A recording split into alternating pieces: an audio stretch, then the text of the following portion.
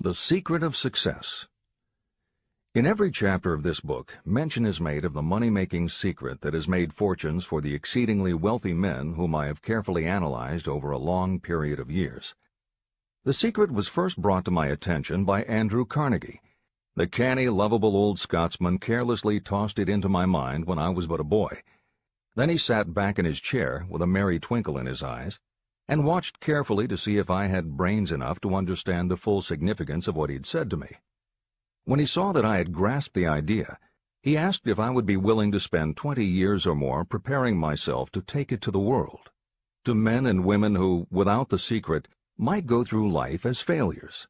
I said I would, and with Mr. Carnegie's cooperation, I have kept my promise. Editor's Comments. In 1908, during a particularly down time in the U.S. economy and with no money and no work, Napoleon Hill took a job as a writer for Bob Taylor's magazine. He was hired to write success stories about famous men.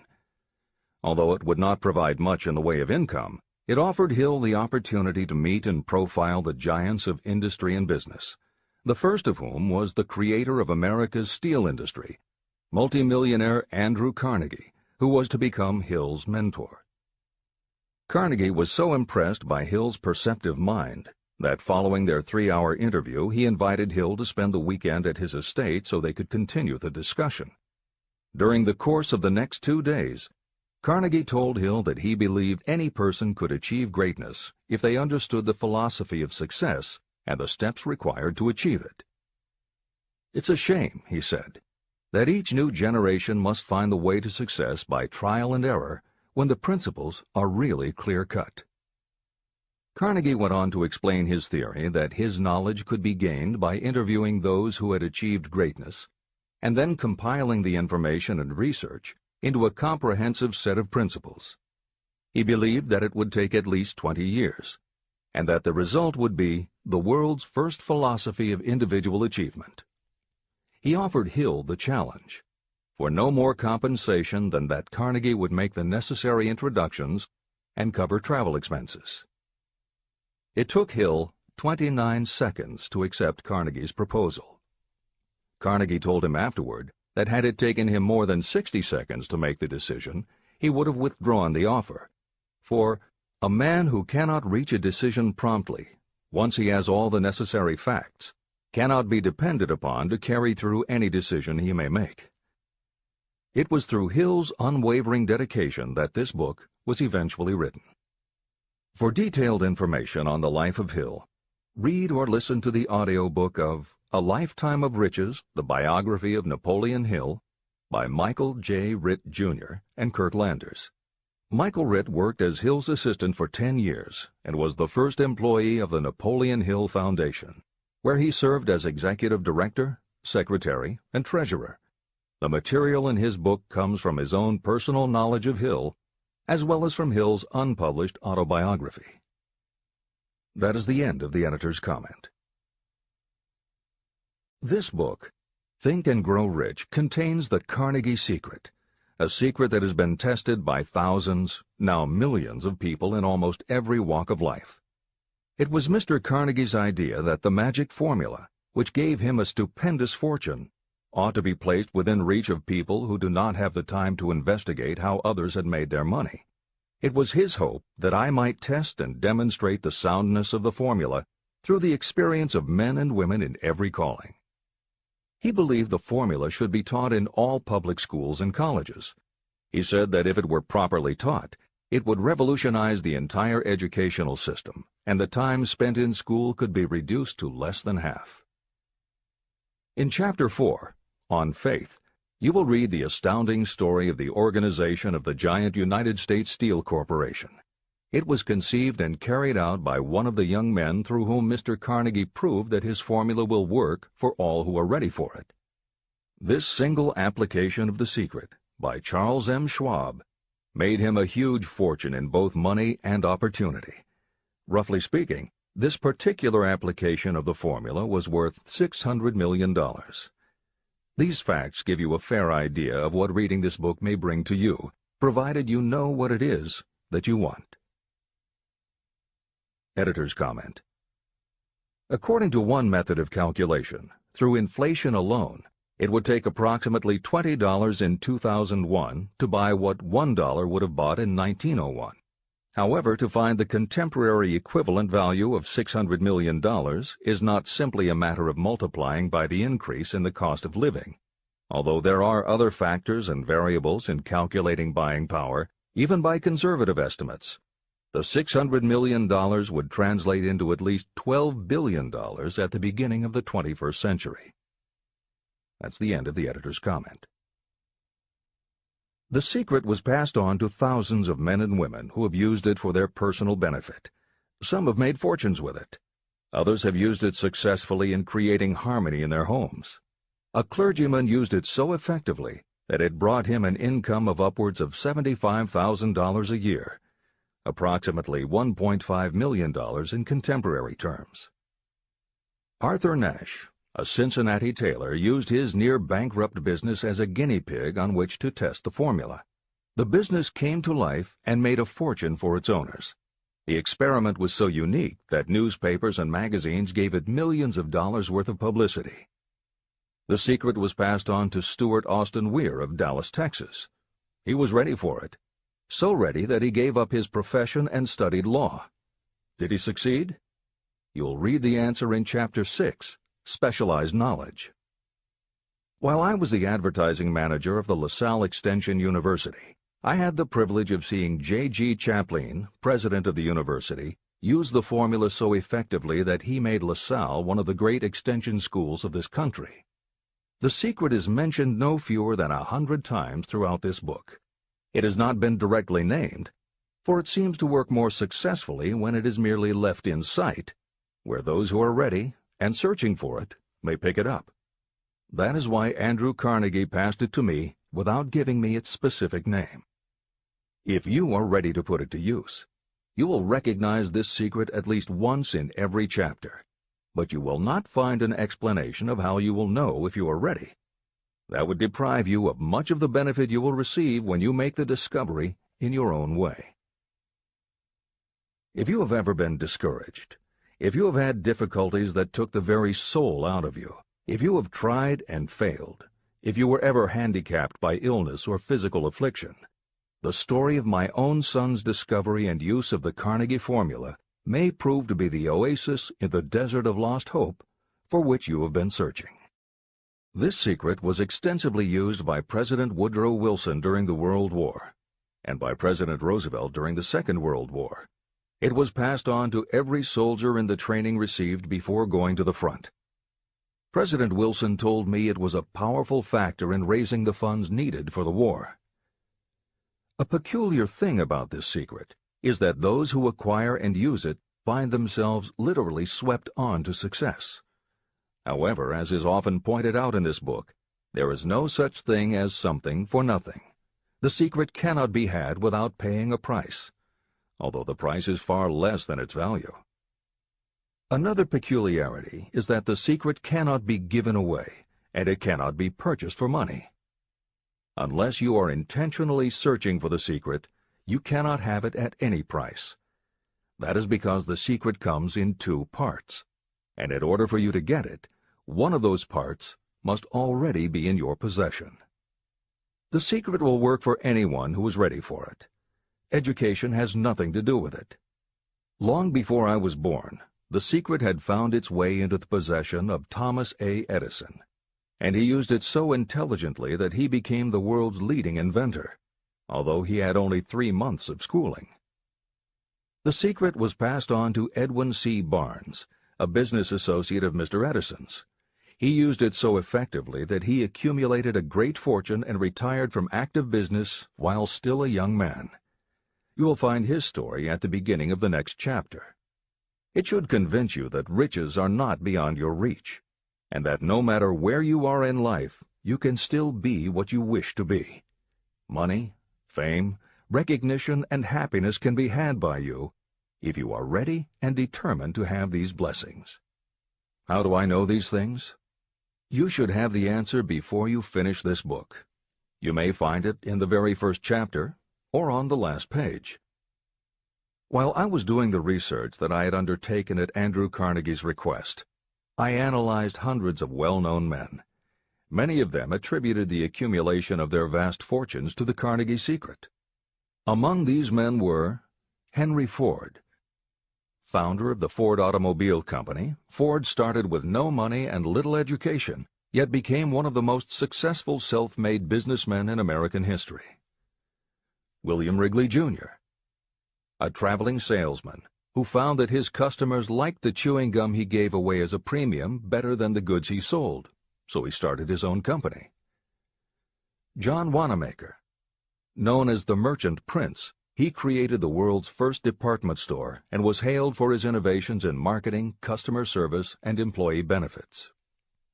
James J. Hill.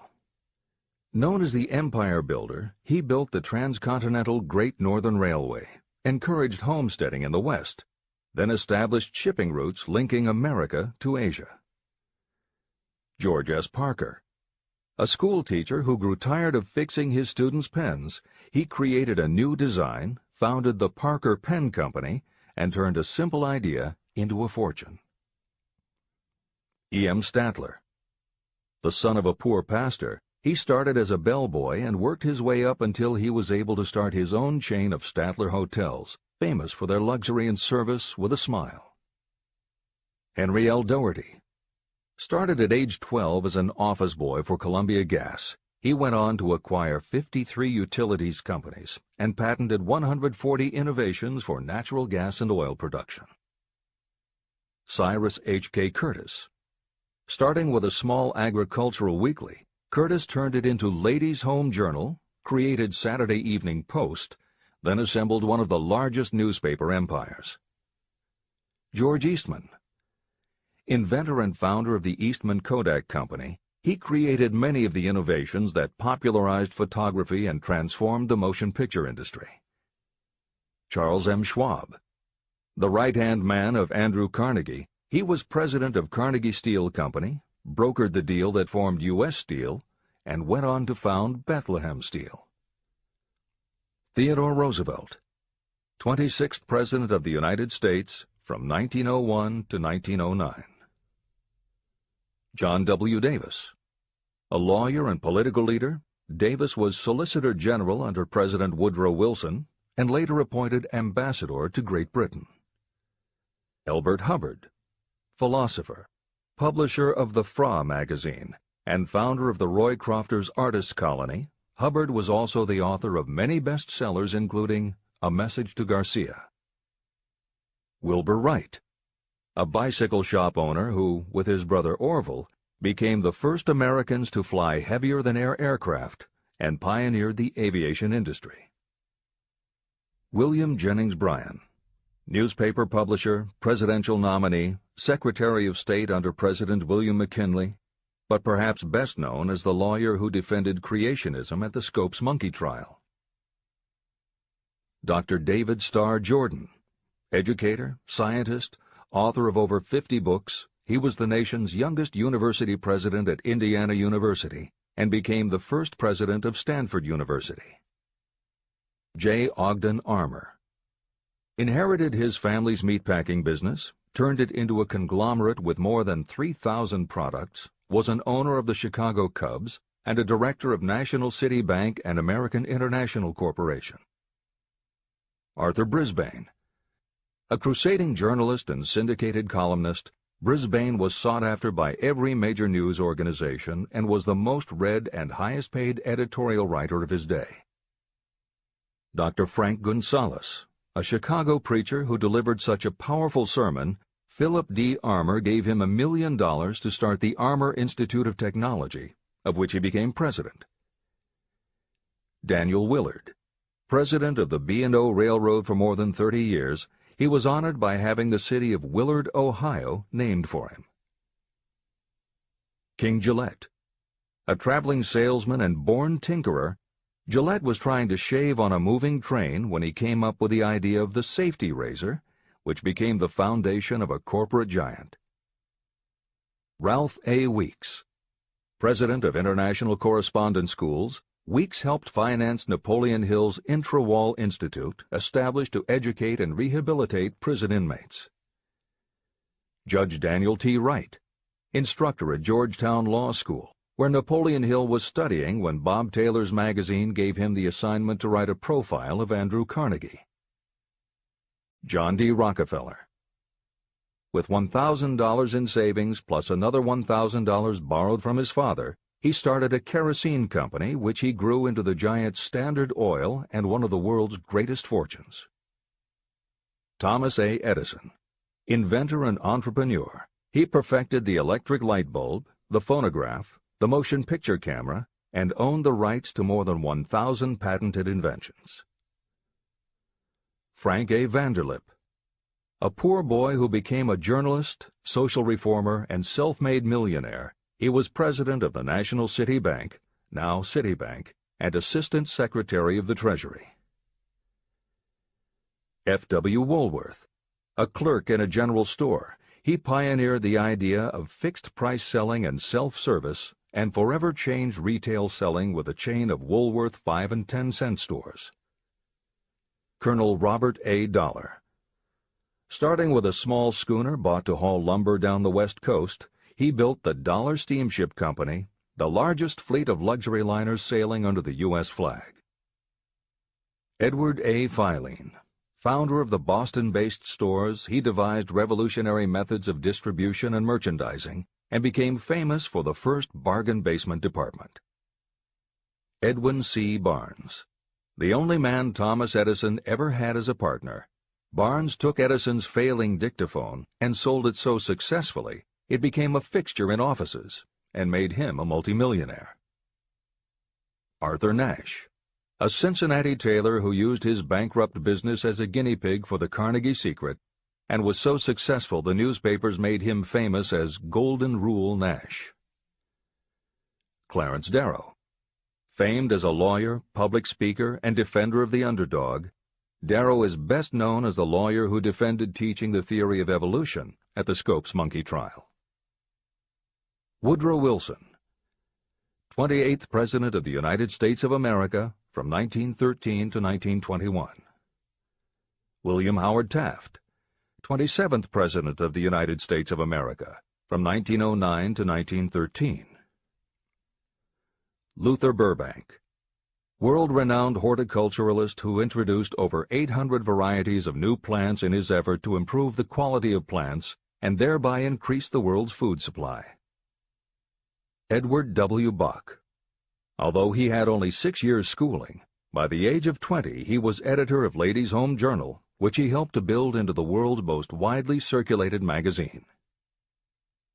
Frank A. Munsey. A telegraph operator who quit to launch Argosy magazine, then parlayed his fortune into a newspaper empire that included the Washington Times and the New York Herald. Elbert H. Gary. Chairman of U.S. Steel, at the time the largest corporation in the world, Gary spearheaded the construction of its first major project, the Gary Works Steel Plant, and the city of Gary, Indiana. Dr. Alexander Graham Bell. Best known as the inventor of the telephone, Bell also perfected recording devices, advances in aircraft, and was a co-founder of the National Geographic Society. John H. Patterson. President of National Cash Register, Patterson was known as an advertising visionary and a genius at motivating his sales force, which made NCR the leader in its field. Julius Rosenwald. A small manufacturer who foresaw the future of mail order, he bought 25% of Sears Roebuck & Company, and together with Richard Sears built it into an icon of American business. Stuart Austin Weir. A construction engineer Hill met in the Texas oil fields who, inspired by the Carnegie Secret, went to law school after age 40 and also helped publish Napoleon Hill's magazine. Dr. Frank Crane. A noted psychologist, essayist, and author of the book 4-Minute Essays on subjects such as the price of liberty, pragmatism, the duty of the rich, and how to keep friends. J.G. Chaplin, president of the LaSalle Extension University at the time Napoleon Hill worked in the university's advertising and sales department, where he first realized his talent for motivating people. Jennings Randolph, a congressman, then U.S. Senator from West Virginia. Randolph was a lifelong admirer of Napoleon Hill, and it was he who encouraged Hill to act as advisor to President Franklin Delano Roosevelt. These names represent a small fraction of well-known Americans whose achievements, financial and otherwise, prove that those who understand and apply the Carnegie secret reach high positions in life. Editor's comment. As Napoleon Hill says, the preceding list includes only some of the more than 500 multimillionaires and extraordinarily successful individuals whom Napoleon Hill interviewed prior to writing Think and Grow Rich. It does not include the equally impressive list of people he came in contact with after the publication, nor does it include the names of those who did not have the opportunity to meet Napoleon Hill personally, but who attribute their success to having read this book. It is said that Napoleon Hill and Think and Grow Rich have made more millionaires than any other person in history. It might equally well be said that Napoleon Hill inspired more motivational experts than any other man in history. It is practically impossible to find a motivational speaker who does not draw upon Hill's work. His influence can be seen in the writings of his early peers, Dale Carnegie and Norman Vincent Peale. Later, successful authors and speakers such as W. Clement Stone, Og Mandino, and Earl Nightingale either worked directly with Napoleon Hill or with the Napoleon Hill Foundation. Echoes of Hill's principles can also be found in books by people as diverse as Wally Famous Amos, Mary Kay Ash, Ken Blanchard, Adelaide Bry, Chicken Soup for the Soul authors Jack Canfield and Mark Victor Hansen, Debbie Fields, Shakti Gawain, John Gray, Susan Jeffers, Bruce Jenner, Charlie Tremendous Jones, Tommy Lasorda, Art Linkletter, Joan London, Dr. Maxwell Maltz, James Redfield, Dr. Bernie Siegel, Jose Silva, Brian Tracy, Lillian Vernon, and Dennis Waitley. Stephen Covey, author of The 7 Habits of Highly Effective People, has often spoken of the influence of Napoleon Hill. Anthony Robbins, arguably the most successful motivational author and speaker at the beginning of the 21st century, has acknowledged Napoleon Hill as a personal hero. That is the end of the editor's comment. I have never known anyone who was inspired to use the Carnegie secret who did not achieve noteworthy success. On the other hand, I have never known anyone to distinguish themselves or to accumulate riches of any consequence without possession of the secret. From these two facts, I draw the conclusion that the secret is more important for self-determination than anything you receive through what is popularly known as education. Somewhere, as you read, the secret will jump from the page and stand boldly before you, if you are ready for it. When it appears, you will recognize it. Whether you receive the sign in the first chapter or the last, stop for a moment when it presents itself, and make a note of the time and place. You will want to remember, because it will mark the most important turning point of your life.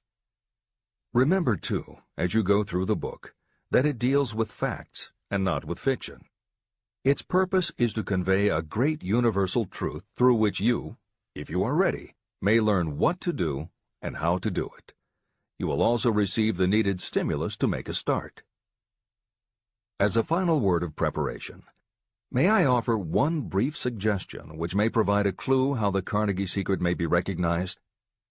It is this: achievement and all earned riches have their beginning in an idea. If you are ready for the secret, you already possess one half of it. Therefore, you will recognize the other half the moment it reaches your mind. Editor's comment. Unlike much of the business and motivational literature available, Think and Grow Rich is not written for readers to skip around from chapter to chapter, taking a concept here and an idea there to solve the problem of the moment. This book is written as a carefully integrated whole, to be read in its entirety, from beginning to end. Concepts that are introduced in one chapter recur in other chapters where their meaning and significance rely upon the reader having already assimilated the earlier knowledge. The chapters are designed to build upon one another in such a way that every word is to be read, every idea is to be considered, and every concept is to be understood and absorbed. Think and Grow Rich is often called the first philosophy of personal achievement, and a philosophy is more than a collection of solutions to business problems.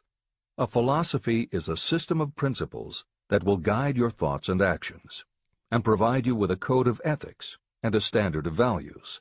Think and Grow Rich will not just change what you think, it will literally change the way you think. In preparing this new and updated edition, every aspect of Think and Grow Rich has been analyzed to ensure its relevance to the current business climate. In those instances where material might be considered dated or out of step with contemporary practices, the original text has been updated or augmented with relevant new material. A hallmark of the original edition of Think and Grow Rich is that in every chapter Napoleon Hill cites real-life examples based on his own first-hand knowledge of America's most successful self-made multimillionaires. In this edition, every one of Hill's stories has been retained, and the editors have added contemporary examples and modern parallels which clearly demonstrate that Hill's principles are as up-to-date as today and still guiding those who succeed. In addition to contemporary examples, where the editors felt it would be of interest to the reader, we have included marginal notes that provide relevant information about recent developments. Where applicable, we have also suggested books or other materials that complement various aspects of Napoleon Hill's philosophy. On a more technical note, the editors have approached the written text as we would that of a living author. When we encountered what modern grammarians would consider run-on sentences, outdated punctuation, or other matters of form, we opted for contemporary usage. Those readers familiar with earlier editions will note that the chapter numbers have been changed in this edition. Originally, Think and Grow Rich began with an unnumbered chapter, a word from the author. In this edition, that text appears as Chapter 1, and is renamed The Secret of Success. The chapters that follow are renumbered sequentially and proceed in their original order. The chapter that was previously titled The Mystery of Sex Transmutation has been retitled Sexuality, Charisma and Creativity, and the text has been restructured and annotated to reflect the role of women in contemporary society. All editorial commentary is clearly set off in a font and style that is different from the original text. This is the end of the editor's comments.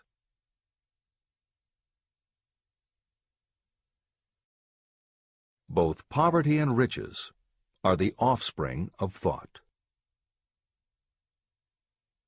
Chapter 2. Thoughts are things. The man who thought his way into partnership with Thomas A. Edison. Truly, thoughts are things, and powerful things, when they are mixed with definiteness of purpose, persistence, and a burning desire for their translation into riches or other material objects. Some years ago, Edwin C. Barnes discovered how true it is that you really can think and grow rich. His discovery did not come about at one sitting. It came little by little, beginning with a burning desire to become a business associate of the great Thomas Edison. One of the chief characteristics of Barnes' desire was that it was definite. He wanted to work with Edison, not for him. Pay close attention to the story of how he turned his desire into reality, and you'll have a better understanding of the principles that lead to riches. When this desire, or this thought, first flashed into his mind, he was in no position to act upon it. Two problems stood in his way. He did not know Mr. Edison, and he did not have enough money to buy a train ticket to West Orange, New Jersey, where the famed Edison Laboratory was located. These problems would have discouraged the majority of people from making any attempt to carry out the desire. But his was no ordinary desire. The Inventor and the Tramp. Edwin C. Barnes presented himself at Mr. Edison's laboratory and announced that he had come to go into business with the inventor. Years later, in speaking about that first meeting, Mr. Edison said about Barnes, "He stood there before me looking like an ordinary tramp, but there was something in the expression of his face which conveyed the impression that he was determined to get what he had come after.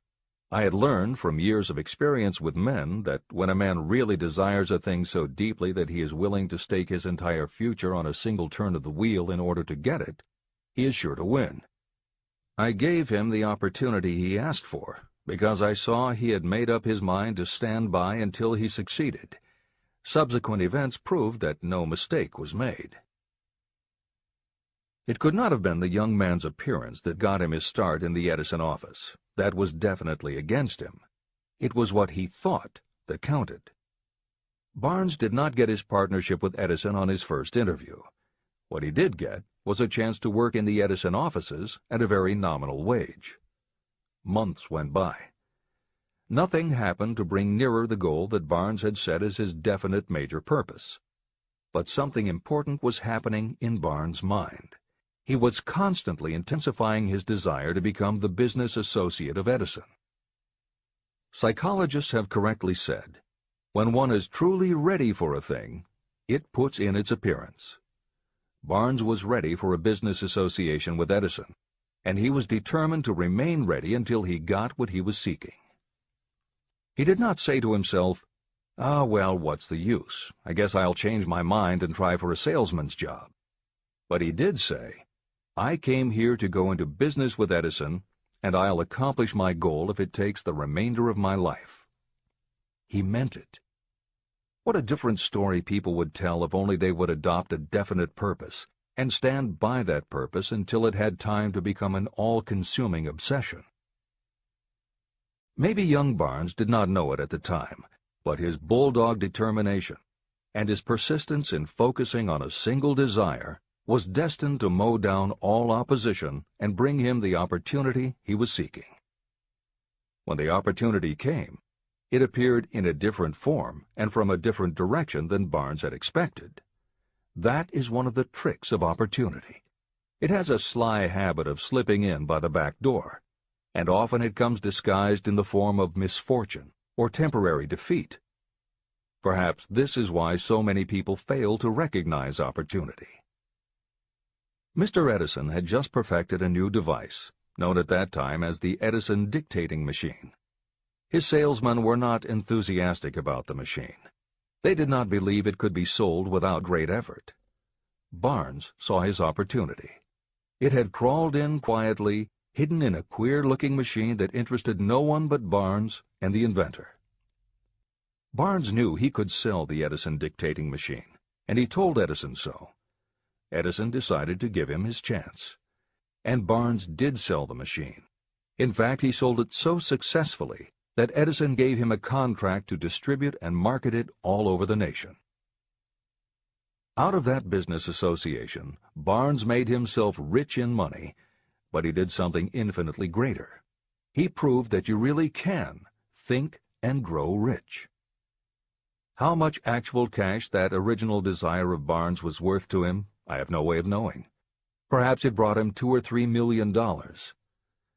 Editor's comment. $3 million in the early years of the 20th century would be comparable to more than $50 million in terms of buying power at the beginning of the 21st century. This is the end of the editor's comment. But the amount becomes insignificant compared with the greater asset he acquired. The definite knowledge that an intangible impulse of thought can be transmuted into material rewards by the application of known principles. Barnes literally thought himself into a partnership with the great Edison. He thought himself into a fortune. He had nothing to start with except knowing what he wanted, and the determination to stand by that desire until he realized it. 3 feet from gold. One of the most common causes of failure is the habit of quitting when you're overtaken by temporary defeat. Every person is guilty of this mistake at one time or another. During the gold rush days, An uncle of my friend R.U. Darby was caught by gold fever, and he went west to Colorado to dig and grow rich. He had never heard that more gold has been mined from the thoughts of men than has ever been taken from the earth. He staked a claim and went to work with pick and shovel.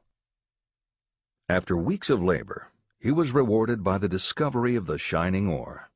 He needed machinery to bring the ore to the surface. Quietly, he covered up the mine and returned to his home in Williamsburg, Maryland. He told his relatives and a few neighbors about the strike. They got together the money for the machinery and had it shipped. R.U. Darby decided to join his uncle, and they went back to work the mine. The first car of ore was mined and shipped to a smelter. The returns proved they had one of the richest mines in Colorado. A few more cars of that ore would clear their debts. Then would come the big killing in profits. Down went the drills. Up went the hopes of Darby and Uncle. Then something happened. The vein of gold ore disappeared. They had come to the end of the rainbow, and the pot of gold was no longer there. They drilled on, desperately trying to pick up the vein again, all to no avail. Finally, they decided to quit. They sold the machinery to a junkman for a few $100s and took the train back home. The junkman called in a mining engineer to look at the mine and do a little calculating.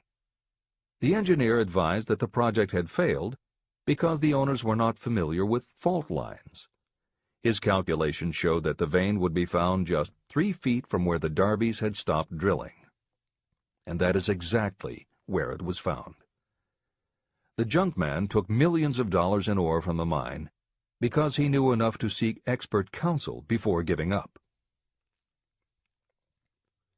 Long afterward, Mr. Darby recouped his loss many times over when he made the discovery that desire can be transmuted into gold. The discovery came after he went into the business of selling life insurance. Never forgetting that he lost a huge fortune because he stopped 3 feet from gold, Darby profited by the experience in his newly chosen field. He simply said to himself, "I stopped 3 feet from gold, but I will never stop because men say no when I ask them to buy insurance." Darby became one of a small group of men who sell over $1 million in life insurance annually. He owed his stickability to the lesson he learned from his quitability in the gold mining business.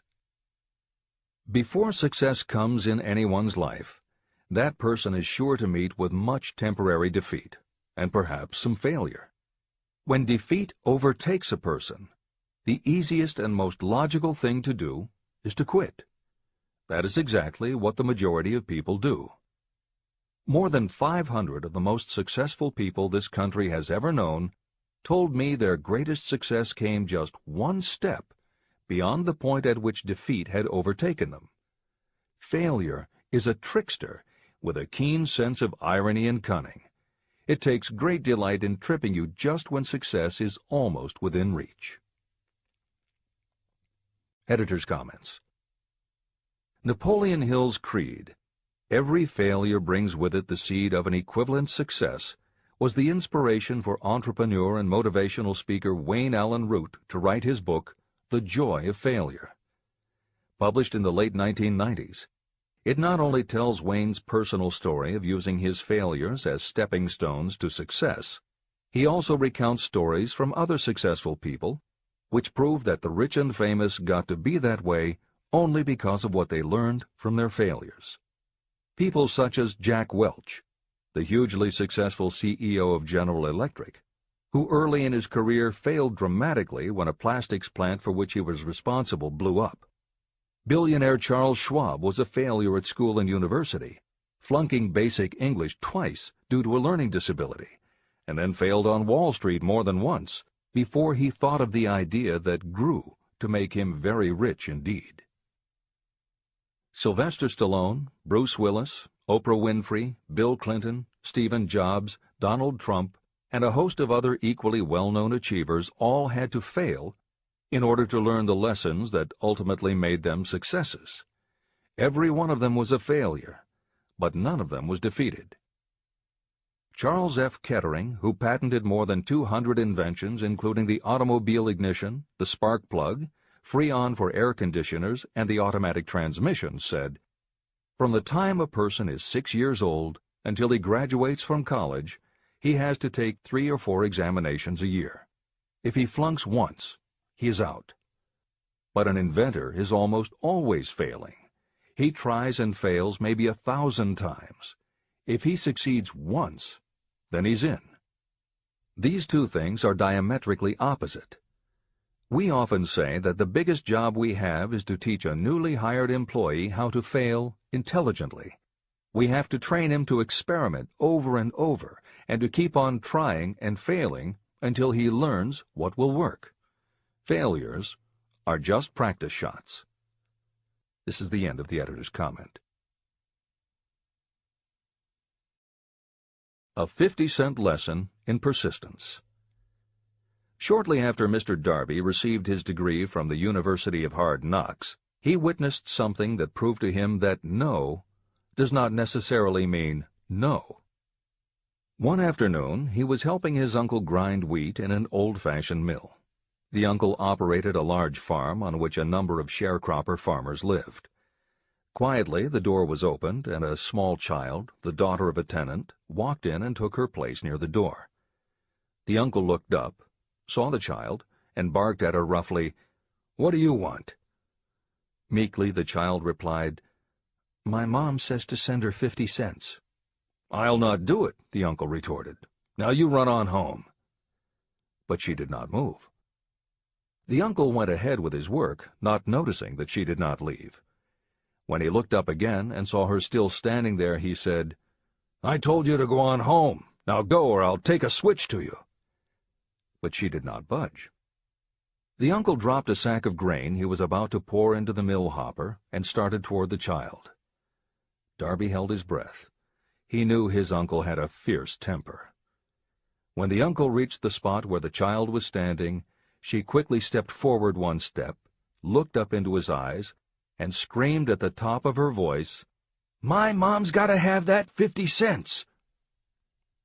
The uncle stopped, looked at her for a minute, put his hand in his pocket, took out $50, and gave it to her. The child took the money and slowly backed toward the door, never taking her eyes off the man whom she had just conquered. After she had gone, the uncle sat down on a box and looked out the window into space for more than 10 minutes. He was pondering, with awe, over the whipping he had just taken. Mr. Darby, too, was doing some thinking. This was the first time in all his experience that he had seen a child deliberately master an adult. How did she do it? What happened to his uncle that caused him to lose his fierceness and become as docile as a lamb? What strange power did this child use that made her master of the situation? These questions flashed into Darby's mind, but he did not find the answer until years later, when he told me the story. Strangely, the story of this unusual experience was told to me in the old mill on the very spot where the uncle took his whipping. As we stood there in that musty old mill, Mr. Darby repeated the story and finished by asking, "What can you make of it? What strange power did that child use that so completely whipped my uncle?" The answer to his question will be found in the principles described in this book. The answer is full and complete. It contains enough details and instructions for you to understand and apply the same force that the little child accidentally stumbled upon. Keep your mind alert, and you will learn exactly what strange power came to the rescue of the child. You may catch a glimpse of the power in this chapter, or it may flash into your mind in some later chapter. If you stay alert to the possibility, somewhere you will find the idea that will quicken your receptive powers and place at your command this same irresistible power. It may come in the form of a single idea, or it may come as a complete plan or a purpose. It may even cause you to go back over your past experiences of failure or defeat, and in doing so, it may bring to the surface some lesson by which you can regain all that you lost through defeat. After I had explained to Mr. Darby the power unwittingly used by the little child, he mentally retraced his 30 years as a life insurance salesman. As he did so, it became clear to him that his success was due, in no small degree, to the lesson he had learned from the child. Mr. Darby pointed out, "Every time a prospect tried to bow me out without buying, I saw that child standing there in the old mill, her big eyes glaring in defiance, and I said to myself, I've got to make this sale. The better portion of all sales I have made were made after people had said no." He also recalled his mistake in having stopped only 3 feet from gold. "But," he said, "that experience was a blessing in disguise. It taught me to keep on keeping on, no matter how hard the going may be. A lesson I needed to learn before I could succeed in anything." Mr. Darby's experiences were commonplace and simple enough, yet they held the answer to his destiny in life. In fact, to him the experiences were as important as life itself, and he was able to profit from these 2 important experiences because he analyzed them and found the lesson they taught. But what if you don't see the events of your life as being experiences of such profound significance? And what about the young person who doesn't yet have even minor failures to analyze? Where and how will they learn the art of converting defeats into the stepping stones to opportunity? That is exactly why this book was written, to answer those questions. To convey my answer, I have constructed 13 principles. These principles work individually or together as catalysts. The specific answer that you are looking for may already be in your own mind. Reading these principles may be the catalyst that causes your answer to suddenly come to you as an idea, a plan, or a purpose. One sound idea is all you need to achieve success. These 13 principles contain the best and most practical ways and means of creating ideas. Success consciousness. Before I go any further in the description of these principles, you should know this. When riches begin to come, they come so quickly and in such great abundance that you will wonder where they've been hiding during all those lean years. This is an astounding statement, especially when you take into consideration the popular belief that riches come only to those who work hard and long.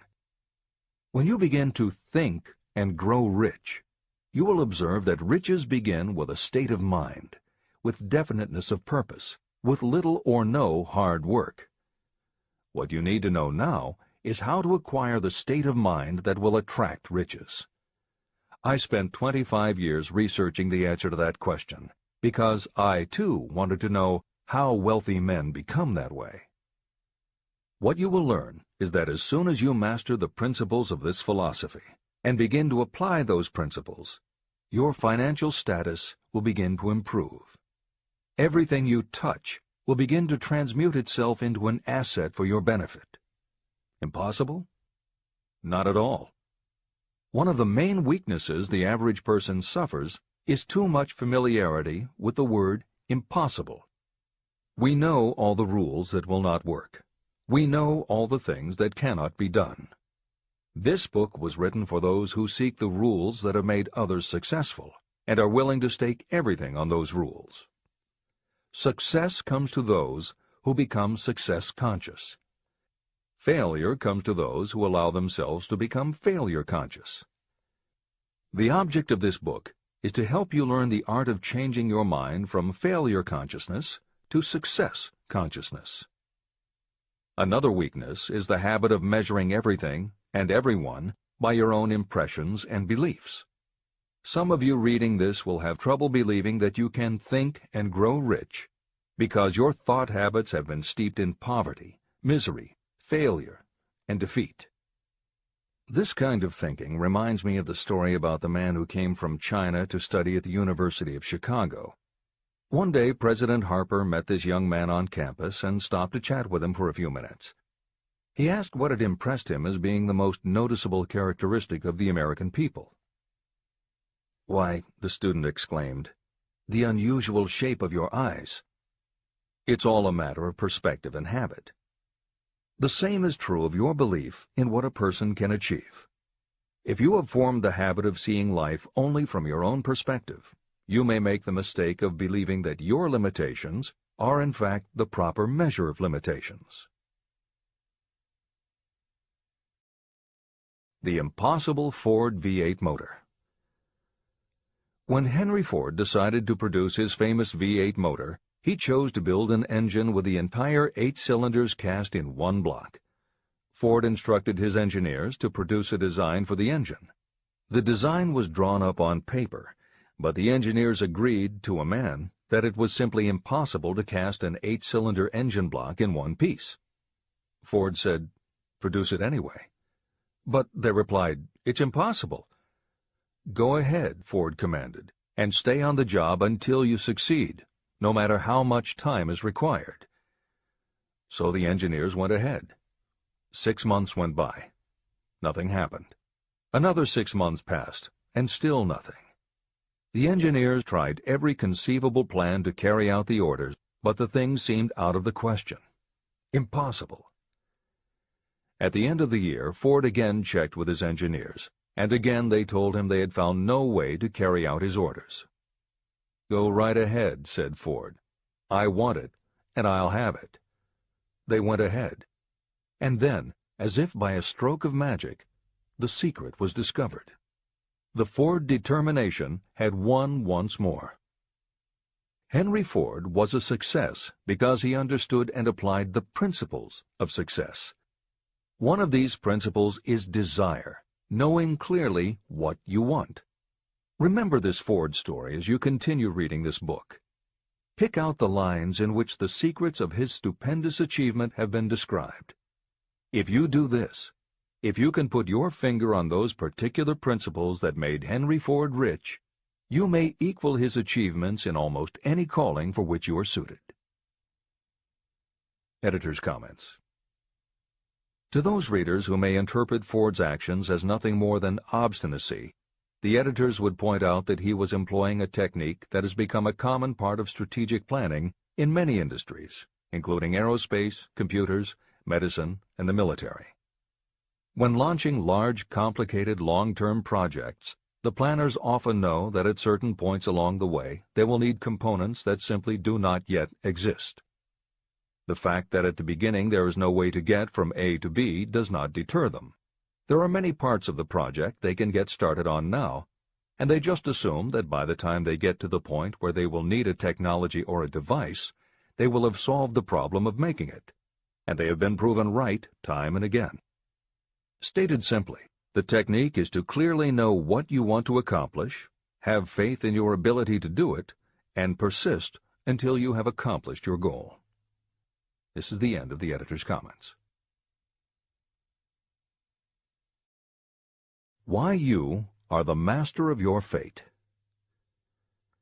When the famed English poet William Henley wrote the prophetic lines, "I am the master of my fate, I am the captain of my soul," he should have informed us that the reason we are the masters of our fate, the captains of our souls, is that we have the power to control our thoughts. He should have told us that it is because in some way our brains become magnetized with the dominating thoughts that we hold in our minds. And it is as though our magnetized minds attract to us the forces, the people, and the circumstances of life that are in sync with our dominating thoughts. He should have told us that before we can accumulate riches in great abundance, we must magnetize our minds with intense desire for riches. That we must become money-conscious until the desire for money drives us to create definite plans for acquiring it. But, being a poet, Henley contented himself by stating a great truth in poetic form, leaving those who followed him to interpret the philosophical meaning of his lines. Little by little, the truth has unfolded itself, until I have come to know with certainty that the principles described in this book hold the secret of mastery over our economic fate. Principles that can change your destiny. We are now ready to examine the first of these principles, and as we do, I ask you to maintain a spirit of open-mindedness. Remember as you read that these principles are not my invention, nor are they the invention of any one person. These principles have worked for literally millions of people. You, too, can put them to work for you and your own enduring benefit. You will find it easy, not hard to do. Some years ago, I delivered the commencement address at Salem College in Salem, West Virginia. I emphasized with so much intensity the need to have a burning desire that one of the members of the graduating class became completely convinced and made it a cornerstone of his own philosophy. That young man became a congressman and an important factor in President Franklin D. Roosevelt's administration.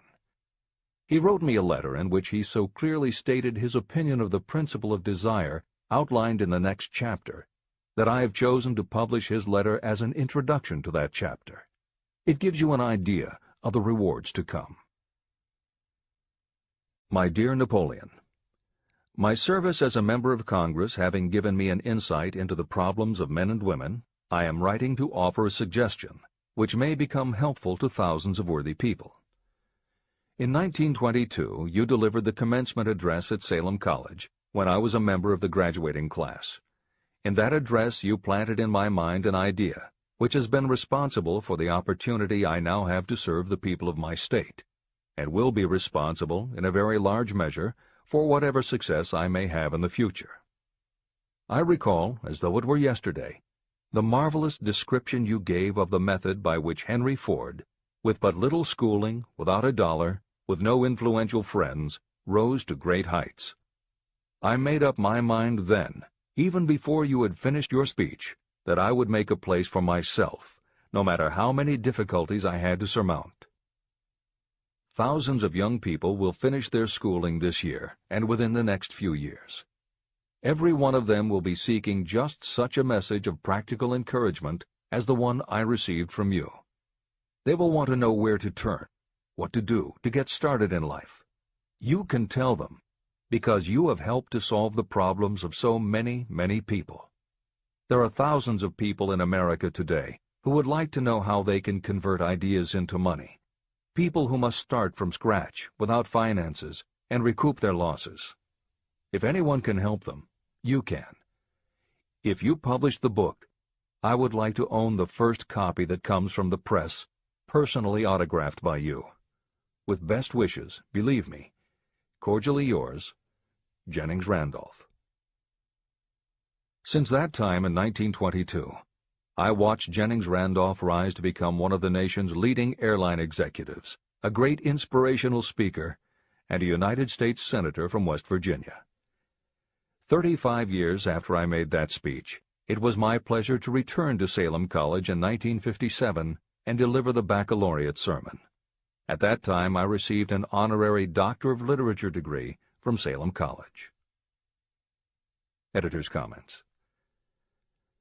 As you begin the next chapter, the editors would like to reinforce the earlier statement that what you are reading is not just a collection of theories out of which you can cherry-pick what you like. The 13 principles of success were proven by the real-life experiences of the long list of famous successful people cited earlier by Napoleon Hill.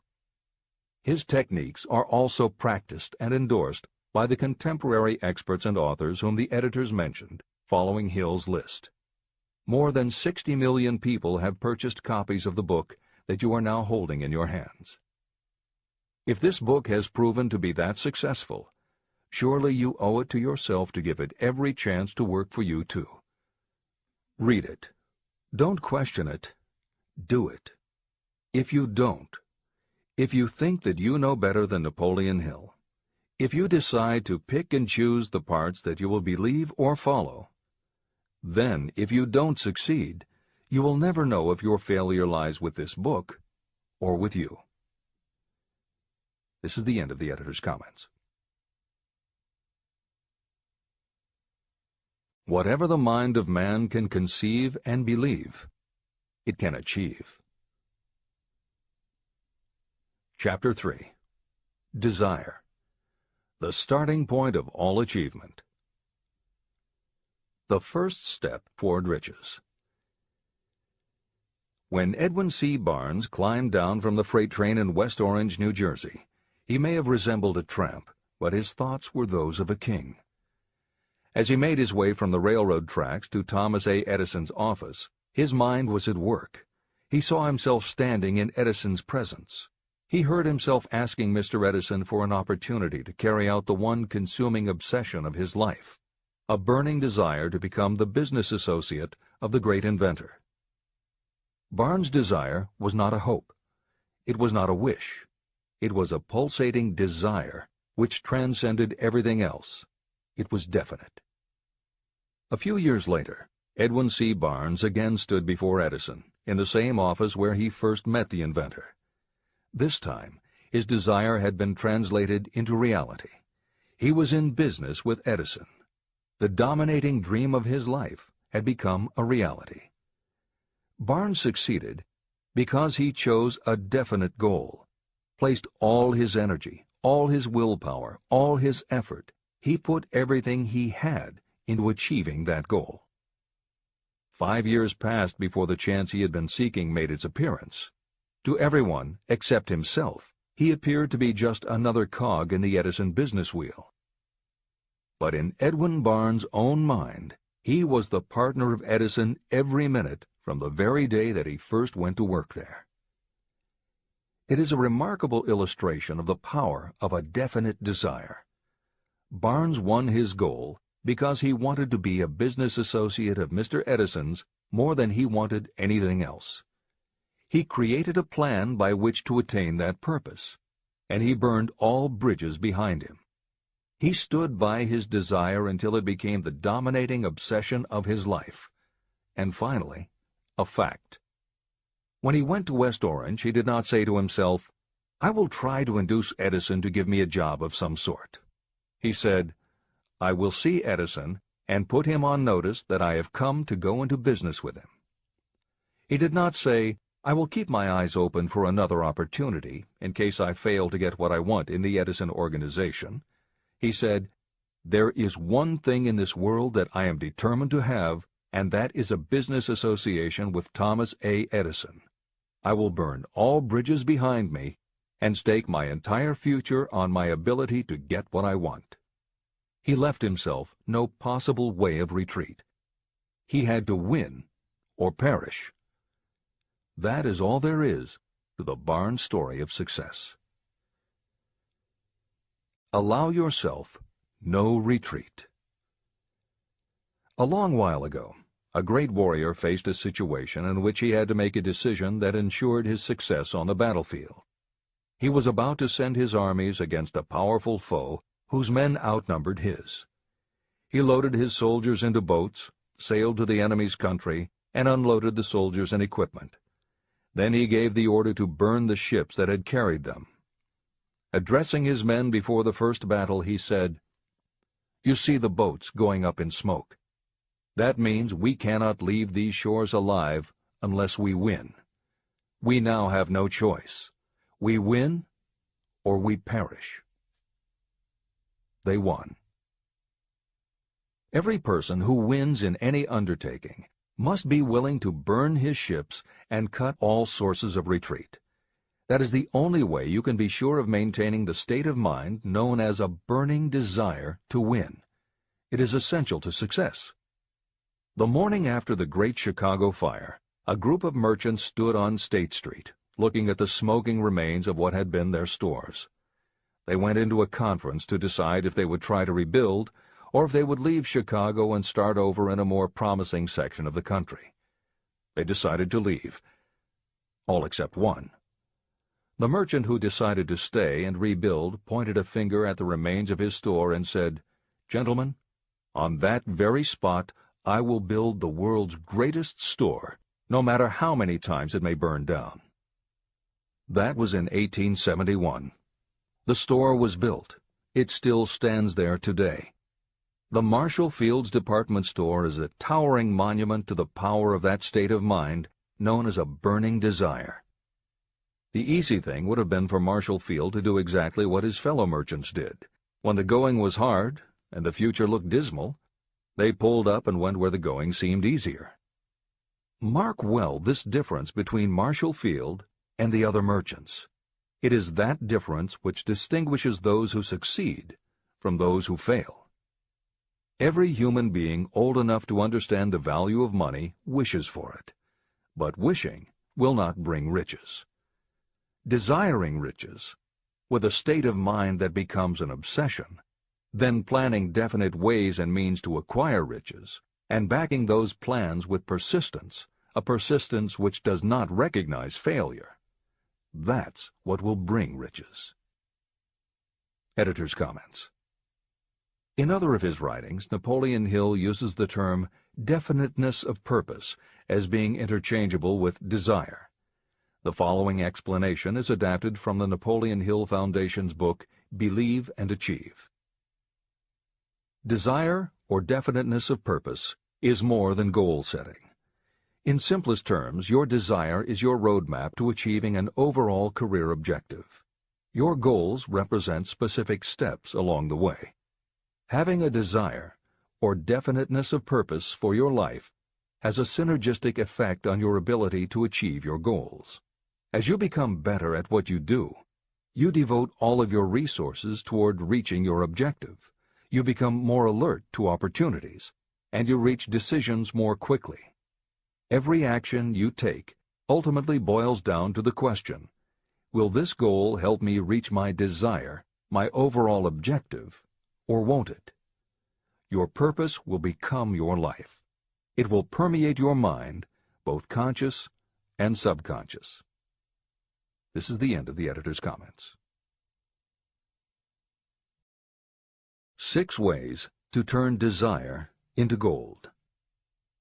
The method by which your desire for riches can be transmuted into its financial equivalent consists of 6 definite, practical steps. 1. Fix in your mind the exact amount of money you desire. It is not sufficient merely to say, "I want plenty of money." Be definite about the amount. There is a psychological reason for such definiteness explained in subsequent chapters. 2. Determine exactly what you intend to give in return for the money you desire. There is no such reality as something for nothing. 3. Establish a definite date when you intend to possess the money you desire. 4. Create a definite plan for carrying out your desire, and begin at once, whether you are ready or not, to put this plan into action. 5. Now write it out. Write a clear, concise statement of the amount of money you intend to acquire. Name the time limit for its acquisition.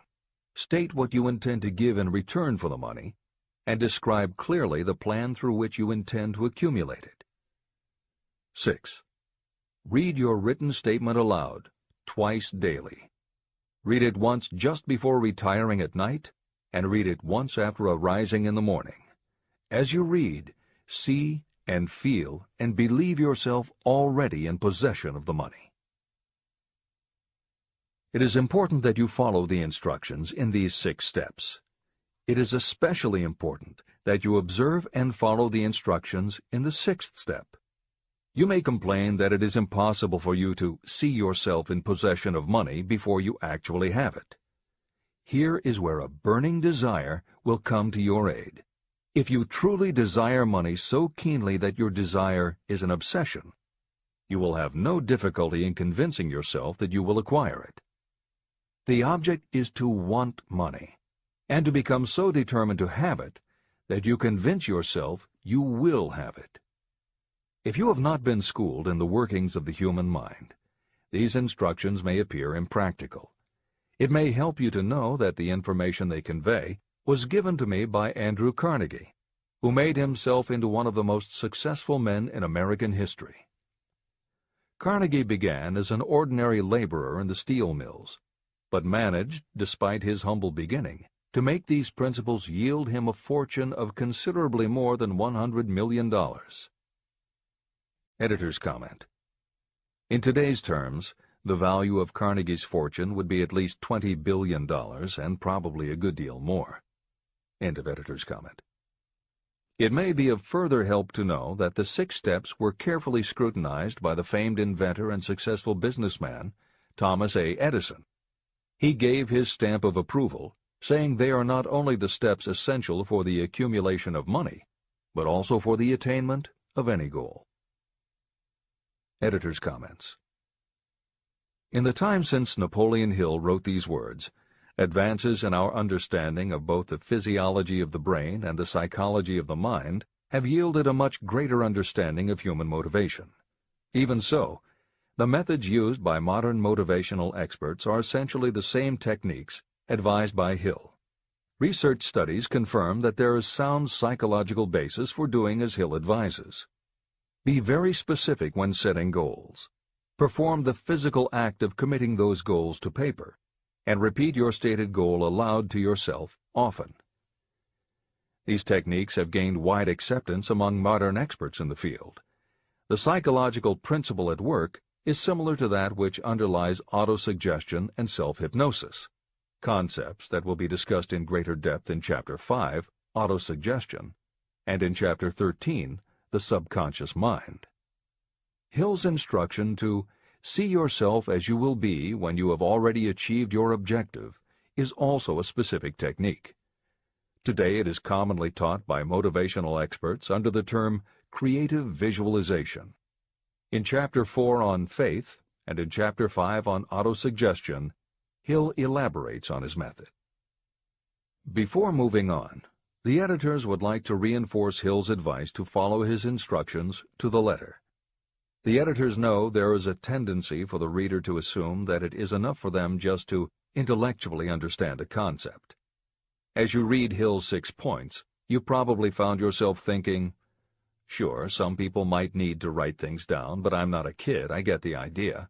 Or, okay, I understand that saying it out loud might help some less sophisticated people, but I already understand the point intellectually. If you feel that way, let us remind you that many of the most successful people whom you admire did not think they were too smart or too sophisticated to follow Hill's instructions. The editors would again point out that if Napoleon Hill believed the actual acts of writing and speaking your goals is important, and if psychologists and motivational experts agree, then you would be foolish not to follow this simple advice. Just do it. This is the end of the editor's comments. The steps call for no hard labor. They call for no sacrifice. To apply them does not call for a great amount of education. But the 6 steps do call for enough imagination to see and to understand that the accumulation of money cannot be left to chance or luck. You may as well know right here that you can never have riches in great quantity unless you can work yourself into a white heat of desire for money and actually believe you will possess it.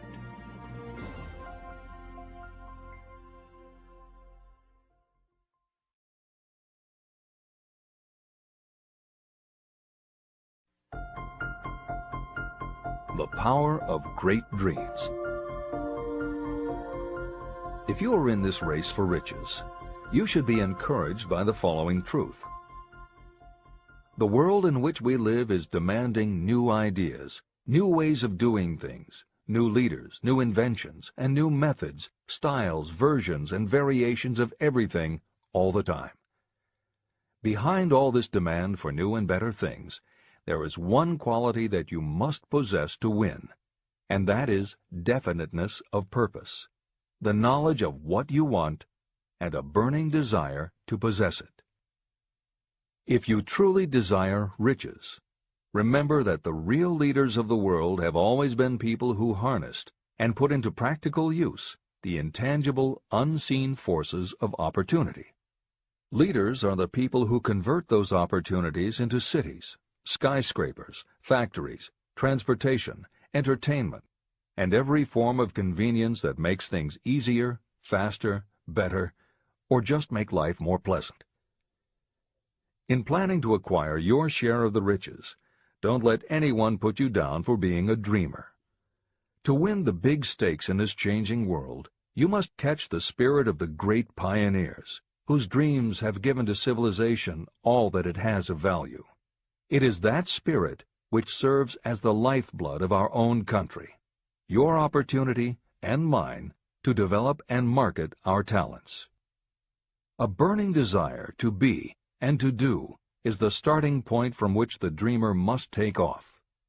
Dreams are not born of indifference, laziness, or lack of ambition. If the thing you wish to do is right, and you believe in it, go ahead and do it. Never mind what they say if you meet with temporary defeat.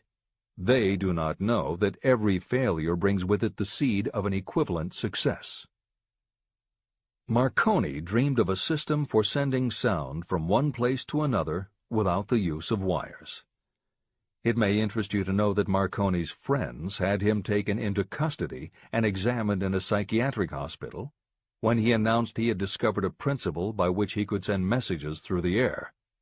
Evidence that he did not dream in vain may be found in every radio and television set, cellular phone, communication satellite, and every other wireless device in the world. Fortunately, the dreamers of today fare better. Today, your world is filled with an abundance of opportunity that the dreamers of the past never knew. If you doubt this is true, if you are feeling crushed because of a recent failure, you are about to learn how your failure can be your most valuable asset.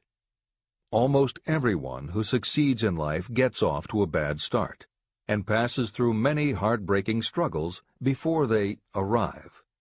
The turning point in the lives of those who succeed usually comes at the moment of some crisis through which they are introduced to their other selves. Editor's comments. Napoleon Hill's concept of the other self is mentioned elsewhere in Think and Grow Rich, but he does not comment on it extensively. The following elaboration is taken from his later writings. You've been thinking about your losses to the exclusion of everything else. The more you concentrate on them, the more you attract other losses. Stop thinking about them, and make up your mind that you are going to benefit from your experience. Whatever personal obstacles you face, you must start getting to know that side of your personality that knows no obstacles, that recognizes no defeats. Cultivate a friendship with the other you, so no matter what you're doing, you are allied with someone who shares your goals. All the philosophy and advice about persuading others will be much more useful to you if you practice it yourself. This is the end of the editor's comment. Sidney Porter discovered the genius that slept within his brain only after he had met with great misfortune. He was found guilty of embezzlement and confined to a prison cell in Columbus, Ohio, and it was there that he became acquainted with his other self. He began to write short stories. Then, while locked in his cell, he began to sell those stories to magazines under the pen name O. Henry. Through the use of his imagination, he discovered himself to be a great author instead of a miserable criminal and outcast. By the time he was released from prison, O. Henry was the most popular short story writer in the country. Editor's comments. More recently, in another prison, another kind of writer met his other self, and country music gained one of its most talented songwriters and biggest stars. As a kid, Merle Haggard's family home was a converted boxcar in Bakersfield, California. After his father died when Merle was 9, more often than not, home for young Merle was a series of juvenile detention centers. At 16, he quit school, and for the next 4 years the only mark Merle Haggard made in the world was a rap sheet for stolen cars, burglaries, and bogus checks. By the age of 20, he was serving time in San Quentin and gaining a reputation as a hard-case con. Then he met his other self. Inspired by a concert Johnny Cash played for the inmates, plus conversations with men on death row and the time he spent in solitary confinement, Haggard learned that he had another self, and that self had something to say through his music. When he got out of solitary, Haggard asked for the hardest job the prison had to offer. He enrolled in night school courses at the prison, straightened himself out, and won his parole after 2.5 years. He went back to Bakersfield and dug ditches during the day so he could polish his songwriting and performing at night. Within 3 years, he had a recording contract. Within 5 years, he had his first top 10 hit, and has since gone on to become one of the most influential voices in modern country music. This is the end of the editor's comments. Thomas Edison dreamed of a lamp that could be operated by electricity. and he began where he stood to put his dream into action. He failed more than 10,000 times. Despite his failures, he stood by that dream until finally he was driven to the discovery of the genius that slept within his brain. Editor's comments. Dean Kamen got to know his other self very early in life. While he was a teenager, Kamen started his own company, building and selling control systems for automated sound and light shows. He was still in high school when he got the contract to automate the Times Square New Year's Eve ball. Though he went on to attend university, he never bothered to graduate because he was too busy working on something he called auto-syringe, the first wearable infusion pump for administering drug therapies. His invention was hailed as a medical landmark, as were many of his other breakthroughs, which include a revolutionary kidney dialysis machine, an insulin pump for diabetics, an improved stent used for heart patients, and more than 150 other devices he has patented. One day, seeing the difficulty a man in a wheelchair was having getting up a curb, Kamen set his mind to creating a device that would liberate people confined to wheelchairs. The result is the iBot, a revolutionary wheel device that uses computers and a system of stabilizing gyroscopes that imitate the working of the human body.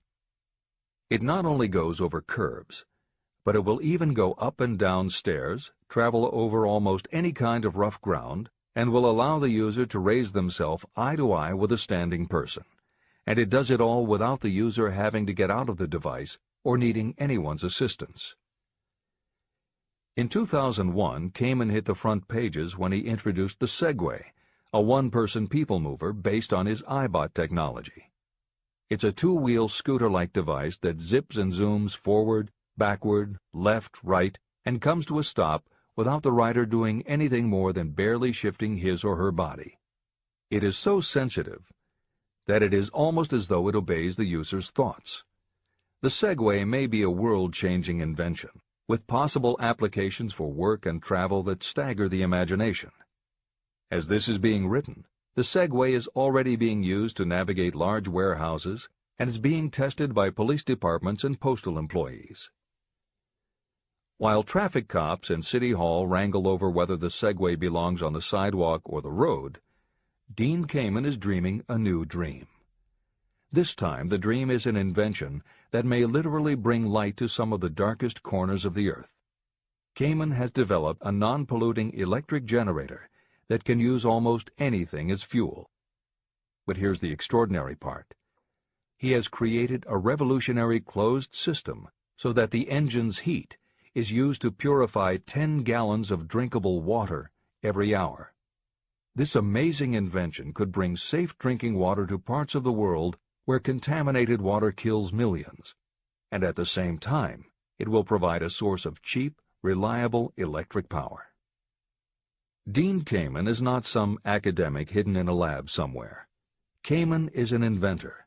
But like Thomas Edison, he is also an entrepreneur and businessman, creating and marketing devices that are changing the public perception of what an inventor is. This is the end of the editor's comments.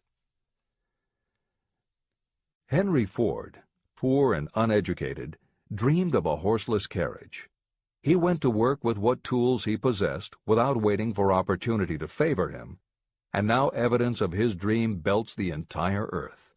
He put more wheels into operation than any man who ever lived because he was not afraid to back his dreams. Editor's comments. Stephen Jobs and Steve Wozniak, two university dropouts, dreamed of making and selling computers that the average person could use. Like Ford, working with the tools they possessed, they built the first Apple computer in the Jobs family garage. And like Ford, they weren't afraid to back their dreams. After showing their prototype to a local retailer, they got an order for 25 machines. Jobs sold his Volkswagen, and Woz sold his expensive Hewlett-Packard scientific calculator to raise $1,300 to start their new company. They took the money, convinced the local electronics suppliers to grant them a line of credit, and started production of the Apple I. They revolutionized the computer hardware and software industry.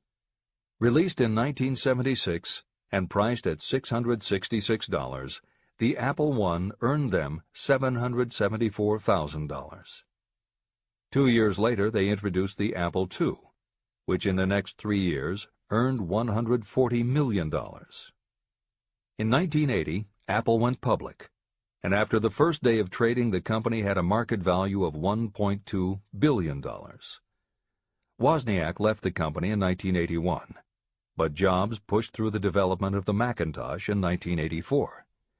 In 1985, Jobs left too, but in 1998 he came back to Apple to revitalize the floundering company with the creation of the iMac computers, the animation company Pixar, the iPod, and iTunes. In presenting stories of contemporary successes, the editors have followed Hill's style of using real people to illustrate the principles of success. But Napoleon Hill was granted a rare privilege. Unlike anyone before or after, he had the opportunity to personally meet the most powerful and successful people and learn firsthand the dreams that inspired them, the obstacles that confronted them, and how they found the courage within themselves to overcome their failures. Hill met many of the inventors and the empire builders who laid the foundations of 20th century American industry while they were still news, not history. Then, for more than 25 years, he studied the habits and learned the secrets of the next generations who built on the foundations, forged new industries, devised new systems, and dreamed new dreams. It was only because Hill was given such unprecedented access over such a long period that he was able to compare, contrast, analyze, and then formulate a philosophy of achievement based on the real stories of real people who had used these techniques to create their success. Think and Grow Rich revolutionized self-help writing, and to this day is the standard against which all motivational literature is measured. Its success also helped create the market for the thousands of business biographies that tell in detail how the dreams were born, plans were made, frustrations were faced, and triumphs achieved in every sector of modern business. And because this wealth of information is now available, with little more than the click of a mouse, you can read, hear, or watch today's greatest entrepreneurs and most successful CEOs confirming in their own words the basic truth behind every one of the principles Napoleon Hill explains in this book. The products or services they sell may be different, but the story of their success is the same. Dreams, followed by failures, followed by lessons learned, then success. For every Henry Ford, Thomas Edison, or O. Henry that Napoleon Hill cites to make a point, today there is a Steve Jobs, Dean Kamen, or Merle Haggard proving that Hill's points are still valid. This is the end of the editor's comments. There is a difference between wishing for a thing and being ready to receive it. No one is ready for a thing until they believe they can acquire it. The state of mind must be belief, not mere hope or wish. Open-mindedness is essential for belief. Closed minds do not inspire faith, courage, and belief. Remember, no more effort is required to aim high in life, to demand abundance and prosperity, than is required to accept misery and poverty. A great poet has correctly stated this universal truth through these lines. I bargained with life for a penny, and life would pay no more. However, I begged at evening when I counted my scanty store. For life is a just employer. He gives you what you ask. But once you have set the wages, why, you must bear the task. I worked for a menial's hire, only to learn dismayed that any wage I had asked of life, life would have willingly paid. Desire outwits Mother Nature. As a fitting climax to this chapter, I wish to introduce one of the most unusual persons I have ever known. I first saw him a few minutes after he was born. He came into the world without any physical sign of ears. When pressed for an opinion, the doctor concluded that the child might be deaf and mute for life. I challenged that doctor's opinion. I had the right to do so. I was the child's father. I, too, reached a decision. But I expressed my opinion silently, in the secrecy of my own heart. In my own mind, I knew that my son would hear and speak. How? I was sure there must be a way, and I knew I would find it. I thought of the words of the immortal Emerson. The whole course of things goes to teach us faith. We need only obey. There is guidance for each of us, and by lowly listening we shall hear the right word. The right word? Desire. More than anything else, I desired that my son should not be deaf and unable to speak. From that desire, I never receded, not for a second. What could I do about it? Somehow, I would find a way to transplant into that child's mind my own burning desire for ways and means of conveying sound to his brain without the aid of ears. As soon as the child was old enough to cooperate, I would fill his mind so completely with a burning desire to hear that nature would, by methods of her own, translate it into physical reality. All this thinking took place in my own mind, but I spoke of it to no one. Every day I renewed the pledge I had made to myself that my son should not be deaf. As he grew older and began to take notice of things around him, we observed that he had a slight degree of hearing. When he reached the age when children usually begin talking, he made no attempt to speak, but we could tell by his actions that he could hear certain sounds slightly. That was all I needed to know. I was convinced that if he could hear, even slightly, he might develop still greater hearing capacity. Then something happened that gave me hope. It came from an entirely unexpected source. We bought a phonograph. When the child heard the music for the first time, he went into ecstasies. He promptly appropriated the machine. On one occasion, he played a record over and over for almost 2 hours, standing in front of the phonograph with his teeth clamped on the edge of the case. The significance of this did not become clear to us until years afterward. At the time, we had never heard of the principle of bone conduction of sound.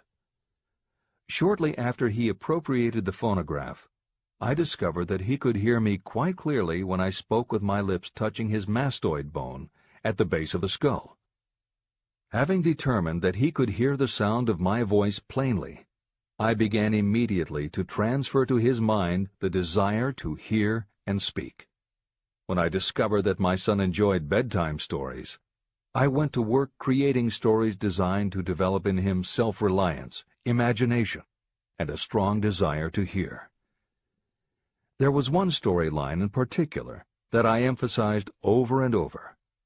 Every time I told it, I gave it some new and dramatic coloring. These stories were designed to plant in his mind the thought that his affliction was not a liability, but an asset of great value. As a result of my studies and personal experience, I firmly believe that every adversity brings with it the seed of an equivalent advantage. However, despite my beliefs, I must confess that I did not have the slightest idea how this disability could ever become an asset. He won a new world with 6 cents. As I analyze the experience in retrospect, I can see now that my son's faith in me had much to do with the astounding results. He did not question anything I told him. I sold him on the idea that he had a distinct advantage over his older brother, and that this advantage would reflect itself in many ways. For example, the teachers in school would observe that he had no ears, and because of this they would show him special attention and treat him with extraordinary kindness. And they always did. I also sold him on the idea that when he became old enough to sell newspapers, his older brother had already become a newspaper merchant, he would have a big advantage over his brother. My reasoning was that people would pay him extra money for his wares because they could see that he was a bright, industrious boy, despite the fact that he had no ears. When he was about 7, he showed the first evidence that my method of stimulating his mind was bearing fruit.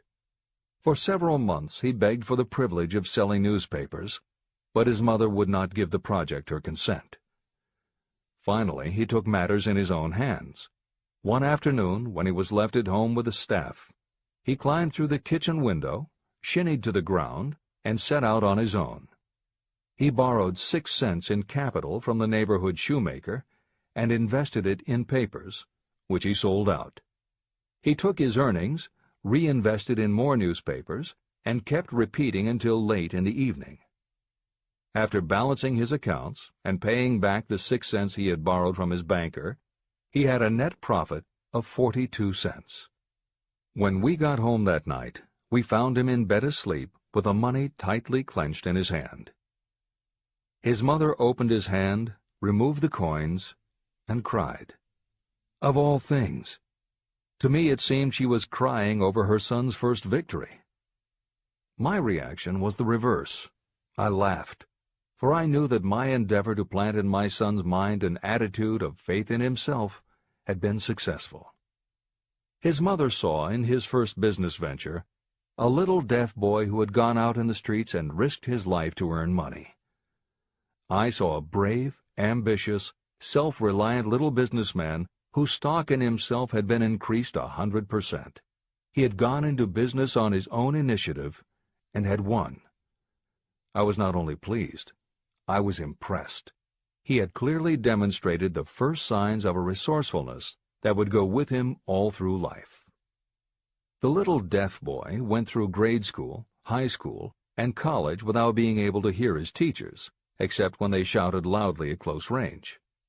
He did not go to a school for the deaf, and we did not use sign language. We were determined that he should live like any other boy who could hear and speak. We stood by that decision, although it cost us many heated debates with school officials. While he was in high school, he tried an electronic hearing aid, but it was of no value to him. During his last week in college, something happened that marked the most important turning point of his life. Through what seemed to be mere chance, he came into possession of another electronic hearing device, which was sent to him on trial. He was slow about testing it, due to his disappointment with a similar device. Finally, he picked it up carelessly, placed it on his head, and hooked up the battery. Suddenly, as if by magic, his lifelong desire for normal hearing became a reality. For the first time in his life, he heard practically as well as any person with normal hearing. Overjoyed because of the changed world that had been brought to him, he rushed to the telephone, called his mother, and heard her voice perfectly.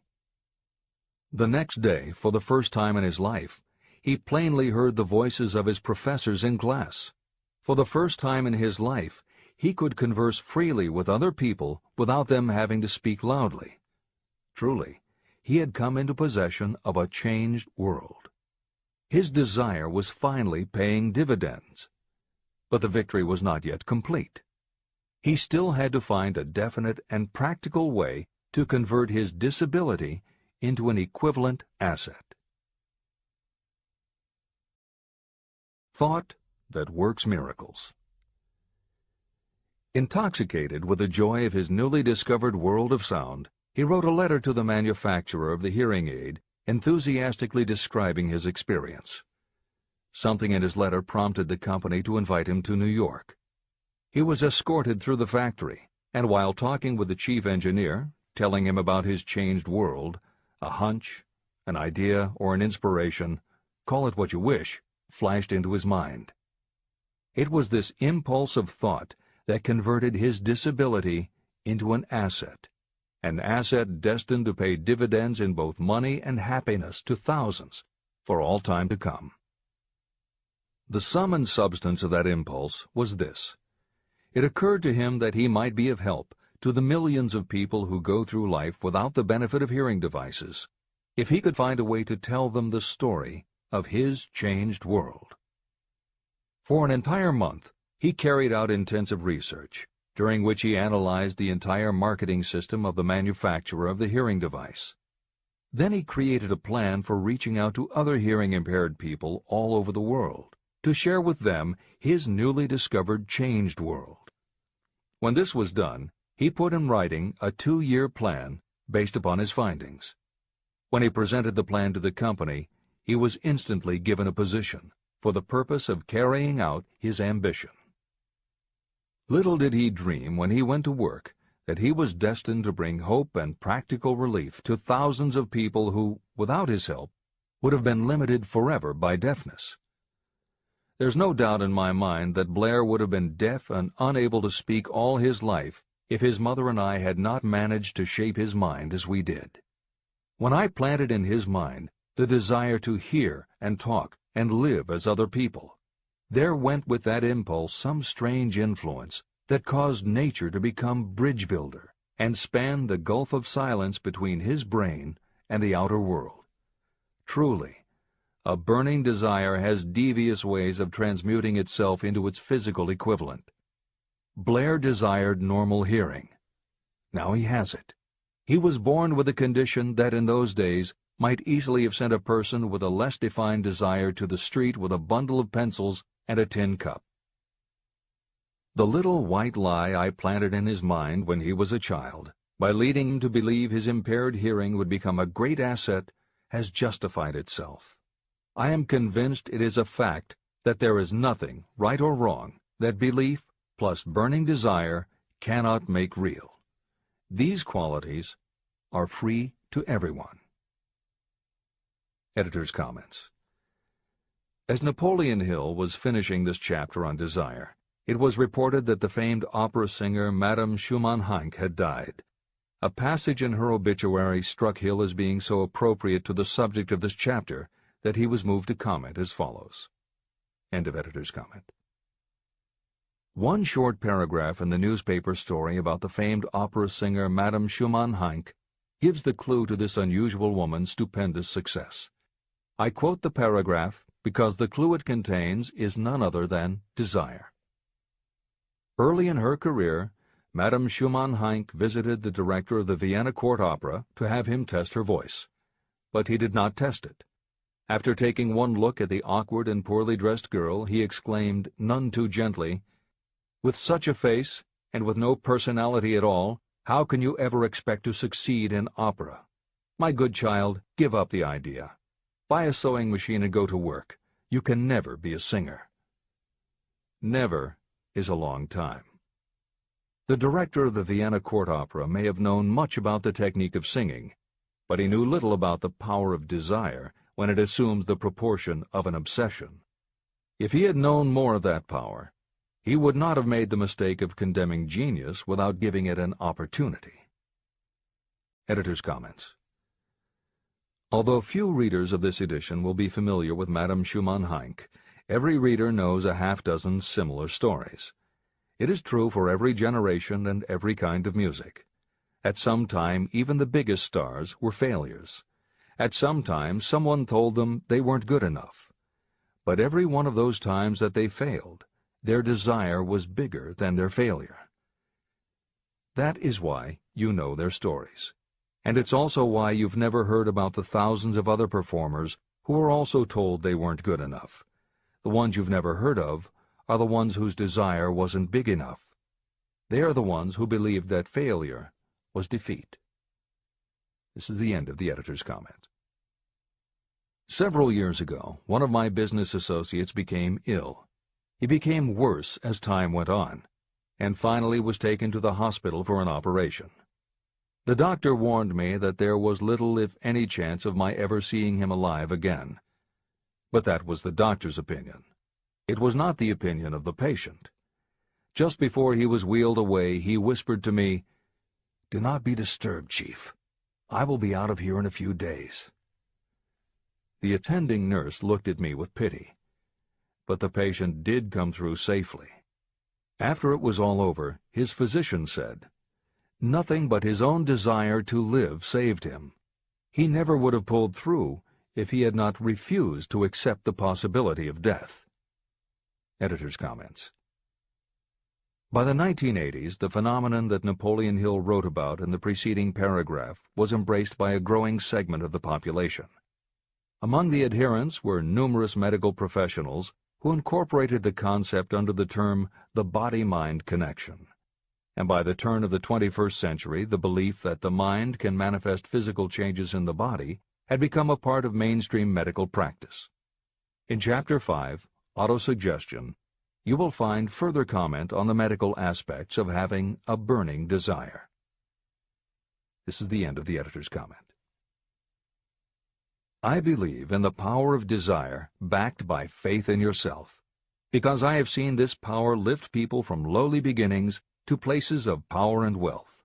I have seen it rob the grave of its victims. I have seen it serve as the medium by which people staged a comeback after having been defeated in 100 different ways. And I have seen it provide my own son with a normal, happy, successful life, despite nature's having sent him into the world without ears. How can you harness and use the power of desire? The first part of the answer is in the technique at the beginning of this chapter. You will learn more about it in the next and subsequent chapters of this book. Through some strange and powerful principle, nature wraps up in the impulse of strong desire that something that recognizes no such word as impossible, and accepts no such reality as failure. There are no limitations to the mind except those we acknowledge. Chapter 4. Faith in your ability. Visualization of and belief in attainment of desire. The second step toward riches. Faith is the head chemist of the mind. When faith is blended with thought, the subconscious mind instantly picks up the vibration. The subconscious then translates it and transmits it to infinite intelligence. The emotions of faith, love, and sex are the most powerful of all the major positive emotions. When the three are blended, they have the effect of coloring thought in such a way that it instantly reaches the subconscious mind. There, it is changed into a form that induces a response from infinite intelligence. Editor's comments. In the preceding paragraph, Napoleon Hill uses two terms, faith and infinite intelligence, both of which may convey to the reader a religious connotation that Hill did not intend. The following will define the meaning of the words as Hill uses them in the following chapter. In modern usage, the word faith has become almost interchangeable with religious belief, which is not the way Hill uses the word. Faith, as it is used here, means having confidence, trust, and an absolute unwavering belief that you can do something.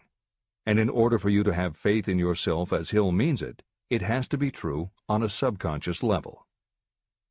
If you have a nagging doubt in the back of your mind, or if you are just going through the motions of pretending you believe, it won't work, because your subconscious will know your doubts. Unless you have absolute total confidence, unless you are convinced without question, then you don't have faith. Hill uses the term infinite intelligence to identify that part of the human mind and thinking process that produces hunches, flashes of insight, and leaps of logic. Hill's concept has similarities to what psychologist Carl Jung called the collective unconscious. And on another level, it is very close to what contemporary psychologists refer to as working in the flow state, or being in the zone. Infinite intelligence is discussed in greater depth in later chapters. Hill also uses another term, the subconscious mind, that should be commented on before the reader proceeds with this chapter. Although there are differing schools of thought, in general, modern psychology developed from the pioneering work of Sigmund Freud and Carl Jung. Each believed that the human mind operates on both a conscious and an unconscious level, but they differed on the role the subconscious plays and the way it influences attitude and action. Through his own research and studies, Napoleon Hill developed a theory of the conscious and subconscious that is closest to the Jungian view. The following briefly describes the basis of Hill's view. The conscious mind. Your conscious mind receives information through the five senses of sight, smell, taste, hearing, and touch. Your conscious mind keeps track of what you need for thinking and operating, and it filters out what you don't need. Your conscious mind, and what your memory retains, is the intelligence with which you normally think, reason, and plan. The subconscious mind. Your subconscious has access to all the same information your conscious mind receives, but it doesn't reason the way your conscious mind does. It takes everything literally. It doesn't make value judgments. It does not filter, and it does not forget. You cannot command your conscious mind to reach out and dip into your subconscious mind. However, under certain circumstances, all those forgotten facts and ideas that are always there in your subconscious can, if they are firmly rooted, influence your conscious attitudes and actions. This is the end of the editor's comments. How to develop faith. The following statement is very important in understanding the importance of autosuggestion in the transmutation of desire into its physical or monetary equivalent, namely, faith is a state of mind that may be induced or created by affirmation or repeated instructions to the subconscious mind through the principle of autosuggestion. The repetition of affirmations is like giving orders to your subconscious mind, and it is the only known method of voluntary development of the emotion of faith, absolute belief that you can do something. As an illustration, consider why you are reading this book. You want to acquire the ability to transmute the intangible thought impulse of desire into its physical counterpart, money. By following the instructions laid down in the later chapters on autosuggestion and the subconscious mind, you will learn techniques to convince your subconscious mind that you believe you will receive that for which you ask. Your subconscious will act upon that belief and pass it back to you in the form of faith, followed by definite plans for procuring that which you desire. Faith in yourself and your abilities is a state of mind that you will be able to develop at will after you have mastered the 13 principles in this book. This is true because faith is a state of mind that will develop naturally within you when you use and apply these principles. The emotions, or the feeling portion of thoughts, are what give your thoughts vitality, life, and action. The emotions of faith, love, and sex, when mixed with any thought impulse, give it even greater action.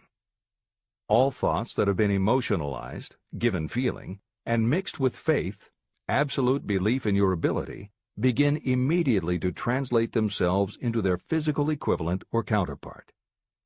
However, this is not only true of thought impulses that have been mixed with faith, but it is true with any emotion, including negative emotions.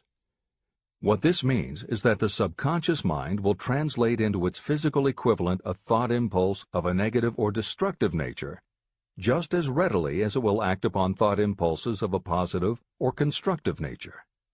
The following statement made by a noted criminologist illustrates the point. When men first come into contact with crime, they abhor it. If they remain in contact with crime for a time, they become accustomed to it and endure it. If they remain in contact with it long enough, they finally embrace it and become influenced by it. This is the equivalent of saying that a negative impulse of thought that is repeatedly passed on to the subconscious mind often enough is finally accepted and acted upon by the subconscious mind. The subconscious then proceeds to translate that impulse into its physical equivalent by the most practical procedure available. This also accounts for the strange phenomenon that so many millions of people experience, referred to as bad luck. There are millions of people who believe themselves doomed to poverty and failure because of some strange force they call bad luck, over which they believe they have no control. But the truth is that they are the creators of their own misfortunes, because this negative belief in bad luck is picked up by the subconscious mind and translated into its physical equivalent. Your belief, or faith, is the element that will determine the action of your subconscious mind. Once again, let me stress that you will benefit by passing on to your subconscious mind any desire that you wish translated into its physical or monetary equivalent in a state of expectancy or belief that the transmutation will actually take place. The subconscious mind will transmute into its physical equivalent, by the most direct and practical way available, any order that is given to it in a state of belief or faith that the order will be carried out. At this point, it should also be noted that because of the way that the subconscious operates, there is nothing to stop you from deceiving your subconscious mind when giving it instructions through autosuggestion. That is what I did when I deceived my son's subconscious mind. To make this deception more realistic, when you call upon your subconscious mind, you must conduct yourself just as you would if you were already in possession of the material thing that you are demanding. Editor's comments. It is an axiom of contemporary motivation theory that the subconscious mind cannot distinguish between what is real and what is vividly imagined. One of the most frequently cited studies supporting this concept was done with a group of basketball players. The players were divided into 3 teams, and the players on each team were tested on their ability to make free throws. The teams were then separated for a period of time, and each team was given instructions which they were told would improve their abilities. One team was instructed to practice making baskets on a daily basis. The second team was instructed not to practice during the period and not to even think about basketball. The third team was also instructed not to practice during the period, but instead the members were told to spend their daily practice time visualizing in detail the process of making baskets. At the end of the experiment, the teams were again tested. The team that rested showed a decrease in ability. The team that practiced showed a marked increase in ability, and the team that didn't practice but visualized making baskets showed an increase in ability almost equal to those who had practiced daily. As Hill says, you can deceive your subconscious through autosuggestion. If you convincingly plant an idea in your subconscious will accept and work with the idea as though it were a fact. But the key word is convincingly. If you try to send a message to your subconscious, but in the back of your mind you have a nagging doubt whether it will work, your subconscious will pick that up also. You will have sent mixed messages that cancel each other out. That is why Hill stresses the importance of doing it with faith. Your subconscious will not judge if it is true or false, positive or negative, but it does respond to the power of the input, how emotionalized the thought is. This is the end of the editor's comment. It is essential for you to encourage the positive emotions as the dominating forces of your mind. But faith in yourself doesn't come from merely reading instructions. Now that you understand the theory, you must begin to apply it. By experimenting and practicing, you will develop your ability to mix faith with any order you give to your subconscious. When you have faith in your ability, then you can give your subconscious mind instructions, which it will accept and act upon immediately. When your mind is dominated by positive emotions, it will encourage the state of mind known as faith. Faith in yourself is a state of mind that you can create by autosuggestion. All through the ages, religious leaders have admonished people to have faith. They say to have faith in this, that, and the other dogma or creed, but they have failed to tell people how to have faith. They have not stated that faith is a state of mind that may be induced by self-suggestion.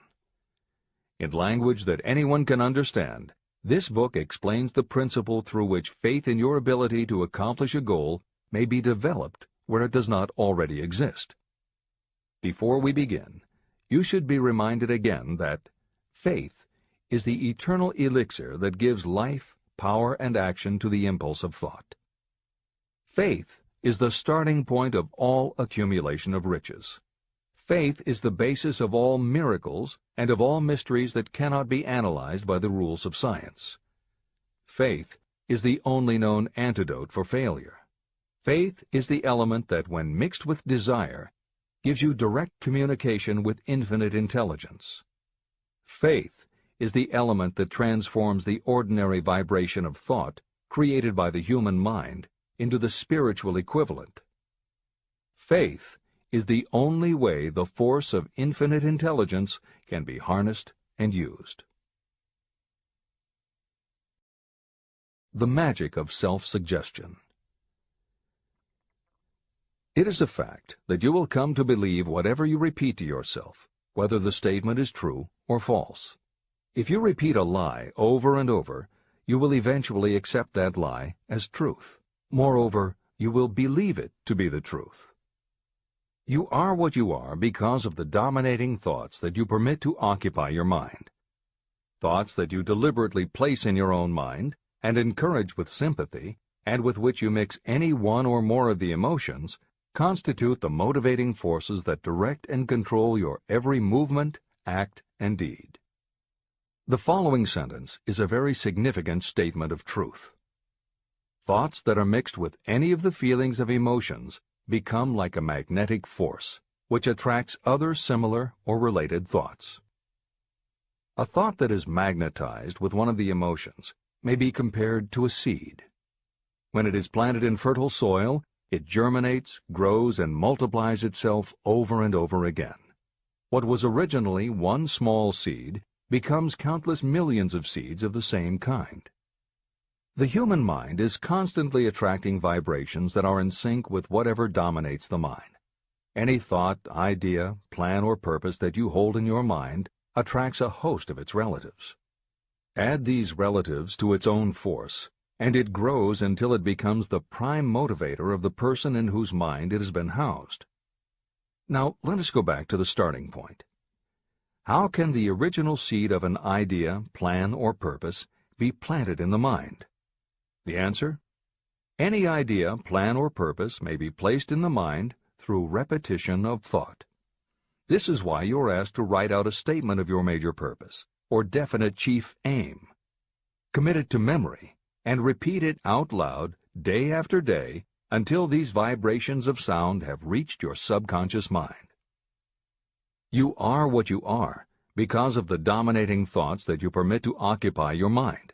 If you choose to, you can throw off any bad influences from your past and build your own life the way you want it to be. For instance, by taking inventory of your mental assets and liabilities, you might discover that your greatest weakness is lack of self-confidence. This can be overcome and translated into courage through the principle of autosuggestion. You can do this by writing out a set of simply stated positive thought impulses, memorizing them, and repeating them until they become a part of the working equipment of your subconscious mind. The following is an example for someone whose definite purpose is to overcome a lack of self-confidence. Self-confidence formula. 1. I know that I have the ability to achieve the object of my definite purpose in life. Therefore, I demand of myself persistent, continuous action toward its attainment, and I here and now promise to render such action. 2. I realize the dominating thoughts of my mind will eventually reproduce themselves in outward physical action and gradually transform themselves into physical reality. Therefore, I will concentrate my thoughts for 30 minutes each day, visualizing the person I intend to become. In this way, I will create in my mind a clear mental picture. 3. I know, through the principle of autosuggestion, that any desire I persistently hold in my mind will eventually find some practical means of attaining my objective. Therefore, I will devote 10 minutes daily to demanding of myself the development of self-confidence.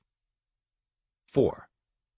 I have clearly written down a description of my definite chief aim in life, and I will never stop trying until I have developed sufficient self-confidence for its attainment. 5. I fully realize that no wealth or position can last unless it is built upon truth and justice. Therefore, I will engage in no transaction that does not benefit all whom it affects. I will succeed by attracting to myself the forces I wish to use and the cooperation of others. I will persuade others to help me because of my willingness to help others. I will eliminate hatred, envy, jealousy, selfishness, and cynicism by developing love for all humanity. because I know that a negative attitude toward others can never bring me success. I will cause others to believe in me because I will believe in them and in myself. I will sign my name to this formula, commit it to memory, and repeat it aloud once a day, with full faith that it will gradually influence my thoughts and actions so that I will become a self-reliant and successful person. Behind this formula is a law of nature that psychologists call autosuggestion or self-suggestion. It is a proven technique that will work for your success if it is used constructively. On the other hand, if used destructively, it will destroy just as readily. In this statement may be found a very significant truth, namely that those who go down in defeat and end their lives in poverty, misery, and distress do so because of negative application of the principle of autosuggestion. All impulses of thought have a tendency to clothe themselves in their physical equivalent. The disaster of negative thinking. The subconscious mind makes no distinction between constructive and destructive thought impulses. It works with the material we feed it through our thought impulses. The subconscious mind will translate into reality a thought driven by fear just as readily as it will translate into reality a thought driven by courage or faith. Just as electricity will turn the wheels of industry and render useful service if used constructively, it will snuff out life if wrongly used. So, too, will the law of autosuggestion lead you to peace and prosperity, or down into the valley of misery, failure, and death. It depends on your degree of understanding and application of it. If you fill your mind with fear or doubt, and if you do not believe in your ability to connect with and use the forces of infinite intelligence, then you will not be able to use those forces. The law of autosuggestion will take your lack of belief and use that doubt as a pattern by which your subconscious mind will translate it into its physical equivalent. Editor's comments. When you have faith in your ability to accomplish what you want, it not only firmly plants ideas in your subconscious, but it then works to reinforce itself. When you have faith in your abilities, part of what you must have faith in is that it is possible to tap into infinite intelligence. And because you have faith that it will work, your conscious mind won't be resistant. When your conscious doesn't resist, your subconscious mind can send creative ideas to your conscious mind more easily. Then, the more you see the power working in your life, the easier it is for you to act on faith the next time. Will it work for you? You will never know unless you relax your resistance and just have faith that it will. This is the end of the editor's comment. Like the wind that carries one ship east and another west, the law of autosuggestion will lift you up or pull you down according to the way you set your sails of thought. The law of autosuggestion, through which any person may rise to altitudes of achievement that stagger the imagination, is well described in the following verse. Observe the words that have been emphasized, and you will catch the deep meaning that the poet had in mind. If you think you are beaten, you are. If you think you dare not, you don't. If you like to win, but you think you can't, it is almost certain you won't. If you think you'll lose, you're lost. For out in the world we find, success begins with a fellow's will. It's all in the state of mind. If you think you are outclassed, you are. You've got to think high to rise. You've got to be sure of yourself before you can ever win a prize. Life's battles don't always go to the stronger or faster man, but soon or late the man who wins is the man who thinks he can. Editor's comments. As noted at the beginning of this chapter, the way in which Napoleon Hill uses the word faith is meant to have no religious connotation. However, it would be impossible for Hill to write this chapter without acknowledging the power of religious faith. Therefore, in the following two paragraphs, when Hill discusses Jesus Christ and Mahatma Gandhi as exemplifying the power of faith, he is referring to their personal faith, the absolute trust in his beliefs that Jesus exhibited, and Gandhi's total conviction and confidence in his cause. In this way, they perfectly exemplify thought impulse mixed with faith. This is the end of the editor's comment. If you wish evidence of the power of faith, study the achievements of men and women who have employed it. At the head of the list comes the Nazarene. The basis of Christianity is faith, no matter how many people may have perverted or misinterpreted the meaning of this great force. The sum and substance of the teachings and the achievements of Christ, which may have been interpreted as miracles, were nothing more nor less than faith. If there are any such phenomena as miracles, they are produced only through the state of mind known as faith. Consider Mahatma Gandhi of India, one of the most astounding examples of the possibilities of faith.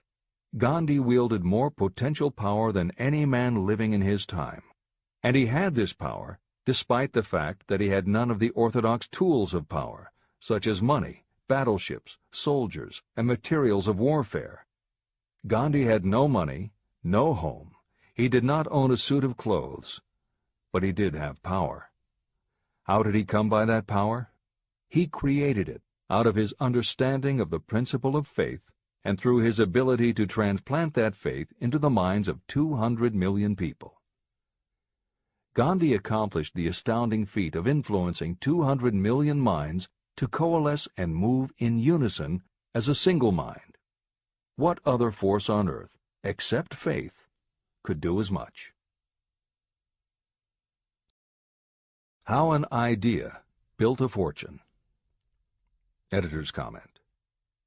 Although the following story is not exclusively about faith, and it makes no mention of autosuggestion or the subconscious mind, Napoleon Hill included it at this point in every edition of Think and Grow Rich.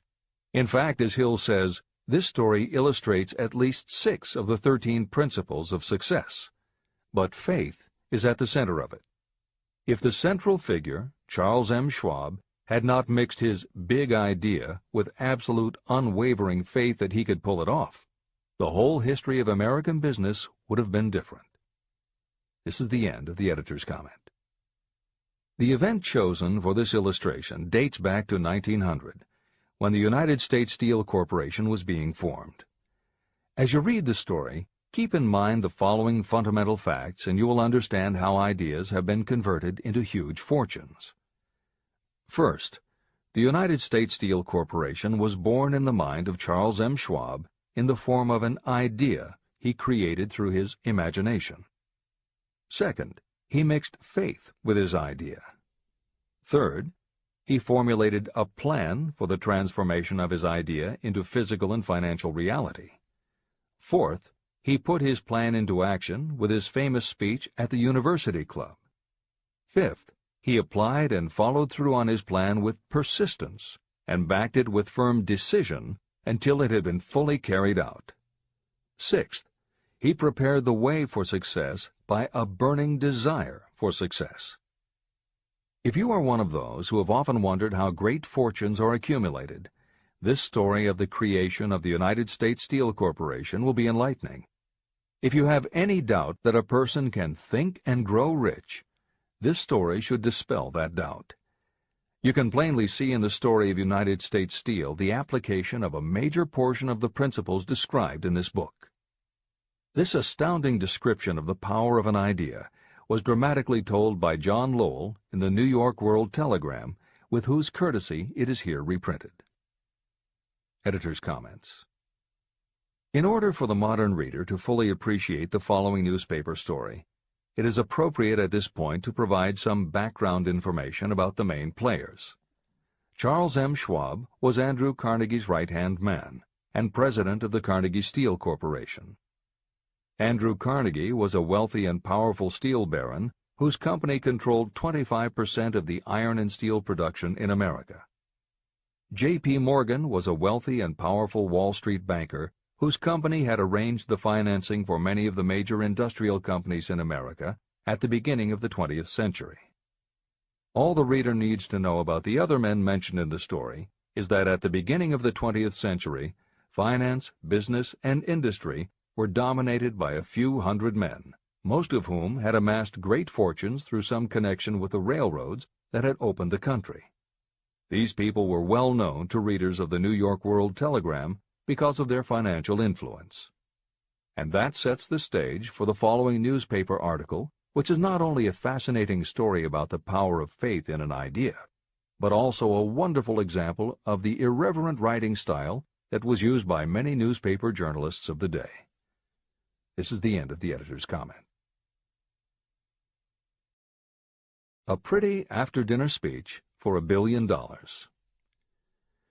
When on the evening of December 12, 1900, some 80 of the nation's financial nobility gathered in the banquet hall of the University Club on Fifth Avenue to do honor to a young man from out of the West, not half a dozen of the guests realized they were to witness the most significant episode in American industrial history. J. Edward Simmons and Charles Stewart Smith, their hearts full of gratitude for the lavish hospitality bestowed on them by Charles M. Schwab during a recent visit to Pittsburgh, had arranged the dinner to introduce the 38-year-old steel man to Eastern banking society. But they didn't expect him to stampede the convention. They warned him, in fact, that the bosoms within New York's stuffed shirts would not be responsive to oratory, and that if he didn't want to bore the Stillmans and Harrimans and Vanderbilts, he had better limit himself to 15 or 20 minutes of polite vaporings and let it go at that. Even John Pierpont Morgan, sitting on the right hand of Schwab as became his imperial dignity, intended to grace the banquet table with his presence only briefly, and so far as the press and public were concerned, the whole affair was of so little moment that no mention of it found its way into print the next day. So the two hosts and their distinguished guests ate their way through the usual 7 or 8 courses. There was little conversation, and what there was of it was restrained. Few of the bankers and brokers had met Schwab, whose career had flowered along the banks of the Monongahela, and none knew him well. But before the evening was over, they, and with them Money Master Morgan, were to be swept off their feet, and $1 billion baby, the United States Steel Corporation, was to be conceived. It is perhaps unfortunate for the sake of history that no record of Charlie Schwab's speech at the dinner ever was made. It is probable, however, that it was a homely speech, somewhat ungrammatical, for the niceties of language never bothered Schwab, full of epigram and threaded with wit. But aside from that, it had a galvanic force and effect upon the $5 billion of estimated capital that was represented by the diners. After it was over, and the gathering was still under its spell, although Schwab had talked for 90 minutes, Morgan led the orator to a recessed window where, dangling their legs from the high, uncomfortable seat, they talked for an hour more. The magic of the Schwab personality had been turned on full force, but what was more important and lasting was the full-fledged, clear-cut program he laid down for the aggrandizement of steel. Many other men had tried to interest Morgan in slapping together a steel trust after the pattern of the biscuit, wire and hoop, sugar, rubber, whiskey, oil, or chewing gum combinations. Editor's comments. The Random House College Dictionary defines a trust as an illegal combination of industrial or commercial companies in which the stock is controlled by a central board of trustees, thus making it possible to control prices and destroy competition. Many of America's new industrial companies had grown so quickly that they were not yet profitable. They were saddled with huge debt incurred in raising the capital to finance their rapid expansion, and at the same time they were faced with having to cut costs and slash prices or go out of business. The answer for many was to join up with others in related industries to form what were called trusts or combinations. Although trusts were illegal since the passage of the Sherman Antitrust Act in 1890, companies still tried to find ways to monopolize their industries, and if their efforts weren't technically trusts, they were something very close. The one thing the large company owners who assembled these trusts needed was cash to buy up the many smaller companies they would have to own in order to effectively dominate an industry. J.P. Morgan was the banker who financed many such takeovers. This is the end of the editor's comment. John W. Gates, the gambler, had urged it, but Morgan distrusted him. The Moore boys, Bill and Jim, Chicago stock jobbers who had glued together a match trust and a cracker corporation, had urged it and failed. Elbert H. Gerry, the sanctimonious country lawyer, wanted to foster it, but he wasn't big enough to be impressive. Until Schwab's eloquence took J.P. Morgan to the heights from which he could visualize the solid results of the most daring financial undertaking ever conceived, the project was regarded as a delirious dream of easy-money crackpots. The financial magnetism that began a generation ago to attract thousands of small and sometimes inefficiently managed companies into large and competition-crushing combinations had become operative in the steel world through the devices of that jovial business pirate, John W. Gates. Gates already had formed the American Steel and Wire Company out of a chain of small concerns, and together with Morgan had created the Federal Steel Company. But by the side of Andrew Carnegie's gigantic vertical trust, a trust owned and operated by 53 partners, those other combinations were picayune. They might combine to their heart's content, but the whole lot of them couldn't make a dent in the Carnegie organization, and Morgan knew it. The eccentric old Scot knew it, too. Editor's comments. Andrew Carnegie was born in Scotland and came to America when he was just a boy. He made his first move to join the elite group of American tycoons when he quit his job as a bobbin boy in a cotton mill, earning $1.20 a week, and got a job as a telegraph messenger boy. He soon taught himself to operate a telegraph key, which got him hired as personal telegrapher and secretary to the head of the Pennsylvania Railroad. It wasn't long before he'd worked his way up the ranks to superintendent of the Pittsburgh division, which in turn put him in a position to become an early investor in the Pullman Company, which became the leading manufacturer of railway cars. Carnegie's investment in Pullman and some successful real estate ventures gave him the capital to go into business for himself. At the end of the Civil War, Carnegie left railroading and started a company that built iron bridges for railroad companies. From building iron bridges, it was a short step to starting his own steel mill, which led him to acquire control of other steel mills, then his own coal fields to supply his smelters, then his own ore boats and rail lines to haul the ore and coal. Because of Carnegie's vertical integration and his use of the most up-to-date manufacturing methods, he was able to sell top-grade steel at the lowest price. He managed to drop the price of steel from $140 a ton to $20 a ton. By 1899, the Carnegie Steel Company controlled about 25% of the iron and steel production in America. The smaller steel manufacturers couldn't compete with Carnegie, so they went to J.P. Morgan for help. He arranged for the financing, and a wide-ranging alliance was put together of companies that were in the business of manufacturing products made from steel. Part of the deal was that they would not buy steel from Carnegie. Andrew Carnegie was not about to be put out of business by a collection of small companies. He announced that he would buy or build his own manufacturing companies to produce finished goods made of steel. This is the end of the editor's comments, and the New York World Telegram story continues. From the magnificent heights of Skibo Castle he had viewed, first with amusement and then with resentment, the attempts of Morgan's smaller companies to cut into his business. When the attempts became too bold, Carnegie's temper was translated into anger and retaliation. He decided to duplicate every mill owned by his rivals. Hitherto, he hadn't been interested in wire, pipe, hoops, or sheet. Instead, he was content to sell such companies the raw steel and let them work it into whatever shape they wanted. Now, with Schwab as his chief and able lieutenant, he planned to drive his enemies to the wall. So it was that in the speech of Charles M. Schwab, Morgan saw the answer to his problem of combination.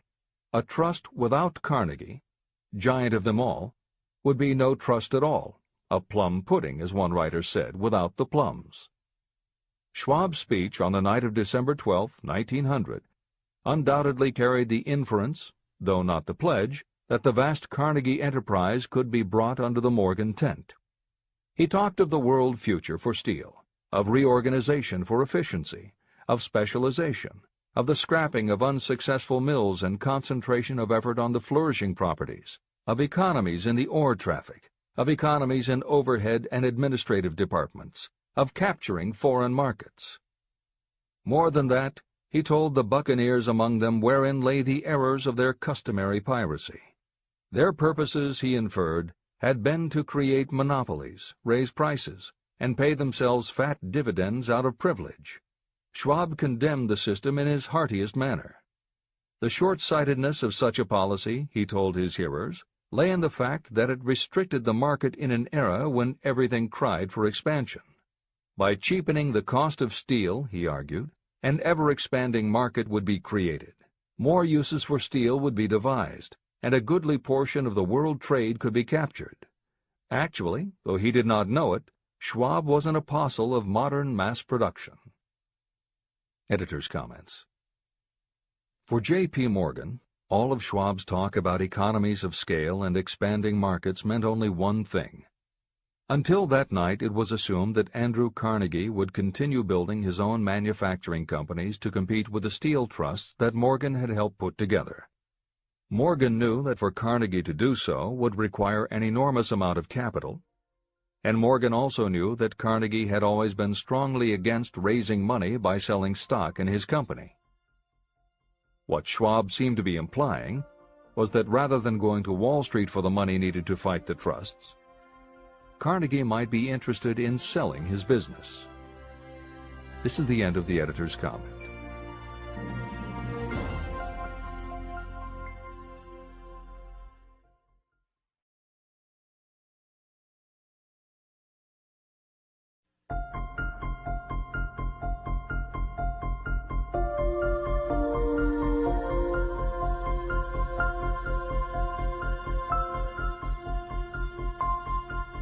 New York World Telegram story continues. So the dinner at the University Club came to an end. Morgan went home to think about Schwab's rosy predictions. Schwab went back to Pittsburgh to run the steel business for Andrew Carnegie, while Gary and the rest went back to their stock tickers to fiddle around in anticipation of the next move. It was not long coming. It took Morgan about 1 week to digest the feast of reason Schwab had placed before him. When he had assured himself that no financial indigestion was to result, he sent for Schwab, and found that young man rather coy. Mr. Carnegie, Schwab indicated, might not like it if he found his trusted company president had been flirting with the Emperor of Wall Street, the street upon which Carnegie was resolved never to tread. Then it was suggested by John W. Gates, the go-between, that if Schwab happened to be in the Bellevue Hotel in Philadelphia, J.P. Morgan might also happen to be there. When Schwab arrived, however, Morgan was inconveniently ill at his New York home, and so on the elder man's pressing invitation, Schwab went to New York and presented himself at the door of the financier's library. Now, certain economic historians have professed the belief that from the beginning to the end of the drama, the stage was set by Andrew Carnegie, that the dinner to Schwab, the famous speech, the Sunday night conference between Schwab and the Money King, were events arranged by the canny Scot. The truth is exactly the opposite. When Schwab was called in to consummate the deal, he didn't even know whether the little boss, as Andrew was called, would so much as listen to an offer to sell, particularly to a group of men whom Andrew regarded as being endowed with something less than holiness. But Schwab did take into the conference with him, in his own handwriting, 6 sheets of copperplate figures, representing to his mind the physical worth and the potential earning capacity of every steel company he regarded as an essential star in the new metal firmament. 4 men pondered over these figures all night. The chief, of course, was Morgan, steadfast in his belief in the divine right of money. With him was his aristocratic partner, Robert Bacon, a scholar and a gentleman. The third was John W. Gates, whom Morgan scorned as a gambler and used as a tool. The fourth was Schwab, who knew more about the processes of making and selling steel than any whole group of men then living. Throughout that conference, the Pittsburgher's figures were never questioned. If he said a company was worth so much, then it was worth that much and no more. He was insistent, too, upon including in the combination only those concerns he nominated. He had conceived a corporation in which there would be no duplication, not even to satisfy the greed of friends who wanted to unload their companies upon the broad Morgan shoulders. When dawn came, Morgan rose and straightened his back. Only one question remained. "Do you think you can persuade Andrew Carnegie to sell?" he asked. "I can try," said Schwab. "If you can get him to sell, I will undertake the matter," said Morgan. So far, so good. But would Carnegie sell? How much would he demand? Schwab thought about $320 million. What would he take payment in? Common or preferred stocks? Bonds? Cash? Nobody could raise $1/3 billion in cash. There was a golf game in January on the frost-cracking heath of the St. Andrews Links in Westchester, with Andrew bundled up in sweaters against the cold and Charlie talking volubly as usual to keep his spirits up. But no word of business was mentioned until the pair sat down in the cozy warmth of the Carnegie cottage nearby. Then, with the same persuasiveness that had hypnotized 80 millionaires at the University Club, Schwab poured out the glittering promises of retirement and comfort, of untold millions to satisfy the old man's social caprices.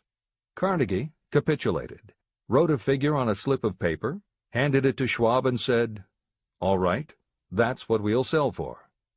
The figure was approximately $400 million, and was reached by taking the $320 million mentioned by Schwab as a basic figure, and adding to it $80 million to represent the increased capital value over the previous 2 years.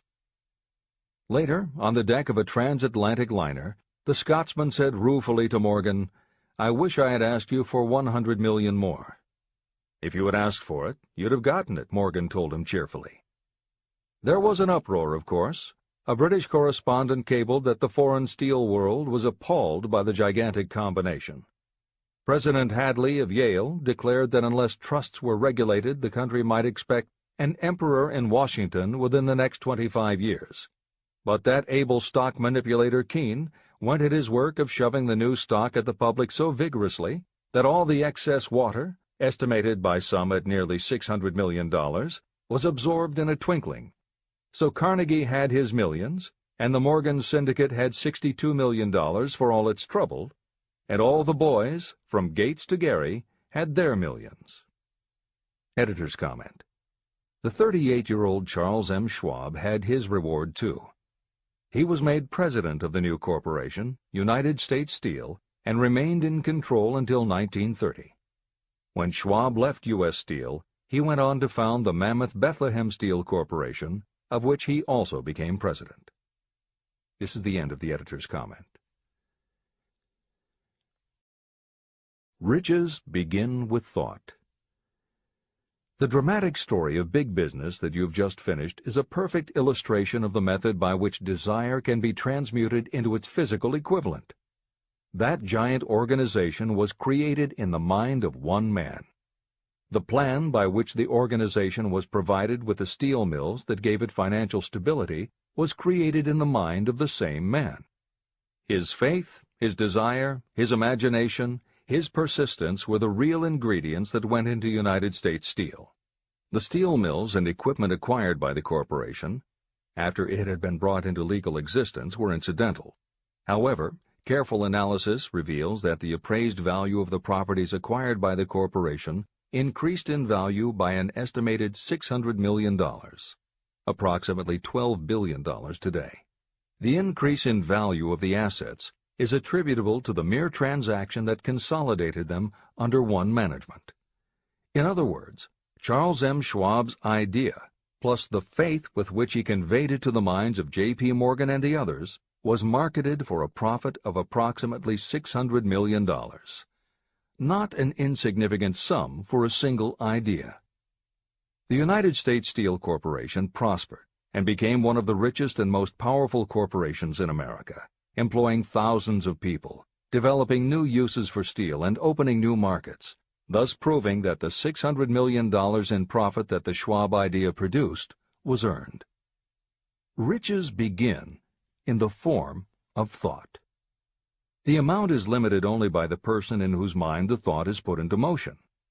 Faith removes limitations. Remember this when you are ready to bargain with life for whatever it is that you ask as your price for having passed this way. Editor's comments. In the years since that article appeared in the New York World Telegram, the well-told business story has become its own genre within the publishing industry. There are best-selling books and biographies by and about the insiders who run every industry. The editors of this edition of Think and Grow Rich strongly encourage you to sample some of these books. They can be entertaining and inspirational, and in them you will be able to see examples of Hill's principles of success at work in the real world. The best of them are not only entertaining and inspirational, but they are filled with ideas and techniques you can adapt and use. There are literally too many bestsellers from which to select a best of listing for inclusion here. Any such choice the editors might make would not necessarily be the best, but merely reflective of the interests of the person doing the choosing. However, there are 2 books the editors recommend that are not by or about a single individual or industry. These books are In Search of Excellence by Tom Peters and Breakthroughs by P.R. Nyack and John N. Ketteringham. Each of these books deals with a broad spectrum of industries, and within each industry they single out certain companies and individuals for analysis. Both were published at the beginning of the business book trend in the 1980s, but there are few books since then that better convey the importance of faith in a good idea. In Search of Excellence, chosen by a panel of experts as the most influential book of the past 20 years, was a runaway bestseller and will likely be in print for years to come. Breakthroughs may be harder to find, but it will be well worth the effort. This is the end of the editor's comments.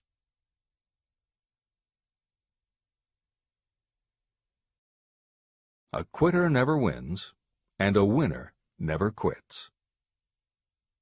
Chapter 5. Autosuggestion, the medium for influencing the subconscious mind. The third step toward riches. Autosuggestion is a term that applies to all suggestions and all self-administered stimuli that reach your mind through the 5 senses. Stated in another way, autosuggestion is self-suggestion. It is the way of communicating between that part of the mind where conscious thought takes place and that which serves as the seat of action for the subconscious mind. Through the dominating thoughts that you permit to remain in your conscious mind, it doesn't matter whether these thoughts are negative or positive, the principle of autosuggestion reaches the subconscious mind and influences it with these thoughts. Nature has built human beings so that we can have control over the material that reaches our subconscious mind through our 5 senses. However, this does not mean that we always exercise this control. In the great majority of instances, we do not exercise it, which explains why so many people go through life in poverty.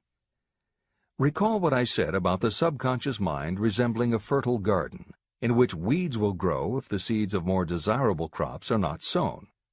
Autosuggestion is the way you may feed your subconscious on creative thoughts. Or you can, by neglecting it, permit thoughts of a destructive nature to find their way into this rich garden of the mind. Editor's comments. Numerous psychological studies and experiments with hypnotherapy have validated Napoleon Hill's concept that a person's subconscious mind retains everything that person ever experienced. Studies also support the theory that the subconscious is non-judgmental. It does not filter or interpret, it simply processes information literally and stores it. For those readers who may be dubious about the subconscious, or that thoughts stored below the level of consciousness can exert enough influence to affect attitude and behavior, the following explanation should alleviate any such doubts. There is no doubt about the existence of the conditions known by the psychological terms fixations, phobias, and compulsive behaviors.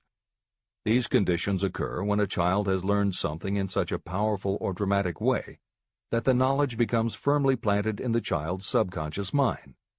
Then, even as the child grows to adulthood and the conscious mind learns to understand that information from a mature point of view, because the childhood learning experience was so powerful, the subconscious still retains the childhood understanding of the information. The result is a fixation, phobia, or compulsive behavior that causes a response rooted in childhood, which does not make logical sense to the adult's conscious mind. That is because it does not come from the conscious. It comes from the subconscious belief that was so emotionalized it overrides the adult's logical conscious mind. Hill's theory is based on exactly the same psychological principles. Thoughts do remain stored in the subconscious.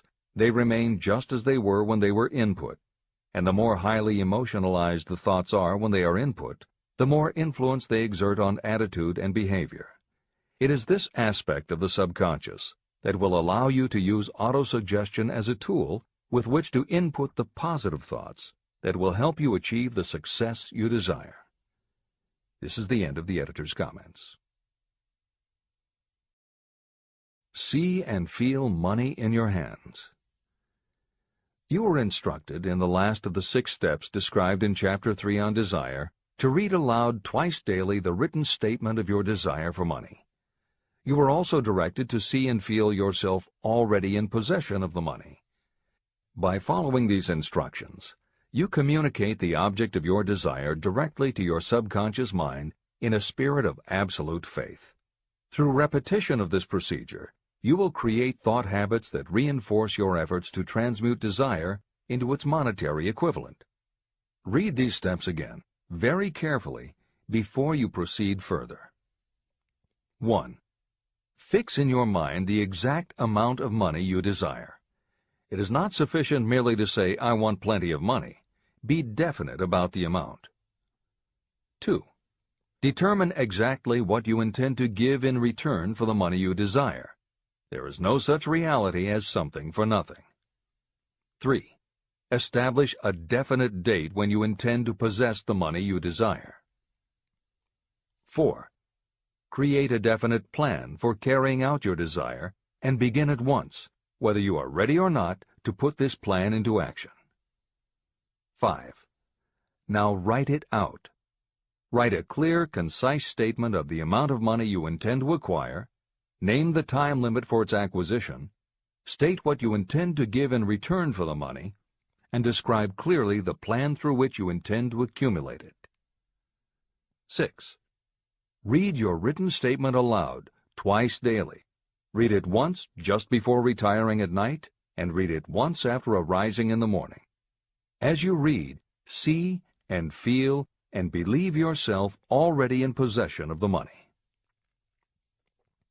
Remember, when reading aloud the statement of your desire, through which you will develop a money consciousness, that the mere reading of the words is of no consequence, unless you mix emotion or feeling with your words.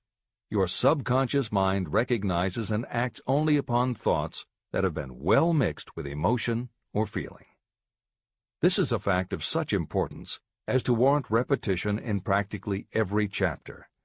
The lack of understanding of this is the main reason the majority of people who try to apply the principle of autosuggestion get no desirable results. Plain, unemotional words do not influence the subconscious mind. You will get no appreciable results until you learn to reach your subconscious mind with thoughts or spoken words that have been well emotionalized with belief. Do not become discouraged if you cannot control and direct your emotions the first time you try. Remember, there is no such possibility as something for nothing. You cannot cheat, even if you desire to do so. The price of ability to influence your subconscious mind is persistence in applying the principles described here.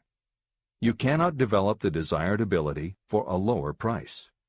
You, and you alone, must decide whether or not the reward, the money consciousness, is worth the price you must pay for it in effort. Your ability to use the principle of autosuggestion will depend very largely upon your capacity to concentrate on a given desire until that desire becomes a burning obsession. How to strengthen your powers of concentration. When you begin to carry out the instructions in the 6 steps, it will be necessary for you to make use of the principle of concentration.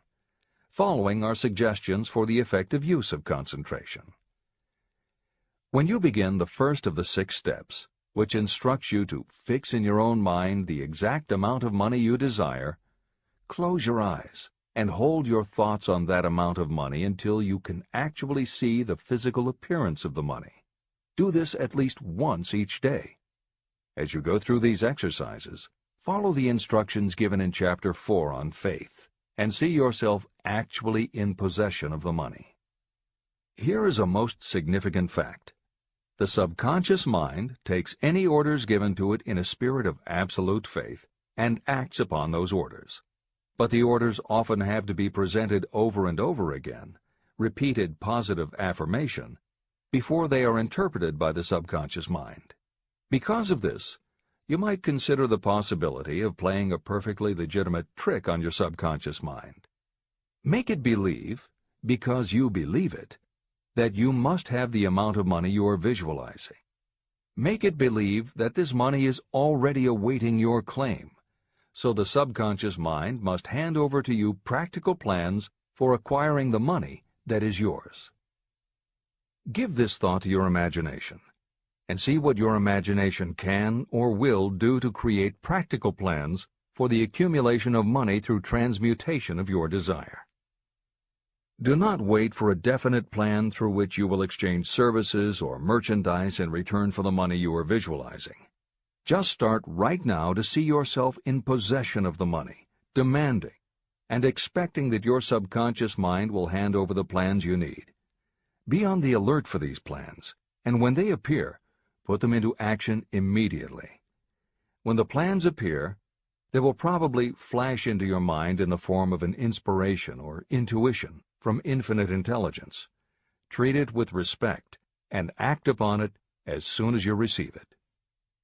In the fourth of the 6 steps, you are instructed to create a definite plan for carrying out your desire and begin at once to put this plan into action. Do the same thing here.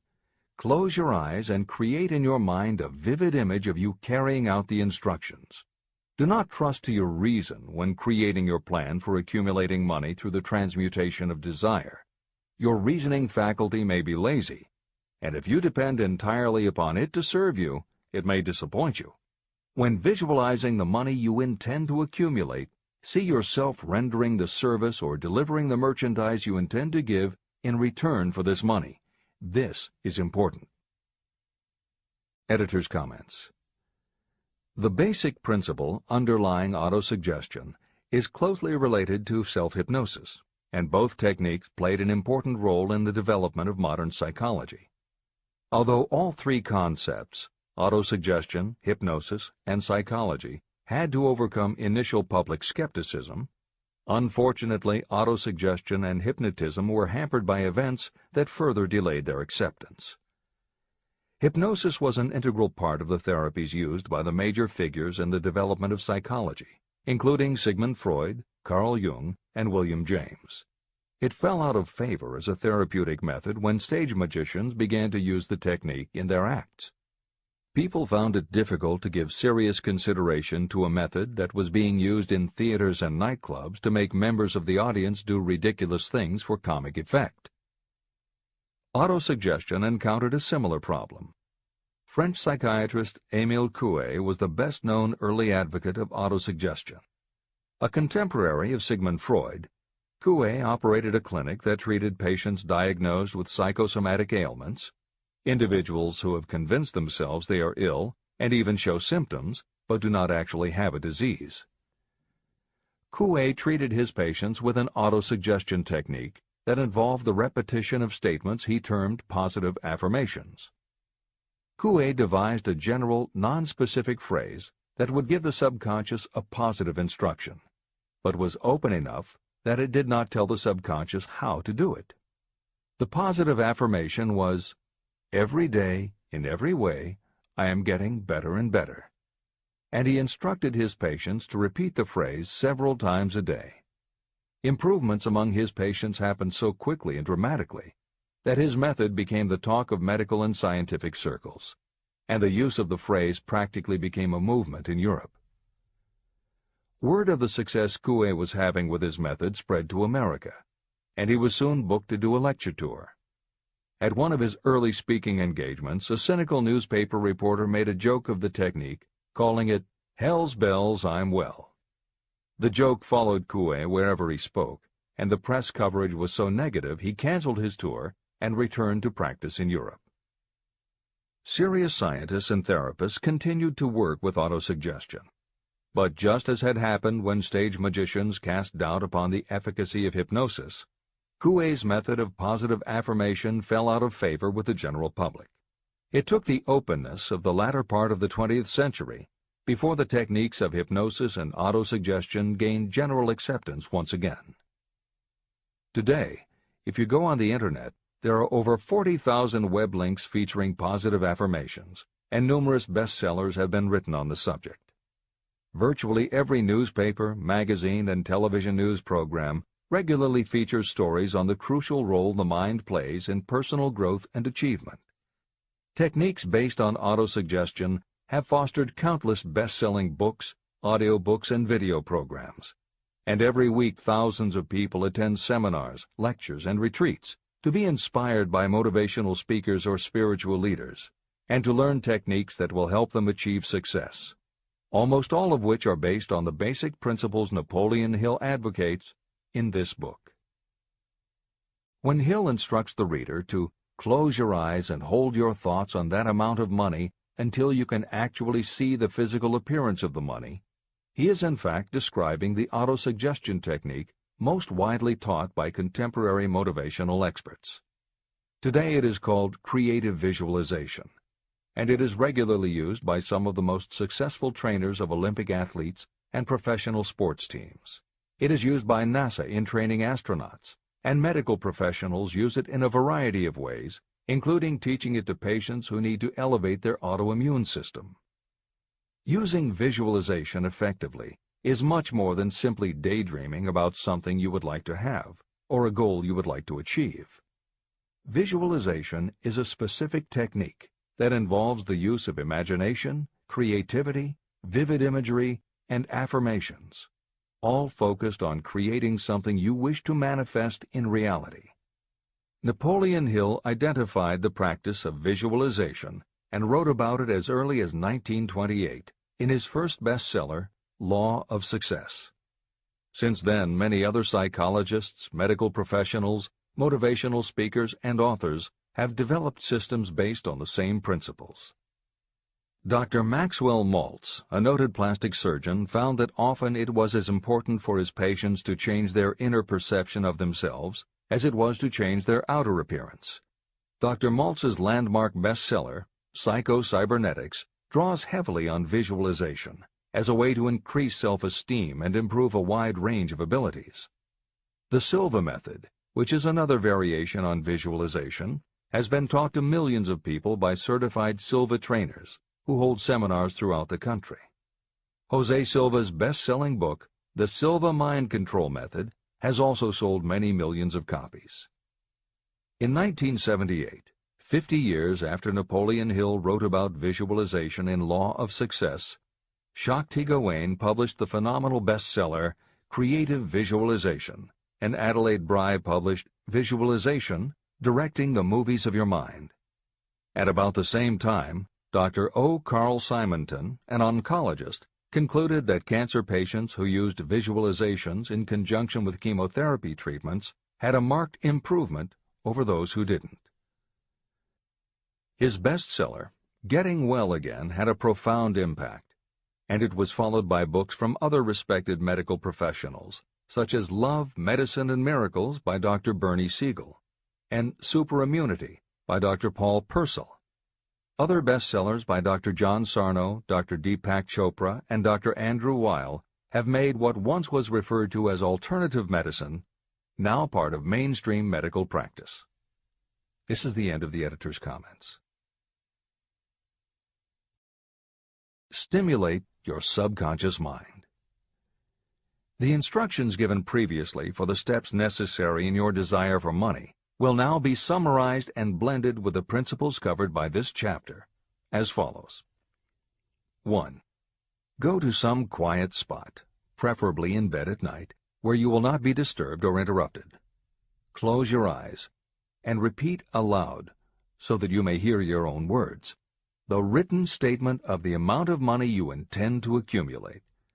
Be specific about the time limit for its accumulation, and a description of the service or merchandise you intend to give in return for the money. As you carry out these instructions, see yourself already in possession of the money. For example, suppose that you intend to accumulate $50,000 by the 1st of January 5 years from now, and that you intend to give your personal services as a salesperson in return for the money. Your written statement of your purpose should be similar to the following. By the first day of January, I will have in my possession $50,000, which will come to me in various amounts from time to time during the interim. In return for this money, I will give the most efficient service of which I am capable. I will give the fullest possible quantity and the best possible quality of service as a salesperson of, and describe the service or merchandise you intend to sell. I believe that I will have this money in my possession. My faith is so strong that I can now see this money before my eyes. I can touch it with my hands. It is now awaiting transfer to me at the time and in the proportion that I deliver the service in return for it. I am awaiting a plan for getting this money, and I will follow that plan when it is received. 2. Repeat this program night and morning until you can see in your imagination the money you intend to accumulate. 3. Place a written copy of your statement where you can see it night and morning, and read it just before retiring and upon rising until it has been memorized. Editor's comments. The following is another suggestion, adapted from Hill's later writings, which appear in Napoleon Hill's Keys to Success. Surround yourself with books, pictures, mottos, and other suggestive devices. Pick things that symbolize and reinforce achievement and self-reliance. Constantly add to your collection, and move things to new places where you can see them in a different light and in association with different things. I had a friend who was a realtor who kept her $1 Million Club certificate over her desk to remind herself of what she was capable. One day she took it down to dust and set it on top of a newspaper. When she picked it up again, she saw beneath it an article about the new football coach who had been hired at the university. Guess who bought a house she had been struggling to sell? This is the end of the editor's comments. Remember, as you carry out these instructions, that you are applying the principle of autosuggestion for the purpose of giving orders to your subconscious mind. Remember also that your subconscious mind will act only upon instructions that are emotionalized and handed over to it with feeling. Faith is the strongest and most productive of the emotions. These instructions may at first seem abstract. Do not let this disturb you. Follow the instructions no matter how abstract or impractical they may appear to be. If you do as you have been instructed, in spirit as well as in act, the time will soon come when a whole new universe of power will unfold to you. Skepticism, in connection with all new ideas, is characteristic of all human beings. If you follow the instructions, your skepticism will soon be replaced by belief, and belief will become crystallized into absolute faith. Many philosophers have made the statement that man is the master of his own earthly destiny, but most of them have failed to say why he is the master. The reason that man may become the master of himself and of his environment is because he has the power to influence his own subconscious mind. The actual performance of transmuting desire into money is through autosuggestion. That is the principle by which you can reach and influence the subconscious mind. The other principles are simply tools with which to apply autosuggestion. Keep this thought in mind, and you will at all times be conscious of the important part the principle of autosuggestion is to play in your efforts to accumulate money through the methods described in this book. After you have read the entire book, come back to this chapter and follow in spirit and in action this instruction. Read the entire chapter aloud once every night until you become thoroughly convinced that the principle of autosuggestion is sound and that it will accomplish for you all that has been claimed for it. As you read, underscore with a pencil every sentence that impresses you. Follow the foregoing instruction to the letter, and it will open the way for a complete understanding and mastery of the principles of success. Every adversity, every failure, and every heartache carries with it the seed of an equivalent or a greater benefit. Chapter 6. Specialized Knowledge. Personal Experiences or Observations. The fourth step toward riches. There are two kinds of knowledge. One is general, the other is specialized. General knowledge, no matter how great in quantity or variety it may be, is of little use in the accumulation of money. The faculties of the great universities possess practically every form of general knowledge known to civilization. Most of the professors have little money. They specialize in teaching knowledge, but they do not specialize in the organization or the use of knowledge. Knowledge will not attract money unless it is organized and directed through practical plans for the specific purpose of accumulating money. Lack of understanding of this fact has been the source of confusion to millions of people who falsely believe that knowledge is power. It is nothing of the sort.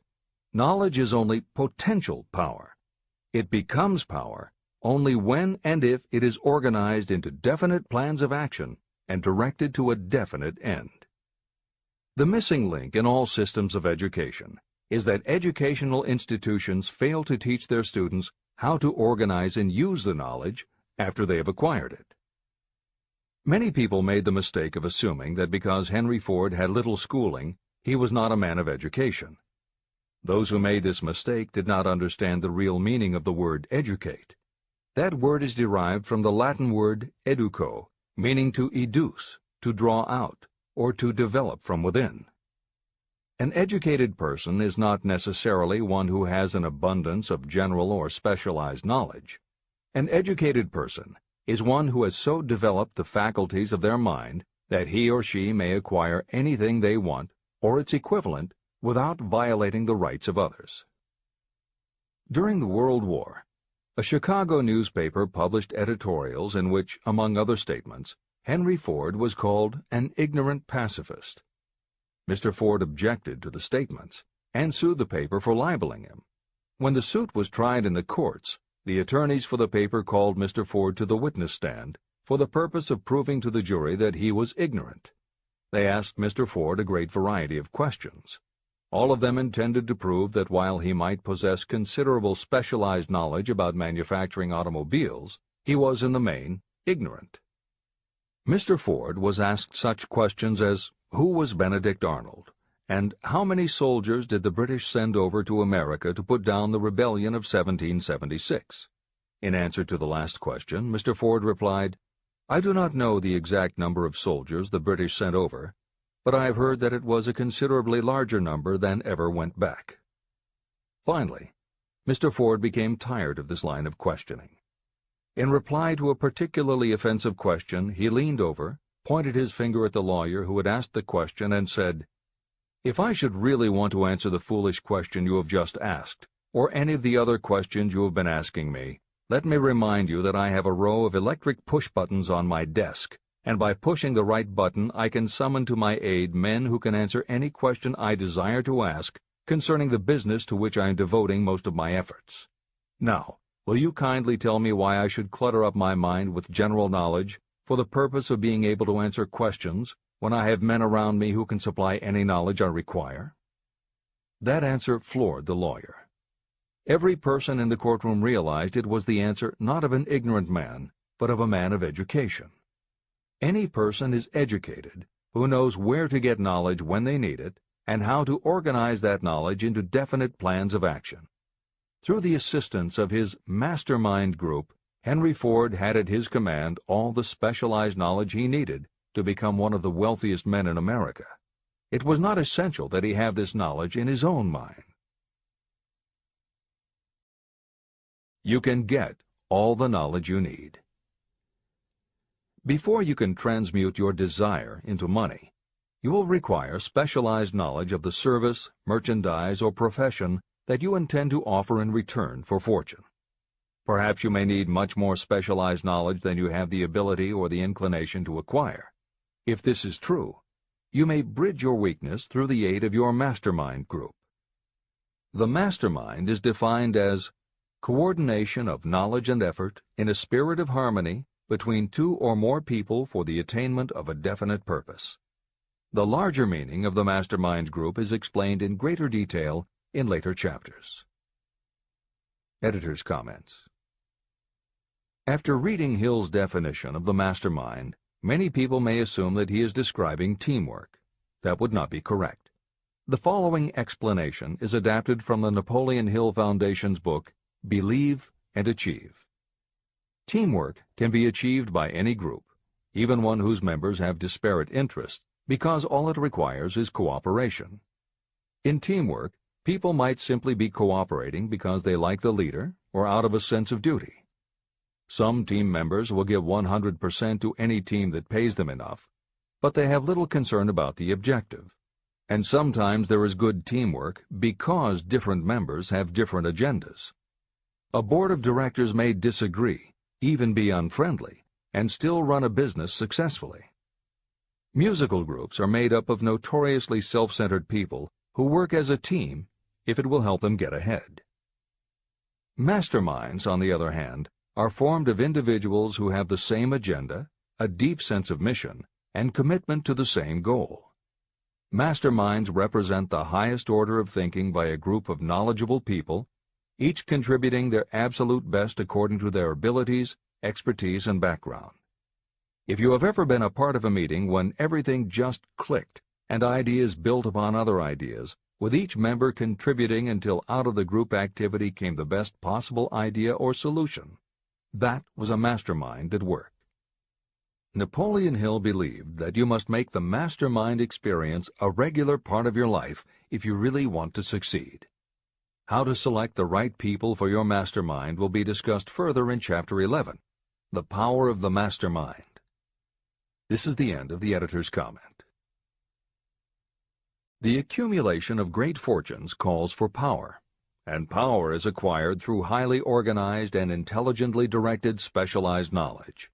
That knowledge does not, necessarily, have to be in the possession of the person who accumulates the fortune. This should give hope and encouragement to those who want to accumulate a fortune, but don't have the necessary education to supply such specialized knowledge. People sometimes go through life suffering from inferiority complexes because they are not people of education. The person who can organize and direct a mastermind group of people who possess the knowledge needed is just as much a person of education as any other individual in the group. Thomas A. Edison had only 3 months of schooling during his entire life, but he did not lack education. Neither did he die poor.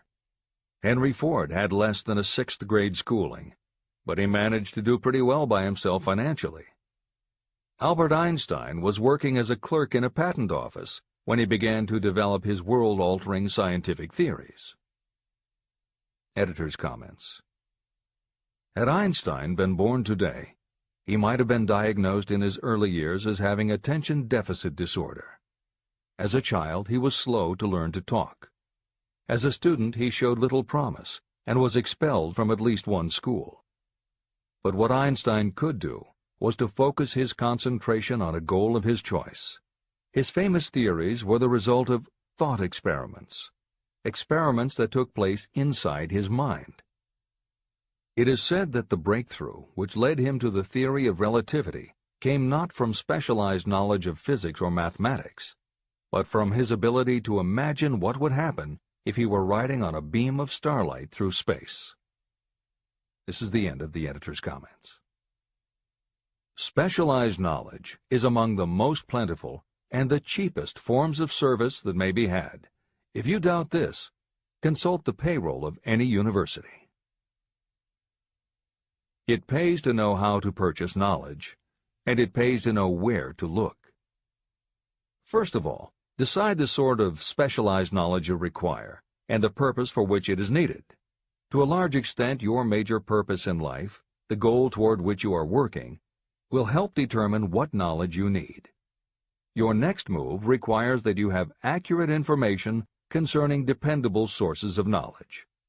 The more important of these are your own experience and education, experience and education available through cooperation of others, mastermind alliance, colleges and universities, public libraries, and even easier, the Internet, special training courses, through night schools and home study courses in particular. As knowledge is acquired, it must be organized and put into use for a definite purpose through practical plans.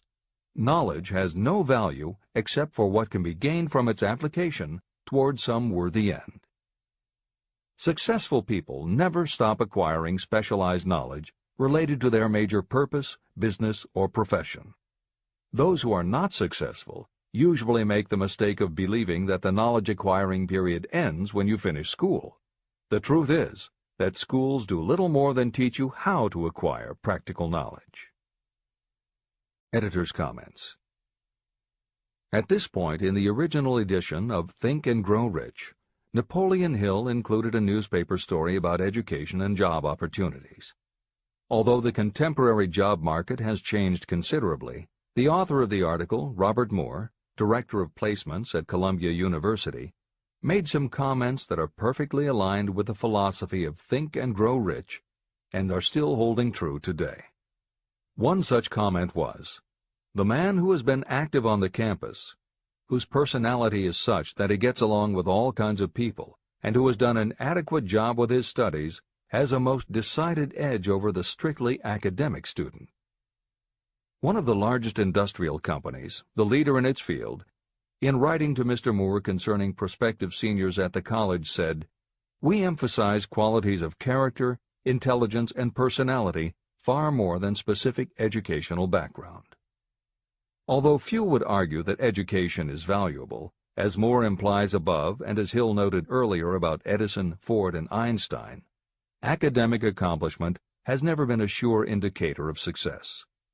The October 27, 2003 issue of Time magazine made a similar point in their cover story about the changes being made in the SAT exam.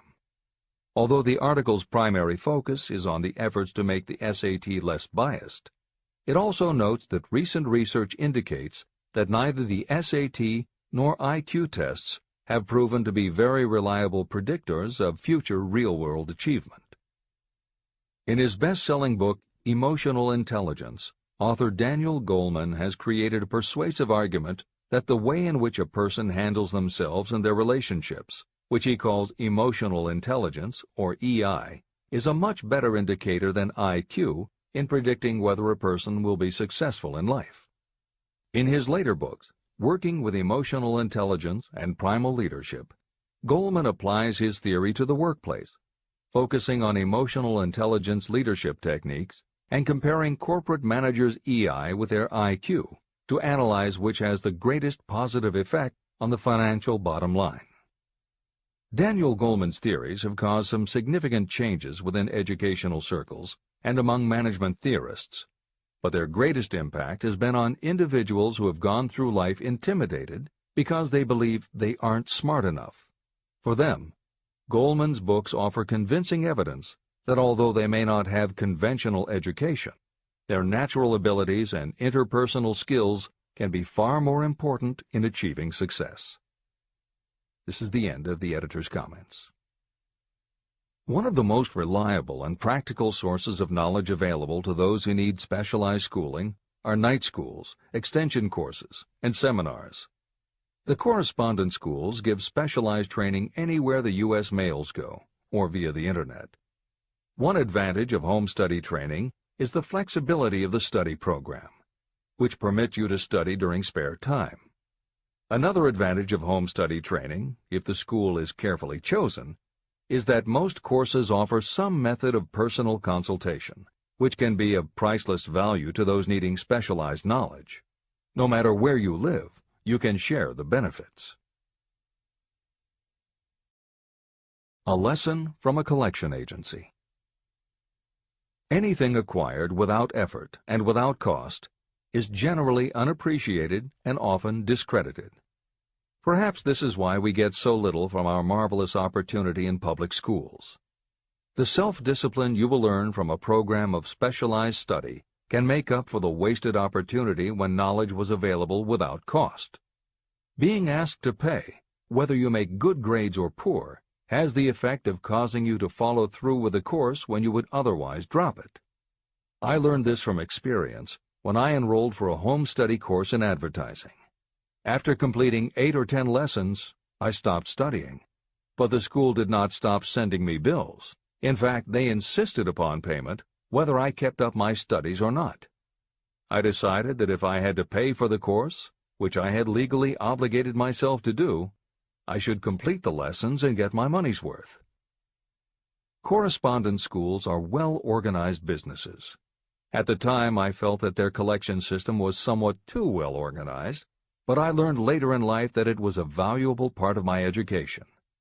The truth is that their collection department constituted the very finest sort of training on decision-making, promptness, and the habit of finishing what you begin.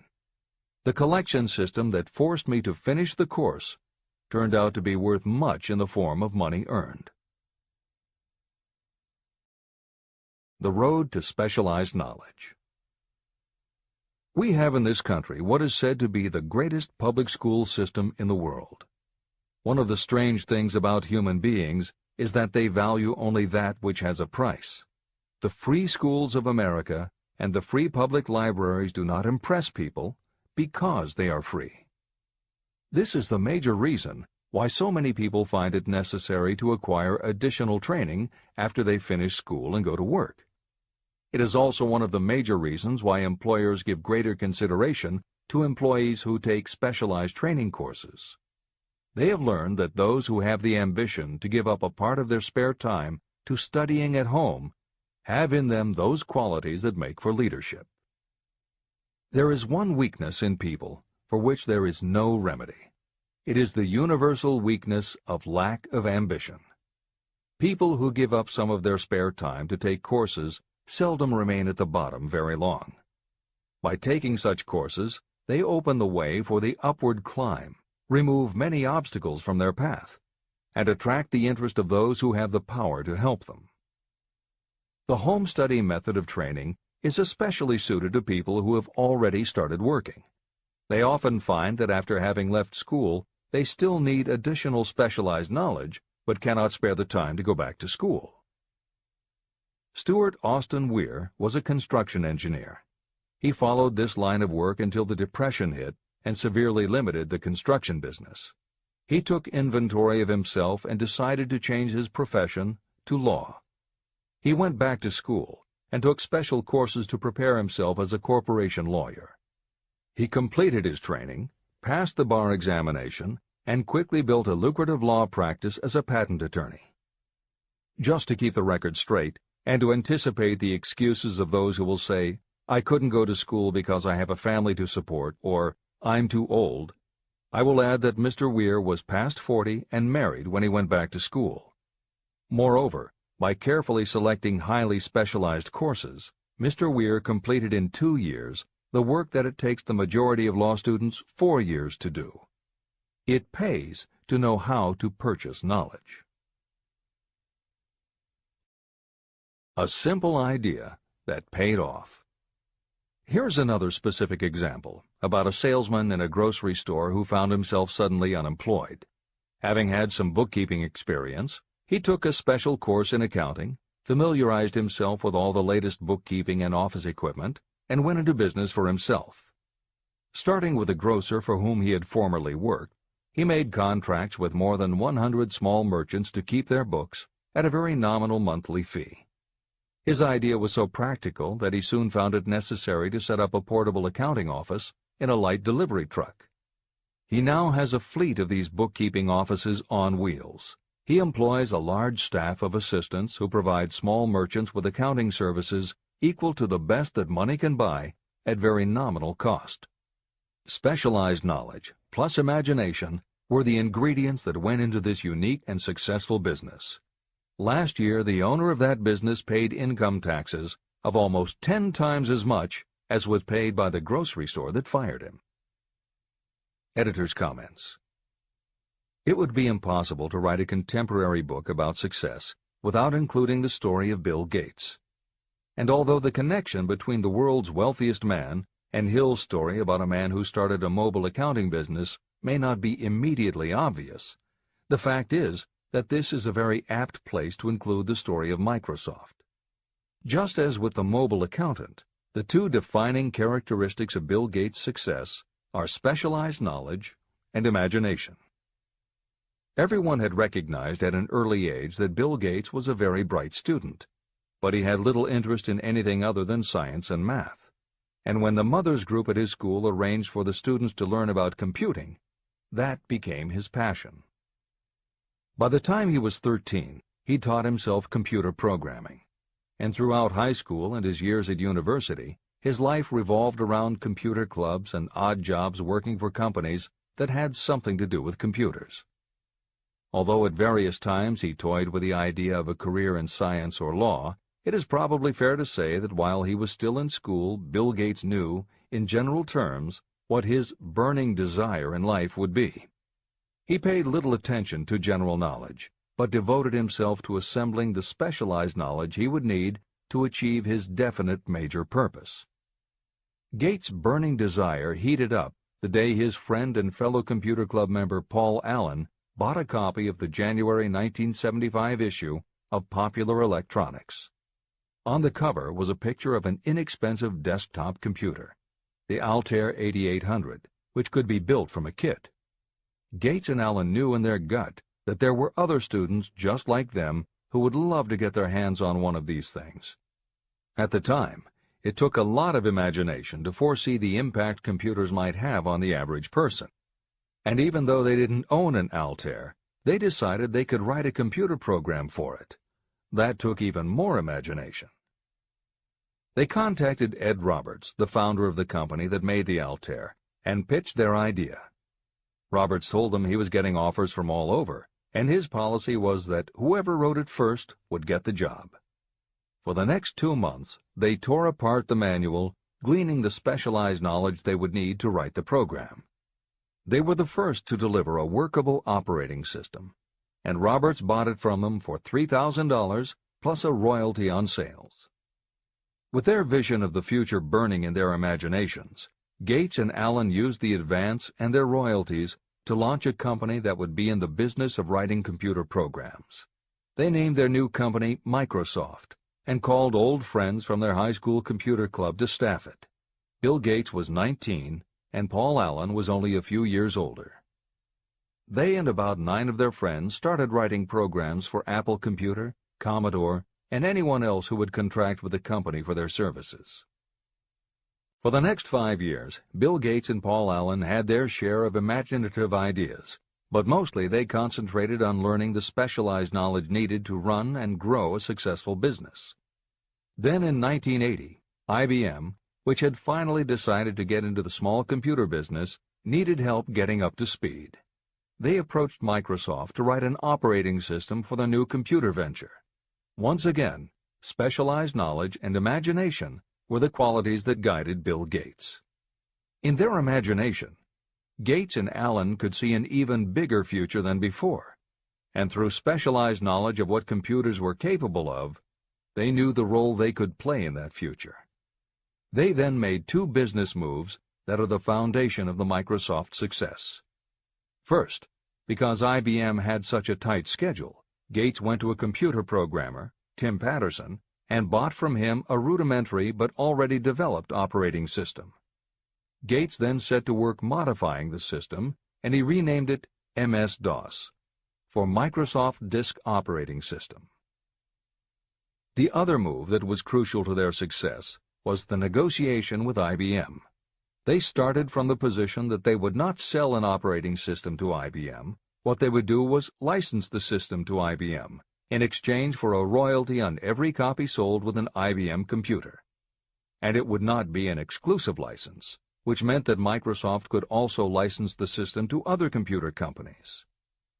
If you were to continue to track the history of Microsoft, you would find those same qualities: a burning desire, an idea, specialized knowledge, and imagination behind each move Bill Gates made and continues to make, just as they were behind the success of the man who started the mobile accounting business. This is the end of the editor's comments. The beginning of the successful mobile accounting business was an idea. I know this is true because I was the one who gave him that idea. Now I'd like to pass on the story of another idea.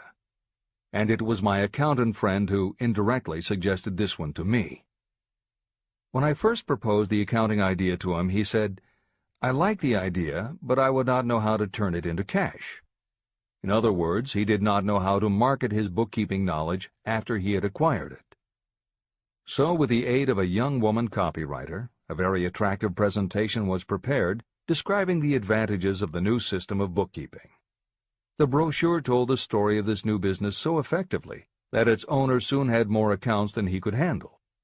There are thousands of people all over the country who need the services of a merchandising specialist capable of preparing an attractive way to market personal services. This idea was born of the necessity to solve a specific problem. But it did not stop by serving merely one person. The woman who created the presentation has a keen imagination. She saw in her newly born brainchild the making of a new profession to serve thousands of people who need practical guidance in marketing personal services. Spurred to action by the success of her first prepared plan to market personal services, this woman turned to solving a similar problem for her son. He had just finished college, but had been totally unable to find a market for his services. The plan she created for him was the best example of merchandising personal services I have ever seen. When the presentation had been completed, it contained nearly 50 pages of beautifully typed, properly organized information. It told the story of her son's natural abilities, schooling, personal experiences, and a great variety of other information. The book also contained a complete description of the position her son desired, together with a marvelous word picture of the exact plan he would use in filling his position. The preparation of the presentation required several weeks of her time, during which she sent her son to the public library almost daily to get specific data needed to sell his services to best advantage. She also sent him to all the competitors of his prospective employer, where he gathered information concerning their business methods. This was of great value in the formation of the plan he intended to use in filling the position he sought. When the plan was finished, it contained more than half a dozen very fine suggestions that would benefit the prospective employer. You don't have to start at the bottom. You may be inclined to ask, why go to all this trouble to secure a job? The answer is, doing a thing well is never trouble. The plan prepared by this woman for her son helped him get the job at the first interview and at a salary fixed by himself. Moreover, and this too is important, the position did not require the young man to start at the bottom. He began as a junior executive at an executive salary. Why go to all this trouble? Well, for one thing, this young man's planned presentation saved him no less than 10 years of working his way up. The idea of starting at the bottom and working your way up may appear to be sound, but the major objection to it is this: too many of those who begin at the bottom never manage to lift their heads high enough to be seen by those who count. And the outlook from the bottom is not very bright or encouraging. It has a tendency to kill off ambition. You get into a rut, and you accept your fate because you form the habit of daily routine. Often this habit finally becomes so strong you don't even try to throw it off. And that is another reason why it pays to start 1 or 2 steps above the bottom. By so doing, you will form the habit of looking around, of observing how others get ahead, of seeing opportunity, and of embracing it without hesitation. A splendid example of what I mean is Dan Halpin. During his college days, he was manager of the famous 1930 championship Notre Dame football team, when it was under the direction of the late Knute Rockne. Halpin finished college at a very unfavorable time. The Depression had made jobs scarce. So after a fling at investment banking and motion pictures, he took the first job with a potential future he could find. It was selling electrical hearing aids on a commission basis. Anyone could start in that sort of job, and Halpin knew it, but it was enough to open the door of opportunity to him. For almost 2 years he worked at the job, but it didn't satisfy him. He would never have risen above that job if he had not done something about his dissatisfaction. He aimed first at the job of assistant sales manager of the company, and he got the job. That single step upward placed him high enough above the crowd for him to see still greater opportunity. Also, it placed him where opportunity could see him. In his new position, he did so well selling hearing aids that A.M. Andrews, chairman of the board of the Dictograph Products Company, a competitor of the company for which Halpin worked, asked to meet with him. Mr. Andrews wanted to know something about that man Dan Halpin, who was taking big sales away from the long-established Dictograph Company. When the interview was over, Halpin was the new sales manager in charge of the Acousticon division of Dictograph. Then, to test young Halpin's mettle, Mr. Andrews went away to Florida for 3 months, leaving him to sink or swim in his new job. He did not sink. Knute Rockne's spirit of "all the world loves a winner and has no time for a loser" inspired him to put so much into his job that he was elected vice president of the company. Vice president was a job that most would be proud to earn through 10 years of loyal effort, but Halpin turned the trick in little more than 6 months. One of the major points I'm trying to emphasize through this entire philosophy is that we rise to high positions or remain at the bottom because of conditions we can control, but only if we desire to control them. I am also trying to emphasize another point, that both success and failure are largely the results of habit. I have not the slightest doubt that Dan Halpin's close association with the greatest football coach America ever knew planted in his mind the same kind of desire to excel that made the Notre Dame football team world famous. Truly, there's something to the idea that hero worship is helpful, provided you worship a winner. My belief in the theory that business associations are vital factors, both in failure and in success, was clearly demonstrated when my son Blair was negotiating with Dan Halpin for a position. Mr. Halpin offered him a beginning salary of about 1/2 what he could have gotten from a rival company. I brought parental pressure to bear, and encouraged Blair to accept the job with Mr. Halpin. I believe that close association with people who refuse to compromise with circumstances is an asset that can never be measured in terms of money. The bottom is a monotonous, dreary, unprofitable place for any person. That is why I have taken the time to describe how lowly beginnings can be overcome by proper planning. Make your ideas pay off through specialized knowledge. The woman who prepared the personal service sales plan for her son now receives requests from all parts of the country, from others who want to market their personal services for more money. But don't think that all her plan consists of is clever salesmanship to help her clients get more money for the same services they formerly sold for less.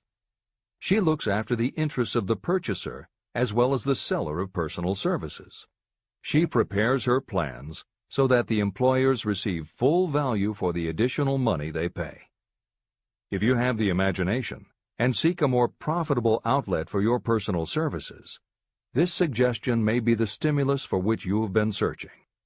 The idea could earn you an income far greater than that of the average doctor, lawyer, or engineer whose education required several years in college. Editor's comments. Mary Kay Ash was literally researching and writing down specialized knowledge when the idea for a new business was born in her imagination. Mary Kay had quit her job as a very successful sales manager in the gift business because she had become discouraged by seeing the men she had trained earning more and being promoted ahead of her. She decided to write an advice book for career women, but as she assembled the knowledge women would need to get ahead, she realized she was writing a business plan for the kind of business she would like to run. She took her life savings of $5,000, went out and found a skincare cream she liked, acquired the rights to it, and began to contact her friends and friends of friends to see if they would like to be beauty consultants for her new company. But what she was offering wasn't just a chance to sell skincare products. It was a very imaginative combination of philosophy and opportunity that gave women the chance to achieve both personal satisfaction and financial success. The company showed a modest profit in its first year, and continued to grow each year until, by the beginning of the 21st century, There are over 1 million independent beauty consultants in 30 countries with wholesale sales of more than $1.5 billion. 3 times Mary Kay Cosmetics was named as one of the 100 best companies to work for in America, and Lifetime Television Network named Mary Kay the businesswoman of the century. She became one of the most in-demand motivational speakers and the best-selling author of 3 books. Neil Balter also started his company based on specialized knowledge and imagination. He got his specialized knowledge from his job as a carpenter's apprentice. His imagination came into play the day he was hired by a customer who wanted to clear up a messy closet by having shelves installed. Now that kind of job must have been offered to thousands of carpenters, but not one of them had the imagination to see in it what Neil Balter saw. When he finished the work, Balter didn't just see nicely fitted shelves. He saw that he had created a solution for a problem that was common to every household in America. He took the money he earned from the job and started his own business, California Closet Company, which specialized in shelves and fittings designed to attractively organize closet space for maximum efficiency. But Balter's imagination didn't stop once he had his own business up and running. Now he could imagine an even bigger operation. So he went out to find new specialized knowledge about operating and franchising a business. Neil Balter had licensed more than 100 California closet franchises when Williams-Sonoma offered to buy the company for $12 million. Lillian Vernon's specialized knowledge was in an area that many women had, but they didn't have the imagination she had. To quote from her autobiography, An Eye for Winners, handbags. I knew about those. Why not sell them? And belts to match. Didn't every teenage girl strolling along the street anywhere in the United States sport a handbag and belt? And my handbags would offer something special. Each one would be personalized with initials. I knew with absolute certainty that teenagers would go for items that made them feel unique. She believed enough in her idea that she spent $495 to take a small ad in 17 magazine. The ad brought in $32,000 in orders. That was when Lillian Vernon started to gather other specialized knowledge about renting space, manufacturing products, warehousing, and shipping, all of which she'd need to grow her idea of bags and belts into a direct response business featuring a whole array of distinctively monogrammed items. Within a few years, she needed more specialized knowledge about product photography, layout, printing, and direct mail, as she imagined having her own catalog. She started by mailing a 16-page black-and-white catalog to 125,000 customers who had bought products from her in the past. At the beginning of the 21st century, Lillian Vernon was still picking the merchandise and overseeing the design of her catalogs, many of which now run well over 100 full-color pages, are mailed to millions of people many times each year, and generate approximately $250 million in annual sales.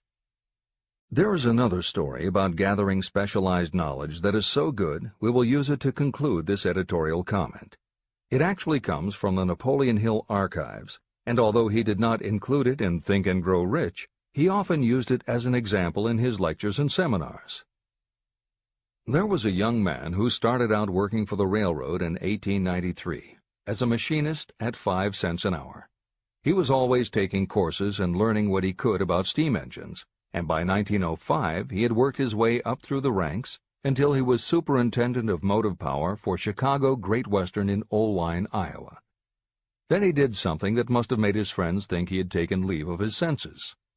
He was attending the Chicago Automobile Show when a red and white locomobile caught his attention.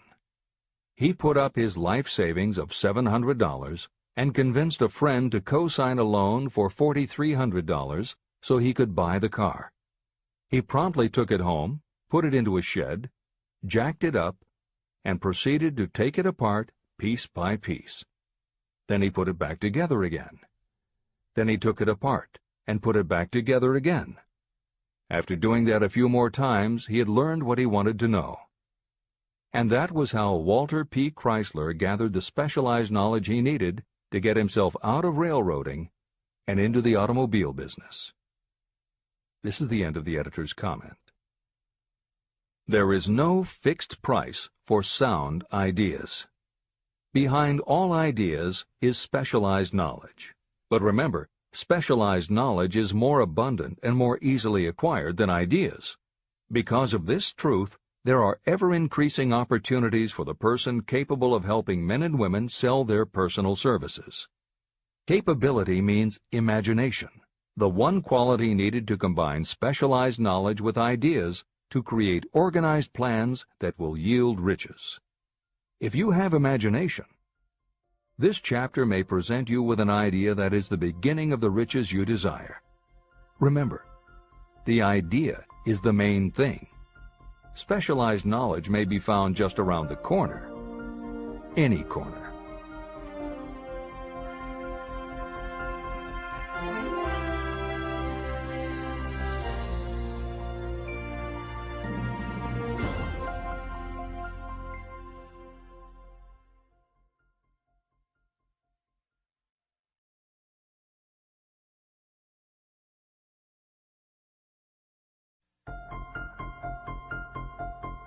Happiness is found in doing, not merely in possessing. Chapter 7. Imagination, the workshop of the mind. The fifth step toward riches. The imagination is literally the workshop where all plans are created. It is where the impulse, the desire, is given shape, form, and action through the aid of the imaginative faculty of the mind. It has been said that we can create anything that we can imagine. Through the aid of imagination, we have discovered and harnessed more of nature's forces during the past 50 years than during the entire history of the human race previous to that time. And even with all we have accomplished, we have come nowhere near the limit of what we are capable. Our only limitation, within reason, lies in the development and use of our imagination. The human imagination offers so much possibility. It is as though we have merely discovered that we have an imagination and have just started to use it in a very elementary way. Two forms of imagination. The imaginative faculty functions in two forms.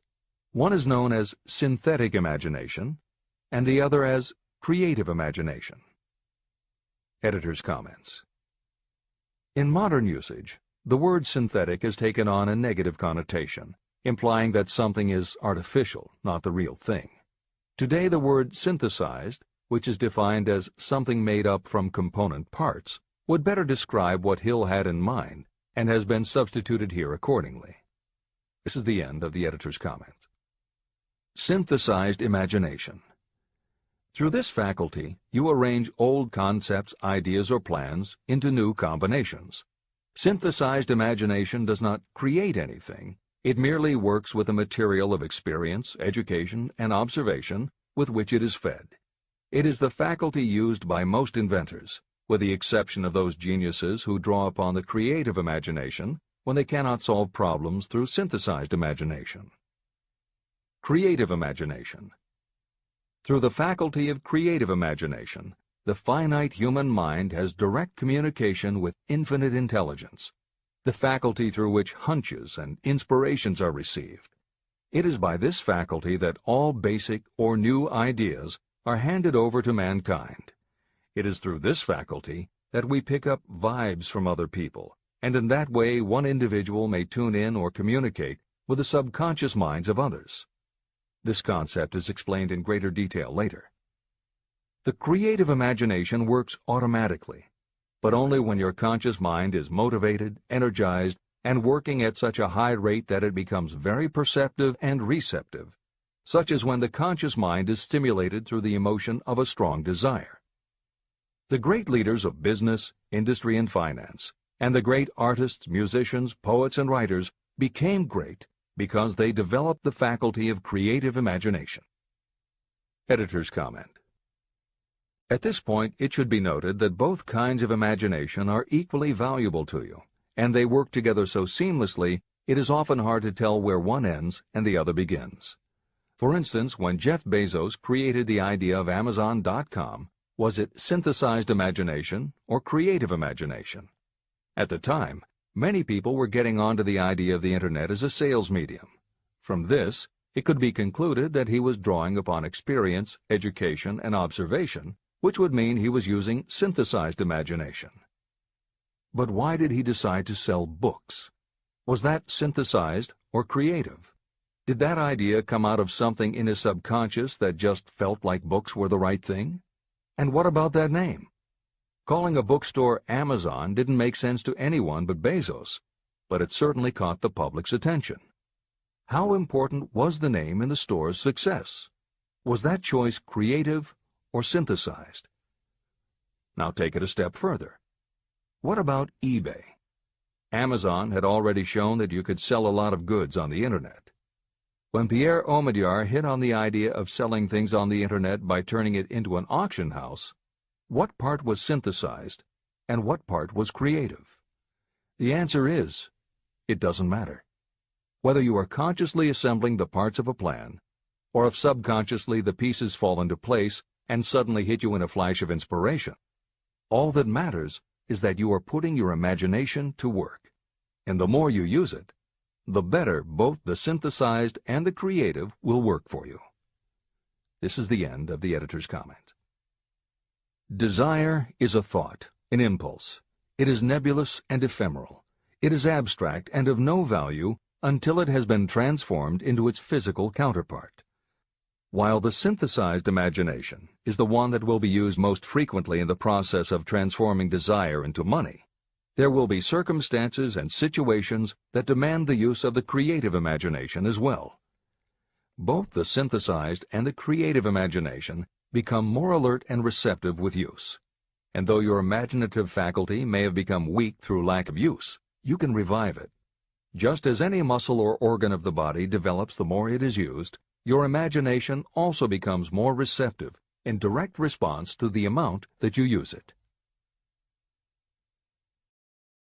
Use your synthesized imagination. First, let us focus attention on the development of the synthesized imagination. This is the faculty that you will use more often in converting desire into money.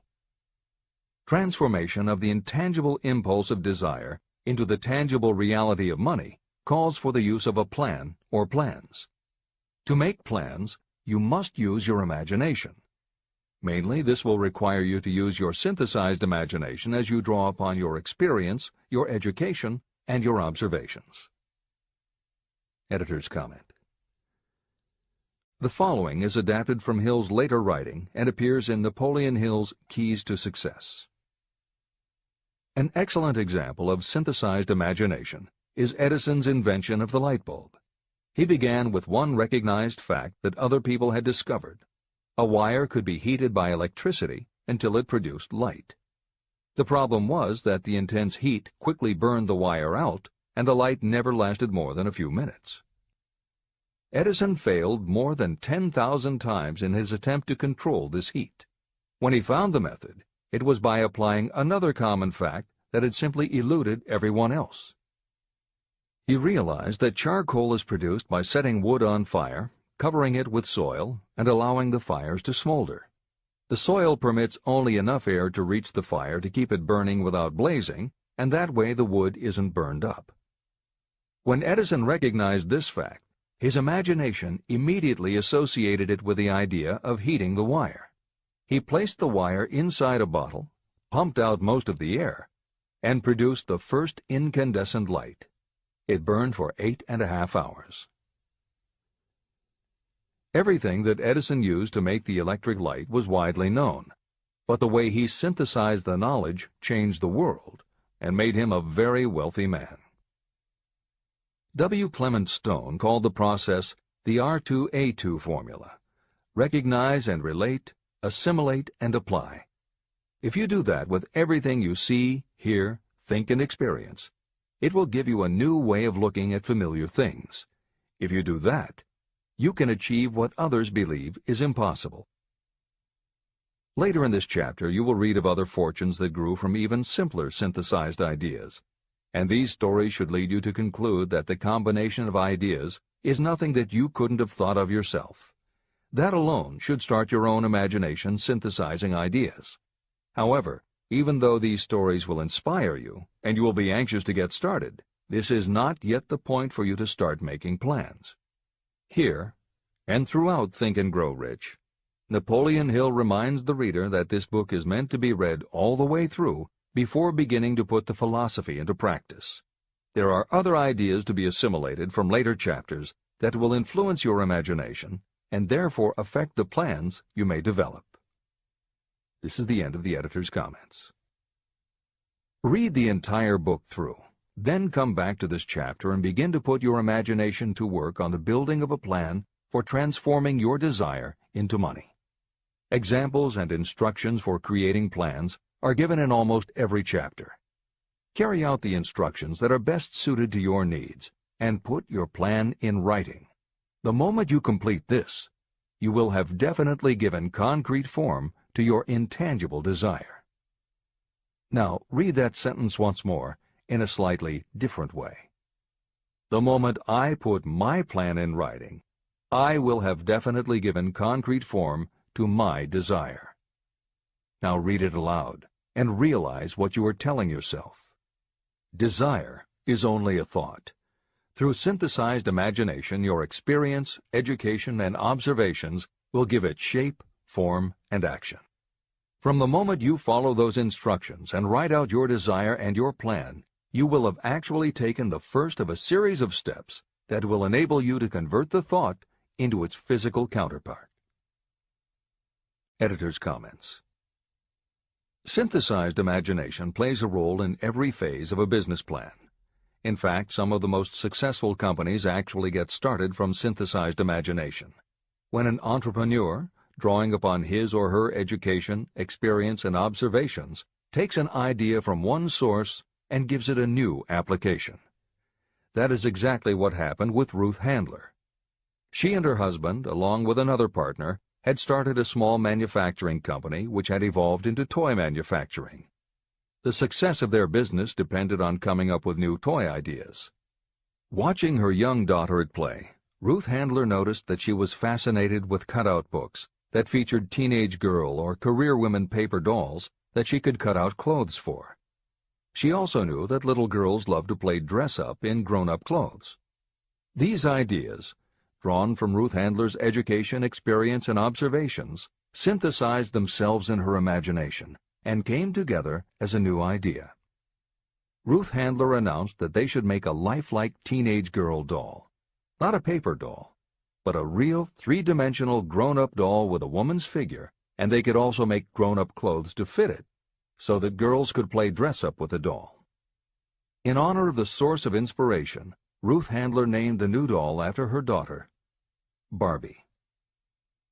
As obvious as it seems now, until Ruth Handler, no one had the imagination to make and market a doll that looked like a woman, and certainly no one had ever made endless collections of tiny women's fashions for a doll to wear. Previously, we mentioned Jeff Bezos creating Amazon by combining the idea of a bookstore with the Internet, and Pierre Omidyar doing the same thing with auctions when he launched eBay. Mary Kay Ash took the idea of women running their own businesses and added the idea of door-to-door sales. Anita Roddick took the trend of all-natural ingredients, combined it with cosmetics, and created the body shop empire. Bernard Marcus and Arthur Blank took the concept of the supermarket, combined it with hardware, and created Home Depot. Thomas Stemberg and Leo Kahn did the same thing with office supplies and launched Staples. Once the connections are made, it may seem obvious, but making these supposedly obvious connections has brought success to many people. Napoleon Hill says imagination is like a muscle that can be strengthened through use. Just as there are specific exercises that will build and improve physical muscles, specific exercises have been developed to improve and build imagination, and it is commonly accepted that creativity developed in one area will affect your creativity in others. Dr. Edward de Bono, one of the most highly regarded experts in the field, has written more than 25 books, including the bestsellers Lateral Thinking and 6 Thinking Hats, that are literally designed to make you think. Dr. Betty Edwards' bestseller, Drawing on the Right Side of the Brain, uses drawing techniques to awaken creativity. Dr. Gabrielle Rico's bestseller, Writing the Natural Way, uses a technique called clustering as a way to break writer's block. And Tony Buzan uses a similar method for opening your mind that he terms mind mapping. In their bestseller, Super Learning, Sheila Ostrander and Lynn Schroeder show ways to use classical music. And Roger Von Eck suggests puzzles and riddles as stimuli in A Whack on the Side of the Head. This is the end of the editor's comments. Tapping into creative imagination. The earth on which you live, you yourself, and every other material thing are the result of evolutionary change, through which bits of matter have been organized and arranged in an orderly fashion. As far as science has been able to determine, the entire universe consists of but two things, matter and energy. Moreover, and this statement is of stupendous importance, this earth, every one of the billions of individual cells of your body, and every subatomic particle of matter began as an intangible form of energy. Through the combination of energy and matter has been created everything perceptible, from the largest star in the heavens down to and including man himself. Desire is a thought impulse. Thought impulses are forms of energy. When you begin the process of acquiring money by using the thought impulse of desire, you are drafting into your service the same stuff that nature used in creating this earth, as well as every material form in the universe, including your body and your brain, in which the thought impulses function. Editor's comments. Although recent developments in physics, gauge theory, string theory, membrane theory, and others, have advanced our understanding of matter and energy, Hill's preceding description remains in accord with modern science. The newer theories are variations on and refinements of the basic concept that everything in the universe is either space, time, matter, or energy. And as Einstein stated, energy and matter are in fact different forms of the same thing. As Hill says, everything from the stars to the solar system to the earth, to you, your brain, and that little spark called a thought, are all the same stuff. As when a tablecloth is spread out, there are folds and bumps in the fabric that are all different from each other, but they are all still tablecloth. Like the folds and bumps in the tablecloth, energy and matter are the same thing in different forms. Therefore you, matter, your thoughts, energy, and everybody else, matter, and their thoughts, energy, and all other things, matter, are not just interconnected, but are in essence all the same thing. Hill calls this interrelation of everything to everything else infinite intelligence. In the chapter on faith, he made his first mention of infinite intelligence being the source of hunches, intuition, and flashes of inspiration. In the chapter on autosuggestion, he proposed that the subconscious mind is the connection with infinite intelligence. In this chapter, Hill elaborates that creative imagination is the receiver through which these flashes of insight come to us from infinite intelligence. Under some circumstances, when your mind is operating at a high rate, your creative intelligence receives not just an idea, but also a flash of intuition. You get a hunch or a premonition about something or somebody. That flash could not come from your conscious or your subconscious because neither ever had the information. Because everything is a part of everything else, your creative imagination, energy, pulled the thought, energy, directly from the common pool of infinite intelligence, energy, that contains not just your subconscious, energy, but all other subconscious minds, energy, as well. Infinite intelligence is a complex concept, and for those readers who find themselves questioning the process, be assured that Hill expands on the theory in later chapters. The editors advise the reader to set aside any questions for the moment and focus on the logical and practical application Hill had in mind. This is the end of the editor's comments. You are engaged in trying to turn your desire into its physical or monetary counterpart, and there are laws of physics and principles of psychology that can help you. But first, you must give yourself time to become familiar with these laws and learn to use them. Through repetition, and by describing these principles from every conceivable angle, I hope to reveal to you the secret through which every great fortune has been accumulated. Strange and paradoxical as it may seem, the secret is not a secret. It is made obvious in the earth, the stars, the planets, in the elements above and around us, in every blade of grass, and every form of life within our vision. Do not be discouraged if you do not fully understand or accept this theory.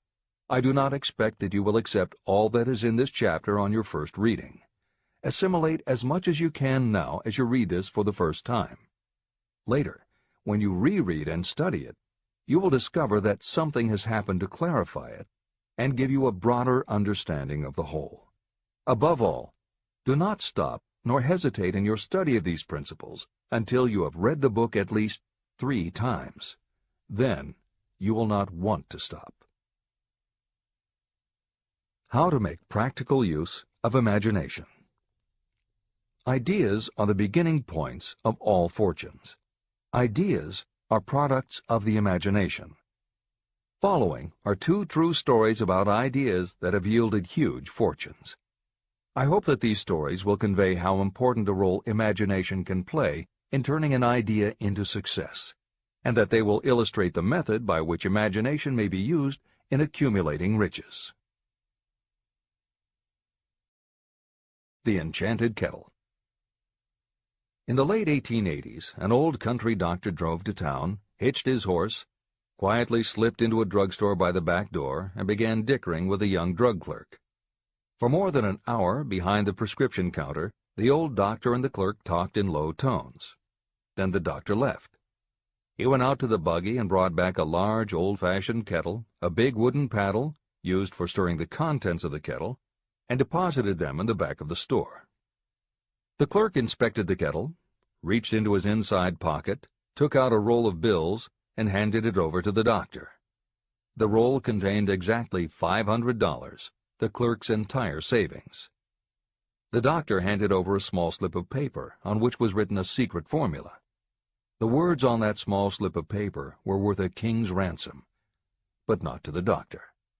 Those magic words were needed to start the kettle to boiling, but neither the doctor nor the young clerk knew what fabulous fortunes were destined to flow from that kettle. The old doctor was glad to sell the outfit for $500.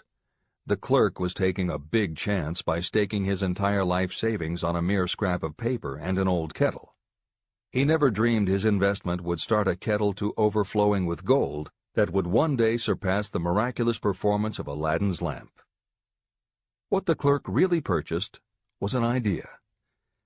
The old kettle and the wooden paddle and the secret message on a slip of paper were incidental. The miracle of that kettle only began to take place after the new owner mixed with the secret instructions an ingredient of which the doctor knew nothing. See if you can discover what it was that the young man added to the secret message, which caused the kettle to overflow with gold. Here you have a story of facts stranger than fiction, facts that began in the form of an idea. Just look at the vast fortunes of gold this idea has produced. It has paid, and still pays, huge fortunes to men and women all over the world who distribute the contents of the kettle to millions of people.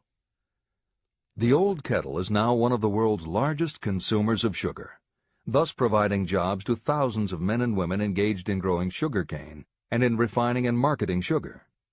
The old kettle consumes annually millions of bottles and cans, providing jobs to huge numbers of workers. The old kettle gives employment to an army of clerks, stenographers, copywriters, and advertising experts throughout the nation. It has brought fame and fortune to scores of artists who have created magnificent pictures describing the product. The old kettle has converted Atlanta, which was a small southern city, into the business capital of the South, where it now benefits, directly or indirectly, every business and practically every resident of the city. The influence of this idea now benefits every civilized country in the world, pouring out a continuous stream of gold to all who touch it. Gold from the kettle built and maintains one of the most prominent colleges of the South, where thousands of young people receive the training essential for success. If the product of that old brass kettle could talk, it would tell thrilling tales in every language, tales of love, of business, of professional men and women who are daily being stimulated by it. I am sure of at least one such tale of romance, for I was a part of it, and it all began not far from the very spot on which the drug clerk purchased the old kettle. It was there that I met my wife, and it was she who first told me of the enchanted kettle. It was the product of that kettle we were drinking when I asked her to accept me for better or worse. Whoever you are, wherever you may live, whatever your occupation, just remember every time you see the words Coca-Cola that its vast empire of wealth and influence grew out of a single idea. And that idea, the mysterious ingredient the drug clerk, Asa Candler, mixed with a secret formula, was imagination. Stop and think of that for a moment. Keep in mind that the steps to riches described in this book are the very same principles through which the influence of Coca-Cola has been extended to every city, town, village, and crossroads of the world. Now here's the most important thing to remember. The ideas you create may have the possibility of duplicating the enormous success of this worldwide thirst killer. Editor's comments. Harlan Sanders, too, had a recipe in a magic kettle. Actually, his kettle was a pressure cooker, but neither his cooker nor his recipe of 11 herbs and spices would be mentioned here if he didn't also have imagination. Harlan Sanders owned and operated a successful motel and cafe in Corbin, Kentucky. Then, when the new interstate highway came through, it bypassed Sanders' location. In a short time, his business went broke, leaving him with little more than his recipe for fried chicken and a way to make it quickly in a pressure cooker. At 62 years of age, the Colonel, as people called him, had to find a new way to make a living. That's when the magic ingredient, imagination, came in. He decided he wasn't going to sell fried chicken anymore. Instead, he would sell his method for making it. He packed his recipe and cooker into the back of his car and hit the road to demonstrate his fried chicken to other restaurant owners. In the first 2 years, he managed to sell 5 franchises. 2 years later, he'd sold 200. 4 years later, he was up to 600 locations when he was approached by an investment group to sell his company. Recognizing that the magic wasn't just in the kettle or the recipe, the new owners asked Colonel Sanders to stay on as spokesman for the company, which he did until his death in 1980. Today, there are almost 12,000 KFC locations in more than 80 countries with sales of nearly $10 billion a year. Debbie Fields was a 20-year-old housewife who loved to bake cookies. She had no formal education and no business experience, but she had a recipe and an imaginative idea that people would like to buy fresh, hot, soft cookies from a walk-up store.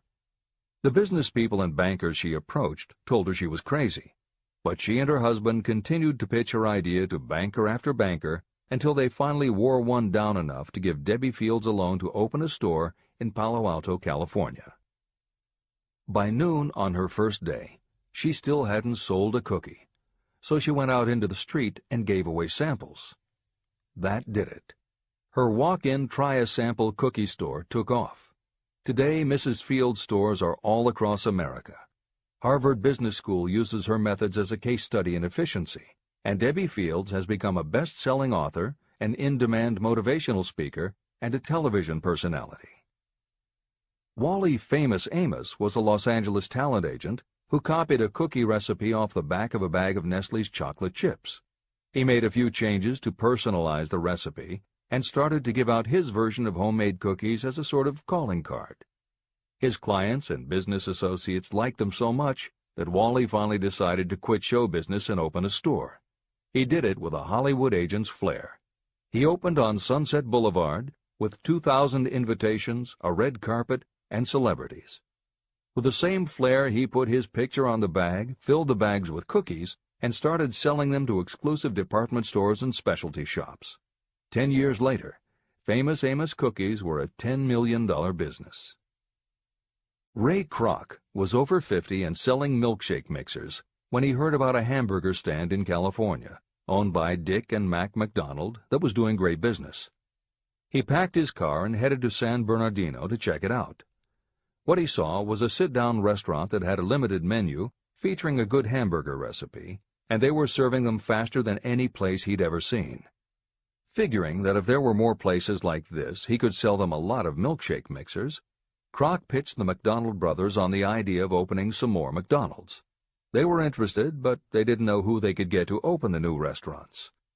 This time, it was a recipe and a magic griddle, but it still needed the extra ingredient, imagination. On the spot, Ray Kroc offered to go into business with them and open the restaurants himself. According to the signs on the golden arches, Ray Kroc's imagination paid off in billions of hamburgers sold. In 1982, Howard Schultz went to work as the director of marketing for a small coffee importer wholesaler called Starbucks, which had only one location in Seattle's Pike Place market. While he was on a trip to Italy, Schultz got the idea that the coffee bar culture he saw in Milan could be transposed to the downtown Seattle scene. He convinced the company to try it. His coffeehouse idea was such a success that Schultz went out and raised the money to buy the company. 5 years after he'd joined Starbucks, he was CEO of a company that had 17 locations. 15 years later, Schultz's coffeehouse culture was on every corner of America, and there were more than 7,000 Starbucks worldwide. As a final example of imagination, we offer Paul Newman's salad dressing. Now, it would seem that it doesn't take much imagination for a big celebrity to put his name on a product, and that's what Newman thought too. But when he and his partner, A.E. Hotchner, pitched their salad dressing idea to companies that specialize in marketing foods, nobody was interested unless they would personally put up about $1 million for the first year's operations. According to Newman and Hotchner's book, Shameless Exploitation, they found out that almost all celebrity products in the food business have been disastrous failures, and now nobody would touch them. So when it came to marketing salad dressing, even Paul Newman's big name wasn't the magic they needed. And unless they were willing to put up a ridiculous amount, money wasn't the magic either. The magic would have to be in the imaginative way that they would convince the right people to help them, and in having the perseverance to stick with it until they succeeded. And just like most everyone with an idea, they were told they were crazy to try it. They were turned down by bottling companies that wouldn't do small runs, and they were rejected by distributors who wouldn't take a chance on another celebrity product. In the end, it was one supermarket owner, Stu Leonard, who helped hook them up with the right suppliers. But even that wouldn't have been enough if Stu Leonard hadn't had enough imagination to see the possibilities and agree to put Newman's own salad dressing on the shelves in his store. 15 years later, Newman's Own Brands was a $100 million company, which gives all profits to charity. This is the end of the editor's comments.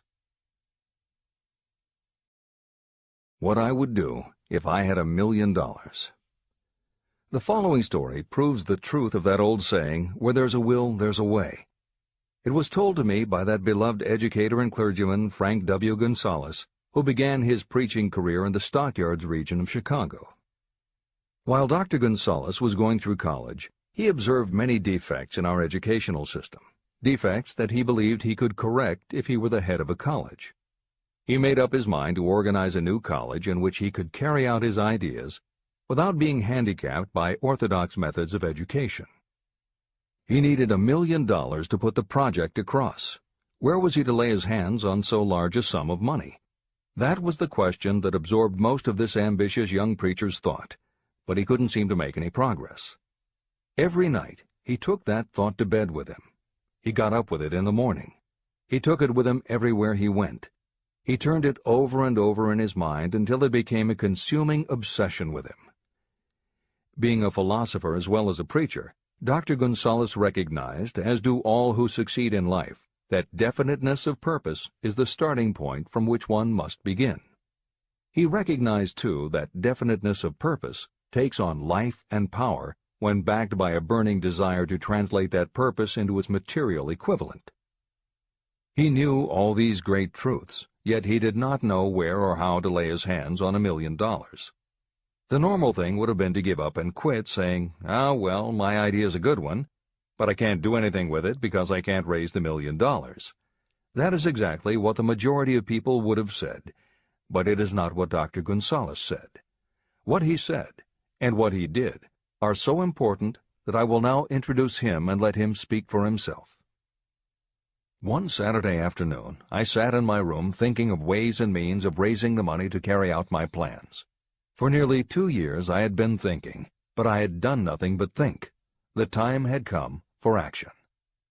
I made up my mind, then and there, that I would get the necessary $1 million within a week. How? I was not concerned about that. The main thing of importance was the decision to get the money within a specified time.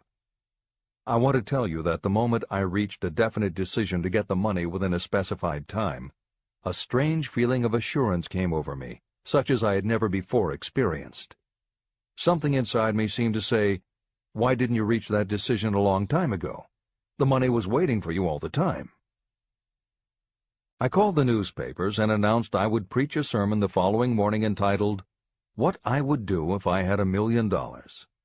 I went to work on the sermon immediately, but I must tell you frankly that the task was not difficult because I had been preparing that sermon for almost 2 years. Long before midnight I had finished writing the sermon. I went to bed and slept with a feeling of confidence, for I could see myself already in possession of the $1 million. Next morning I arose early, went into the bathroom, read the sermon, then knelt on my knees and asked that my sermon might come to the attention of someone who would supply the needed money. While I was praying, I again had that feeling of assurance that the money would be forthcoming. In my excitement, I walked out without my sermon and did not discover the oversight until I was in my pulpit and about ready to begin delivering it. It was too late to go back for my notes, and what a blessing that I couldn't go back. Instead, my own subconscious mind yielded the material I needed. When I arose to begin my sermon, I closed my eyes and spoke with all my heart and soul of my dreams. I not only talked to my audience, but I fancy I talked also to God.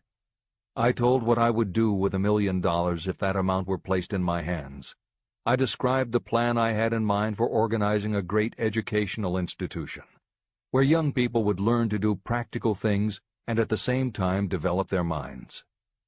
When I had finished and sat down, a man slowly arose from his seat, about 3 rows from the rear, and made his way toward the pulpit. I wondered what he was going to do. He came into the pulpit, extended his hand, and said, "Reverend, I liked your sermon. I believe you can do everything you said you would if you had $1 million. To prove that I believe in you and your sermon, if you will come to my office tomorrow morning, I will give you the $1 million. My name is Philip D. Armour." Young Gonzalez went to Mr. Armour's office, and the $1 million was presented to him. With that money he founded the Armour Institute of Technology, now known as Illinois Institute of Technology. The $1 million that launched the Armour Institute came as the result of an idea. Behind the idea was a desire that young Gonzalez had been nursing in his mind for almost 2 years. Observe this important fact. He got the money within 36 hours after he reached a definite decision in his own mind to get it and decided upon a definite plan for getting it. There was nothing new or unique about young Gonzalez vaguely thinking about $1 million and weakly hoping for it. Others have had similar thoughts. But there was something very unique and different about the decision he reached on that memorable Saturday, when he put vagueness into the background and definitely said, "I will get that money within a week." The principle through which Dr. Gonzalez got his $1 million is still alive. It is available to you. This universal law is as workable today as it was when the young preacher made use of it so successfully. Editor's comments. The Armour Institute of Technology opened in 1893, offering courses in engineering, chemistry, architecture, and library science, and in 1940 became the Illinois Institute of Technology when the Armour Institute merged with the Lewis Institute, a Chicago college that had opened in 1895 and offered liberal arts as well as science and engineering courses. In 1949, the Institute of Design, founded in 1937, also merged with IIT, followed in 1969 by the Chicago-Kent College of Law and the Stewart School of Business, and in 1986 by the Midwest College of Engineering. Today there are several campuses in downtown Chicago. IIT has been called the alma mater of accomplishments. This is the end of the editor's comment. How to transmute ideas into cash. Asa Candler and Dr. Frank Gonzalez had one characteristic in common. Both knew the astounding truth that ideas can be transmuted into cash through the power of definite purpose plus definite plans. If you are one of those who believe that hard work and honesty alone will bring riches, you can forget it. It is not true. Riches, when they come in huge quantities, are never the result of hard work alone. Riches come, if they come at all, in response to definite demands based upon the application of definite principles, and not by chance or luck. Generally speaking, an idea is a thought that prompts you to action because it appeals to your imagination. All master salespeople know that ideas can be sold where merchandise cannot. Ordinary salespeople do not know this. That is why they are ordinary. A publisher of low-priced books made a discovery that has been worth much to publishers. He learned that many people buy titles and not the contents of books. By merely changing the name of one book that was not moving, his sales of that book jumped upward more than 1 million copies. The inside of the book was not changed in any way. He merely ripped off the cover and put on a new cover with a title that had box office appeal. That, as simple as it may seem, was an idea. It was imagination. Editor's comment. For those readers who think that replacing the cover of a book is just too simple, or that they couldn't do it anyway because they are not book publishers, the editors would point out that if you had had that simple idea before the publisher did, he probably would have been glad to sell you those failed books at pennies on the dollar. Then you could have been the one to change the cover, and suddenly you would have been the publisher of a bestseller. However, the idea of replacing the covers wouldn't have meant a thing if you didn't also have ideas about how to market and promote that flashy new cover. And that is Hill's point.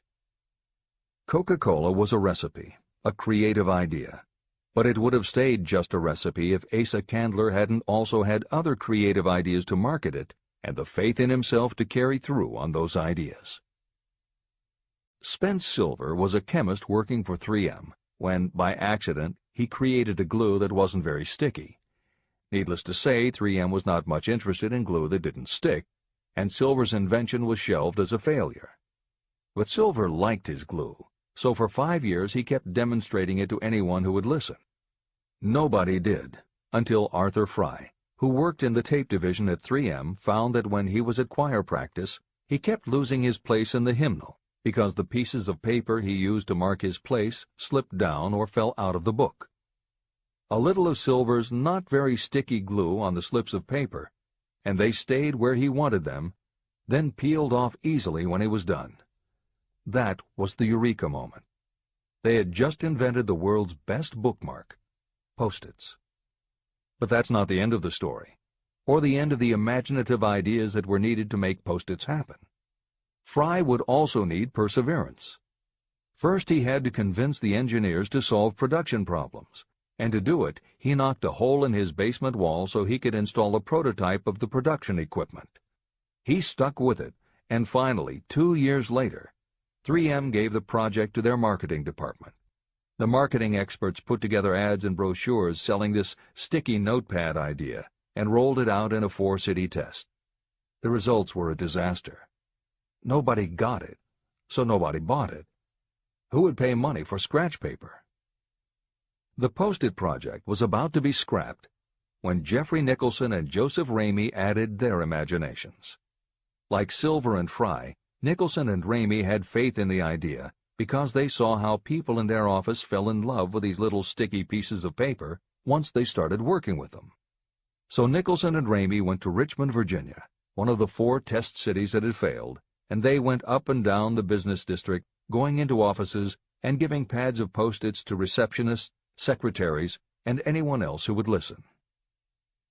Whereas 3M's conventional marketing machinery had failed, Giving Post-its to the people who would actually use them did the trick. Once those Richmond office workers started to use Post-its, it didn't seem like a bad idea at all to pay for scratch paper. They got it, and they bought it. The Richmond test turned from failure to success, and soon Post-its were sticking to everything around the world. Here's another simple idea that imagination turned into success. The story began with a man whose problem was just the opposite of spent silvers. This man had something that stuck too well. George de Mestral was a Swiss mountaineer who went hunting one day with his dog. But when they got home, they were both covered with burrs. The burrs were so difficult to remove that de Mestral put them under a magnifying glass to learn why.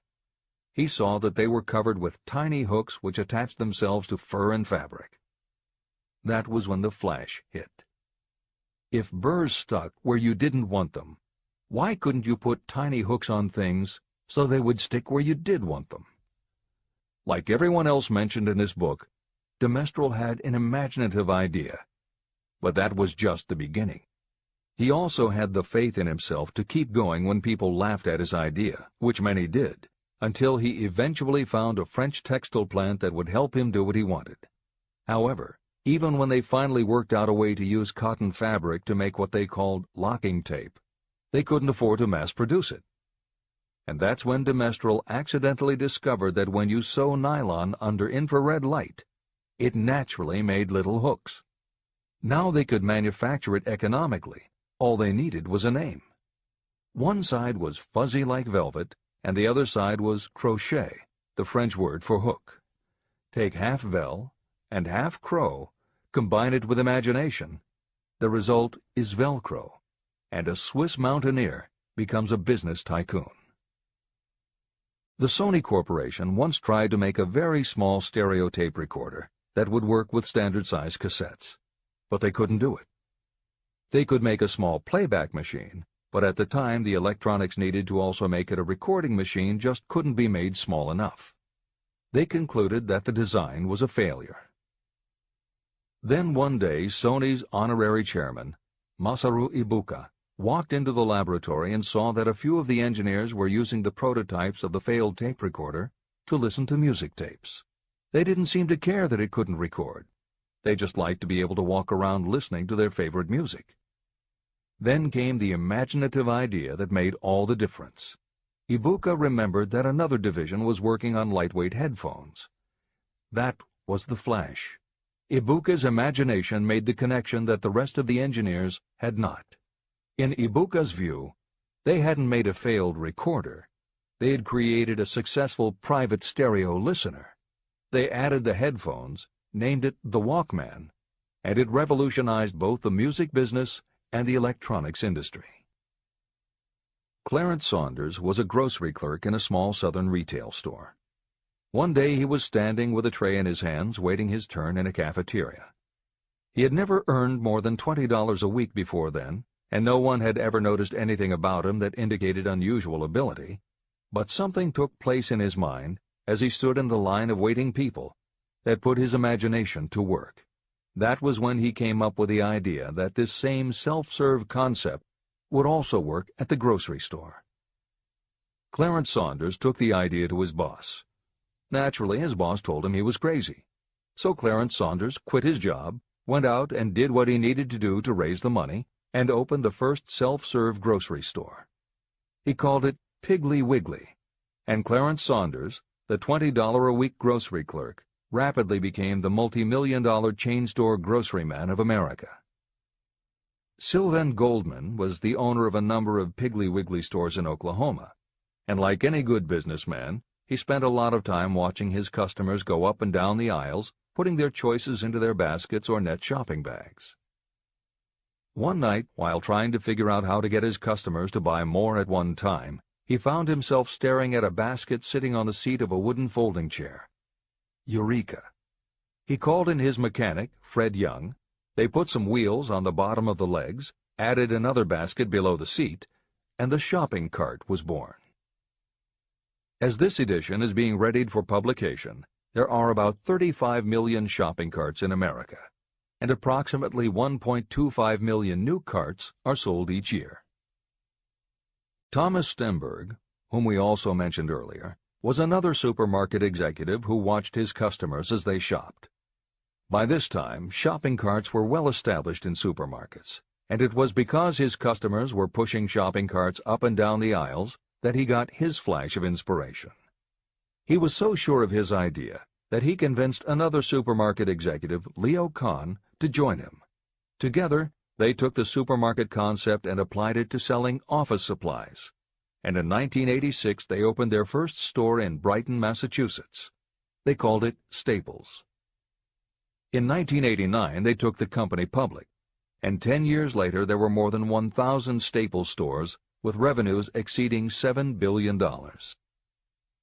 We'll end this commentary with another set of connected stories, which make the point that sometimes the most imaginative part of marketing is in the timing. If you were to go shopping in the late 1800s, it usually meant bartering with a merchant who would then have to get the goods from storage shelves kept behind the counter. In the 1870s, fixed pricing was just starting to be used by storekeepers. Merchants were trying the idea by setting out a table of merchandise that was all priced the same, usually 5 cents. Frank Winfield Woolworth was a clerk in a general store, and he convinced the store owner to let him try the 5-cent table idea. Although it worked, the owner wasn't impressed. So Woolworth borrowed $350 from his boss, and in 1879 opened his first 5-cent store in Utica, New York. It was an entire store full of goods where everything cost a nickel. A year later, he had 4 stores, and the 4th one, in Lancaster, Pennsylvania, was the first that he named F.W. Woolworth's 5 and 10 cent store. 20 years later, he had 238 stores. By the time of his death in 1919, there were over 1,000 F.W. Woolworth locations. He had established the first nationwide chain of general merchandise stores, and he had built the tallest building in New York City as his headquarters. The Woolworth Company stayed true to the original idea and didn't carry any merchandise that cost more than a dime until 1932, when the top price was raised to 20 cents. But as times changed, the fixed price was dropped, the merchandise became more varied, and the company kept growing until it had over 8,000 stores worldwide, selling everything from notions to appliances and furniture. Then in the 1960s and 1970s, something started to happen. The mood of America was changing, but the Woolworth stores weren't. And that was when Sam Walton opened the first Walmart in Rogers, Arkansas, in 1962. Walton got into the retail business after the Second World War, when his father-in-law loaned him the money to buy a franchise Butler Brothers store in Bentonville, Arkansas. By 1962, Sam and his brother Bud owned 16 variety stores in Arkansas, Missouri, and Kansas. It was in these stores that Sam Walton first started adding the magic ingredient of imagination.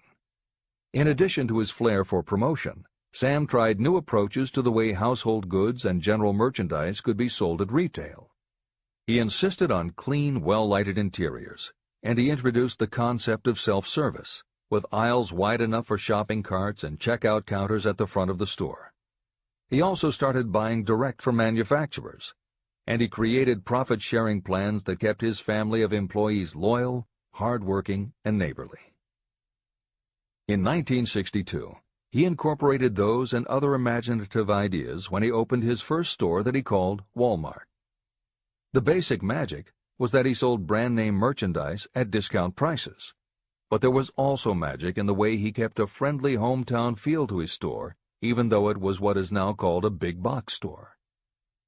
Sam Walton's Walmart store was a success, so he just kept building and opening more of them, first in small towns and rural areas, then in larger towns, then big cities, and it wasn't long before he had a national chain. By 1992, when Sam Walton died, there were more than 1,700 Walmart stores. It was the biggest retailer in the country, it employed more than 600,000 people, and Sam Walton was the richest man in America. In 2003, the stores numbered more than 3,200 in the U.S. and more than 1,100 in foreign countries. The company employed more than 1,300,000 people worldwide and served more than 1 million customers a week. Along the way, Woolworths and other older retailers such as Kresge's tried to get on the bandwagon with their Woolco and Kmart stores, but they couldn't seem to get it right. They had given up their old five-and-dime identity to become higher-priced general retailers, and when Walmart came along and redefined that part of the market, the others seemed to have run out of the kind of imagination they'd had in the beginning. Now, here's the twist to the story. David Gold was running a liquor store that he had inherited from his father.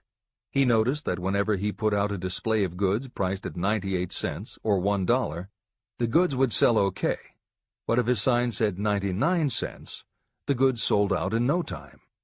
He decided that he would open a store called the 99-cent only store, where everything would be priced at 99 cents. Sound familiar? Frank Woolworth's imaginative idea from 1879, which had been dropped at his namesake chain by the 1940s and 1950s, had just gotten a fresh shot of imagination from David Gold in 1982. As usual, friends and family told him he was crazy, but David Gold went out to find suppliers who would sell him discontinued merchandise or overproduced products at a price low enough that he could offer them to the public at 99 cents. He found them. And they even had brand-name products of everything from hardware to pantyhose, cleaning products, motor oil, kitchenware, cosmetics, electronics, toys, canned goods, frozen foods, cookies, fresh fruit, even gourmet foods. More than 5,000 items that he could sell for 99 cents and still make a profit. David Gold opened his first well-lighted, brightly colored green and fuchsia wide-aisle store in Inglewood, California in 1982. By 2003, he had 142 stores in California, Nevada, and Arizona, and he was listed on the Forbes 400 as having earned a personal fortune estimated at more than $650 million. As Napoleon Hill wrote elsewhere about the creation of Piggly Wiggly, where in this story do you see the slightest indication of something that you could not duplicate? The plan, which made millions of dollars for its originator, was a very simple idea that anyone could have adopted, yet considerable imagination was required to put the idea to work in a practical sort of way. The more simple and easily adapted an idea is, the greater is its value, as no one is looking for ideas that are involved with great detail or are in any way complicated. This is the end of the editor's comments. There is no standard price on ideas. The creator of ideas sets his or her own price, and if they are smart, they get it. The story of practically every great fortune starts with the day when a creator of ideas and a seller of ideas got together and worked in harmony. Carnegie surrounded himself with men who could do what he could not do, men who created ideas and men who put ideas into operation, and that was what made him and the others fabulously rich. Millions of people go through life hoping for favorable breaks. Perhaps a favorable break can get you an opportunity, but the safest plan is not to depend upon luck. It was a favorable break that gave me the biggest opportunity of my life, but more than 20 years of determined effort had to be devoted to that opportunity before it became an asset. The break consisted of my good fortune in meeting and gaining the cooperation of Andrew Carnegie. On that occasion, Carnegie planted in my mind the idea of organizing the principles of achievement into a philosophy of success. Millions of people have profited by the discoveries made in the years of research, and fortunes have been accumulated through the application of the philosophy. The beginning was simple. It was an idea that anyone might have developed. The favorable break came through Carnegie. But what about the determination, definiteness of purpose, and the desire to attain the goal, and the persistent effort of all those years of research? It was no ordinary desire that survived disappointment, discouragement, temporary defeat, criticism, and the constant reminding that I was wasting my time. It was a burning desire, an obsession. When the idea was first planted in my mind by Mr. Carnegie, it was coaxed, nursed, and enticed to remain alive. Gradually, the idea became a giant under its own power, and it coaxed, nursed, and drove me. Ideas are like that. First you give life and action and guidance to ideas. Then they take on a power of their own and sweep aside all opposition. Ideas are intangible forces. but they have more power than the physical brains that give birth to them. They have the power to live on after the brain that creates them has returned to dust. Tell the world what you intend to do, but first, show it. Chapter 8. Organized Planning. The crystallization of desire into action. The sixth step toward riches.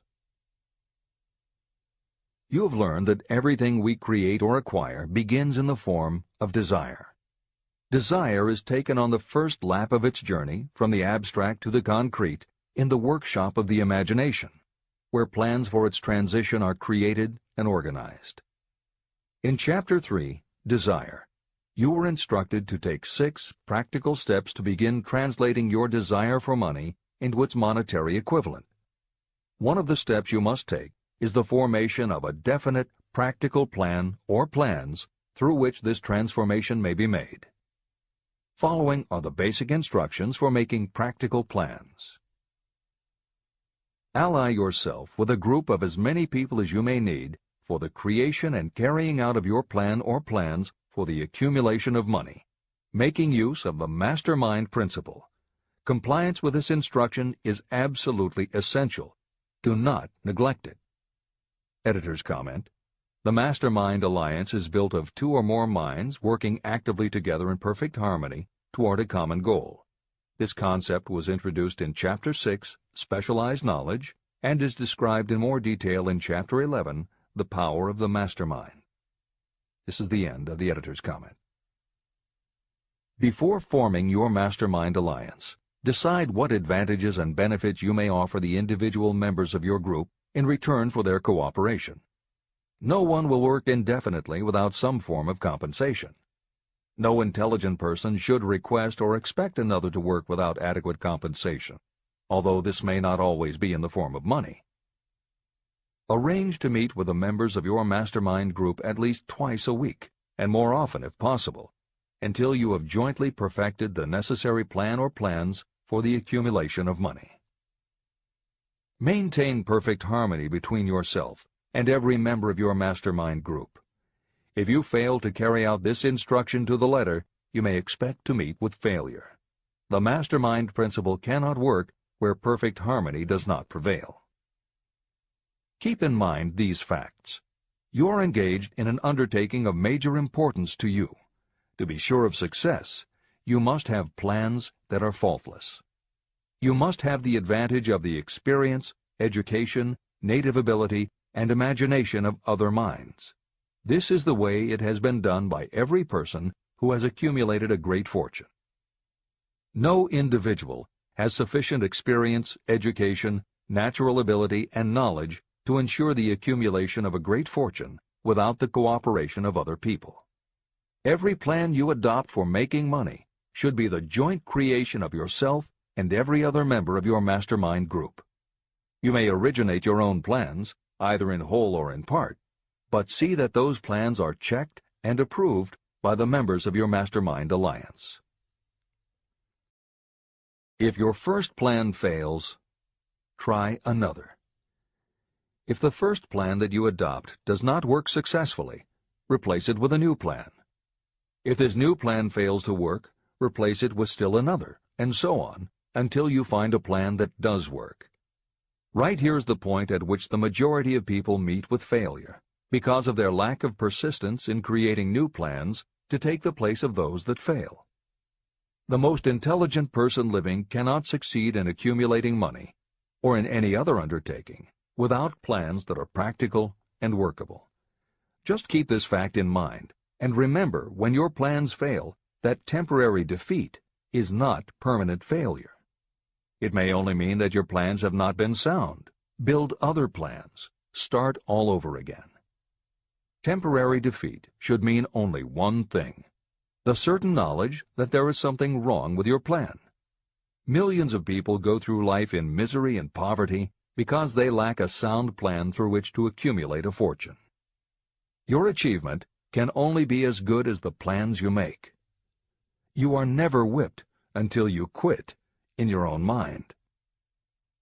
James J. Hill, who was the greatest railroad builder of them all, met with temporary defeat when he first tried to raise the capital needed to build the Great Northern Railroad from the east to the west. But he turned defeat into victory through new plans. Henry Ford met with temporary defeat not only at the beginning of his automobile career, but even after he had gone a long way toward the top. But he, too, created new plans and went marching on to financial victory. We see people who have accumulated great fortunes, but we often recognize only their triumph, and we overlook the temporary defeats that they had to surmount before arriving. No follower of this philosophy can reasonably expect to accumulate a fortune without experiencing temporary defeat. When defeat comes, accept it as a signal that your plans are not sound.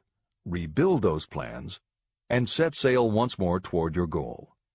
If you give up before your goal has been reached, you're a quitter. A quitter never wins, and a winner never quits. Write this sentence on a piece of paper in letters an inch high and place it where you will see it every night before you go to sleep and every morning before you go to work. When you begin to select members for your mastermind group, choose those who do not take defeat seriously.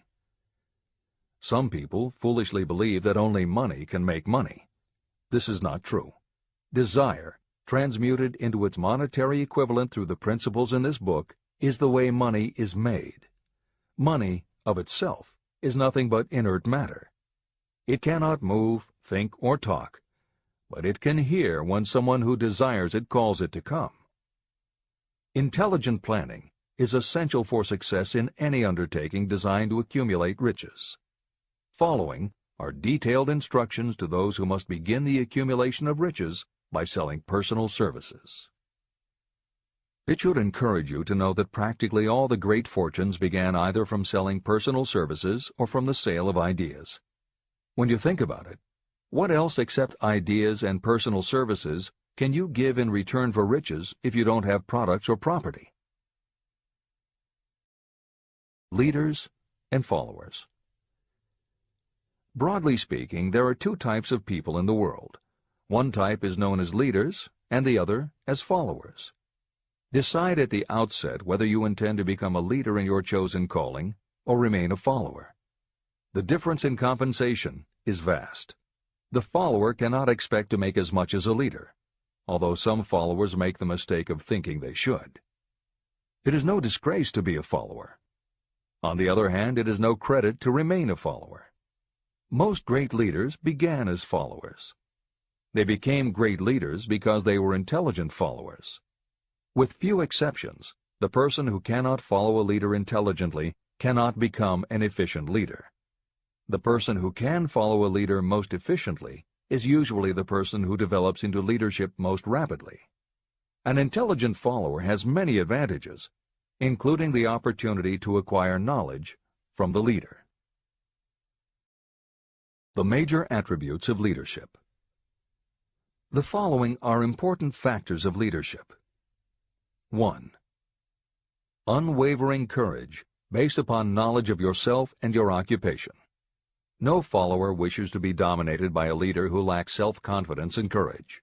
Certainly no intelligent follower will be dominated by such a leader for very long. 2. Self-control. The person who cannot control himself can never control others. Self-control sets a strong example for your followers, which the more intelligent followers will emulate. 3. A keen sense of justice. Without a sense of fairness and justice, no leader can command and retain the respect of their followers. 4.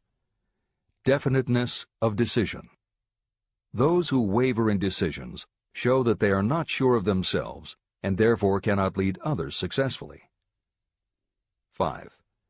Definiteness of plans. Successful leaders must plan their work and work their plans. Leaders who move by guesswork, without practical definite plans, are like a ship without a rudder. Sooner or later, they will land on the rocks. 6. The habit of doing more than paid for. One of the penalties of leadership is the necessity of the leaders to willingly do more than they require of their followers. 7. A pleasing personality. Leadership calls for respect. Followers will not respect a leader who does not grade high on all of the factors of a pleasing personality. 8. Sympathy and understanding. Successful leaders must be in sympathy with their followers. Moreover, they must understand them and their problems. 9. Mastery of detail. Successful leadership calls for mastery of the details of the leader's position. 10. Willingness to assume full responsibility. Successful leaders must be willing to assume responsibility for the mistakes and the shortcomings of their followers. If a leader tries to shift this responsibility, that leader will not remain the leader. If one of your followers makes a mistake or is incompetent, you must consider that it is you who failed. 11. Cooperation. The successful leader must understand and apply the principle of cooperative effort and be able to induce followers to do the same. Leadership calls for power, and power calls for cooperation. There are two forms of leadership. The first, and by far the most effective, is leadership by consent of and with the sympathy of the followers. The second is leadership by force, without the consent and sympathy of the followers. History is filled with evidences that leadership by force cannot endure. The downfall and disappearance of dictators and kings is significant. It means that people will not follow forced leadership indefinitely. Napoleon, Mussolini, Hitler were examples of leadership by force. Their leadership passed. Editor's comment. The following may also be added to the list: Idi Amin, Francisco Franco, Saddam Hussein, Ferdinand Marcos, Slobodan Milosevic, Juan Perón, General Augusto Pinochet, Pol Pot, General Suharto, the Taliban leaders in Afghanistan, Marshal Josip Broz Tito, Joseph Stalin, and subsequent leaders of the Soviet Union, East Germany, and the other countries in the Communist bloc. This is the end of the editor's comment. Those that remain see their power eroding and slipping away. Leadership by consent of the followers is the only leadership that can endure. People may follow forced leadership temporarily, but they will not do so willingly. Successful leaders will embrace the 11 factors of leadership described in this chapter, as well as some other factors. Those who make these attributes the basis of their leadership will find abundant opportunity to lead in any walk of life. The 10 major causes of failure in leadership. The following are the major faults of leaders who fail. It is just as essential for you to know what not to do as it is to know what to do. 1. Inability to organize details. Efficient leadership calls for the ability to organize and master details. No genuine leader is ever too busy to do anything that may be required in the capacity as leader. Whether a leader or follower, when you admit that you are too busy to change your plans or to give attention to any emergency, you are admitting your inefficiency. The successful leader must be the master of all details connected with the position. That means, of course, that you must acquire the habit of relegating details to capable lieutenants. 2. Unwillingness to render humble service. Truly great leaders are willing, when occasion demands, to perform any sort of labor that they would ask another to perform. The greatest among ye shall be the servant of all is a truth that all able leaders observe and respect. 3. Expectation of pay for what they know, instead of what they do with what they know. The world does not pay you for what you know. It pays you for what you do, or what you induce others to do. 4. Fear of competition from followers. Leaders who fear that one of their followers may take their position are practically sure to realize that fear sooner or later. Able leaders train understudies to whom they may delegate any of the details of their position. Only in this way can leaders multiply themselves and be at many places and give attention to many things at one time. It is an eternal truth that leaders receive more pay for their ability to get others to perform than they could possibly earn by their own efforts. An efficient leader may, through knowledge of the job and a magnetic personality, greatly increase the efficiency of others and get them to render more service and better service than they could render without the leader's guidance. 5. Lack of imagination. Without imagination, the leader is incapable of meeting emergencies or of creating plans by which to guide followers efficiently. 6. Selfishness. Leaders who claim all the honor for the work of their followers are sure to be met by resentment. The really great leader claims none of the honors. Great leaders are content to see the honors, when there are any, go to their followers, because the great leaders know that most people will work harder for commendation and recognition than they will for money alone. 7. Intemperance. Followers do not respect an intemperate leader. Moreover, intemperance in any form destroys the endurance and the vitality of those who indulge in it.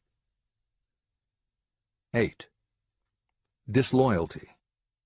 Perhaps this should have come at the head of the list. Leaders who are not loyal to their duty, and to those both above and below them, cannot maintain their leadership for long.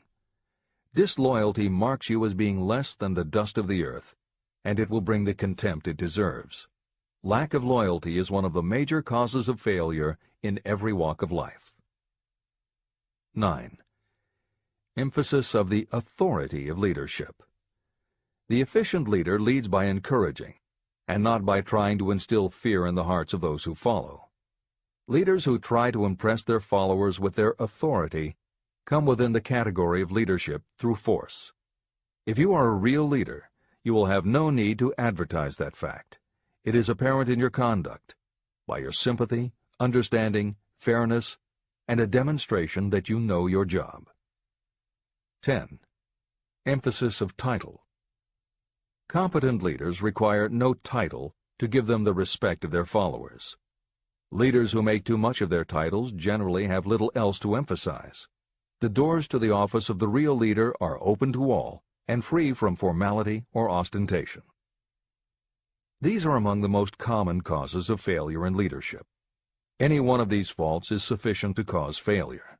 Study the list carefully if you aspire to leadership, and make sure that you are free of these faults. Editor's comment. Warren Bennis, a professor who teaches management and organization, said, "A manager is someone who does things right. A leader is someone who does the right thing." Admiral Grace Hopper was the ranking female Navy officer when she was interviewed for 60 Minutes.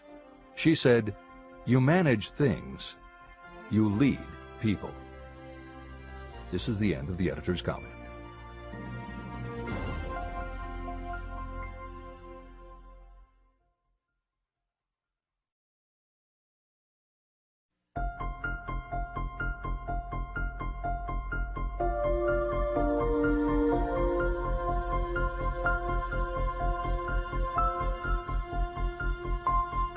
When and how to apply for a position. The information described here is the net result of many years of experience, during which thousands of men and women were helped to market their services effectively.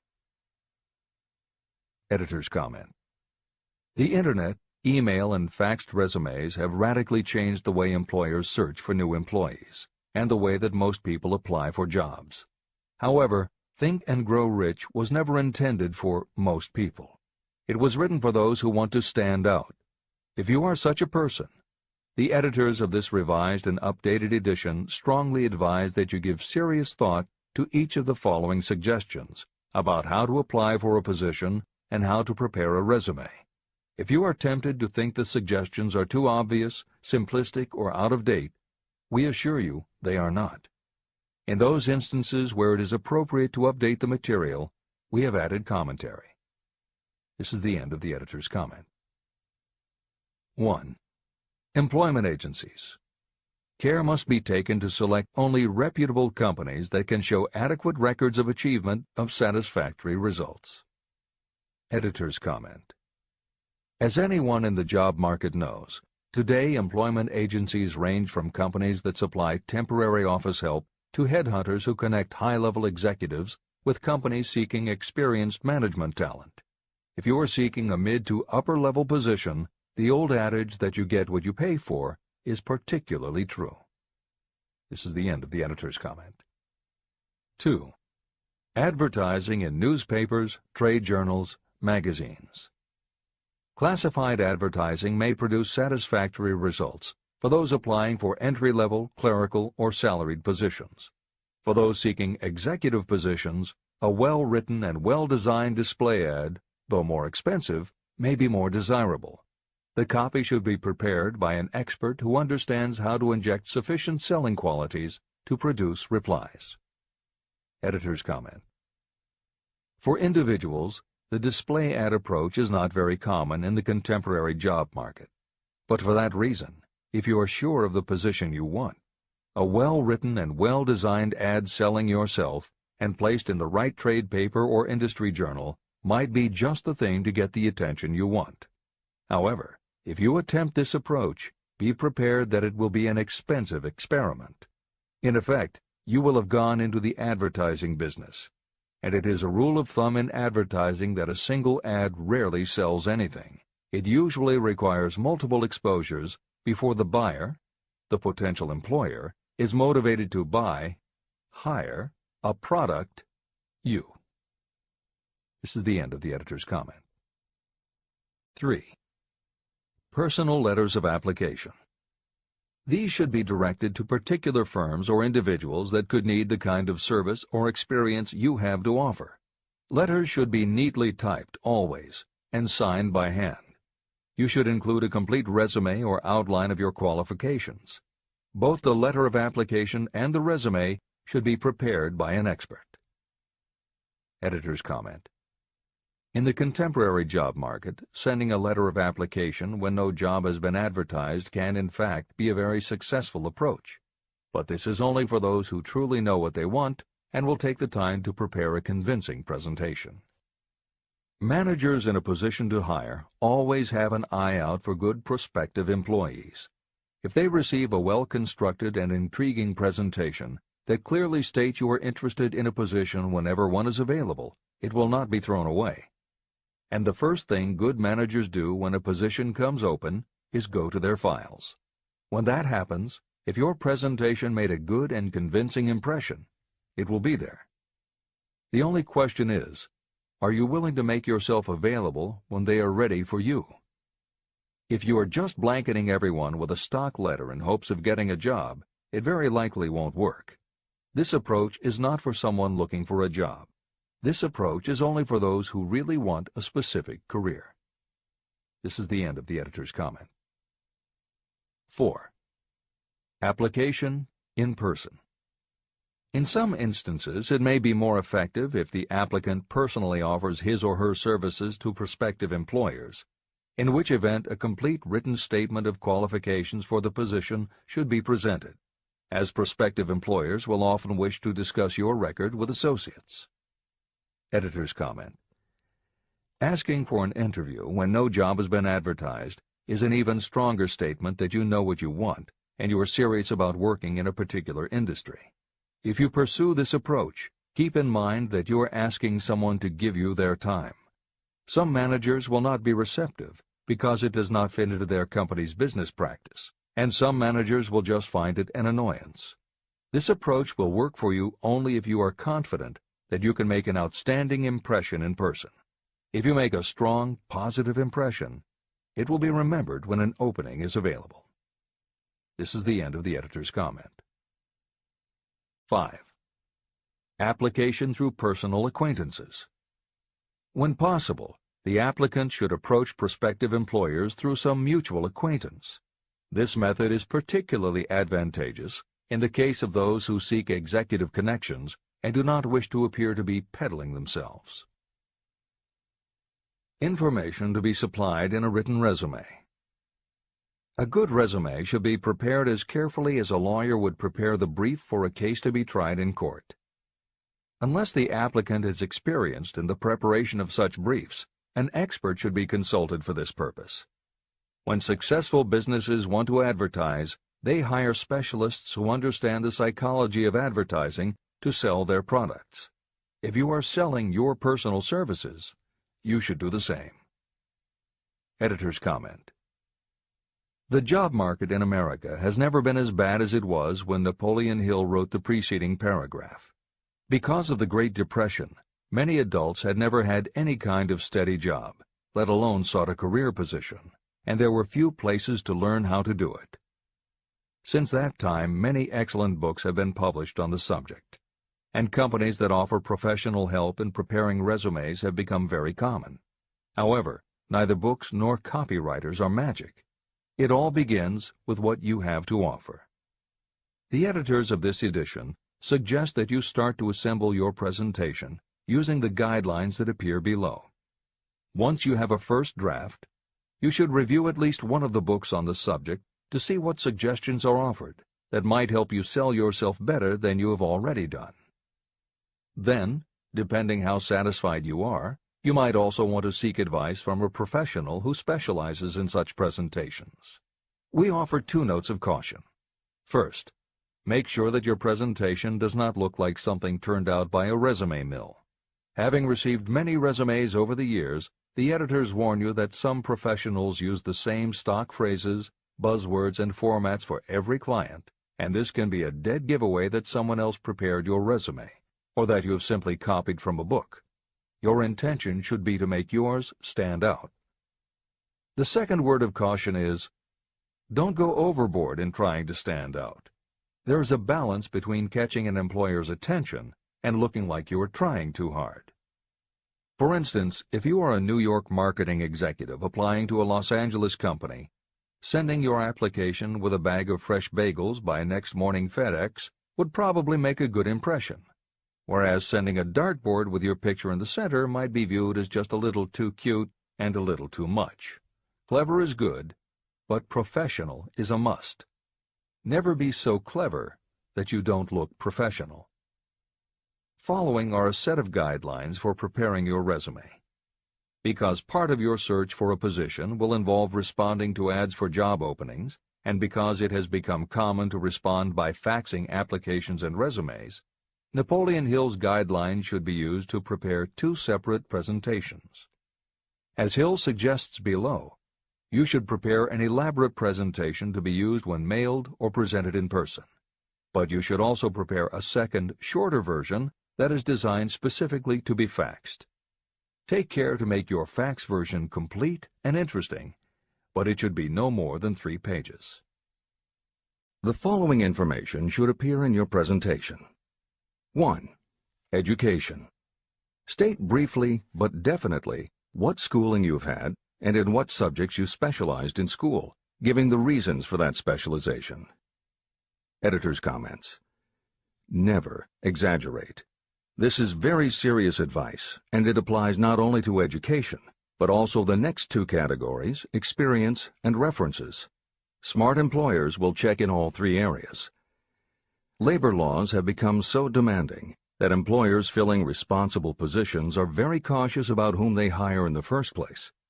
There are rules about such things as the difference between salaried and hourly employment, sexual harassment, what constitutes grounds for dismissal, what questions can and cannot be asked in job interviews, and a host of other things that leave the employer open to potential lawsuits. Consequently, smart employers, the kind you want to work for, will check your education, experience, and references. Also, bear in mind, you are providing information that will follow you for the rest of your career. If you keep up with the news, you know that in recent times even executives headed for the top have been dismissed. Military men have resigned in disgrace. Politicians have been removed from office, and professors have been forced to resign, all because someone looked into their background and found that they had exaggerated their qualifications. This is the end of the editor's comments. 2. Experience. If you have had experience in connection with positions similar to the one you seek, describe it fully. Give the names and addresses of former employers. Be sure to clearly point out any special experience you may have had that would equip you to fill the position you seek. 3. References.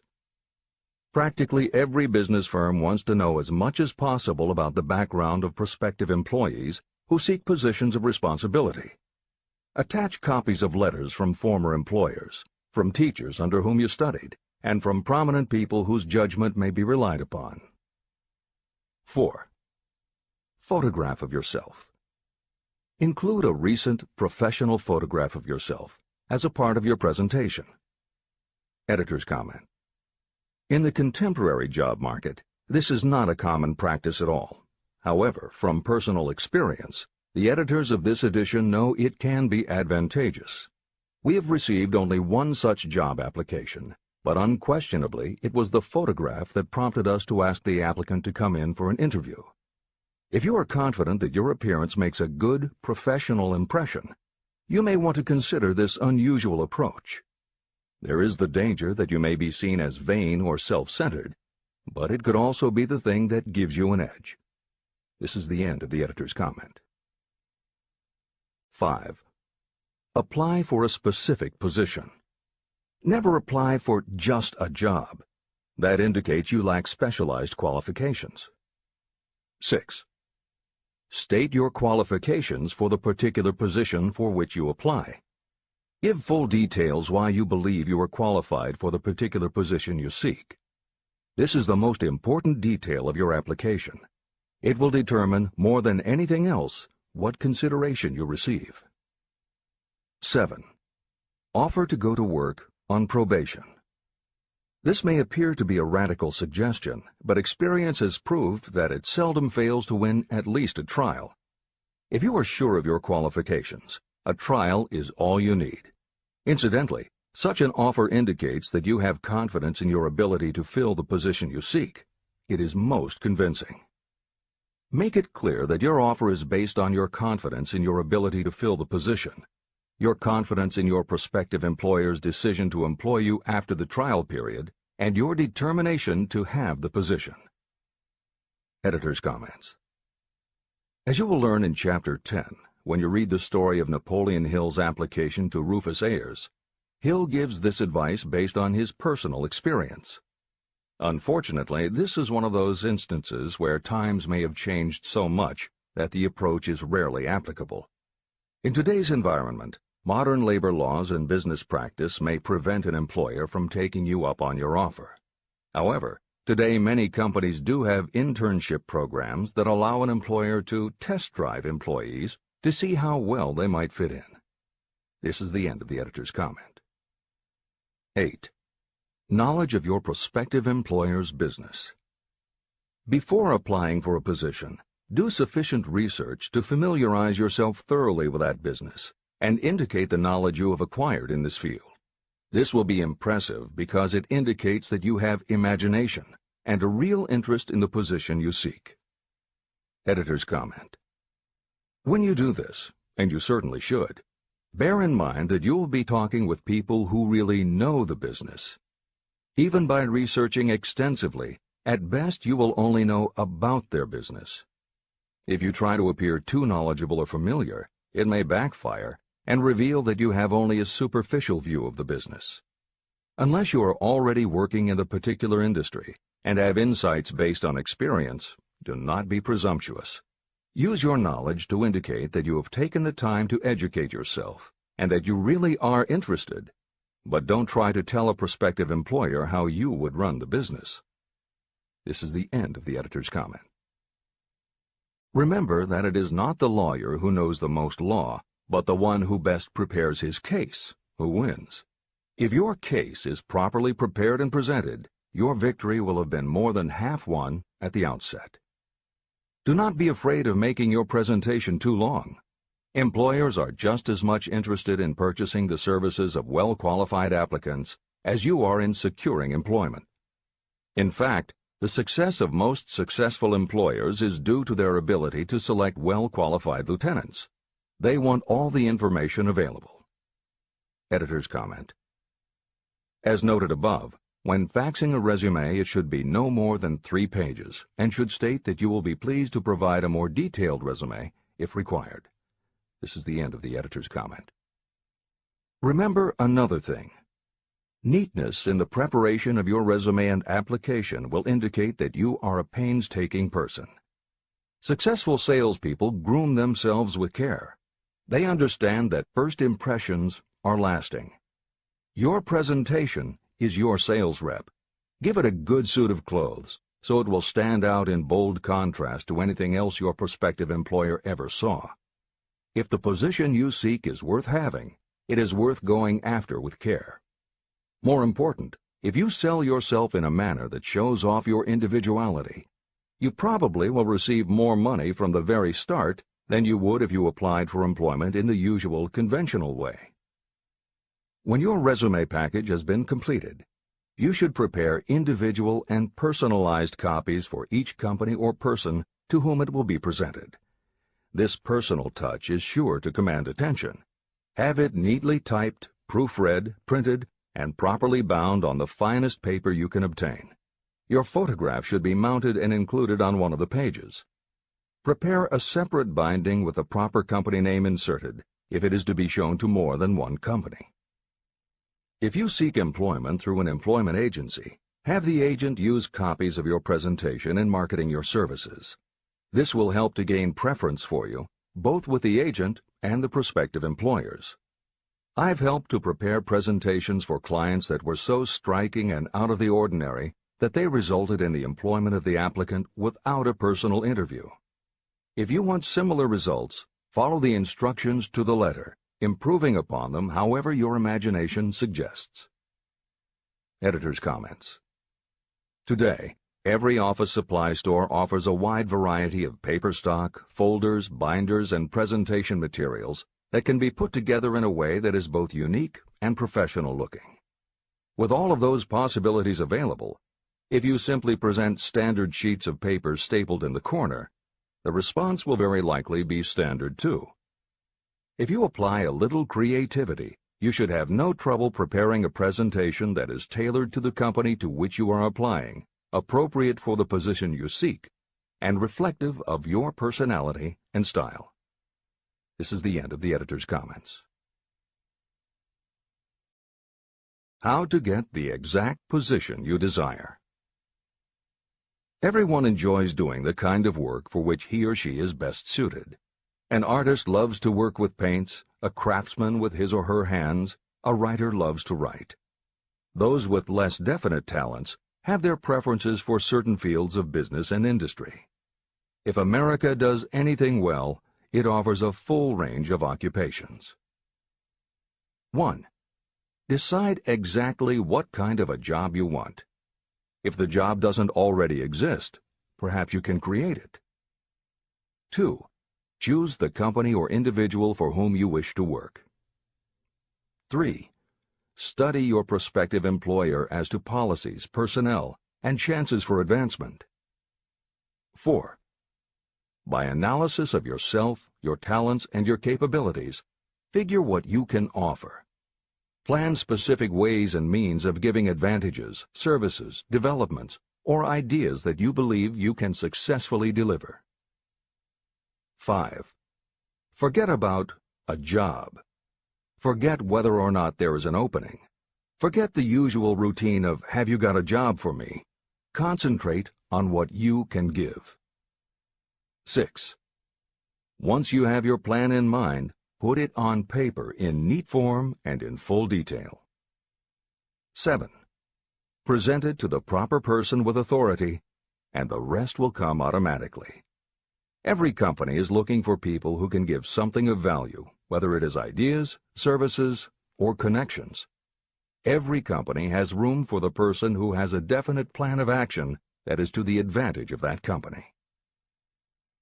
This procedure may take a few days or weeks of extra time, but the difference in income, in advancement, and in gaining recognition will save years of hard work at small pay.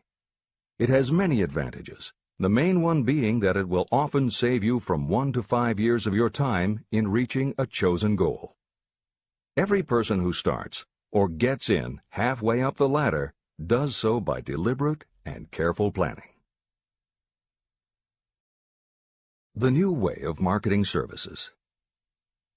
Men and women who market their services must recognize the change that has taken place in connection with the relationship between employer and employee.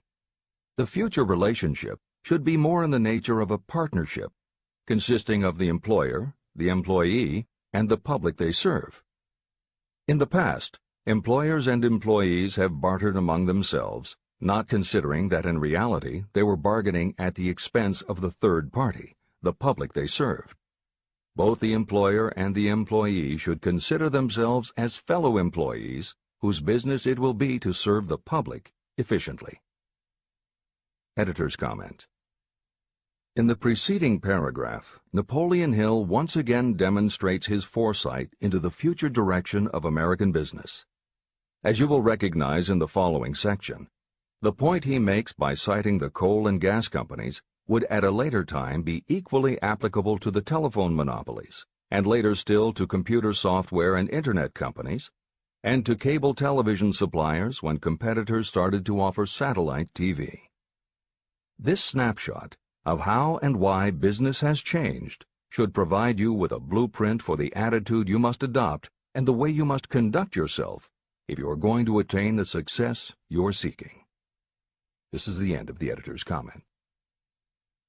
During the Depression, I spent several months in the anthracite coal region of Pennsylvania, studying conditions that all but destroyed the coal industry. The coal operators and the unions drove hard bargains in negotiating their labor contracts.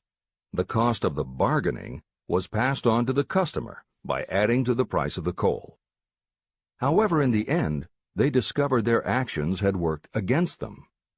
What their delays and high prices had actually accomplished was to open the market to their competitors. Inadvertently, they had built up a wonderful business for the manufacturers of oil-burning stoves and furnaces, as well as for the producers of oil. A similar experience happened to the gas companies. We can all remember the time when the gas meter reader pounded on the door hard enough to break the panels. When the door was opened, he pushed his way in uninvited with a scowl on his face that plainly said, "What the hell did you keep me waiting for?" All that has undergone a change. The meter man now conducts himself as a gentleman who is delighted to be at your service, sir. Before the gas companies learned that their scowling meter men were offending customers, their competitors, the polite salesmen of oil burners, came along and did a land office business. These illustrations are mentioned here to show that we are where we are and what we are because of our own conduct. If there is a principle of cause and effect that controls business, finance, and transportation, this same principle controls individuals and determines their economic status. Courtesy and service are the watchwords of merchandising today, and they apply to the person who is marketing personal services even more directly than to the employer. In the final analysis, you are employed by the customer. If you fail to serve well, both you and your employer will pay for it by the loss of the privilege of serving. What is your QQS rating? In the preceding, the causes of success in marketing services effectively and permanently have been clearly described. Unless those causes are studied, analyzed, understood, and applied, no one can market services effectively and permanently. Every man or woman must be their own sales force of their personal services. The quality and the quantity of service rendered, and the spirit in which it is rendered, determine the price and the duration of employment. To market your personal services effectively, which means a permanent market at a satisfactory price under pleasant conditions, you must adopt and follow the QQS formula. QQS means that quality plus quantity plus the proper spirit of cooperation equals perfect salesmanship of service. Remember the QQS formula, but do more. Apply it as a habit. Analyze the formula to make sure you understand exactly what it means. Quality of service means the performance of every detail in connection with your position in the most efficient manner possible, with the object of greater efficiency always in mind.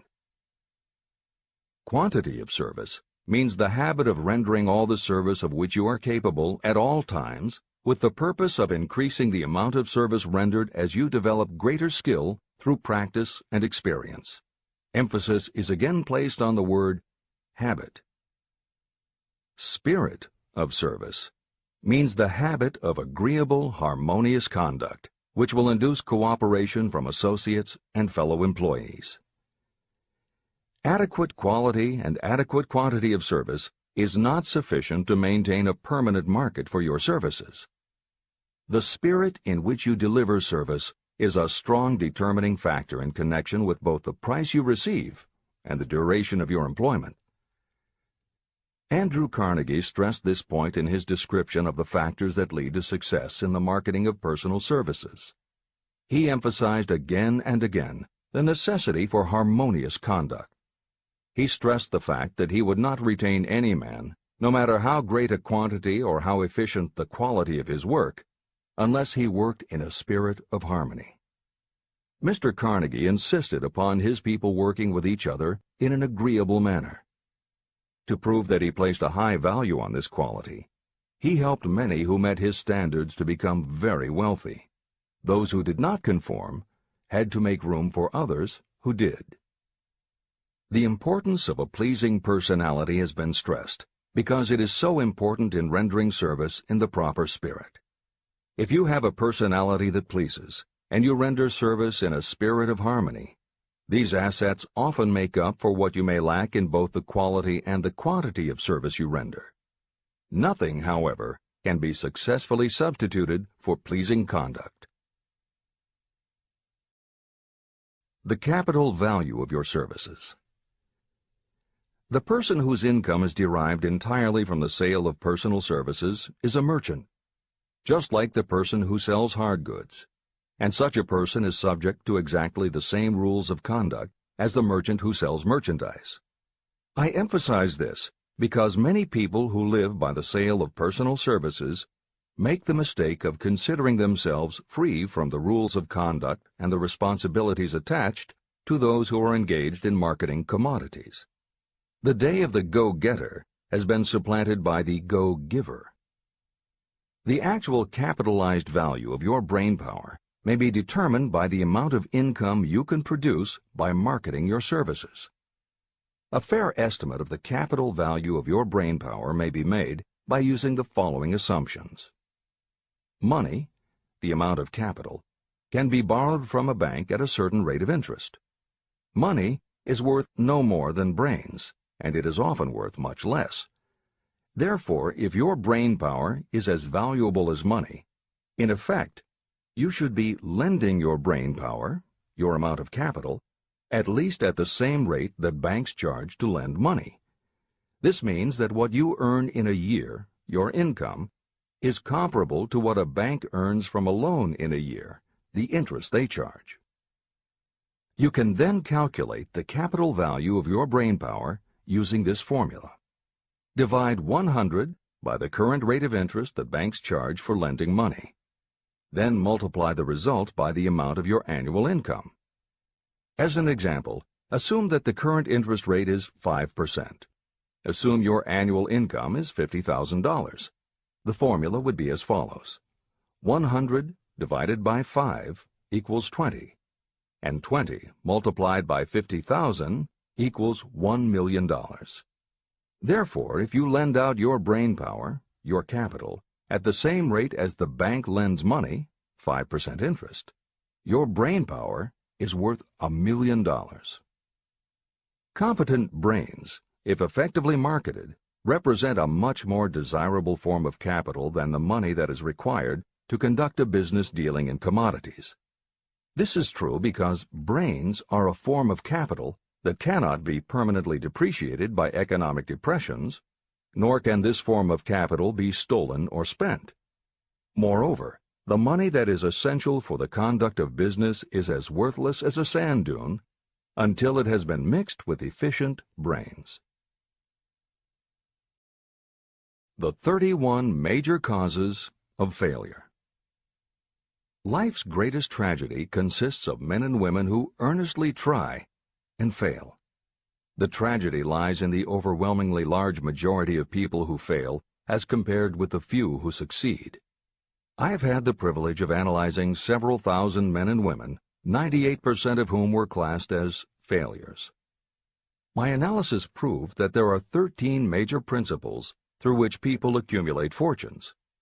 Each of the 13 principles of success has its own chapter in this book, and there are 31 major reasons for failure. The 31 causes of failure are listed below. As you go through the list, measure yourself point by point. It will help you to discover how many of these causes of failure stand between you and success. 1. Unfavorable hereditary background. There is little, if anything, that can be done for people who are born with a deficiency in brain power. This is the only one of the 31 causes of failure that may not be easily corrected by any individual. My philosophy can offer only one method of bridging this weakness, through the aid of the mastermind. 2. Lack of a well-defined purpose in life. There is no hope of success for the person who does not have a central purpose or definite goal at which to aim. 98 out of every 100 of those whom I have analyzed had no such aim. Perhaps this was the major cause of their failure. 3. Lack of ambition to aim above mediocrity. I can offer no hope for those who are so indifferent they do not want to get ahead in life and are not willing to pay the price. 4. Insufficient education. This is a handicap that may be overcome with comparative ease. Experience has proven that the best educated people are often those who are self-made or self-educated. It takes more than a college degree to make you a person of education. Any person who is educated has learned to get whatever they want in life without violating the rights of others. Education consists not so much of knowledge, but of knowledge effectively and persistently applied.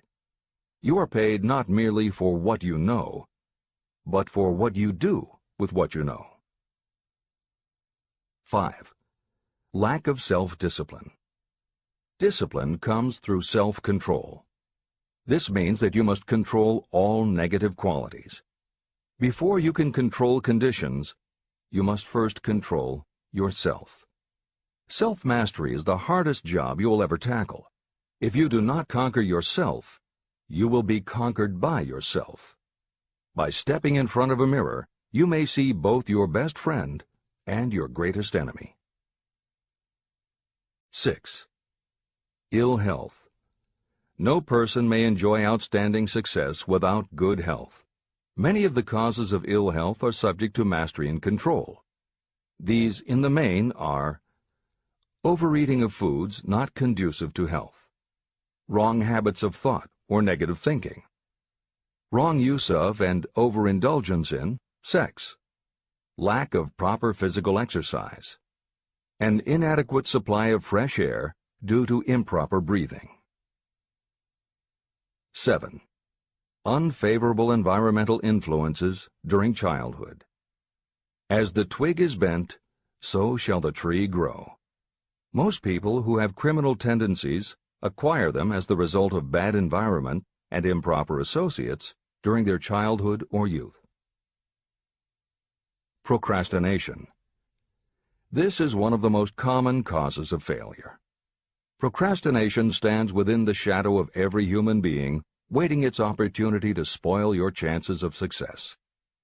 Most of us go through life as failures because we are waiting for the time to be right to start doing something worthwhile. Do not wait. The time will never be just right. Start where you stand, work with whatever tools you have at your command, and you will acquire better tools as you go along. 9. Lack of persistence.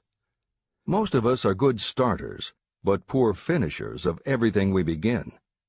People are prone to give up at the first signs of defeat. There is no substitute for persistence. The person who makes persistence his or her watchword discovers that failure finally becomes tired and makes its departure. Failure cannot cope with persistence. 10. Negative personality. There is no hope of success for the person who repels people through a negative personality. Success comes through the application of power, and power is attained through the cooperative efforts of other people. A negative personality will not induce cooperation. 11. Lack of control of sexual urges. Sexual energy is the most powerful of all the stimuli that move people into action. Because it is the most powerful of the emotions, if it is controlled, it can be converted into other creative channels. 12. Uncontrolled desire for something for nothing. The gambling instinct drives millions of people to failure. Evidence of this may be found in the Wall Street stock market crash of 1929, during which millions of people tried to make money by gambling on stock margins. Editor's comments.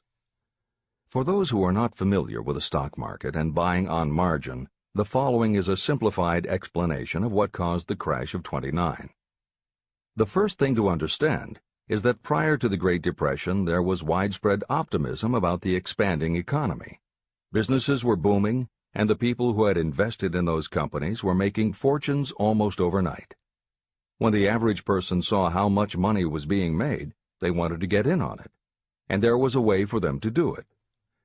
Even average people who didn't have enough ready cash to buy stocks could do so because brokers allowed customers to purchase stocks on margin by making what amounted to a down payment. However, part of the purchase agreement stated that when the brokers called in the margin accounts, which they could do at any time, the customers would have to come up with the rest of the cash immediately to pay the balance owing on the original purchase price. That is why Hill used the term gambling when he referred to the stock market. These average people weren't investing in companies. They were betting on the future rise in value. The idea, in the average person's mind, was that they would only have to scrape together enough to pay the margin, which was a small percentage of the full cost. Then when the price of the stock went up, they would sell, which would give them more than enough money to pay the broker the balance owing on the purchase price, and they could pocket the difference. This worked fine as long as stock prices continued to rise, but when the stock market crashed, the stockbrokers called in the margins, and the people who had bought at prices they really couldn't afford suddenly found that they had to come up with the cash. And that was why so many average people got wiped out in the crash of '29. They gambled money they didn't have by buying on margin. This is the end of the editor's comments. 13. Lack of a well-defined power of decision. Those who succeed reach decisions promptly and change them very slowly. Those who fail reach decisions very slowly and change them frequently and quickly. Indecision and procrastination are twins. Where one is found, the other is also usually found. Kill off this pair before they completely tie you to the treadmill of failure. 14. One or more of the 6 basic fears: fear of poverty, fear of criticism, fear of ill health, fear of loss of love, fear of old age, and fear of death. You will find an in-depth analysis of these 6 basic fears in the final chapter.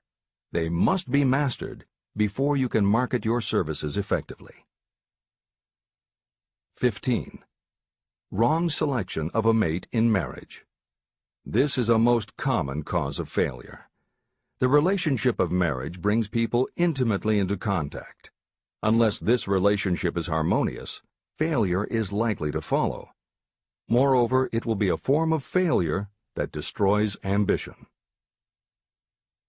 16. Overcaution.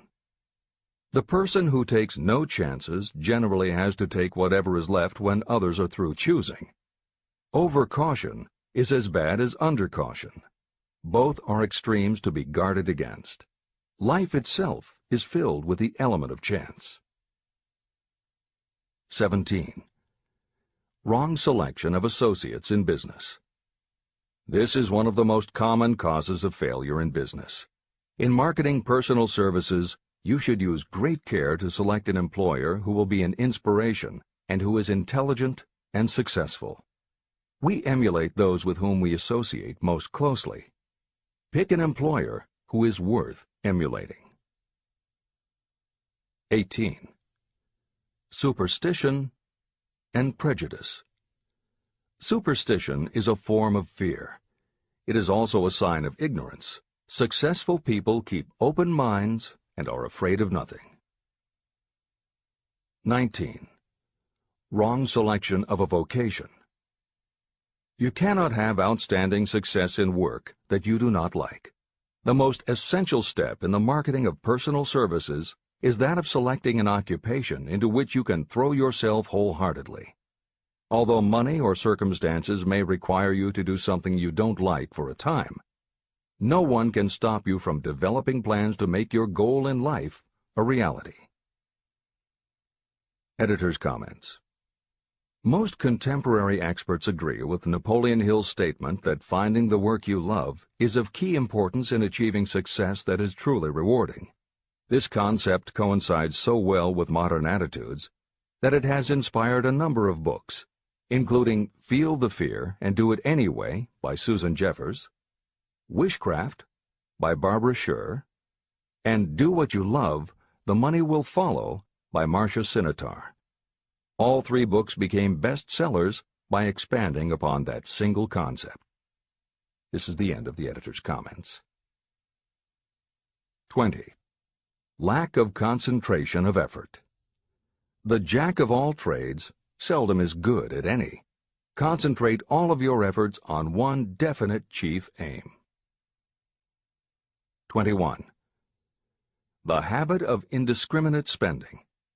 You cannot succeed if you are eternally in fear of poverty. Form the habit of systematic saving by putting aside a definite percentage of your income. Money in the bank gives you a very safe foundation of courage when bargaining for the sale of personal services. Without money, you must take what you are offered and be glad to get it. 22. Lack of enthusiasm. Without enthusiasm, you cannot be convincing. Moreover, enthusiasm is contagious, and the person who has it under control is generally welcome in any group of people. 23. Intolerance. The person with a closed mind on any subject seldom gets ahead. Intolerance means that you have stopped acquiring knowledge. The most damaging forms of intolerance are those connected with religious, racial, and political differences of opinion. 24. Intemperance. The most damaging forms of intemperance are connected with overeating, alcohol, drugs, and sexual activities. Overindulgence in any of these can be fatal to success. 25. Inability to cooperate with others. More people lose their positions and their big opportunities in life because of this fault than for all other reasons combined. It is a fault that no well-informed business person or leader will tolerate. 26. Possession of power that was not acquired through self-effort. Sons and daughters of wealthy parents, and others who inherit money that they did not earn. Power in the hands of one who did not acquire it gradually is often fatal to success. Quick riches are more dangerous than poverty. 27. Intentional dishonesty. There is no substitute for honesty. You may be temporarily dishonest because of circumstances over which you have no control without permanent damage, but there is no hope for you if you are dishonest by choice. Sooner or later, your deeds will catch up with you, and you will pay by loss of reputation and perhaps even loss of liberty. 28. Egotism and vanity. These qualities serve as red lights that warn others to keep away. They are fatal to success. 29. Guessing instead of thinking. Most people are too indifferent or lazy to acquire facts with which to think accurately. They prefer to act on opinions created by guesswork or snap judgments. 30. Lack of capital. This is a common cause of failure among those who start out in business for the first time. You must have a sufficient reserve of capital to absorb the shock of your mistakes and to carry you over until you have established a reputation. 31. Here, name any particular cause of failure from which you have suffered that has not been included in the foregoing list. Contained in these 31 major causes of failure is the description of practically every person who tries and fails. It will be helpful if you get someone who knows you well to go over this list with you and help you to analyze yourself by each of these causes of failure. Most people cannot see themselves as others see them. You may be one who cannot. Do you know your own worth? The oldest of admonitions is, know thyself. If you market merchandise successfully, you must know the merchandise. The same is true in marketing personal services. You should know all of your weaknesses in order to bridge them or eliminate them entirely. You should know your strengths in order to call attention to them when selling your services. You can know yourself only through accurate analysis. There is a story about a young man applying for a job who was making a good impression until the manager asked him what salary he expected. He replied that he had no fixed sum in mind, lack of a definite aim. The manager then said, "We will pay you all you are worth after we try you out for a week." "I can't accept that," the applicant replied. "I'm already getting more than that where I'm now employed." It may seem funny, but it makes a serious point. Before you even begin to negotiate for a better salary in your present position or begin to seek employment elsewhere, be sure that you are worth more than you now receive. It is one thing to want money. Everyone wants more. But it is something entirely different to be worth more. Many people mistake their wants for their just dues. Your financial wants have nothing whatever to do with your worth. Your value is established entirely by your ability to render useful service or your capacity to induce others to render such service. Take inventory of yourself. Annual self-analysis is essential in the effective marketing of personal services, just like you would take an annual inventory if you were in merchandising. Moreover, your yearly analysis should show a decrease in your faults and an increase in your virtues. You go ahead, stand still, or go backward in life. Your objective should be to go ahead. Annual self-analysis will disclose whether advancement has been made and, if so, how much. It will also disclose any backward steps you may have taken. The effective marketing of personal services requires you to move forward, even if the progress is slow. Your annual self-analysis should be made at the end of each year, so you can include in your New Year's resolutions any improvements that the analysis indicates should be made.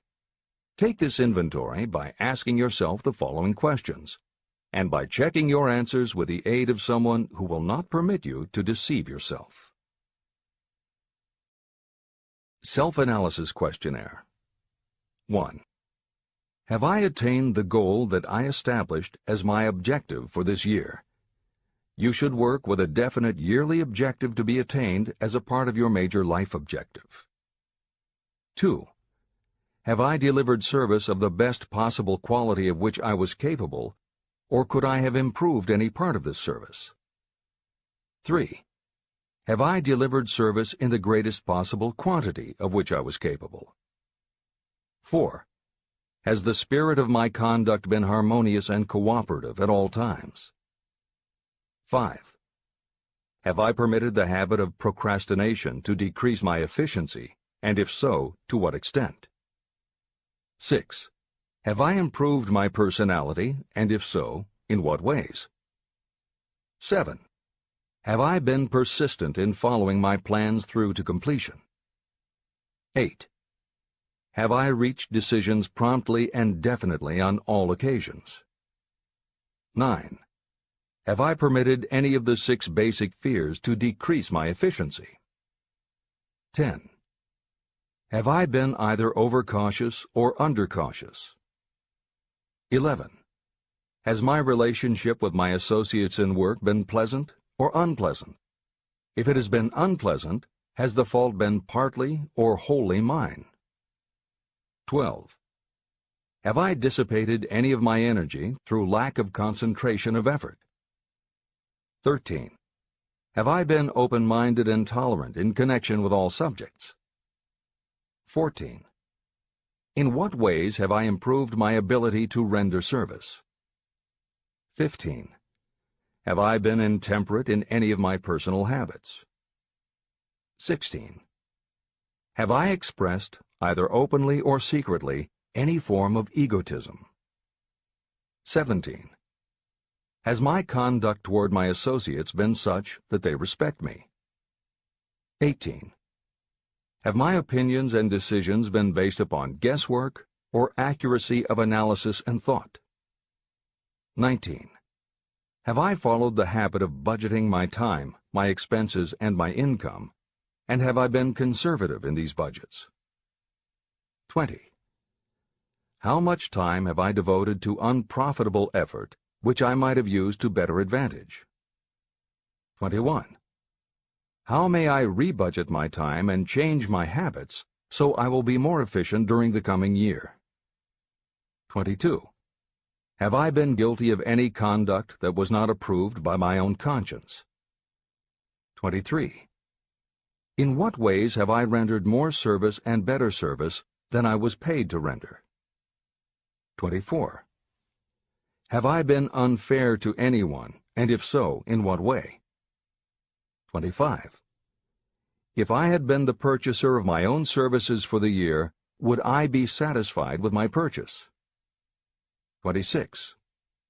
Am I in the right vocation, and if not, why not? 27.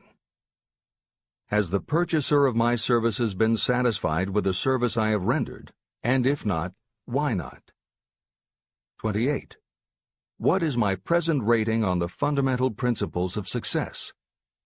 Make this rating fairly and frankly, and have it checked by someone who is courageous enough to do it accurately. After you have finished reading through to the end of this book at least once, and you are sure you have assimilated the information in this chapter, you will be ready to create a practical plan for marketing your personal services. In this chapter, you should have found adequate descriptions of every principle essential in planning the sale of personal services. These include the major attributes of leadership, the most common causes of failure in leadership, a description of the fields of opportunity for leadership, the main causes of failure in all walks of life, and the important questions that should be used in self-analysis. This extensive and detailed presentation has been included because it will be needed by you if you are going to earn your riches by marketing your personal services. Those who have lost their fortunes and those who are just beginning to earn money have nothing but personal services to offer in return for riches. Therefore, it is essential that you have real, practical information that you'll need to market your services to best advantage. Complete assimilation and understanding of the information will help you to market your services, and it will help you to become more analytical and capable of judging people. The information will be priceless to you if you work in an executive position where you select employees. Where and how to find opportunities to accumulate riches. Now that we have analyzed the principles by which riches may be accumulated, you naturally ask, where can I find the opportunities to apply these principles? Very well. Let us take inventory and see what the United States of America offers the person seeking riches. To begin with, remember that we live in a country where every law-abiding citizen enjoys freedom of thought and freedom of deed unequaled anywhere in the world. Most of us have never taken inventory of the advantages of this freedom. We have never compared our unlimited freedom with a curtailed freedom in other countries. Here we have freedom of thought, freedom in the choice and enjoyment of education, freedom in religion, freedom in politics, freedom in the choice of a business, profession, or occupation, freedom to accumulate and own all the property we can accumulate, freedom to choose our place of residence, freedom in marriage, freedom through equal opportunity to all races, freedom of travel from one state to another, freedom in our choice of foods, and freedom to aim for any station in life for which we have prepared ourselves, even for the presidency of the United States. We have other forms of freedom, but this list gives an overview of the most important freedoms that offer you the opportunity to think and grow rich. The United States is the only country guaranteeing to every citizen, whether native-born or naturalized, so broad and varied a list of freedoms. Next, let us recount some of the blessings that our widespread freedom has placed within our hands. Take the average American family of average income and sum up the benefits available to every member of the family in this land of opportunity and plenty. Food. Next to freedom of thought and deed comes food, clothing, and shelter, the three basic necessities of life. Because of our universal freedom, the average American family has available at its door the choicest selection of food to be found anywhere in the world, and at prices within its financial range. Shelter. This family lives in a comfortable apartment or house, complete with light, heat, water, and many conveniences. The toast they had for breakfast was toasted in an electric toaster, which cost but a few dollars. The apartment is cleaned with a vacuum cleaner that is run by electricity. Hot and cold water is available at all times in the kitchen and the bathroom. The food is kept cool in a refrigerator. Clothes are washed and dried, dishes are cleaned, and numerous labor-saving devices are run on power obtained by putting a plug into a wall socket. The family receives entertainment and information from all over the world 24 hours a day if they want it, by merely flipping a switch on their radio or television or computer. There are other conveniences, but the foregoing list will give a fair idea of some of the concrete evidences of the freedoms that we, of America, enjoy. Clothing. Anywhere in the United States, the family with average clothing requirements can dress very comfortably at a cost that is only a small portion of their earnings. Only the three basic necessities of food, clothing, and shelter have been mentioned. The average American also has other options and advantages that are available in return for reasonable effort. The average American has security of property rights not found in any other country in the world. We can place any surplus money in a bank with the assurance that our government will protect it and make good to us if the bank fails. If an American citizen wants to travel from one state to another, he or she needs no passport and no one's permission. You may go when you please, and you may travel by car, train, bus, airplane, ship, or any other method that you can afford. The miracle that has provided these blessings. We often hear politicians proclaiming the freedom of America when they solicit votes, but they seldom take the time or trouble to analyze the source of this freedom. Having no axe to grind, no grudge to express, and no ulterior motives, I will give you a frank analysis of that mysterious, abstract, greatly misunderstood something that gives to every citizen of America more blessings, more opportunities to accumulate wealth, and more freedom of every nature than may be found in any other country. I have the right to analyze the source and nature of this unseen power because I know, and have known for more than half a century, many of the men who organized that power, and many who are now responsible for its maintenance. The name of this mysterious benefactor of mankind is capital. Capital consists not only of money, but also of highly organized, intelligent groups of individuals who plan ways and means of using money efficiently for the good of the public and profitably to themselves. These groups consist of scientists, educators, chemists, inventors, business analysts, publicists, transportation experts, accountants, lawyers, doctors, and other men and women who have highly specialized knowledge in all fields of industry and business. They pioneer, experiment, and blaze trails in new fields of endeavor.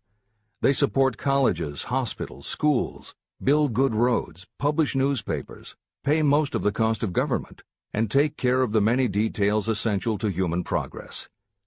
Stated briefly, the capitalists are the brains of civilization because they supply the entire fabric of which all education, enlightenment, and human progress consist. Money without brains is always dangerous. Properly used, it is the most important essential of civilization. To give you an idea of how important organized capital is, try to imagine that it is your job to provide and prepare a simple family breakfast, but you have to do it without the aid of capital. To supply the tea, you would have to make a trip to China or India. Unless you are an excellent swimmer, you would become rather tired before making the round trip. Then, too, another problem would confront you. What would you use for money, even if you had the physical endurance to swim the ocean? To supply sugar, you would have to take another swim to the Caribbean islands, or a long walk to the sugar beet section of Utah. But even then you might come back without the sugar, because organized effort and money are necessary to produce sugar, to say nothing of what is required to refine, transport, and deliver it to the breakfast table anywhere in the United States. Eggs you could obtain easily enough from nearby farms, but you might have a very long walk to Florida or California and back before you could serve grapefruit juice. You would have another long walk to Kansas or one of the other wheat-growing states when you went after wheat bread. Dry cereal would have to be omitted from the menu because it would not be available except through the labor of a trained group of workers and suitable machinery, all of which call for capital. After resting, you could take off for another little swim down to South America, where you would pick up a couple of bananas. On your return, you could take a short walk to the nearest farm having a dairy and pick up some butter and cream. Then your family would be ready to sit down and enjoy breakfast. Seems absurd, doesn't it? Well, the procedure described would be the only possible way these simple items of food could be delivered if we had no capitalistic system. The capital cornerstone of our lives. The sum of money required for the building and maintenance of the planes, trucks, trains, and cargo ships used in the delivery of that simple breakfast is so huge that it staggers imagination. It runs into billions of dollars. Not to mention the armies of trained employees required to run all those planes, trucks, ships, and trains. But transportation is only a part of the requirements of modern civilization in capitalistic America. Before there can be anything to haul, something must be grown from the ground, or manufactured and prepared for market. This calls for more billions of dollars for equipment, machinery, packaging, marketing, and to pay the wages of millions of men and women. Transportation systems do not spring up from the earth and function automatically. They come in response to the call of civilization. They come through the labor and ingenuity and organizing ability of people who have imagination, faith, enthusiasm, decision, and persistence. These men and women are known as capitalists. They are motivated by the desire to build, construct, achieve, render useful service, earn profits, and accumulate riches. And because they render service without which there would be no civilization, they earn for themselves great riches.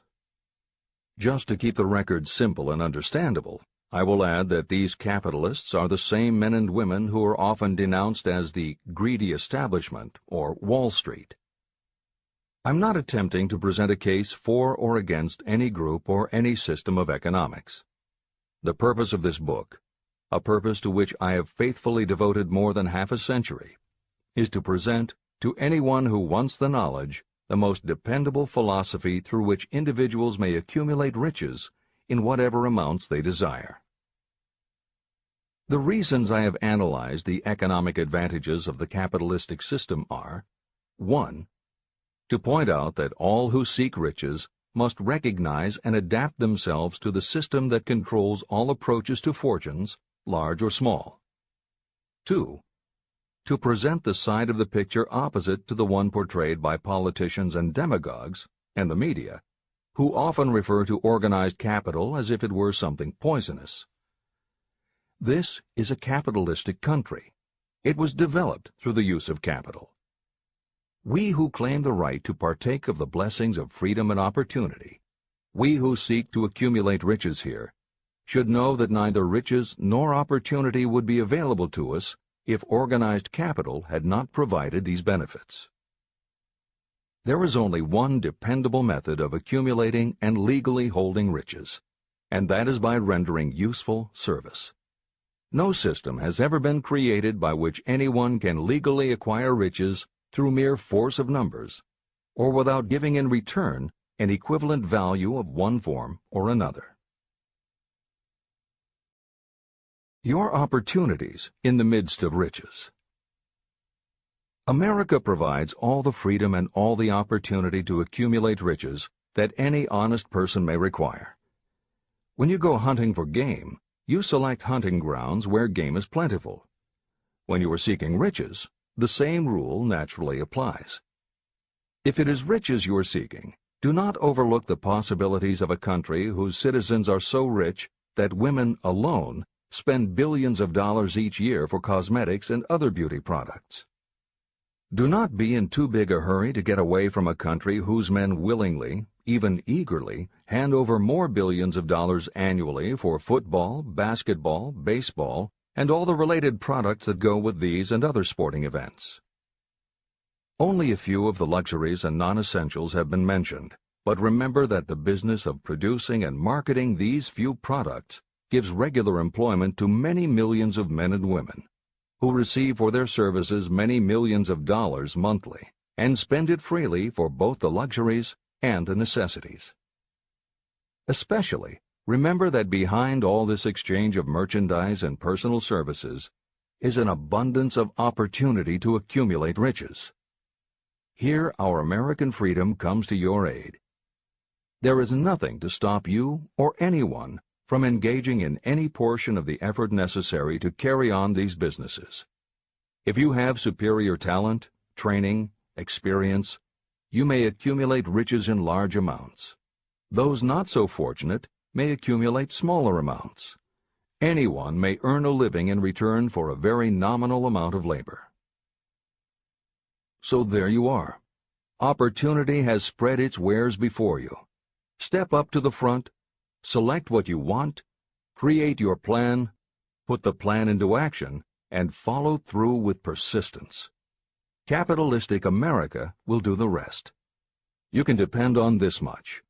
Capitalistic America ensures every person the opportunity to render useful service and to collect riches in proportion to the value of the service.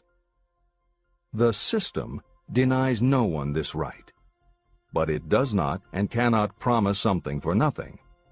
The system itself is irrevocably controlled by the law of economics, which neither recognizes nor tolerates for long getting without giving.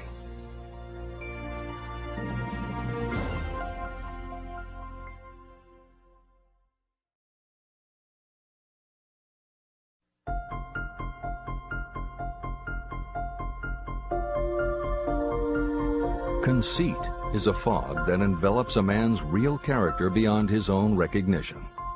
It weakens his native ability and strengthens all his inconsistencies. Chapter 9. Decision. The mastery of procrastination. The seventh step toward riches. Analysis of over 25,000 men and women who had experienced failure reveals that lack of decision was near the head of the list of the 31 major causes of failure. Procrastination, the opposite of decision, is a common enemy which practically every person must conquer. You will have an opportunity to test your capacity to reach quick and definite decisions when you finish reading this book and begin to put the principles into action. My analysis of several hundred people who had accumulated fortunes well beyond the $1 million mark disclosed the fact that every one of them had the habit of reaching decisions promptly and of changing these decisions slowly. People who fail to accumulate money, without exception, have the habit of reaching decisions, if at all, very slowly, and of changing these decisions quickly and often. One of Henry Ford's most outstanding qualities was his habit of reaching decisions quickly and definitely and changing them slowly. This quality was so pronounced in Mr. Ford that it gave him the reputation of being obstinate. It was this quality that prompted Mr. Ford to continue to manufacture his famous Model T, the world's ugliest car, when all of his advisors and many of the purchasers of the car were urging him to change it. Perhaps Mr. Ford delayed too long in making the change, but the other side of the story is that Mr. Ford's firmness of decision yielded a huge fortune before the change in model became necessary. Some say that Mr. Ford's definiteness of decision was just obstinacy, but even this quality is preferable to slowness in reaching decisions and quickness in changing them. Editor's comments. Henry Ford's consistency extended also to the color of the Model T, 15 million of which in 19 years of production from 1908 to 1927 were made only in black and with little change in the design. Shortly after its introduction, Napoleon Hill met with Ford to talk about the principles of success. According to Hill, in Michael Ritt's biography of Napoleon Hill, A Lifetime of Riches, Henry Ford was cold, indifferent, unenthusiastic, and spoke only when forced to, unless he was talking about his car. Early on, few people other than Carnegie could foresee the success Ford would achieve, which Hill later attributed to Ford's self-control and concentrated effort. At Hill's first meeting with him in 1911, Ford was interested only in talking about the Model T. After Ford took him for a spin around the factory, Hill bought one for $680. This is the end of the editor's comments. Making your own decisions. The majority of people who fail to accumulate the money they need are generally easily influenced by the opinions of others. They permit gossip, rumors, other people's opinions, and the news reporters to do their thinking for them. Opinions are the cheapest commodities on earth. Everyone has a flock of opinions they are ready to tell anyone who will listen. If you are too influenced by other people's opinions when you reach decisions, you will not succeed in any undertaking, much less in that of transmuting your own desire into money. If you are influenced by the opinions of others, you will have no desire of your own. Keep your own counsel. Rely on yourself to reach your own decisions when you begin to put these principles into practice, and follow through on your decisions. Take no one into your confidence except the members of your mastermind group, and be very sure that you choose for your group only those who will be in complete sympathy and harmony with your purpose. Close friends and relatives, while not meaning to do so, often handicap one through opinions. And for some reason, even friends often seem to think that ridiculing you and your plans is funny. Thousands of men and women carry inferiority complexes with them all through life because some well-meaning but ignorant person destroyed their confidence through opinions or ridicule. You have a brain and mind of your own. Use it, and reach your own decisions. If you need facts or information from others to help you reach decisions, acquire the facts or information you need quietly, without disclosing your purpose. It is characteristic of people who have a smattering of knowledge to try to give the impression that they know more than they do. Such people generally do too much talking and too little listening. Keep your eyes and ears open and your mouth closed if you wish to acquire the habit of prompt decision. Those who talk too much do little else. If you talk more than you listen, you may miss some important piece of knowledge that might have been very useful to you. By talking too much, you may also disclose your plans and purposes to people who will take great delight in defeating you because they envy you. Remember, every time you open your mouth in the presence of a person who really has knowledge, you tip your hand and show that person your exact stock of knowledge, or you tip your hand to your lack of it. The mark of genuine wisdom is modesty and silence. Keep in mind that every person is, like you, seeking the opportunity to accumulate money. If you talk about your plans too freely, you may be surprised when you learn that some other person has beat you to it by using the plans you bragged about. Let one of your first decisions be to keep a closed mouth and open ears and eyes. As a reminder to yourself, copy the following epigram in large letters and place it where you will see it daily. Tell the world what you intend to do, but first, show it. This is the equivalent of saying that deeds and not words are what count most. The value of decisions depends upon the courage required to render them. The great decisions that served as the foundation of civilization were reached by assuming great risks, which often meant the chance of death. Lincoln's decision to issue his famous Proclamation of Emancipation, which gave freedom to African Americans, was rendered with full understanding that his act would turn thousands of friends and political supporters against him. When the rulers of Athens gave Socrates the choice of disclaiming his teachings or being sentenced to death, Socrates' decision to drink the cup of poison, rather than compromise in his personal belief, was a decision of courage. It turned time ahead 1,000 years and gave to people then unborn the right to freedom of thought and of speech. 56. Who risked the gallows? The greatest decision of all time, as far as any American citizen is concerned, was reached in Philadelphia on July 4, 1776, when 56 men signed their names to a document that they well knew would bring freedom to all Americans, or leave every one of the 56 hanging from a gallows. You have heard of this famous document, the Declaration of Independence. But have you taken from it the great lesson in personal achievement it so plainly taught? We all remember the date of this momentous decision, but few of us realize what courage that decision required. We remember our history as it was taught. We remember dates and the names of the men who fought. We remember Valley Forge and Yorktown. We remember George Washington and Lord Cornwallis. But we know little of the real forces behind these names, dates, and places. We know even less of that intangible power that ensured freedom long before Washington's armies reached Yorktown. It is nothing short of tragedy that the writers of history have missed entirely even the slightest reference to the irresistible power that gave birth and freedom to the nation destined to set up new standards of independence for all the peoples of the earth.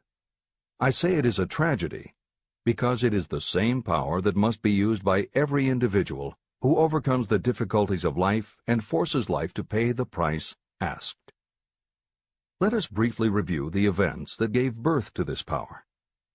The story begins with an incident in Boston on March 5, 1770. British soldiers were patrolling the streets, openly threatening the citizens by their presence. The colonists resented armed men marching in their midst. They began to express their resentment openly, hurling stones as well as epithets at the marching soldiers, until the commanding officer gave orders. Fix bayonets, charge. The battle was on.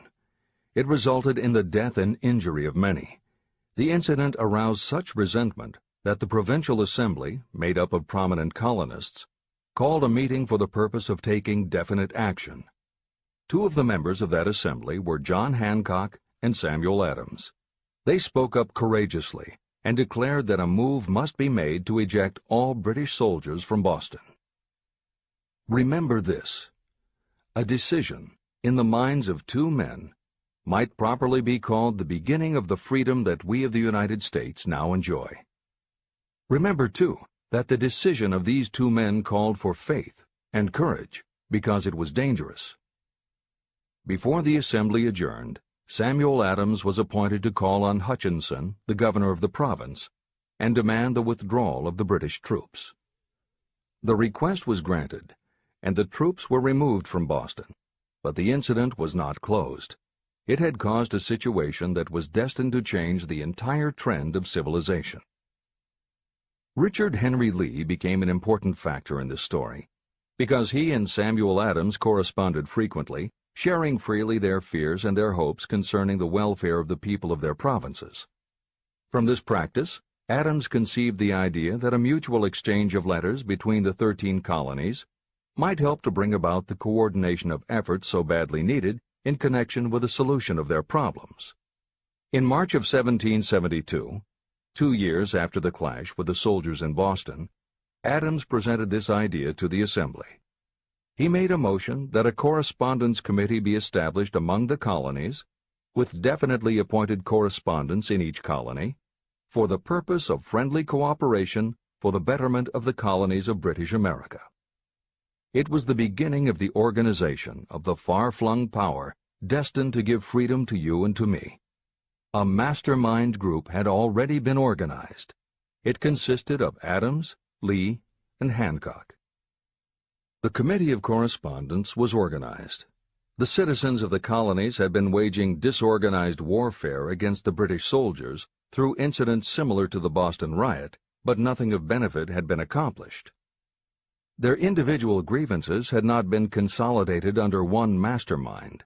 No group of individuals had put their hearts, minds, souls, and bodies together in one definite decision to settle their difficulty with the British once and for all, until Adams, Hancock, and Lee got together. Meanwhile, the British were not idle. They, too, were doing some planning and masterminding, and they had the advantage of having behind them money and organized soldiery. A decision that changed history. The Crown appointed Gage to supplant Hutchinson as the governor of Massachusetts. One of the new governor's first acts was to send a messenger to call on Samuel Adams for the purpose of endeavoring to stop his opposition by fear. You will best understand the spirit of what happened from this quotation of the conversation between Colonel Fenton, the messenger sent by Gage, and Adams. Colonel Fenton: I have been authorized by Governor Gage to assure you, Mr. Adams, that the governor has been empowered to confer upon you such benefits as would be satisfactory, an obvious endeavor to win Adams by promise of bribing him, upon the condition that you engage to cease in your opposition to the measures of the government. It is the governor's advice to you, sir, not to incur the further displeasure of His Majesty. Your conduct has been such as makes you liable to penalties of an act of Henry VIII, by which persons can be sent to England for trial for treason or misprision of treason, at the discretion of a governor of a province. But by changing your political course, you will not only receive great personal advantages, but you will make your peace with the king. Samuel Adams had the choice of two decisions. He could cease his opposition and receive personal bribes, or he could continue and run the risk of being hanged. Clearly, the time had come when Adams was forced to reach, instantly, a decision that could have cost his life. Adams insisted upon Colonel Fenton's word of honor that the colonel would deliver to the governor the answer exactly as Adams would give it to him. Adams' answer: Then you may tell Governor Gage that I trust I have long since made my peace with the King of Kings. No personal consideration shall induce me to abandon the righteous cause of my country. And tell Governor Gage it is the advice of Samuel Adams to him no longer to insult the feelings of an exasperated people. When Governor Gage received Adams' caustic reply, he flew into a rage and issued a proclamation that read, I do hereby, in His Majesty's name, offer and promise His most gracious pardon to all persons who shall forthwith lay down their arms and return to the duties of peaceable subjects, excepting only from the benefit of such pardon Samuel Adams and John Hancock, whose offenses are of too flagitious a nature to admit of any other consideration but that of condign punishment. Adams and Hancock were on the spot. The threat of the irate governor forced the two men to reach another decision, equally as dangerous. They hurriedly called a secret meeting of their staunchest followers. After the meeting had been called to order, Adams locked the door, placed the key in his pocket, and informed all present that it was imperative that a Congress of the colonists be organized, and that no man should leave the room until the decision for such a Congress had been reached. Great excitement followed. Some weighed the possible consequences of such radicalism. Some expressed grave doubt as to the wisdom of so definite a decision in defiance of the Crown. Locked in that room were two men immune to fear, blind to the possibility of failure, Hancock and Adams. Through the influence of their minds, the others were induced to agree that, through the Correspondence Committee, arrangements should be made for a meeting of the First Continental Congress to be held in Philadelphia, September 5, 1774. Remember this date. It is more important than July 4, 1776. If there had been no decision to hold a Continental Congress, there could have been no signing of the Declaration of Independence. Before the first meeting of the new Congress, another leader, in a different section of the country, was deep in the throes of publishing a summary view of the rights of British America. He was Thomas Jefferson, of the province of Virginia, whose relationship to Lord Dunmore, representative of the Crown in Virginia, was as strained as that of Hancock's and Adams with their governor. Shortly after his famous Summary of Rights was published, Jefferson was informed that he was subject to prosecution for high treason against His Majesty's government. Inspired by the threat, one of Jefferson's colleagues, Patrick Henry, boldly spoke his mind, concluding his remarks with a sentence that shall remain forever a classic. "If this be treason, then make the most of it." It was such men as these who, without power, without authority, without military strength, without money, sat in solemn consideration of the destiny of the colonies, beginning at the opening of the First Continental Congress and continuing at intervals for 2 years, until on June 7, 1776, Richard Henry Lee arose, addressed the chair, and to the startled assembly made this motion: "Gentlemen, I make the motion that these united colonies are, and of right ought to be, free and independent states, that they be absolved from all allegiance to the British Crown, and that all political connection between them and the state of Great Britain is, and ought to be, totally dissolved." The most momentous decision ever placed on paper. Lee's astounding motion was discussed fervently and at such length that he began to lose patience. Finally, after days of argument, he again took the floor and declared in a clear, firm voice, "Mr. President, we have discussed this issue for days. It is the only course for us to follow. Why then, sir, do we longer delay? Why still deliberate? Let this happy day give birth to an American republic. Let her arise, not to devastate and to conquer, but to re-establish the reign of peace and of law." Before his motion was finally voted upon, Lee was called back to Virginia because of serious family illness. But before leaving, he placed his cause in the hands of his friend, Thomas Jefferson, who promised to fight until favorable action was taken. Shortly thereafter, the President of the Congress, Hancock, appointed Jefferson as chairman of a committee to draw up a Declaration of Independence. Long and hard the committee labored on a document that would mean, when accepted by the Congress, that every man who signed it would be signing his own death warrant should the colonies lose in the fight with Great Britain that was sure to follow. The document was drawn, and on June 28th, the original draft was read before the Congress. For several days it was discussed, altered, and made ready. On July 4th, 1776, Thomas Jefferson stood before the Assembly and fearlessly read the most momentous decision ever placed on paper. When in the course of human events it becomes necessary for one people to dissolve the political bands which have connected them with another, and to assume among the powers of the earth the separate and equal station to which the laws of nature and of nature's God entitled them, a decent respect to the opinions of mankind requires that they should declare the causes which impel them to the separation. When Jefferson finished, the document was voted upon, accepted, and signed by the 56 men, every one staking his own life upon his decision to write his name. By that decision came into existence a nation destined to bring to mankind forever the privilege of making decisions. Analyze the events that led to the Declaration of Independence, and be convinced that this nation, which now holds a position of commanding respect and power among all nations of the world, was born of a decision created by a mastermind consisting of 56 men. Note well the fact that it was their decision that ensured the success of Washington's armies, because the spirit of that decision was in the heart of every soldier who fought with him, and served as a spiritual power which recognizes no such thing as failure. Note also, with great personal benefit, that the power that gave this nation its freedom is the same power that must be used by every individual who becomes self-determining. This power is made up of the principles described in this book.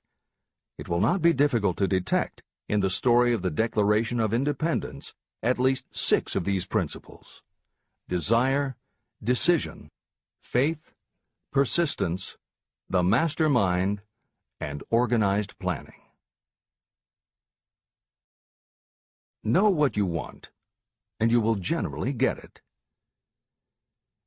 Throughout this philosophy, you'll find the suggestion that thought, backed by strong desire, will transmute itself into its physical equivalent. The story of the founding of America and the story of the organization of the United States Steel Corporation are perfect examples of the method by which thought makes this astounding transformation. In your search for the secret of the method, do not look for a miracle, because you will not find it. You will find only the eternal laws of nature. These laws are available to every person who has the faith and the courage to use them. They may be used to bring freedom to a nation or to accumulate riches. Those who reach decisions promptly and definitely know what they want and generally get it. The leaders in every walk of life decide quickly and firmly. That is the major reason why they are leaders. The world has a habit of making room for the people whose words and actions show that they know where they are going. Indecision is a habit that usually begins when a person is young. It becomes more and more of a habit as the youth goes through grade school, high school, and even through college without definiteness of purpose. The habit of indecision goes with the student into the occupation he or she chooses. Generally, a young person just out of school seeks any job that can be found. Young people take the first job they can find because they have fallen into the habit of indecision. The vast majority of people working today are in the positions they hold because they lack the definiteness of decision to plan a definite position and the knowledge of how to choose an employer. Definiteness of decision always requires courage, sometimes very great courage. The 56 men who signed the Declaration of Independence staked their lives on the decision to affix their signatures to that document. The person who reaches a definite decision to go after a specific job and make life pay the price he or she asks does not stake his or her life on that decision. They stake their economic freedom. Financial independence, riches, and desirable business positions are not within reach of the person who neglects or refuses to expect, plan, and demand these things. The person who desires riches in the same spirit that Samuel Adams desired freedom for the colonies is sure to accumulate wealth. No man achieves great success who is unwilling to make personal sacrifices. Chapter 10. Persistence. The sustained effort necessary to induce faith. The 8th step toward riches. Persistence is an essential factor in the procedure of transmuting desire into its monetary equivalent. The basis of persistence is the power of will.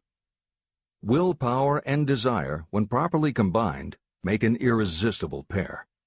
Those who accumulate great fortunes are sometimes called cold-blooded or ruthless. Frequently, it is simply because their critics simply don't understand that what they have is a strong desire backed up by willpower, which they mix with persistence. It is the combination that ensures the attainment of their objectives. The majority of people are ready to throw their aims and purposes overboard and give up at the first sign of opposition or misfortune. A few carry on despite all opposition until they attain their goal. There may be no heroic connotation to the word persistence, But persistence does for your character what carbon does to iron. It hardens it to steel. The building of a fortune will involve the application of the entire 13 factors of this philosophy. These principles must be understood, and they must be applied with persistence by all who accumulate money. Your test of persistence. If you are reading this book with the intention of seriously applying the knowledge, the first test of your persistence will come when you begin to follow the 6 steps described in the 3rd chapter. Desire. Unless you are one of the few people who already have a definite goal and a definite plan for its attainment, you may read the instructions, but you will never actually apply them in your daily life. Lack of persistence is one of the major causes of failure. Moreover, my experience with thousands of people has proved that lack of persistence is a weakness common to the majority of people. However, it is a weakness that may be overcome by effort. The ease with which lack of persistence may be conquered will depend entirely upon the intensity of your desire. The starting point of all achievement is desire. Keep this constantly in mind. Weak desires bring weak results, just as a small amount of fire makes a small amount of heat. If you are lacking in persistence, this weakness may be remedied by building a stronger fire under your desires. Continue reading through to the end of this book. Then go back to Chapter 3 and start immediately to carry out the instructions for using the 6 steps. The eagerness with which you follow these instructions will indicate clearly how much or how little you really desire to accumulate money. If you find that you are indifferent, you may be sure that you have not yet acquired the money consciousness that you must possess before you can be sure of accumulating a fortune. Fortunes gravitate to those whose minds have been prepared to attract them, just as surely as water gravitates to the ocean. If you are weak in persistence, focus on the instructions in Chapter 11, Power of the Mastermind. Surround yourself with a mastermind group, and through the cooperation of the members of this group, you can develop persistence. You will find additional instructions for the development of persistence in Chapter 5, Autosuggestion, and in Chapter 13, The Subconscious Mind. Follow the instructions in these chapters until you build up habits that convey to your subconscious mind a clear picture of the object of your desire. From that point on, you will not be handicapped by lack of persistence. Your subconscious mind works continuously while you are awake and while you are asleep. Are you money conscious or poverty conscious? Occasional effort to apply the rules will be of no value to you. To get results, you must apply all of the rules until they become a fixed habit with you. In no other way can you develop the necessary money consciousness. Just as money is attracted to those who have deliberately set their mind on it, poverty is attracted to those whose mind is open to it. And although money consciousness must be developed intentionally, poverty consciousness develops without conscious application of habits favorable to it. Poverty consciousness will seize the mind that is not occupied with money consciousness. If you understand the point of the preceding paragraph, you will understand the importance of persistence in the accumulation of a fortune. Without persistence, you will be defeated even before you start. With persistence, you will win. If you have ever had a nightmare, you will realize the value of persistence.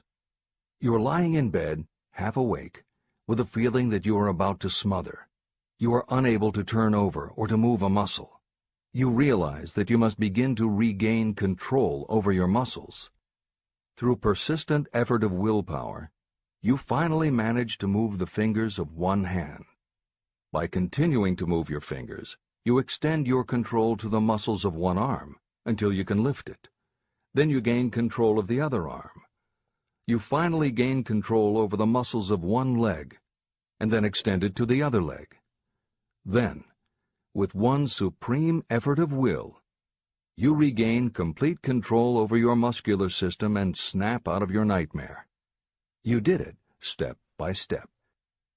You may find it necessary to snap yourself out of your mental inertia in a similar way. First, by moving slowly, then increasing your speed until you gain complete control over your will. Be persistent, no matter how slowly you may have to move at first. With persistence will come success. Snap out of mental inertia. If you select your mastermind group with care, you will have in it at least one person who will aid you in the development of persistence. Some people who have accumulated great fortunes did so because of necessity. They developed the habit of persistence because circumstances forced them to become persistent. Those who have cultivated the habit of persistence seem to enjoy insurance against failure. No matter how many times they are defeated, they finally arrive up toward the top of the ladder. Sometimes it appears that there is a hidden guide whose duty is to test us through all sorts of discouraging experiences. Those who pick themselves up after defeat and keep on trying finally arrive, and the world says, "I knew you could do it." The hidden guide lets no one enjoy great achievement without passing the persistence test. Those who can't take it simply do not make the grade. Those who can take it are rewarded for their persistence, and in return they get the goal they are pursuing. But that is not all. They receive something infinitely more important than material compensation: the knowledge that every failure brings with it the seed of an equivalent advantage. Persist past your failures. The people who learn from experience the importance of persistence will not accept defeat as being anything more than temporary. They are the ones whose desires are so persistently applied that defeat is finally changed into victory. We see that an overwhelmingly large number of people go down in defeat, never to rise again. We also see the few who take the punishment of defeat as an urge to greater effort. But what we do not see, what most of us never suspect of existing, is the silent but irresistible power that comes to the rescue of those who fight on in the face of discouragement. If we speak of this power at all, we call it persistence and let it go at that. One thing is sure: if you do not have persistence, you will not achieve noteworthy success in any calling. As I am writing these lines, I can look out the window and see, less than a block away, the great mysterious Broadway, the graveyard of dead hopes and the front porch of opportunity. From all over the world, people have come to Broadway seeking fame, fortune, power, love, or whatever it is that human beings call success. Once in a great while, someone steps out from the long procession of seekers, and the world hears that another person has conquered Broadway. But Broadway is not easily nor quickly conquered. Broadway acknowledges talent, recognizes genius, and pays off in money only after a person has refused to quit. The secret is always inseparably attached to one word: persistence. Editor's comments. Today we think of making it on Broadway in terms of the theater, but here Napoleon Hill uses Broadway as a metaphor for the New York arts, publishing, and entertainment industries in general. In the original edition of Think and Grow Rich, Hill used this introduction to tell of Fannie Hurst, one of the best-selling authors of the day, who pounded the streets of New York for 4 years and received 36 rejection slips from one publisher alone before her persistence paid off and she finally got published. Although Napoleon Hill chose Fannie Hurst to illustrate his point about overcoming poverty and adversity, he knew all about both from personal experience. Hill's own story is one of very humble beginnings and devastating failures that would have defeated most people. It was only through his extraordinary persistence that the original edition of the book you hold in your hands was published. And for that reason, the editors of this edition have included this brief biography of Napoleon Hill. The following is adapted from A Lifetime of Riches, the biography of Napoleon Hill, written by Michael J. Ritt, Jr. and Kirk Landers, and also draws upon Napoleon Hill's first bestseller, his 4-volume masterwork, Law of Success. In it, Hill told of the 7 turning points in his own life, and those excerpts told in his words are told in the first person. Born into poverty in the backwoods of Virginia, young Nap, as he was called, was the local gun-toting troublemaker. He would probably have ended up a criminal had his widowed father not met and married Martha Ramey Banner. Nap's new stepmother set out to change the family's mountain ways, and she started by trading Napoleon a typewriter for his 6-shooter pistol. She told him, "If you become as good with a typewriter as you are with that gun, you may become rich and famous and known throughout the world." Her faith and encouragement turned young Nap around, and by the age of 15, he was submitting stories to the local newspapers and doing everything he could to get himself out of his meager circumstance. After completing high school and 1 year at a business college, he wrote an audacious letter to Rufus Ayers, one of the most powerful men in the coal industry. Hill wrote to apply for a job, but he said that he didn't want a salary. In fact, he said he would pay Ayers. Hill proposed that Ayers could charge him whatever he wanted on a monthly basis, but if at the end of 3 months Hill had proved his worth, he then would expect Ayers to pay him a salary of the same monthly amount. Ayers admired Hill's style and hired him, with pay. First turning point. After finishing a course at a business college, I took a job as stenographer and bookkeeper. As a result of having practiced the habit of performing more work and better work than that for which I was paid, I advanced rapidly until I was assuming responsibilities and receiving a salary far out of proportion to my age. Hill also proved to be so trustworthy and honest that Ayers promoted him to replace the manager, making this 19-year-old the youngest manager of a mine and in charge of 350 men. Then fate reached out and gave me a gentle nudge. My employer lost his fortune, and I lost my position. This was my first real defeat, and even though it came about as a result of causes beyond my control, I didn't learn a lesson from it until many years later. Second turning point. My next position was that of sales manager for a large lumber manufacturer in the South. My advancement was rapid, and I did so well that my employer took me into partnership with him. We began to make money, and I began to see myself on top of the world again. Like a stroke of lightning out of a clear sky, the 1907 panic swept down, and overnight it rendered me an enduring service by destroying our business and relieving me of every dollar that I had. Editor's comment. The panic Hill refers to began in the summer of 1907, when a number of banks and stock brokerages declared bankruptcy. Word spread to the general public, and it created a run on the banks as depositors lined up to demand that they be given the money they had on deposit.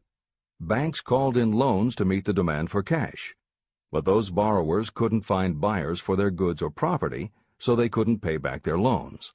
When the banks couldn't get back the money they had loaned, they repossessed the homes or businesses that the borrowers had put up as collateral. Businesses were closed, farmers were evicted from their land, jobs were lost, so even more banks were forced to close, and it just kept getting worse. America was caught in a downward spiral that was reversed only when the major Wall Street bankers and financial executives, who were themselves in danger of losing their businesses, stepped in to shore up troubled banks. It was in large part because of the bank panic of 1907 that legislation was enacted in 1913 to create the Federal Reserve System. This is the end of the editor's comments. Third turning point. This was my first serious defeat. I mistook it then for failure, but it was not.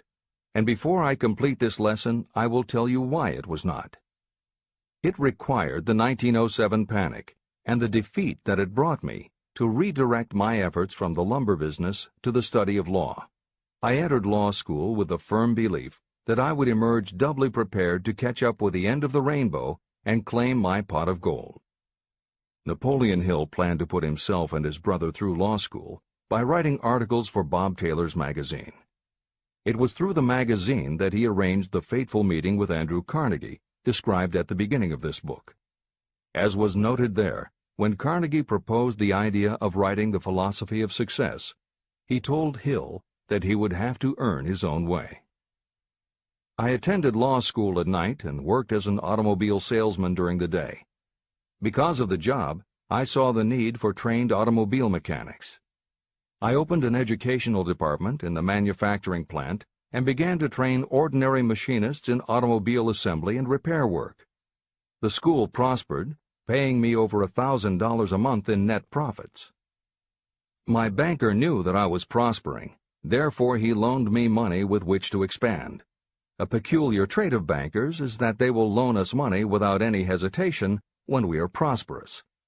My banker loaned me money until I was hopelessly in his debt. Then he took over my business as calmly as if it had belonged to him, which it did. From an income of more than $1,000 a month, I was suddenly reduced to poverty. For the third time, Hill had experienced defeat, but he was not beaten. He got another job, and all the while continued to work on the Carnegie Project.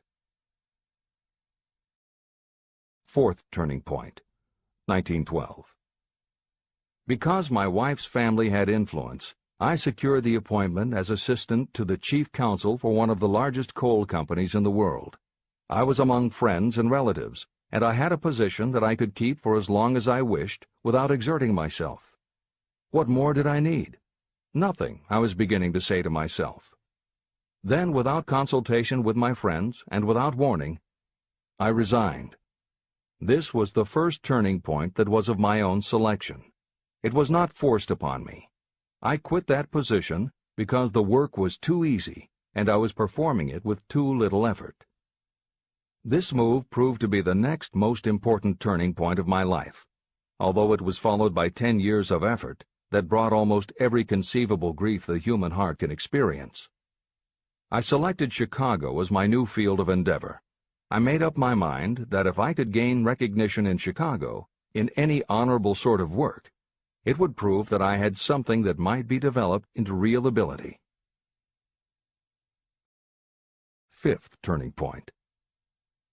My first position in Chicago was that of advertising manager for a large correspondence school. I did so well that the president of the school induced me to resign my position and go into the candy manufacturing business with him. We organized the Betsy Ross Candy Company, and I became its first president. The business grew rapidly, and soon we had a chain of stores in 18 different cities. They did so well, in fact, Hill's partners decided they wanted to take over the business. They had Hill arrested on a false charge, and then offered to withdraw the charge if he would turn over to them his interest in the business. Outraged at the suggestion, Hill refused. When the case went to court, his partners failed to appear for the hearing. Hill sued them for malicious damage to his character. The judge's ruling completely vindicated Hill and allowed him the option to have his partners thrown in jail. Being arrested seemed at the time a terrible disgrace, even though the charge was false. It was not a pleasant experience, and I would not wish to go through a similar experience again, but I must admit that it was worth all the grief it cost me, because it gave me the opportunity to find out that revenge was not a part of my makeup. Sixth turning point. This turning point came shortly after my dreams of success in the candy business had been shattered, when I turned my efforts to teaching advertising and salesmanship as a department of one of the colleges in the Midwest. My school prospered from the very beginning. I had a resident class and also a correspondence school, through which I was teaching students in nearly every English-speaking country. It was 1917, and in April of that year President Woodrow Wilson declared the United States would enter the war against Germany. Hill contacted the president, who he had previously met through Andrew Carnegie, and offered his services to help the war effort. Hill was given the position of creating public relations materials and helping to sell war bonds. When not operating his school, he threw himself into his war work, for which he insisted that he be paid only $1 a year. Then came the second military draft, and it practically destroyed my school, as it caught most of those who were enrolled as students. At one stroke, I charged off more than $75,000 in tuition fees. Once more, I was penniless. Despite the fact that Hill had to scrape just to get by, he continued to work for President Wilson and continued to refuse to take any compensation. Though Hill had a family to support, and the ridicule of his relatives put a tremendous strain on relations, he also continued to work on the Carnegie Project. Hill later said, "Believe me, there were times when between the needling of my relatives and the hardships I endured, it was not easy to maintain a positive mental attitude and persevere. Sometimes in barren hotel rooms, I almost believed my family was right. The thing that kept me going was my conviction that one day I would not only successfully complete my work, but also be proud of myself when it was finished." Seventh turning point. To describe the seventh of the turning points in my life, I must go back to November 11th, 1918. Armistice Day, the end of the World War.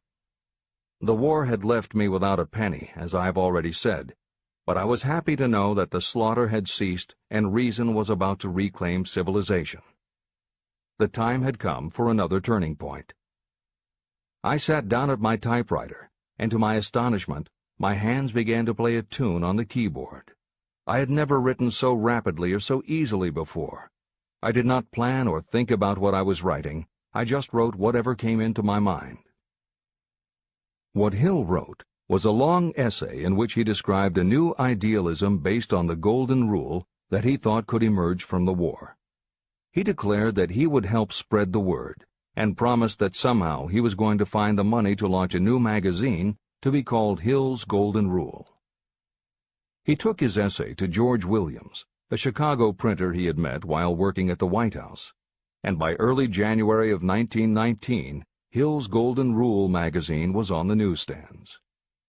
The first issue was 48 pages. In the beginning, with no money to pay anyone else, Hill wrote and edited every word himself, changing his writing style for each article as well as using a variety of pen names. Additional staff was hired later, which soon led to problems on the inside and on the outside, and Williams attempted to buy out Hill's share of the business. But when Hill realized that one stipulation of the buyout prevented him from any involvement in a competing publication, in October of 1920, he simply left. By April of 1921, he had raised the money for a new publication, Napoleon Hill's magazine, the foundation of which was again the Golden Rule. But it also expanded into presenting many of the principles of success that would become the basis of Hill's later books. The magazine's acceptance and success also led to Hill's success as a speaker and motivator, which led to even greater success for the magazine. At the same time, Napoleon Hill was working with one of the inmates of a penitentiary to develop a correspondence course, which he took to the prisons to encourage prisoner rehabilitation. Most everything Hill did during this time was successful, and the success of the prison program was significant. But the greed of two members of the board of directors, one of whom was the prison chaplain, eventually led in 1923 to the demise of not only the educational rehabilitation programs, but also the magazine and numerous other successful offshoot ventures. The bleak irony, as Michael Ritt notes in A Lifetime of Riches, was that few enterprises in the 1920s could have been more idealistic or humanitarian in concept. Yet in seeking to stir goodness in men's souls, these enterprises had stirred mean-spirited men to a bloodlust that destroyed everything. Without his magazine, Hill went back to teaching and lecturing, which led to an introduction to a crusading newspaper publisher, Don Mellett, who offered to help Hill publish the results of his work on the Carnegie Project. At this same time, Mellett learned that Prohibition gangsters were selling narcotics and bootleg liquor to school children in Canton, and members of the local police force were being bribed to do nothing about it. Mellett was outraged and wrote an expose in his Canton Daily News, while Hill contacted the governor to implement a state investigation of the corrupt police department. A week before Hill and Mellett were to finalize the financing for the publication of Hill's book, Don Mellett was ambushed outside his home and assassinated by a gangster and a renegade cop. They tried to kill Hill, too, but through pure luck he escaped and fled to the Smoky Mountains, where he remained holed up in a backwoods shack for most of a year. Destitute and in fear for his life, he lapsed into a state of deep depression. Then, in one extraordinary night of self-analysis, he willed himself out of his depression and resolved to finish the challenge Carnegie had posed almost 20 years earlier. Hill went to Philadelphia, convinced a publisher to put up the money, then worked night and day for almost 4 months to finish the manuscript. In March of 1928, Hill published the results of his efforts, a multi-volume masterwork entitled Law of Success. No one had ever seen anything like it. It was a phenomenon, a runaway bestseller. A little over a year later, while Hill was finally enjoying the fruits of his long labors, the stock market crash of '29 hit. The bottom fell out of everything, including the market for books. Though he never gave up on his vision, like the rest of America, Hill struggled through the Depression. He lectured, he wrote, and he taught in every way he could, but it was very hard to preach personal achievement to a country that had lost faith in itself. Napoleon Hill made it his personal mission to turn the tide by creating a variety of self-help programs, but it became disappointingly apparent that it was going to take more than one man to do it. When Franklin Delano Roosevelt was elected president, he reached out to Hill. Though Napoleon Hill was an avowed capitalist, he believed enough in the ultimate goal of FDR's policies that he committed himself to helping the new administration. Throughout the Depression years, he became a close confidant of the president's, helping to guide Roosevelt in his efforts to revitalize America. It is said that it was Hill who gave FDR the famous line, "We have nothing to fear but fear itself." And though Hill was dead broke, just as he had done for President Wilson, he refused to accept more than $1 a year for his efforts. In 1937, as America was finally beginning to see glimmerings of hope that the Great Depression might end, Hill convinced his publisher that America now needed a book to help shake off the mental and emotional stigma of those terrible times. He was right. They released Think and Grow Rich to such resounding success that it sold well over 1 million copies even before the Depression ended.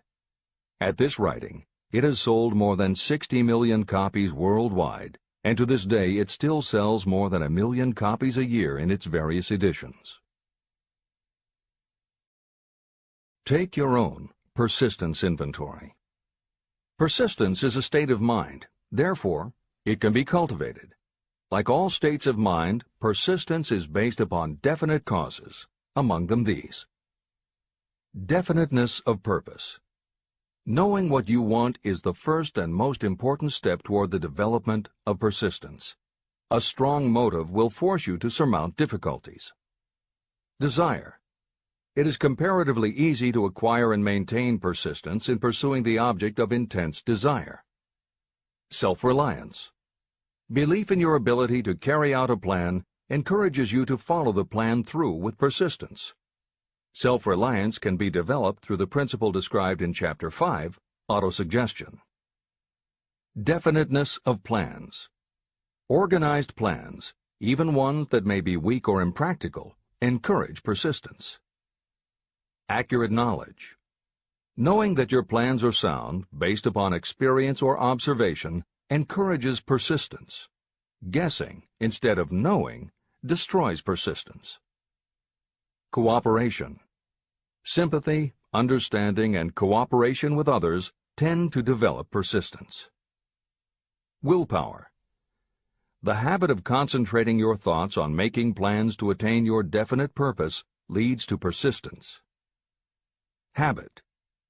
Persistence is the direct result of habit. The mind absorbs and becomes a part of the daily experiences upon which it feeds. Fear, the worst of all enemies, can be overcome by forcing yourself to perform and repeat acts of courage. Everyone who has seen active service in war knows this. Take inventory of yourself and determine what you are lacking in this essential quality of persistence. Measure yourself point by point and see how many of the previous 8 factors of persistence you lack. The analysis may lead to discoveries that will give you a new understanding of yourself and what you need to get ahead. The following is a list of the real enemies that stand between you and achievement. These are not only the symptoms indicating weakness of persistence, but also the deeply seated subconscious causes of this weakness. Study the list carefully, and face yourself squarely if you really wish to know who you are and what you are capable of doing. These are the weaknesses that must be mastered by anyone who really wants to accumulate riches. 1. Failure to recognize and to define clearly exactly what you want. 2. Procrastination, with or without cause, usually backed up with a long list of alibis and excuses. 3. Lack of interest in acquiring specialized knowledge.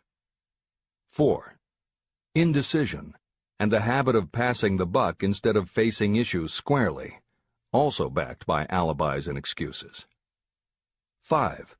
The habit of relying upon excuses instead of making definite plans to solve your problems. 6. Self-satisfaction. There is little remedy for this, and no hope for those who suffer from it. 7. Indifference, usually reflected in your readiness to compromise rather than meet opposition and fight it. 8. The habit of blaming others for your mistakes and accepting circumstances as being unavoidable. 9. Weakness of desire because you neglected to choose motives that will push you to take action. 10. Willingness to quit at the first sign of defeat, based upon one or more of the 6 basic fears. 11. Lack of organized plans that you have written out so they can be analyzed. 12. The habit of neglecting to act on ideas or to grasp opportunity when it presents itself. 13. Wishing instead of willing. 14. The habit of compromising with poverty instead of aiming at riches. A general lack of ambition to be, to do, or to own. 15. Searching for all the shortcuts to riches, trying to get without giving a fair equivalent, usually reflected in the habit of gambling or trying to drive unfair bargains. 16. Fear of criticism, resulting in failure to create plans and put them into action because of what other people might think, do, or say. This is one of your most dangerous enemies because it often exists in your subconscious mind, and you may not even know it is there. See the 6 basic fears in the last chapter. If you fear criticism. Following is an examination of the symptoms of the fear of criticism. The majority of people permit relatives, friends, and the public at large to influence them so that they cannot live their own lives because they fear criticism. Many people make mistakes in marriage but stay married, then go through life miserable and unhappy because they fear criticism. Anyone who has submitted to this form of fear knows the irreparable damage it does by destroying one's ambition and the desire to achieve. Millions of people neglect to go back and get an education after having left school because they fear criticism. Countless numbers of men and women permit relatives to wreck their lives in the name of family duty because they fear criticism. Duty does not require you to submit to the destruction of your personal ambitions and the right to live your own life in your own way.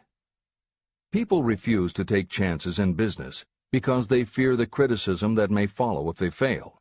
The fear of criticism in such cases is stronger than the desire for success.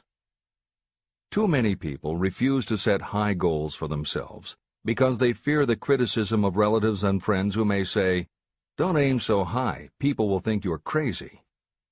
When Andrew Carnegie suggested that I devote 20 years to the organization of a philosophy of individual achievement, my first impulse was fear of what people might say. His suggestion was far greater than anything I had ever conceived for myself. My first instinct was to create excuses, all of them traceable to the fear of criticism. Something inside of me said, "You can't do it. The job is too big and requires too much time. What will your relatives think of you? How will you earn a living? No one has ever organized a philosophy of success. What right have you to believe you can do it? Who are you anyway to aim so high? Remember your humble birth. What do you know about philosophy? People will think you are crazy, and they did. Why hasn't some other person done this before now? These and many other questions flashed into my mind. It seemed as if the whole world had suddenly turned its attention to me with the purpose of ridiculing me into giving up all desire to carry out Mr. Carnegie's suggestion. Later in life, after having analyzed thousands of people, I discovered that most ideas are stillborn. To grow, ideas need the breath of life injected into them through definite plans of immediate action. The time to nurse an idea is at the time of its birth. Every minute it lives gives it a better chance of surviving. The fear of criticism is what kills most ideas that never reach the planning and action stage. Breaks can be made to order. Many people believe that success is the result of lucky breaks. There may be something to that, but if you depend upon luck, you will almost surely be disappointed. The only break anyone can afford to rely on is a self-made break. These come through the application of persistence. The starting point is definiteness of purpose. Editor's comments. In 1999, Mark Myers, editor of one of the country's most influential self-help newsletters, Bottom Line Personal, wrote a book entitled How to Make Luck: 7 Secrets Lucky People Use to Succeed. In it, he tells of a study that was done by the psychology department at the University of Hertfordshire near London. They assembled a group of people, half of whom either thought themselves lucky or were considered to be lucky by others. The other half of the group believed they were unlucky. They were all brought to campus to watch a computerized random coin toss. Each person watched as a cartoon elf came on screen and flipped a coin. Each was asked to call heads or tails. The results of the experiment proved that the unlucky group guessed right approximately the same number of times as the lucky group. In follow-up interviews, the researchers concluded that the only difference between so-called lucky and unlucky people was that the lucky people tended to remember the good things that had happened in their lives, and those that thought they were unlucky tended to dwell on the bad things. The scientific fact is that luck, in terms of calling a coin toss, spinning a wheel, or turning a card, is completely random, and there's nothing we can do about it. All we can control is what we say and do. Everything else that happens to us depends upon the actions of others and the random world in which we live. Then why do some people seem to be so lucky and get all the lucky breaks? Myers says it is because, unlike luck, lucky breaks are something you can control. And lucky people, whether they know it or not, have taken specific steps to make their good luck. You can influence lucky breaks in 2 ways. You have to intentionally put yourself in luck's way, and you must make people want to help you because they believe that you deserve their help.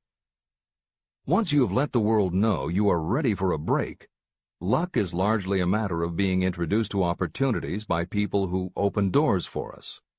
Myers calls these people gatekeepers. Gatekeepers offer help not only out of goodwill, but also because they hope you will help them in return when you are in a position to do so. People who are lucky make it a point to impress their gatekeepers so that they will be the first to come to mind when opportunities arise. Your gatekeepers must believe that you deserve a break, and that it is worth it to them to give you one. One of the best ways to do that is simply to behave and act lucky. If you act like a loser, people think you are a loser.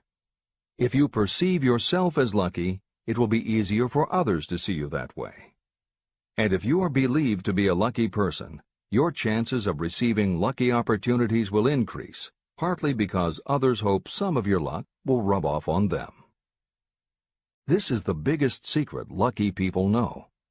They know that when they seem lucky, more people want to help them. There are people waiting to make a difference in your life if you show them you are willing to make an effort and that you are enthusiastic. Mark Meyer's book is devoted to explaining ways to do that. As Hill says, the only lucky break anyone can afford to rely upon is a self-made break. These come through the application of persistence. The starting point is definiteness of purpose. This is the end of the editor's comments. If you stop the first 100 people you meet on the street and ask them what they want most in life, 98 of them would not be able to tell you. If you press them for an answer, some will say security, many will say money, a few will say happiness, and others will say fame and power. Some might tell you they want social recognition, ease in living, the ability to sing, dance, or write. But none of them will be able to give you the slightest indication of a plan by which they hope to attain these vaguely expressed wishes. Riches do not respond to wishes. They respond only to definite plans backed by definite desires through constant persistence. How to develop persistence. There are 4 simple steps that lead to the habit of persistence. They call for no great amount of intelligence, no particular amount of education, and little time or effort. These necessary steps are: 1. A definite purpose, backed by a burning desire for its fulfillment. 2. A definite plan, expressed in continuous action. 3. A mind closed tightly against all negative and discouraging influences, including negative suggestions of relatives, friends, and acquaintances. 4. A friendly alliance with one or more persons who will encourage you to follow through with both plan and purpose. These 4 steps are essential for success in all walks of life. An important purpose of the 13 principles of this philosophy is to enable you to take those 4 steps as a matter of habit. They are steps by which you may control your economic destiny. They are steps that lead to freedom and independence of thought. They are steps that lead to riches, in small or great quantities. They are steps that lead the way to power, fame, and worldly recognition. They are 4 steps that guarantee favorable breaks. They are steps that convert dreams into physical realities. They are steps that lead also to the mastery of fear, discouragement, indifference. There is a magnificent reward for anyone who learns to take these 4 steps. It is the privilege of writing your own ticket and of making life yield whatever price is asked. How to master difficulties. What mystical power gives people of persistence the capacity to master difficulties? Does the quality of persistence set up in your mind some form of spiritual, mental, or chemical activity that gives you access to supernatural forces? Does infinite intelligence throw itself on the side of the person who still fights on when the whole world seems to be against them? These and many other similar questions were in my mind as I watched Henry Ford start from scratch and build an industrial empire with little more than persistence.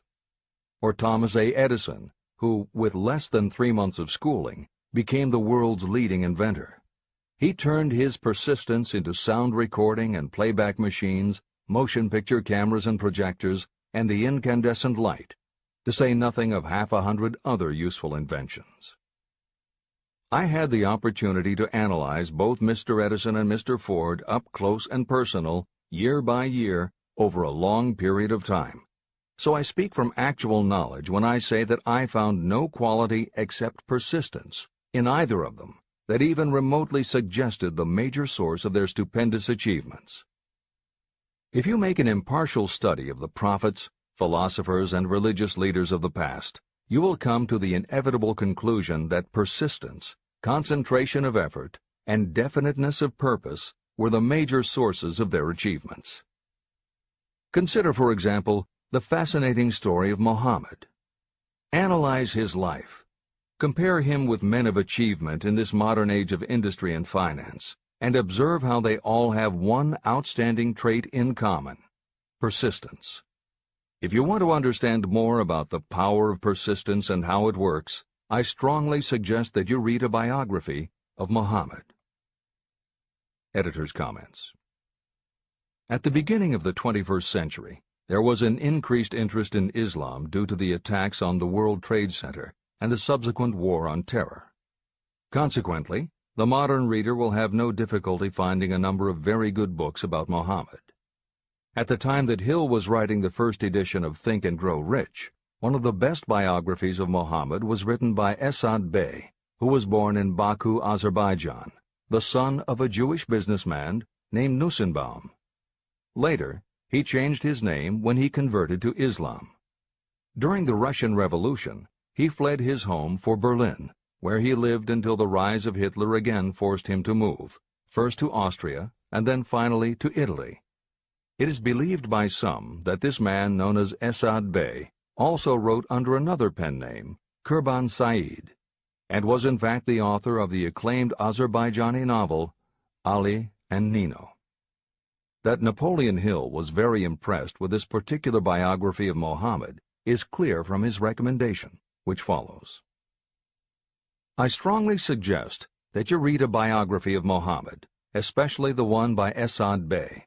This brief review of that book, which appeared in the Herald Tribune, will provide a preview of the rare treat in store for those who take the time to read the entire story of one of the most astounding examples of the power of persistence known to civilization. The Last Great Prophet. Reviewed by Thomas Sugru.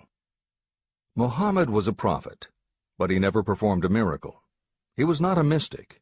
He had no formal schooling. He did not begin his mission until he was 40. When he announced that he was the messenger of God, bringing word of the true religion, he was ridiculed and labeled a lunatic. Children tripped him, and women threw filth upon him. He was banished from his native city, Mecca, and his followers were stripped of their worldly goods and sent into the desert after him. When he had been preaching 10 years, he had nothing to show for it but banishment, poverty, and ridicule.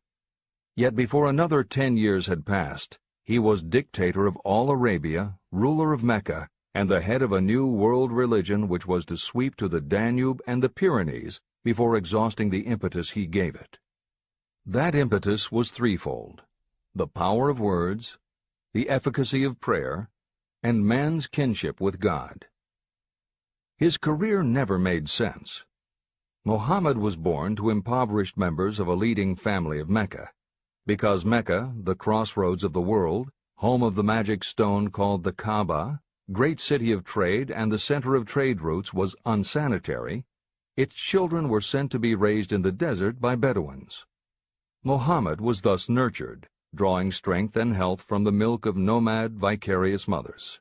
He tended sheep and soon hired out to a rich widow as leader of her caravans. He traveled to all parts of the Eastern world, talked with many men of diverse beliefs, and observed the decline of Christianity into warring sects. When he was 28, Khadijah, the widow, looked upon him with favor and married him. Her father would have objected to such a marriage, so she got him drunk and held him up while he gave the paternal blessing.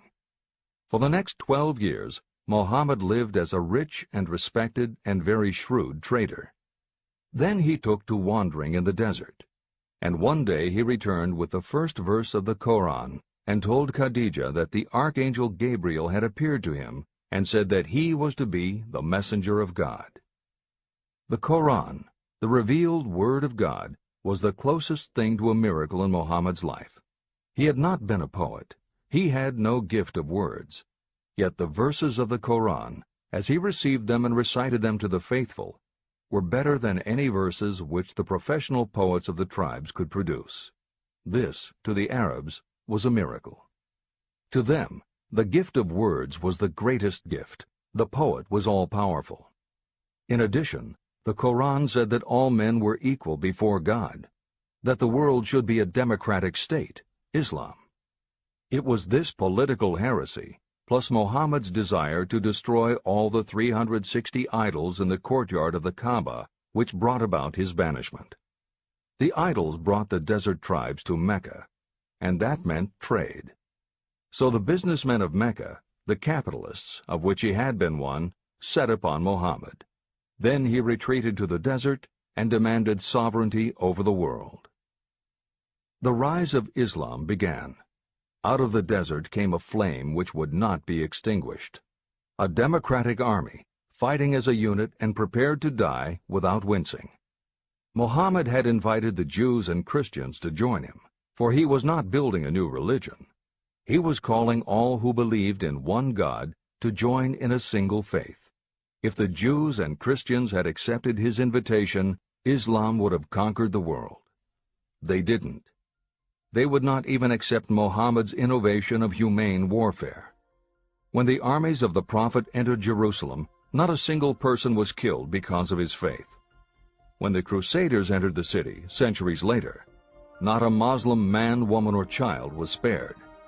But the Christians did accept one Muslim idea, the place of learning, the university.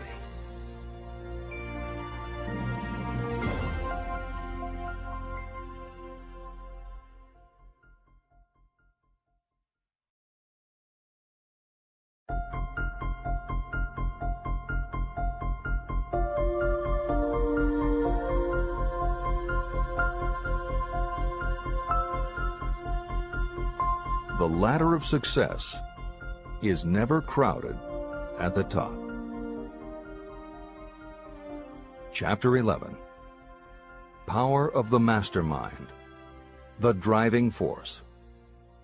The ninth step toward riches. Power is essential for success in the accumulation of money. Plans are useless without sufficient power to turn them into action. This chapter will describe the method by which an individual may attain and apply power. Power may be defined as organized and intelligently directed knowledge. Power, as the term is used here, refers to organized effort, sufficient to enable an individual to transmute desire into its monetary equivalent. Organized effort is produced through the coordination of effort of two or more people who work toward a definite end in a spirit of harmony. Power is required to accumulate money. Power is necessary to keep the money after it has been accumulated. How can power be acquired? If power is organized knowledge, let us examine the sources of knowledge. Infinite intelligence. This source of knowledge may be accessed with the aid of creative imagination through the subconscious mind, as described in the previous chapters on faith, autosuggestion, and imagination, and as will be elaborated on in Chapter 13, the subconscious mind, and Chapter 14, the brain. Accumulated experience. The accumulated experience of humanity may be found in any well-equipped public library. An important part of this accumulated experience is taught in public schools and colleges, where it has been classified and organized. Editor's comment.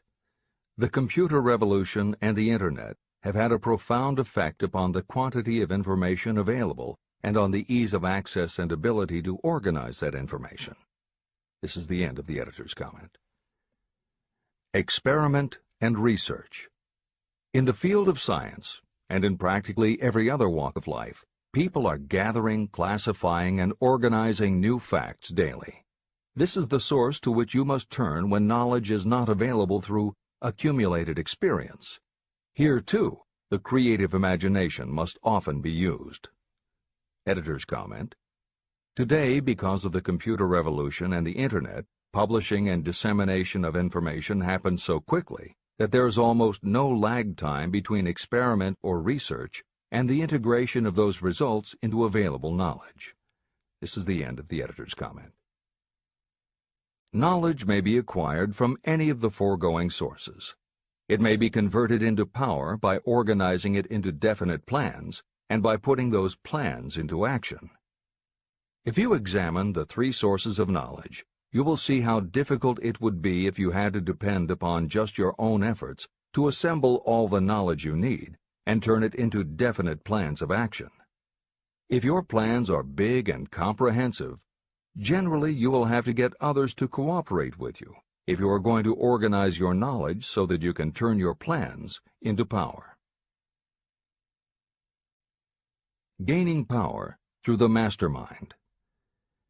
The mastermind may be defined as Coordination of knowledge and effort in a spirit of harmony between two or more people for the attainment of a definite purpose.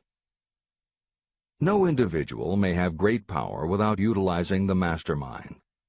In Chapter 8, Organized Planning, I commented on how to create plans for translating desire into its monetary equivalent. If you carry out these instructions with persistence and intelligence, and use discrimination in choosing your mastermind group, your objective will have been halfway reached even before you begin to recognize it. Editor's comments. In the following section, Hill describes the two kinds of power that an individual can access by assembling a mastermind alliance and working with that group. The first kind of power that he mentions is economic power, which needs no comment from the editors. However, to describe the second kind of power, for want of a better term, Hill uses the term psychic. Because this word has taken on connotations that Hill never intended, this concept deserves clarification before you read on. As is obvious throughout this book, Napoleon Hill was a very practical man. His use of the word psychic in this chapter has nothing to do with seances, fortune-telling, magic, or any other aspect of the paranormal. The word psychic is defined as of or pertaining to the human mind, and Hill uses the term to describe something pertaining to the mind that everyone reading this book has experienced. It is that feeling you get when you are working together with other people. Everyone is very focused on the same goal, and it is going so well that you seem to be in tune with each other. When that happens, you not only work well with the others, but your own work and ideas also seem to be operating on a higher and better plane than usual. This is the end of the editor's comments.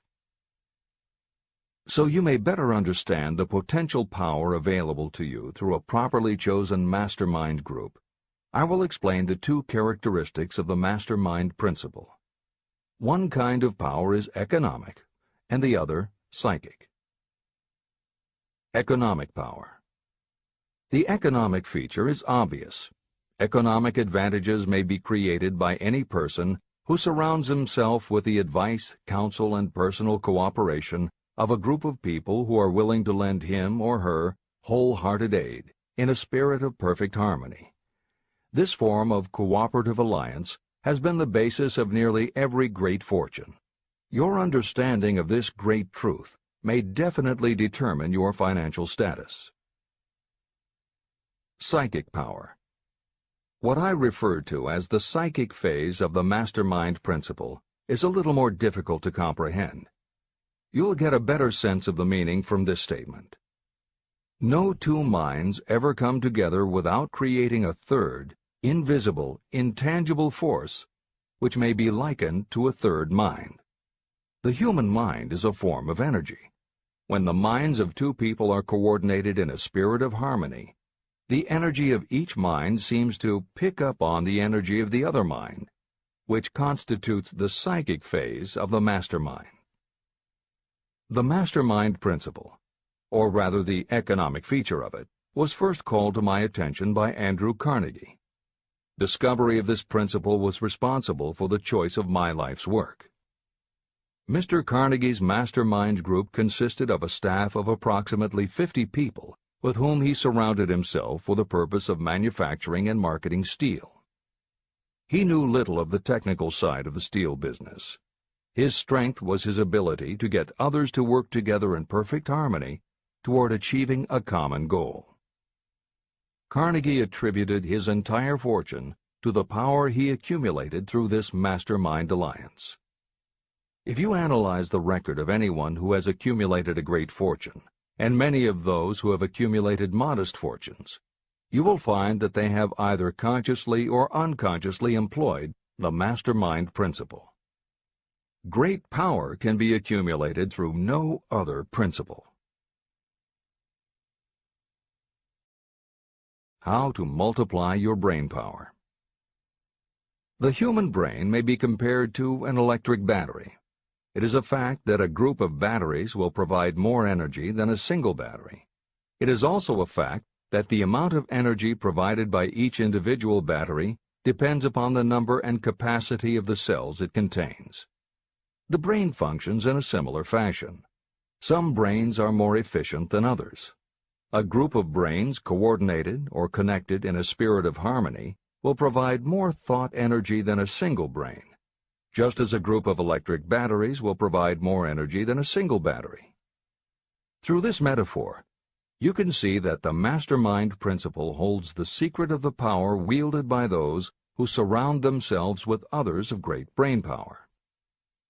The following will further define the so-called psychic phase of the mastermind principle. When a group of individual minds are coordinated and function in harmony, the increased energy created through that alliance becomes available to every individual mind in the group. Henry Ford began his business career under the handicap of poverty, illiteracy, and ignorance. Within the inconceivably short period of 10 years, Mr. Ford mastered these 3 handicaps, and within 25 years, he made himself one of the richest men in America. How did he do it? Here is an important clue. Mr. Ford's most rapid strides became noticeable from the time he became a personal friend of the famed inventor Thomas A. Edison. In the story of Ford's success, this is just the first indication of what the influence of one mind upon another can accomplish. Follow his story further, and you will have even more evidence that power may be produced through friendly alliance of minds. It is a fact that Mr. Ford's most outstanding achievements became even more pronounced later, after he formed the acquaintances of Harvey Firestone, John Burroughs, and Luther Burbank, each a man of great mental capacity.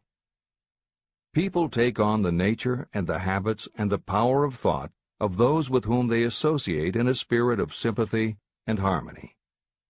Through his association with Edison, Burbank, Burroughs, and Firestone, Mr. Ford added to his own brain power the intelligence, experience, knowledge, and spiritual forces of these 4 men.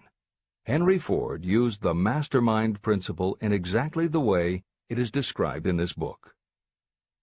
This principle is available to you. I have already mentioned Mahatma Gandhi. Let me review the method by which he attained his stupendous power. It may be explained in a few words. He came by power through inducing over 200 million people to coordinate with mind and body in a spirit of harmony for a definite purpose.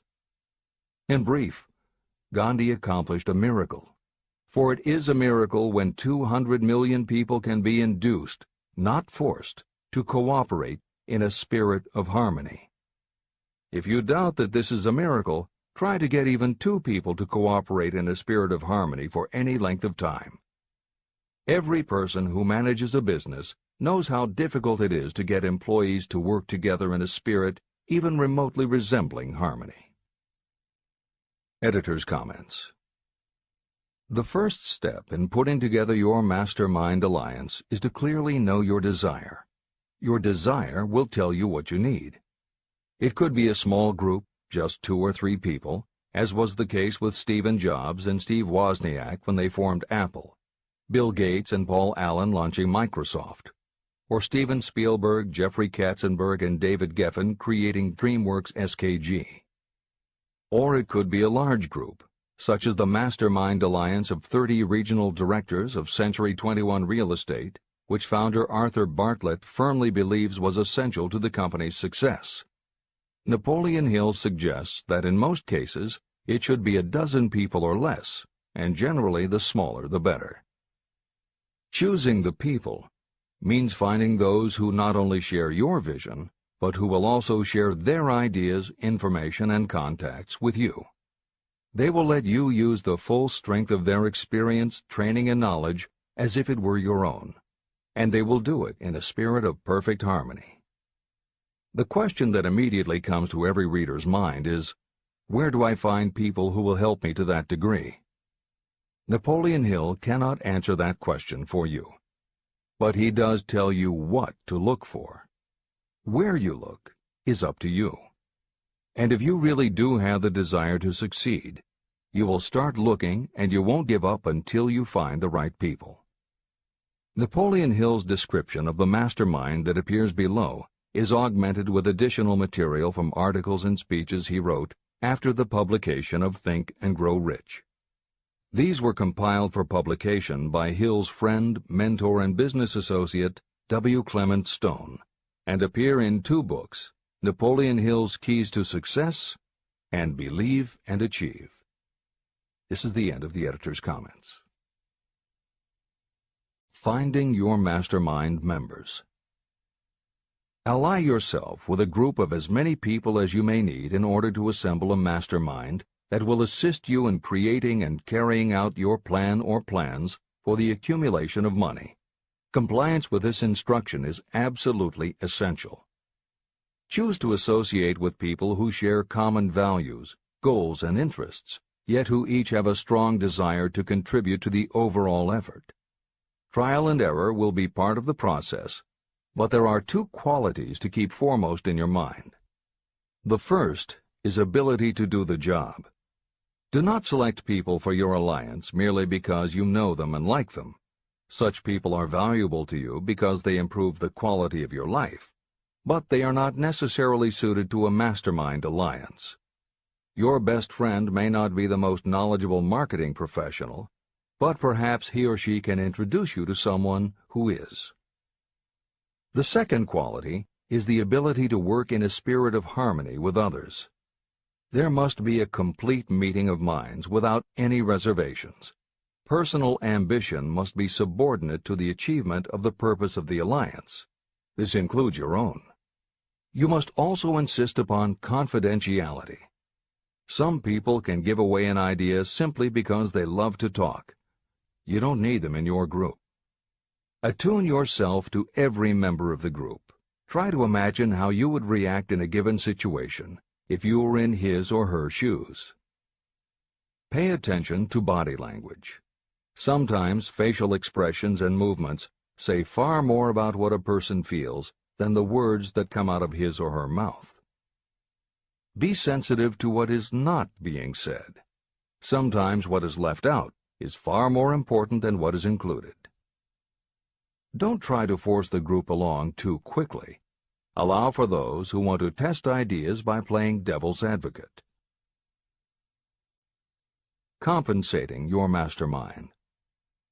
Before forming your mastermind alliance, decide what advantages and benefits you may offer the individual members of your group in return for their cooperation.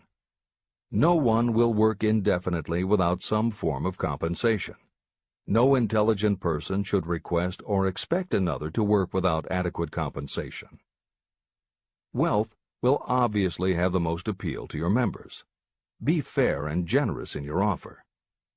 Recognition and self-expression may be just as important as money to some of your members.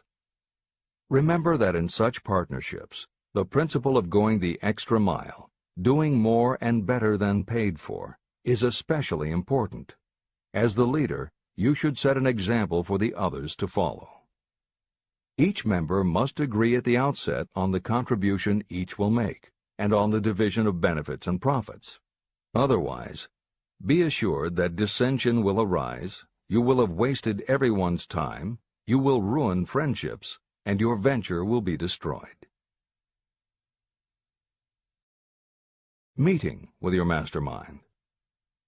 Arrange to meet with the members of your mastermind group at least twice a week, and more often if possible, until you have jointly perfected the necessary plan or plans for the accumulation of money. The first meeting will be involved in sorting out strengths and weaknesses, and in fine-tuning your plans. Your alliance must be active to do any good. Establish specific responsibilities and action steps to be taken. As your mastermind matures and harmony grows among the members, you will find that the meetings create a flow of ideas into every member's mind. Don't let the meetings become so regular and formalized that they inhibit phone calls and other less formal contact. Mastermind maintenance. Maintain perfect harmony between yourself and every member of your mastermind group. If you fail to carry out this instruction to the letter, you may expect to meet with failure. The mastermind principle cannot work where perfect harmony does not prevail. Create a non-threatening environment. Explore all ideas with equal interest and concern for the originator's feelings. Everyone must deal with everyone else on a completely ethical basis. No member should seek unfair advantage at the expense of others. As the leader, you must inspire confidence in your members by your dedication to your desire, which is the object of the group. The members must know with certainty that you are reliable, trustworthy, and loyal. When you are finally ready to present the results of your efforts to investors, buyers, or the public, you may face your greatest leadership challenge in maintaining the harmony of your mastermind. The group's efforts will now be judged by outsiders, and facing judgment takes courage and persistence. The courage of separate individuals is nothing compared with that of a united team. The more you are able to maintain harmony, the greater the power. And the greater the power, the more resistance you can overcome. Marriage and the mastermind. A mastermind alliance with the person you love most deeply is of untold importance. If you are married and have not built your relationship on the same principles of harmony that are crucial to any alliance, you may have some reselling to do with your spouse. Set aside time each day to talk about what you want to achieve and how you are going about it. Rely on your definiteness of purpose to build your persuasive abilities, to convince your partner of the benefits of the work you are doing. It is very unlikely that your work will not affect your husband or wife in some significant way, and you absolutely must not drag your partner unwillingly into any adventure. Build your mastermind alliance into your marriage from the start, and it will steady and support you through the darkest moments. In fact, your whole family should be incorporated into your alliance. Lack of harmony at home can easily spill over elsewhere. A united family is a great team. The mastermind and infinite intelligence. The list of sources from which you can get power is headed by infinite intelligence. When two or more people coordinate in a spirit of harmony and work toward a definite objective, they place themselves in position to absorb power directly from that great universal storehouse that I refer to as infinite intelligence. This is the greatest of all sources of power. It is the source to which geniuses and great leaders turn, whether they may be conscious of the fact or not. In Chapter 13, The Subconscious Mind, and Chapter 14, The Brain, the methods for accessing infinite intelligence will be described in greater detail. This is not a course on religion. Neither the principle of infinite intelligence nor any other principle in this book should be interpreted as interfering with, endorsing, or rejecting any person's religious beliefs. This book is confined exclusively to instructing the reader how to transmute the definite purpose of desire for money into its monetary equivalent. Read, and really think about what you are reading. Soon the entire subject will unfold, and you will see it in perspective. At this point, you are only seeing the detail of the individual chapters. Editor's comments. This chapter would not be complete without commenting on a mastermind that came into being almost 15 years after the first publication of Think and Grow Rich. Napoleon Hill's own mastermind alliance with multimillionaire businessman and philanthropist W. Clement Stone. On May 2, 1951, at the age of 67, Napoleon Hill and his wife Annie Lou agreed it was time for Napoleon to think about retiring. They decided to begin by cutting back on his speaking engagements after he completed the lectures that were already on his calendar, including one he was scheduled to give a few weeks later in Chicago. Unbeknownst to them, at that event W. Clement Stone had prearranged to sit at the head table next to Napoleon Hill. Like Hill, Stone had been born into poverty. At the age of 6, he started selling newspapers to help pay the rent, and by 13, he owned his own stand. By 16, he was selling insurance, and by 20 he'd managed to scrape together $100, which he used to start his own insurance agency. Stone was a consummate salesman and motivator, and his company was growing very nicely. Then in 1938 he read Think and Grow Rich, and was so inspired by it that he bought a copy for every one of his employees, and continued to do so for each new person who joined his company. Over the years, this amounted to thousands of copies. When Stone was introduced to Hill, he told him about all the copies he had purchased of Think and Grow Rich, and said that he firmly believed it was Hill's book that had transformed his sales force and turned his company from modest to extraordinary success. Napoleon Hill and W. Clement Stone found that they were in such complete accord that by the end of their first meeting, Hill had decided to postpone his retirement and join with Stone in a venture dedicated to creating a better world for this and future generations. Within a year, they launched Napoleon Hill Associates. They published new books by Hill, including How to Raise Your Own Salary and The Master Key to Riches. They reissued Hill's earlier bestsellers, and they co-authored a new bestseller, Success Through a Positive Mental Attitude. They also launched Success Unlimited magazine, created PMA Science of Success home study courses, made television programs, radio shows, a documentary film entitled A New Sound in Paris, which showed the amazing changes that happened when the entire town of Paris, Missouri, adopted the Napoleon Hill philosophy. And they both crisscrossed America speaking, teaching, giving interviews, and spreading the philosophy to as many people as possible. In addition to his work with Napoleon Hill Associates, Hill also consulted to W. Clement Stone's company, Combined Insurance Company of America. Hill designed and implemented a new training program for the sales force, which was so successful he astounded the business world by helping Stone grow his company from $30 million in assets to $100 million in less than 10 years. When W. Clement Stone passed away in 2002, his company, now known as Aon Corporation, had revenues of $2 billion a year. W. Clement Stone had personally given more than $275 million to various charitable and philanthropic organizations. There has perhaps never been a greater example of coordination of knowledge and effort in a spirit of harmony between two or more people for the attainment of a definite purpose. The sheer volume of work and scope of influence achieved in a 10-year period by Napoleon Hill and W. Clement Stone leaves little question as to the power and importance of a mastermind alliance. This is the end of the editor's comments. The power of positive emotions. Money is shy and elusive. It must be wooed and won by methods not unlike those used by a determined lover. And the power you use in the wooing of money is not greatly different from what you use to attract the one you love. It is the power of positive emotion.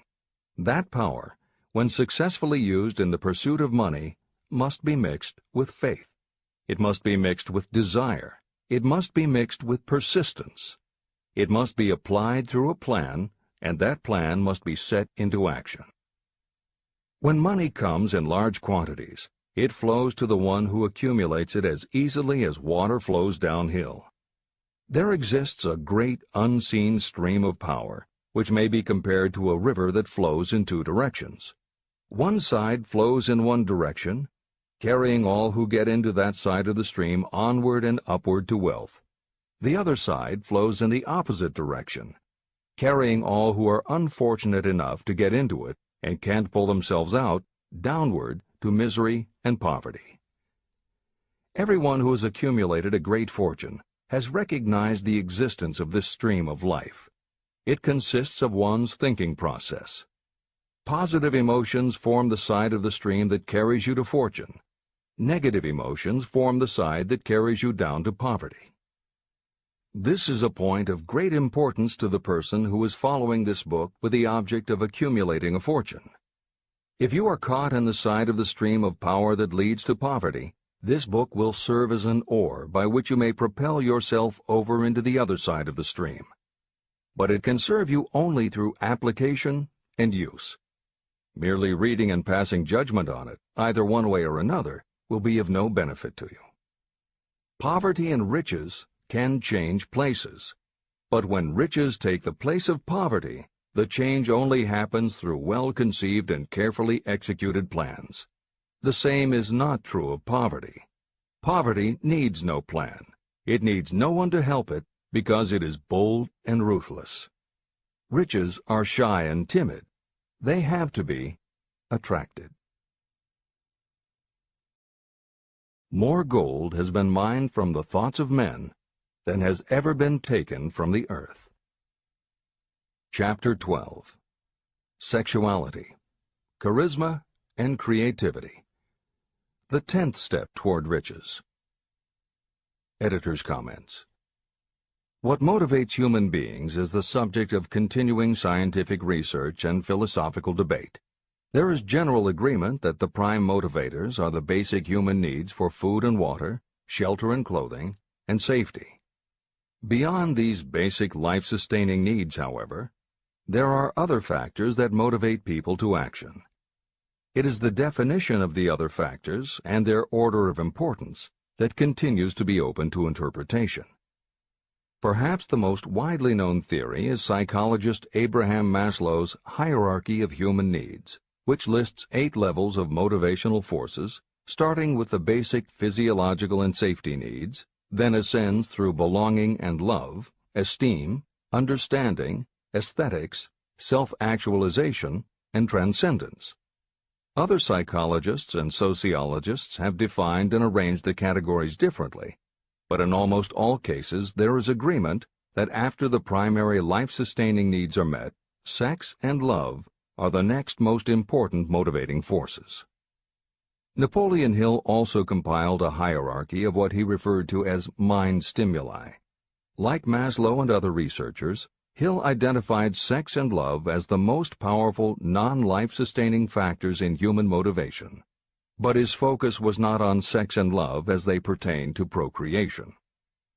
Hill was intrigued by the theory that if sex and love are such powerful forces in driving humans to action, there might be a correlation to outstanding achievement or material success. And if such a relationship exists, can the motivating force be intentionally channeled to this purpose? In the original edition of the following chapter, Hill used terms such as sex emotion and sex energy in his analysis of these motivating forces as they relate to attitude and personality. In this context, the use of the word sex was not meant to have the physical connotation that it often has today. Today, these concepts would be conveyed by words such as sexuality, passion, or charisma. In this edition, where appropriate, the editors have opted for the modern usage of these and similar terms. This is the end of the editor's comments. Charisma. The world is ruled, and the destiny of civilization is established by the human emotions. People are influenced more by feelings than by reason. Your creativity is set into action entirely by emotions, and not by cold reason. The human mind responds to stimuli, through which it may be keyed up in such a way that it takes on characteristics such as enthusiasm, creative imagination, and intense desire. The stimuli to which the mind responds most freely are 1. The desire for sexual expression, 2. Love, 3. A burning desire for fame, power, or financial gain, money, 4. Music, 5. Close friendship and or admiration, 6. A mastermind alliance based upon the harmony of 2 or more people who ally themselves for advancement, 7. Mutual suffering, such as that experienced by people who are persecuted, 8. Autosuggestion, 9. Fear, 10. Alcohol and drugs. The desire for sexual expression comes at the head of the list of stimuli that step up the mind and start the wheels of physical action. The emotions associated with a human sexual drive bring into being a state of mind. When motivated by this desire, People often show courage, willpower, persistence, imagination, and creative ability that they don't normally have. So strong and impelling is the desire for sexual expression that people freely run the risk of life and reputation because of it. A river may be dammed and its water controlled for a time, but eventually it will force an outlet. The same is true of the emotions related to sexual expression. It may be submerged and controlled for a time, but its very nature causes it to be ever-seeking means of expression. The desire for sexual expression is inborn and natural. The desire cannot and should not be submerged or eliminated, but it can be given other outlets that enrich the body, mind, and spirit. When harnessed and redirected, this motivating force has been used as a powerful creative force in literature, art, and other pursuits, including the accumulation of riches. A teacher who has trained more than 30,000 salespeople came to the conclusion that individuals who are most confident sexually are the most efficient salespeople. The explanation is that the factor of personality known as personal magnetism is a manifestation of sexual energy. Editor's comments. There have been numerous psychological and sociological studies about the relationship between sexuality and success that tend to support Hill's observation. Because physical characteristics are the most quantifiable aspects of sexuality, most research studies focus on gender, attractiveness, body size, and age, and they measure indicators such as first impressions, expectation of performance, perception of performance, and social interaction. These studies generally conclude that when comparing individuals of equal competence, for men, the perception is that taller men will do better than short, a full head of hair will outperform balding, handsome or virile will beat out plain or older. For women, the results are comparable. The perception is that attractive performs better than plain, slim or shapely scores higher than overweight, younger is expected to be superior to older. These observations about physical sexuality may seem obvious, but they lead to a conclusion that is very significant. Obviously, not all people who succeed are tall and virile or attractive and shapely. It is also a fact that the success of those who are short, balding, plump, or plain isn't always due to superior skill or luck. Clearly, there is another kind of attractiveness that often supersedes physical appeal. This other kind of attractiveness is connected to human sexuality, but it is not what would usually be referred to as sexy. People who have this quality are often said to have chemistry, personality, charm, or appeal. Hill called this kind of attraction personal magnetism. Today, the more common term is charisma. This is the end of the editor's comments. When employing salespeople, a good sales manager looks for personal magnetism or charisma as the first requirement. People who lack this kind of sexual energy will never become enthusiastic, nor inspire others with enthusiasm. And enthusiasm is one of the most important requisites in salesmanship, no matter what you're selling. The public speaker, preacher, lawyer, or salesperson who is lacking in charisma is a flop as far as being able to influence others is concerned. That, plus the fact that most people are influenced through an appeal to their emotions, should easily convince you of the importance of charisma as a part of the salesperson's ability. Master salespeople attain mastery in selling because they either consciously or unconsciously transmute charisma, sexual energy, into sales enthusiasm. That statement explains the actual, practical meaning of sexual transmutation. The meaning of the word transmute is, in simple language, the changing or transferring of one element or form of energy into another. The transmutation of sexual energy means switching the mind from thoughts of physical expression to thoughts of some other nature. Salespeople who know how to turn on charisma have acquired the art of sexual transmutation, whether they know it or not. The majority of salespeople who transmute their sexual energy do so without being aware of what they are doing or how they are doing it. You can cultivate and develop this quality in your dealings with others. Through cultivation and understanding, this vital motivating force may be drawn upon and used to great advantage in relationships between people. This energy may be communicated to others in the following ways. The handshake. The touch of the hand indicates instantly the presence of charisma or the lack of it. The tone of voice. Charisma, or sexual energy, is the factor with which the voice may be colored or made musical and charming. Posture and carriage of the body. People with charisma move briskly and with grace and ease.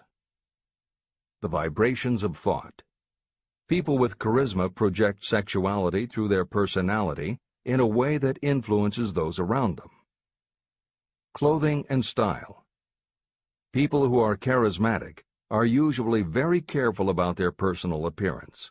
They usually select clothing of a style becoming to their personality, physique, complexion, etc. Editor's comments. Having established a link between sexuality and success in the form of charisma, in the following section, Napoleon Hill explores how sexuality might also be a motivating factor in success by enhancing creativity. To illustrate the connection, Hill draws upon the biographies of historical figures who exhibited both charisma and exceptional creativity. In the time since Hill conducted his research, many women have risen to positions of power and influence. Their accomplishments have been well documented and are readily available in bookstores and libraries. However, when Hill was assembling his data, the majority of historical biographies available were about successful men. Further, the successful industrialists and political leaders he had personally studied during the previous 30 years were also men. Because of this limitation, Hill does not theorize about the role men might play in motivating the success of women. This issue is addressed in a later editorial comment. This is the end of the editor's comments. Creativity. It seemed quite significant to me when I made the discovery that practically every great leader I had the privilege of analyzing was a man whose achievements were largely inspired by a woman. In most instances, the woman was a wife, of whom the public had heard little or nothing. In a few of the cases I studied, the source of inspiration was the other woman. The pages of history are filled with the records of great men whose achievements may be traced directly to the influence of women who aroused the creative faculties of their minds. Napoleon Bonaparte was one of these. When inspired by his first wife, Josephine, he was irresistible and invincible.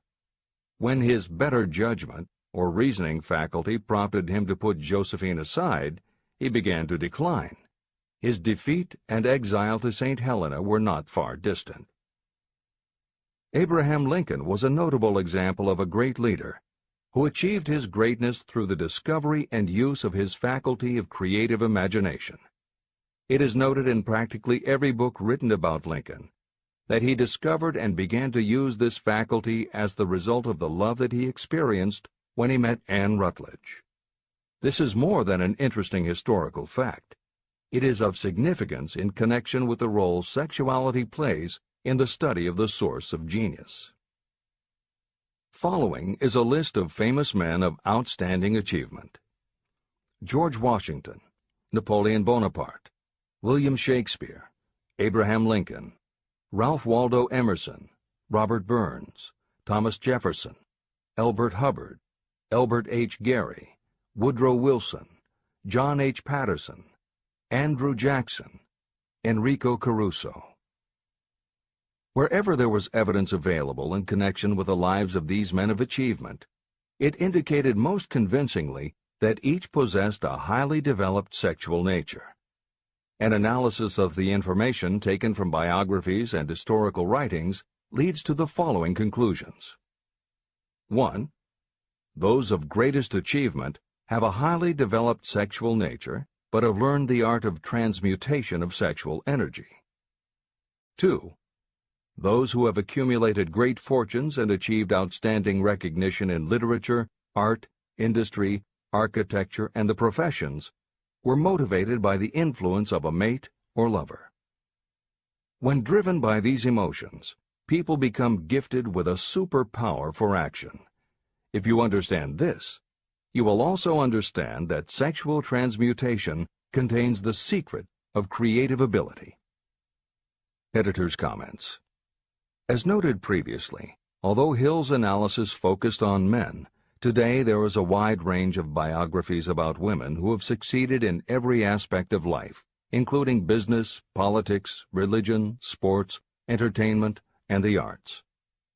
Bearing in mind that biographical information is always subjective, the reader can now find ample material from which to draw a conclusion as to whether Hill's theory about sexuality as a motivating force is equally evident in women. Napoleon Hill had to do an in-depth analysis of biographies in searching for indications that the subject's sexuality had a correlation to their success. Today, we just turn on the television, and we're inundated with intimate details about both men and women suggesting that the best and the brightest are apparently also the sexiest. Although scandals aren't usually cited as scientific proof, the exposés of some of the biggest entertainment and sports stars, high-profile CEOs of major companies, numerous politicians, and even a few presidents, all make at least a common-sense case for Hill's theory about the correlation between sexuality and success. This is the end of the editor's comments. Obviously, this does not mean that everyone who is highly sexed is a genius.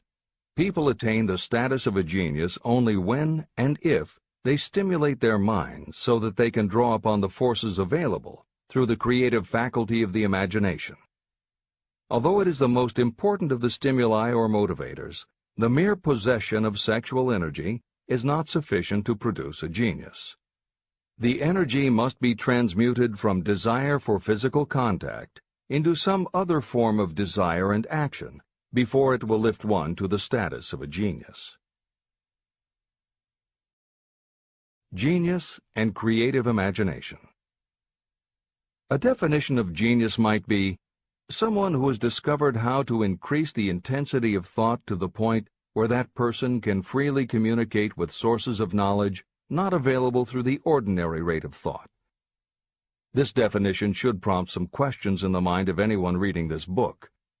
The first question should be, how may one communicate with sources of knowledge that are not available through ordinary thought?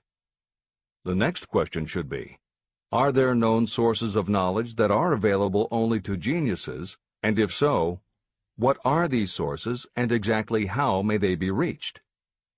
In the following, I will offer methods so that you can experiment and prove to yourself that this is true. By doing so, you will have the answer to both questions. Editor's comment. Humans perceive things through the 5 senses of sight, smell, taste, hearing, and touch. Another kind of perception, as when you have a feeling about something, was discussed in the chapters on desire, faith, and autosuggestion.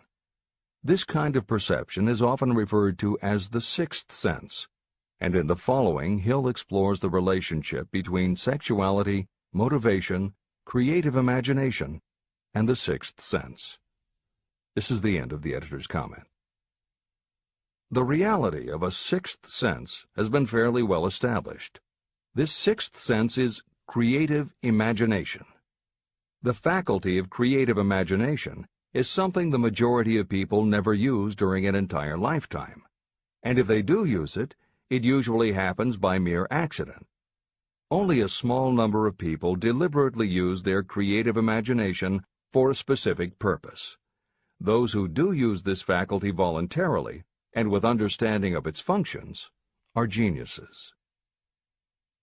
Creative imagination is the direct link between your finite mind and what I have termed infinite intelligence. All revelations and all discoveries of basic or new principles in the field of invention take place through the faculty of creative imagination. When ideas, concepts, or hunches flash into your mind, they can only have come from one or more of the following sources. 1. from the mind of some other person who has just released the thought, idea, or concept through conscious thought. 2. Your subconscious mind, which stores every thought and impression that ever reached your brain through any of the 5 senses. 3. From another person's subconscious storehouse. 4. Infinite intelligence. There are no other possible sources from which inspired ideas or hunches may be received. When brain action has been stimulated through one or more of the 10 mind stimulants listed at the beginning of this chapter, it has the effect of lifting you far above the horizon of ordinary thought. It permits you to envision distance, scope, and quality of thoughts not available on the lower plane, such as when you are solving routine problems of business. When you are lifted to a higher level of thought through mind stimulation, it is as though you have taken off in an airplane. You can now see over and beyond the horizon that limits your vision when you are on the ground. Not only that, but while you are on this higher level of thought, you are not even aware of such things as the problems of gaining the 3 basic necessities of food, clothing, and shelter. You are in a world of thought in which the ordinary workaday thoughts have been removed, just as the hills and valleys that obstruct your vision on the ground don't interfere when you are in an airplane. While on this exalted plane of thought, the creative faculty of the mind is given freedom for action. The way has been cleared for the 6th sense to function. It becomes receptive to ideas that could not reach the individual under any other circumstances. The 6th sense is the faculty that marks the difference between a genius and an ordinary individual. Developing your creative imagination. A mind stimulant is any influence that will either temporarily or permanently increase the intensity of thought. The previously mentioned 10 major stimulants are those most commonly resorted to. Through these sources you may commune with infinite intelligence, enter the storehouse of your subconscious mind, or perhaps even that of another person. That is all there is to genius. The more you use your creative faculty, the more alert and receptive it becomes to factors originating outside your conscious mind. And the more this creative faculty is used, the more you will rely upon it for your thoughts and ideas. This faculty can be cultivated and developed only through use. What we generally refer to as our conscience operates entirely through the faculty of the 6th sense. The great artists, writers, musicians, and poets become great because they acquire the habit of relying upon the still small voice that speaks from within, through their creative imagination. Anyone with a keen imagination knows that some of their best ideas come through so-called hunches. One of the best-known public speakers admits that his speeches are only really great when he closes his eyes and begins to rely entirely upon the faculty of creative imagination. When asked why he closed his eyes just before the climax of his speech, he replied, "I do it because then I speak through ideas that come to me from within." One of America's most successful and best-known financiers has the habit of closing his eyes for 2 or 3 minutes before making a decision. When asked why, he replied, "With my eyes closed, I am able to draw upon a source of superior intelligence." Dr. Elmer R. Gates created more than 200 useful patents through the process of cultivating and using his creative faculty. His method is significant to anyone interested in attaining to the status of genius. Dr. Gates was one of the really great, though less publicized, scientists of the world. In his laboratory, he had what he called his personal communication room. It was practically soundproof, and all light could be shut out. It had a small table on which he kept a pad of writing paper. In front of the table, on the wall, was a light switch. When Dr. Gates desired to draw upon the forces available to him through his creative imagination, he would go into this room, seat himself at the table, shut off the lights, and concentrate on the known factors of the invention he was working on. He would stay in that position until ideas began to flash into his mind in connection with the unknown factors of the invention. On one occasion, ideas came through so fast that he was forced to write for almost 3 hours. When the thoughts stopped flowing, he examined his notes and found they contained a minute description of principles that had no parallel in the known data of the scientific world. Moreover, the answer to his problem was right there in those notes. Dr. Gates earned his living by sitting for ideas. He did it for individuals and corporations, and some of the most sensible people and largest traditional corporations in America paid him to do it. The part of your mind that you generally use for reasoning may be faulty, because it is largely guided by your accumulated experience. Not all knowledge that you have learned through experience is accurate. Many times your creative ideas are much more reliable because they come from sources that are more reliable than those available to the reasoning faculty of the mind. Methods used by geniuses are available to you. The major difference between the genius and the ordinary inventor is that the genius makes use of both the synthesized and the creative faculties of imagination. For example, the scientific inventor begins an invention by organizing and combining the known ideas or principles accumulated through experience through the synthesized faculty, the reasoning faculty. If the inventor finds this accumulated knowledge is insufficient, the scientist then draws upon the sources of knowledge available through the creative faculty. The method by which the inventor does this varies with the individual, but this is the essence of the procedure. 1. The inventor stimulates his or her mind so that it functions on a higher-than-average plane through one or more of the mind stimulants. 2. The inventor then concentrates on the known factors, the finished part of the invention, and creates in his or her mind a perfect picture of the unknown factors, the unfinished part of the invention.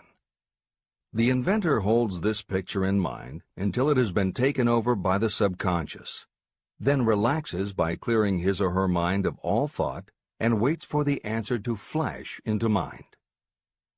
Sometimes the results are both definite and immediate. At other times the results are negative, depending on the state of development of the sixth sense or creative faculty. Thomas Edison tried out more than 10,000 different combinations of ideas through the synthetic faculty of his imagination before he tuned in through the creative faculty and got the answer that perfected the incandescent light bulb. His experience was similar when he produced the phonograph. Editor's comments. Synchronicity, precognition, intuition, flashes of insight, hunches, gut feelings, symbolic dreams. These are all aspects of the phenomena Napoleon Hill was describing in his two correlated terms, creative imagination and infinite intelligence. And the fact that Hill made a serious study of this function of the mind puts him in exceptional company. The fathers of modern psychology, Sigmund Freud and Carl Jung, recognized and tried to explain this sixth sense. Jung's concept of the collective unconscious, which is the very basis of Jungian psychology, is in many ways identical to Hill's concept of infinite intelligence. Scientists from Archimedes to Newton to Einstein to the team of Watson and Crick, who determined the structure of DNA, all conceded that intuition was instrumental in their discoveries. Duke University created a department for the sole purpose of studying these phenomena under scientific conditions. Many scientists admit to using personalized techniques similar to Hill's method for accessing intuition and creativity. These include Friedrich Kekulé, who discovered the molecular structure of benzene through a dream symbol; physiologist Otto Loewi, who had a hunch followed by a dream that won him the Nobel Prize in Medicine; and, as mentioned above, James Watson's breakthrough in the structure of DNA. Mozart, Shelley, Coleridge, Huxley, Descartes, Robert Louis Stevenson all claimed intuition played a role in their creations. William Blake learned the secret to a copper engraving process from a dream. British Prime Minister Winston Churchill firmly believed a premonition saved him from being killed by a bomb during the Blitz of London. As was noted earlier, psychiatry, clinical hypnosis, and affirmations all had to overcome considerable skepticism before they were accepted. That is also true of those phenomena Hill terms infinite intelligence. However, in the 1970s and 80s, the public's interest was piqued by well-researched books such as The Intuitive Edge by Philip Goldberg, Creative Dreaming by Patricia Garfield, and The Right Brain Experience by Mary Lee Zdenek.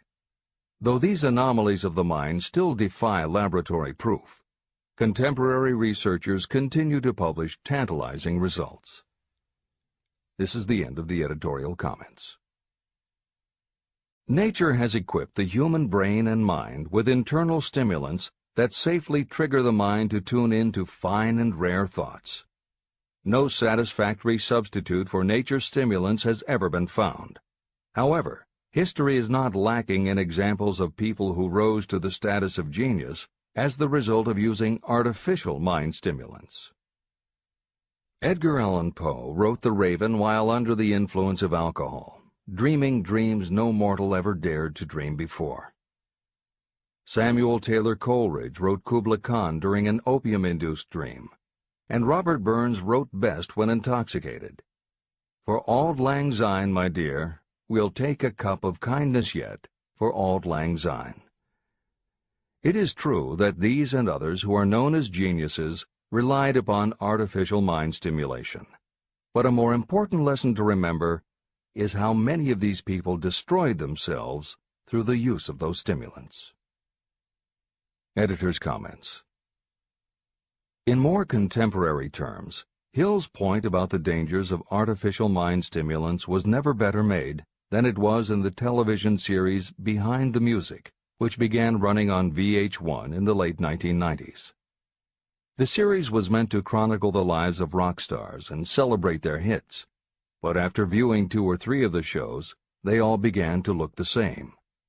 Young singer and band have a hit record, make millions of dollars, plunge into the sex, drugs, and rock and roll lifestyle, everyone gets addicted, and they blow all of the money.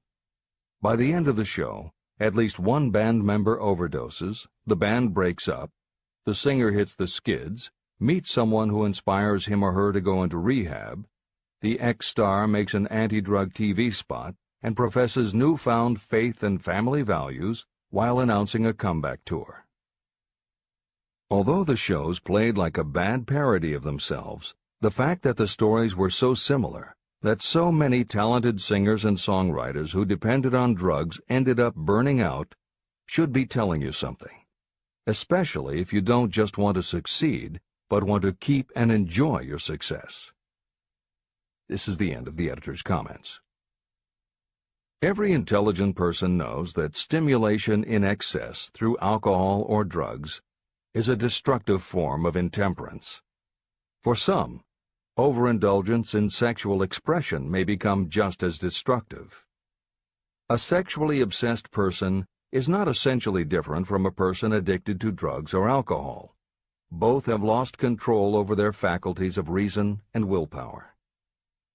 Human sexuality is a mighty urge to action, but its forces are like a cyclone, almost impossible to completely control. When an individual is driven solely by emotions related to sexuality, that person may be capable of great achievement, but their actions are often disorganized and destructive.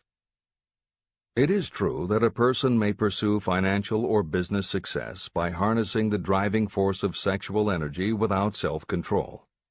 But history is filled with evidence that such people likely have certain traits of character that rob them of the ability to either hold or enjoy their fortunes. Ignorance of this potential pitfall has cost thousands of people their happiness, even though they possessed riches. From my analysis of over 25,000 people, I found that those who succeed in an outstanding way often do not hit their stride until they are beyond the age of 40 or 50. This fact was so astounding that it prompted me to go into the study of its cause most carefully. My investigation disclosed that the major reason why many people do not succeed early in life is their tendency to dissipate their energies through overindulgence. The majority of people never learn that sexual energy has possibilities other than physical expression. And many of those who make this discovery only do so after having wasted many years during the time when their sexual energy was at its height. Most people come to the realization by accident, and many don't even know they have tapped into this power. They may recognize that their power of achievement has increased, but they have no idea what caused the change. They are just vaguely aware that nature begins to harmonize the emotions of love and sex, so that they may draw upon these great forces and apply them as stimuli to action. The importance of love. Love, romance, and sex are all emotions capable of driving people to heights of superachievement.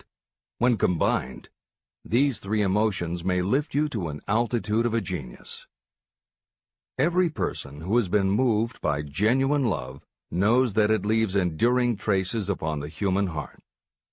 The effect of love endures, because love is spiritual in nature. Those who cannot be stimulated to great heights of achievement by love are hopeless. They are dead, though they may seem to live. If you believe you are unfortunate because you have loved and lost, you are wrong. One who has loved truly can never lose entirely. Love is whimsical and temperamental. It comes when it pleases and goes away without warning. Accept and enjoy it while it remains, but spend no time worrying about its departure. Worry will never bring it back. Dismiss the thought that love only comes once. Love may come and go times without number, but there are no two love experiences that affect you in just the same way. There may be one love experience that leaves a deeper imprint on the heart than all the others. But all love experiences are beneficial, except to the person who becomes resentful and cynical when love makes its departure. Even the memories of love can lift you and stimulate your mind. Go back into your yesterdays at times and bathe your mind in the beautiful memories of past love. It will soften your worries and give you a source of escape from the unpleasant realities of life. And maybe, during this temporary retreat into the world of fantasy, your subconscious mind will yield to you ideas or plans that may change the entire financial or spiritual status of your life. There should be no disappointment over love, and there would be none if people understood the difference between the emotions of love and sex. Love is an emotion of many shades and colors, but the most intense and burning of all is that experienced in the blending of the emotions of love and sex. Marriages or committed relationships that are not blessed with love properly balanced with sex cannot be happy ones, and seldom endure. Love alone will not bring happiness, nor will sex alone. Love is spiritual. Sex is biological. No experience that touches the human heart with a spiritual force can possibly be harmful, except through ignorance or jealousy. The presence of destructive emotions in the human mind may poison it in a way that destroys your sense of justice and fairness. Just as a chemist can take certain chemical elements, none of which are harmful in themselves, and by mixing them together create a deadly poison, in a similar manner the emotions of sex and jealousy, when mixed, may turn just as lethal. Love is the emotion that serves as a safety valve and brings balance, reason, and constructive effort. Love is, without question, life's greatest experience. It can bring you into communion with infinite intelligence. When love guides the emotions, it may lead you well on your way toward creative effort. The road to genius consists of the development, control, and use of sex, love, and romance. Briefly, the process may be stated as follows. Encourage the presence of the positive emotions as the dominating thoughts in your mind, and discourage all the destructive emotions. The mind is a creature of habit. It thrives on the dominating thoughts fed to it. Through your willpower, you may discourage the presence of any emotion and encourage the presence of any other. Control of your mind, through the power of your will, is not difficult. Control comes from persistence and habit. The secret of control lies in understanding the process of transmutation.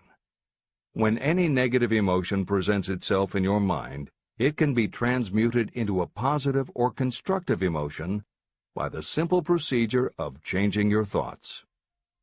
There is no other road to genius than through voluntary self-effort.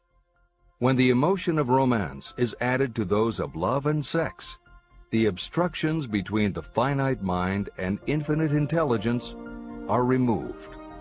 Then, a genius has been born.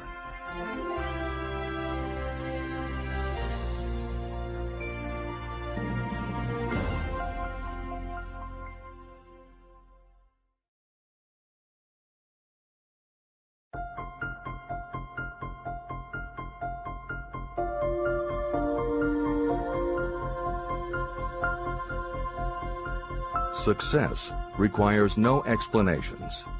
Failure permits no alibis. Chapter 13. The Subconscious Mind. The Connecting Link. The 11th Step Toward Riches. The subconscious mind consists of a field of consciousness, in which every impulse of thought that reaches the conscious mind, through any of the 5 senses, is classified and recorded. The subconscious receives and files sense impressions or thoughts regardless of their nature.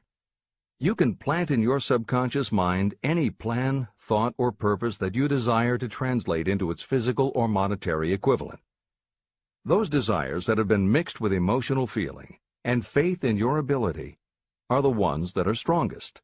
Therefore, they are the first to which the subconscious responds.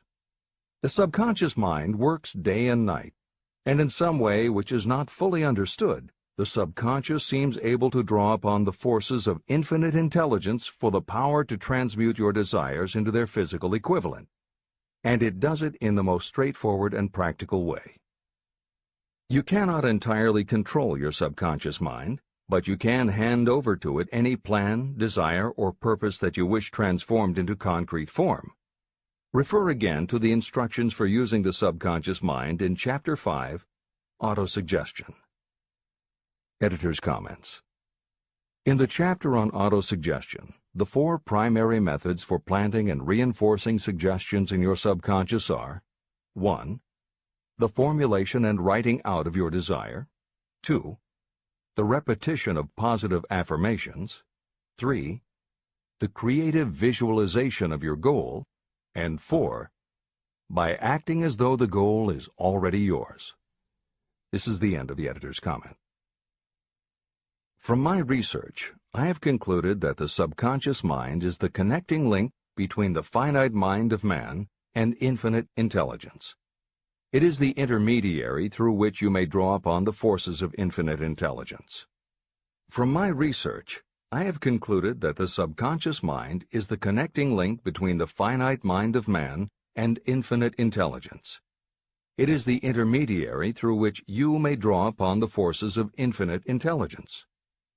Only the subconscious mind contains the process by which mental impulses, thoughts, are modified and changed into their spiritual, energy, equivalent. It alone is the medium through which prayer, desire, may be transmitted to the source capable of answering prayer, infinite intelligence. How to energize your subconscious mind for creative effort.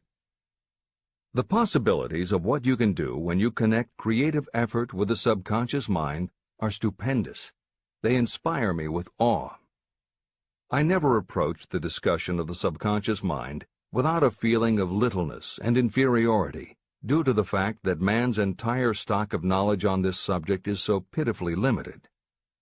First, you must accept as a reality the existence of the subconscious mind and what it can do for you.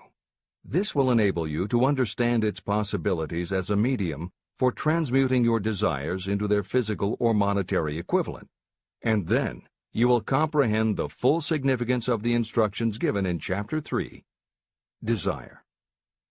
You will also understand the importance of making your desires clear and putting them in writing. You will understand as well the necessity of persistence in carrying out instructions. The 13 principles that are the basis of this book are the stimuli with which you acquire the ability to reach and to influence your subconscious mind. Do not become discouraged if you cannot do this on your first attempt. Remember that the subconscious mind can be directed only through habit. You have not yet had time to master faith. Be patient. Be persistent. Editor's comments. There are two aspects to Hill's theory of the subconscious mind. There are two aspects to Hill's theory of the subconscious mind. One is the concept of the subconscious as the storehouse of all information and thoughts that you have ever experienced. The second is the concept of the subconscious as the gateway to infinite intelligence. In this chapter, Hill focuses primarily on the subconscious as a storehouse. Expanding on the editorial comment about the subconscious mind that appears in the chapter on autosuggestion, proof that the subconscious is a storehouse of information is confirmed in the use of hypnotherapy by psychiatrists. Through hypnosis, psychiatrists are able to help patients open the door to their subconscious so that they can retrieve information about traumatic situations that have been filtered out or repressed by the conscious mind. Further proof is in the use of hypnosis by law enforcement officials to recapture information such as license plate numbers and other details that the conscious mind of a witness has filtered out. Although results vary from person to person, there is no doubt that the subconscious has access to information that the conscious mind does not. This storehouse aspect of the subconscious is what accounts for some ideas that come to us through creative imagination. In some instances, bits of information and ideas that our conscious mind has forgotten will connect with each other on a subconscious level to create a new idea, and that idea will be received by our creative intelligence, which presents it to us as a flash of inspiration. You can't completely control this process, but you can condition yourself to come up with more and better ideas. It is a fact that a traumatic experience, the result of which creates a strongly planted idea, can influence the way a person thinks and acts. If that is true, then by intentionally using all of your efforts to powerfully plant an idea in your subconscious, you should be able to create what would amount to a good traumatic experience that will influence the way you think and act in a positive way. This is exactly how you develop what Hill calls a money consciousness. If you do everything within your power to strongly, firmly, and with complete faith and conviction plant the idea that you will be successful and achieve your desire, your subconscious will accept and store that idea. If you have planted the idea so strongly that it is the dominant idea in your subconscious, it will influence all of the other ideas and information stored there. When you have given your subconscious this specific direction that it did not have before, it will begin to put together pieces of information, and through your creative intelligence, you will find that you are coming up with more and better plans and ideas to accomplish your goal. But as Hill says, you can do this only through faith and habit. You must write out the affirmation of your goal, and you must repeat it aloud every day with absolute faith and conviction that you can achieve it. You must vividly and creatively visualize yourself achieving your goal, and you must do it every day. You must conduct yourself with the attitude that says you can accomplish your goal, and that you deserve the help of those who can help you to accomplish your goal. And you must conduct yourself in that way every day. If you seriously commit yourself to doing these things, it will change the way you think and act. Your subconscious will do everything it can to transmute your desire into reality, and other people will want to do what they can to help you succeed. This is the end of the editor's comments. Many statements in the chapters on faith and on autosuggestion are repeated here for the benefit of your subconscious mind. Remember, your subconscious mind functions whether you make any effort to influence it or not. This means that thoughts of fear, poverty, and all negative ideas will affect your subconscious mind unless you master these impulses and give it more desirable food on which it may feed. The subconscious mind will not remain idle. If you don't plant desires in your subconscious mind, it will feed on the thoughts that reach it as the result of your neglect. Both negative and positive thoughts are reaching your subconscious mind continuously. These thoughts come from the four sources. 1. Consciously from other people. 2. Your subconscious. 3. Subconsciously from other people. And 4. Infinite intelligence. Every day, all kinds of thought impulses are reaching your subconscious mind without your knowledge. Some of these impulses are negative. Some are positive. Right now, you should be specifically trying to shut off the flow of negative impulses and actively working to influence your subconscious mind through positive impulses of desire. When you achieve this, you will possess the key that unlocks the door to your subconscious mind. Moreover, you will control that door so completely that no undesirable thought may influence your subconscious mind. Everything that you create begins in the form of a thought impulse. You can create nothing that you do not first conceive as a thought. Through the aid of the imagination, thoughts may be assembled into plans. The imagination, when under your control, may be used to create plans or purposes that lead to success in your chosen occupation. All thoughts that you want to turn into success and have planted in the subconscious mind must pass through the imagination and be mixed with faith, your faith in your own abilities. The mixing of faith with a plan or purpose intended for submission to the subconscious mind can only be done through the imagination. From these statements, it should be clear that if you want to make use of your subconscious mind, it will call for the coordination and application of all 13 principles of success that are the basis of this book. Make your positive emotions work for you. The subconscious mind is more susceptible to influence by thought mixed with feeling or emotion than it is by thoughts originating solely in the reasoning portion of the mind. In fact, there is much evidence to support the theory that only emotionalized thoughts have any real influence on the subconscious mind. It is a fact that emotions or feelings rule the majority of people. If it is true that the subconscious mind responds better and faster to thoughts that are well mixed with emotion, it is essential to become familiar with the more important of the emotions. There are 7 major positive emotions and 7 major negative emotions. The negatives get into your thoughts naturally and go directly to your subconscious without any help from you. The positive emotions must be injected by you through the principle of autosuggestion into the thought impulse that you wish to pass on to your subconscious mind. These emotions or feeling impulses may be likened to yeast in a loaf of bread. They are the action element which transforms thought impulses from the passive to the active state. That is why thought impulses that have been well mixed with emotion are acted upon more readily than thought impulses originating in cold reason. Editor's comments. W. Clement Stone, Napoleon Hill's friend, mentor, and business partner, arranged for the publication of many of Napoleon Hill's later writings. The following is adapted from material that appears in 2 of these books, Napoleon Hill's Keys to Success and Believe and Achieve. Enthusiasm is a positive mental attitude, an internal impelling force of intense emotion, a power compelling creation or expression.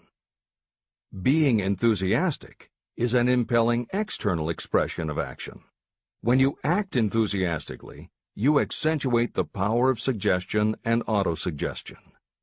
The sales manager, public speaker, minister, lawyer, teacher, or executive who acts enthusiastic by speaking in an enthusiastic, sincere manner develops genuine enthusiasm.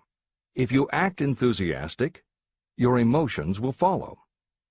By filling your conscious mind with enthusiasm, you also impress upon your subconscious mind that your burning obsession and your plan for obtaining it are certain things. Then, if your conscious enthusiasm dims, your subconscious will be there, full of images of your success to help you stoke your conscious fires of enthusiasm once again. This is the end of the editor's comments. You are preparing yourself to influence and control the inner audience of your subconscious mind in order to hand over to it the desire for money, which you wish transmuted into its physical, monetary equivalent. It is essential, therefore, that you understand the method of approach to this inner audience. You must speak its language. It understands best the language of emotion or feeling. Following are the 7 major positive emotions and the 7 major negative emotions. I am listing them here so that you may draw upon the positives and avoid the negatives when giving instructions to your subconscious mind. The 7 major positive emotions. The emotion of desire, the emotion of faith, the emotion of love, the emotion of sex, the emotion of enthusiasm, the emotion of romance, the emotion of hope.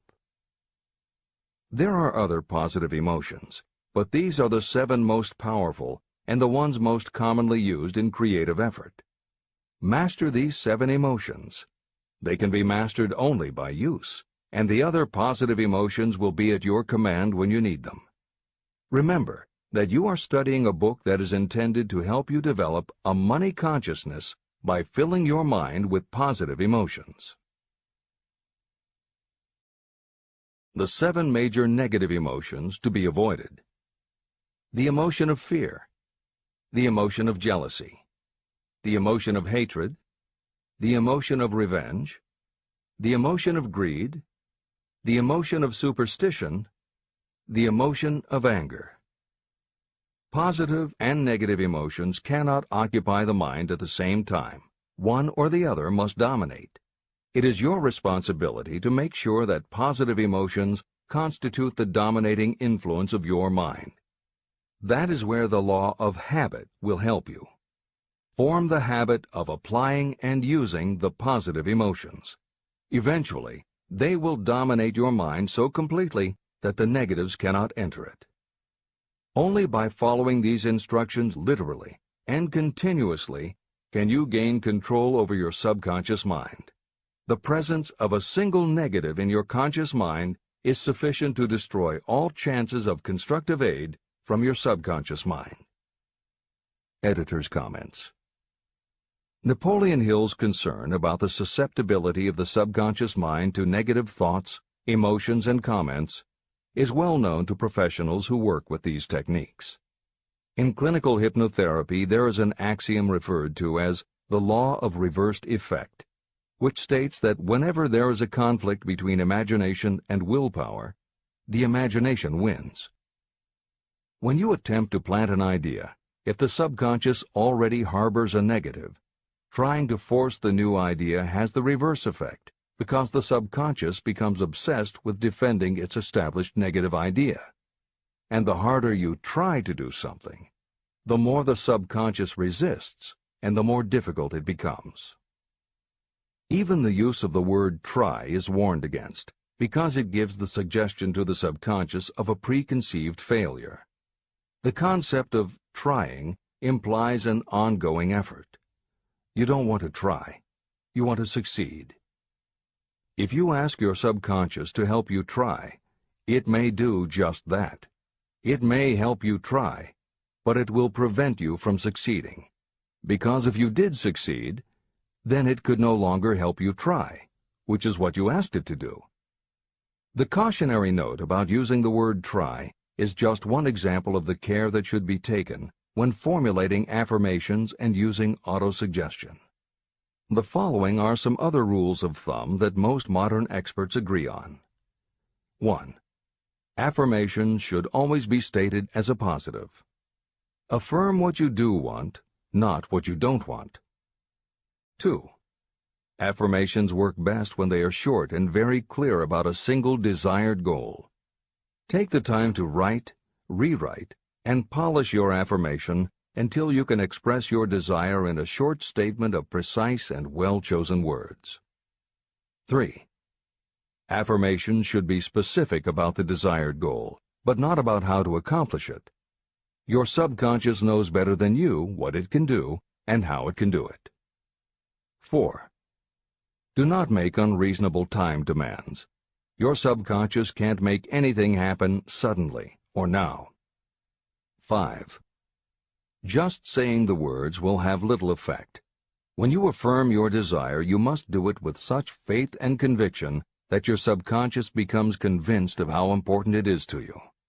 As you affirm your desire to yourself, visualize it in your mind's eye as big as a billboard. Make it big, powerful, and memorable. 6. Repetition of your emotionalized affirmation is crucial. At this time, it is your habit to think one way. By repeating your affirmation often every day, your new way of thinking will begin to be your automatic response. Keep reinforcing it until it becomes second nature to you, and your habit will have become to think the new way, the way you want to think. This is the end of the editor's comments.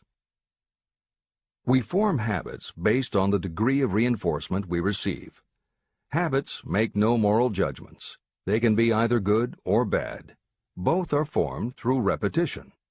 If we try something and like the results, we repeat the action. You can replace negative thoughts with positive ones. You can replace inaction with action, and you can form any habit you choose. Your thoughts are the only thing that you can completely control if you choose to do so. You can control your thoughts to control your habits. The secret of effective prayer. Most people resort to prayer only after everything else has failed, or else they pray by a ritual of meaningless words. And because most people who pray do so only after everything else has failed, they go to prayer with their minds filled with fear and doubt. Because fear and doubt are the emotions that are mixed with their prayer, these are the emotions the subconscious mind passes on, and these are the emotions that infinite intelligence receives and acts upon. If you pray for a thing, but as you pray you have fear that you may not receive it, or that your prayer will not be acted upon by infinite intelligence, your prayer will have been in vain. Prayer does sometimes result in the realization of that for which one prays. If you have ever had the experience of receiving something for which you prayed, go back in your memory and recall your actual state of mind while you were praying, and you will know for sure that the theory here described is more than a theory. The method by which you may communicate with infinite intelligence is very similar to the way the vibration of sound is transmitted by radio waves. Sound cannot be transmitted through the atmosphere until it has been changed into a very high rate of vibration. The radio station takes the sound of the human voice and modifies it by stepping up the vibration millions of times. Only in this way can the energy of sound be sent over distances.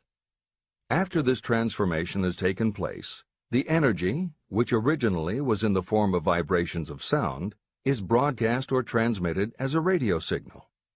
When a radio set receives the high-speed transmission, it then reconverts that energy back to its original slower rate of vibration. And when it is stepped down to its original rate, it vibrates the diaphragm of the speaker, which reproduces the original sound of the voice. The subconscious mind is the intermediary that translates prayers or desires into terms that infinite intelligence can receive. The answer comes back to you in the form of a definite plan or idea for procuring the object of your prayer. When you understand this principle, you know why mere words read from a prayer book cannot serve as an agency of communication between the mind of man and infinite intelligence. Do not expect troubles, as they have a tendency not to disappoint. Chapter 14. The Brain. A broadcasting and receiving station for thought. The 12th step toward riches. It was while I was working with the late Dr. Alexander Graham Bell and Dr. Elmer R. Gates that I first proposed the idea that every human brain is both a broadcasting and receiving station for the vibration of thought. In some way similar to the principle behind the operation of a radio receiver, every human brain is capable of picking up vibrations of thought that are being released by other brains. These are received as hunches and flashes of intuition. As was explained in previous chapters, it is your creative imagination that is the receiving set of your brain, which receives thoughts from your subconscious and, under certain circumstances, receives thoughts released by the brains of others. Your creative imagination is the interconnection between your conscious or reasoning mind and the four sources from which you receive thought stimuli. 1. Consciously from other people. 2. Your subconscious. 3. Subconsciously from other people. And 4. Infinite intelligence. When stimulated or stepped up to a high rate of vibration, the mind becomes more receptive to thoughts that reach it from outside sources. This stepping up process takes place through either the positive emotions or the negative emotions. Through the emotions, the vibrations of thought may be increased. The brain that has been stimulated by emotions functions at a much more rapid rate than it does when that emotion is quieted or absent. The result is the increase of thought to such a pitch that the creative imagination becomes highly receptive to ideas. On the other hand, when the brain is functioning at a rapid rate, it also gives to your own thoughts the emotional feeling that is essential before those thoughts will be picked up and acted upon by your subconscious mind. The subconscious mind is the sending station of the brain, through which vibrations of thought are broadcast. Autosuggestion is the medium by which you may put into operation your sending station. The creative imagination is the receiving set through which the energies of thought are picked up. Editor's comments. The following combines the above concept with the related materials from previous chapters to provide a step-by-step recap of Napoleon Hill's view of the process. 1. The brain is simultaneously both a broadcaster and a receiver. 2. Emotion affects both your ability to send and your ability to receive. When under the effect of strong emotion, the more powerfully you can send thoughts. When under the effect of strong emotion, the more receptive you are to receiving thoughts. 3. When you send thoughts, to where do you send them? You send them to your subconscious by using autosuggestion. 4. When you receive thoughts, where do they come from? They come from your subconscious and you receive them through your creative imagination. 5. Your subconscious mind has two aspects. Your subconscious is a storehouse of information, as explained in the previous chapter. Your subconscious is your connection to infinite intelligence. 6. Infinite intelligence is the medium through which you receive thoughts from other brains. Infinite intelligence is Hill's term for describing the following basic law of physics. Because everything in the universe is made of time, space, energy, or matter, and because matter is just energy in a different form, then everything is actually different parts of the same thing. This means that your subconscious mind, energy, has a common base with every other subconscious mind, energy. 7. Thoughts from other brains come to you as follows. When you are under the effect of a strong emotion and your receiver is especially receptive, sometimes its pull is so strong that it attracts a thought from the subconscious mind of another brain. It is able to do this because infinite intelligence interconnects your subconscious with the subconscious of the other brain. 8. These thoughts from other brains are what we refer to as intuition, hunches, déjà vu, and foreknowledge. Although Hill's explanation depends on the action of an intangible force that cannot be isolated and dissected in a laboratory, neither medical science nor psychology can offer a better explanation for those thoughts that depend on knowledge or information that we do not have. This is the end of the editor's comments.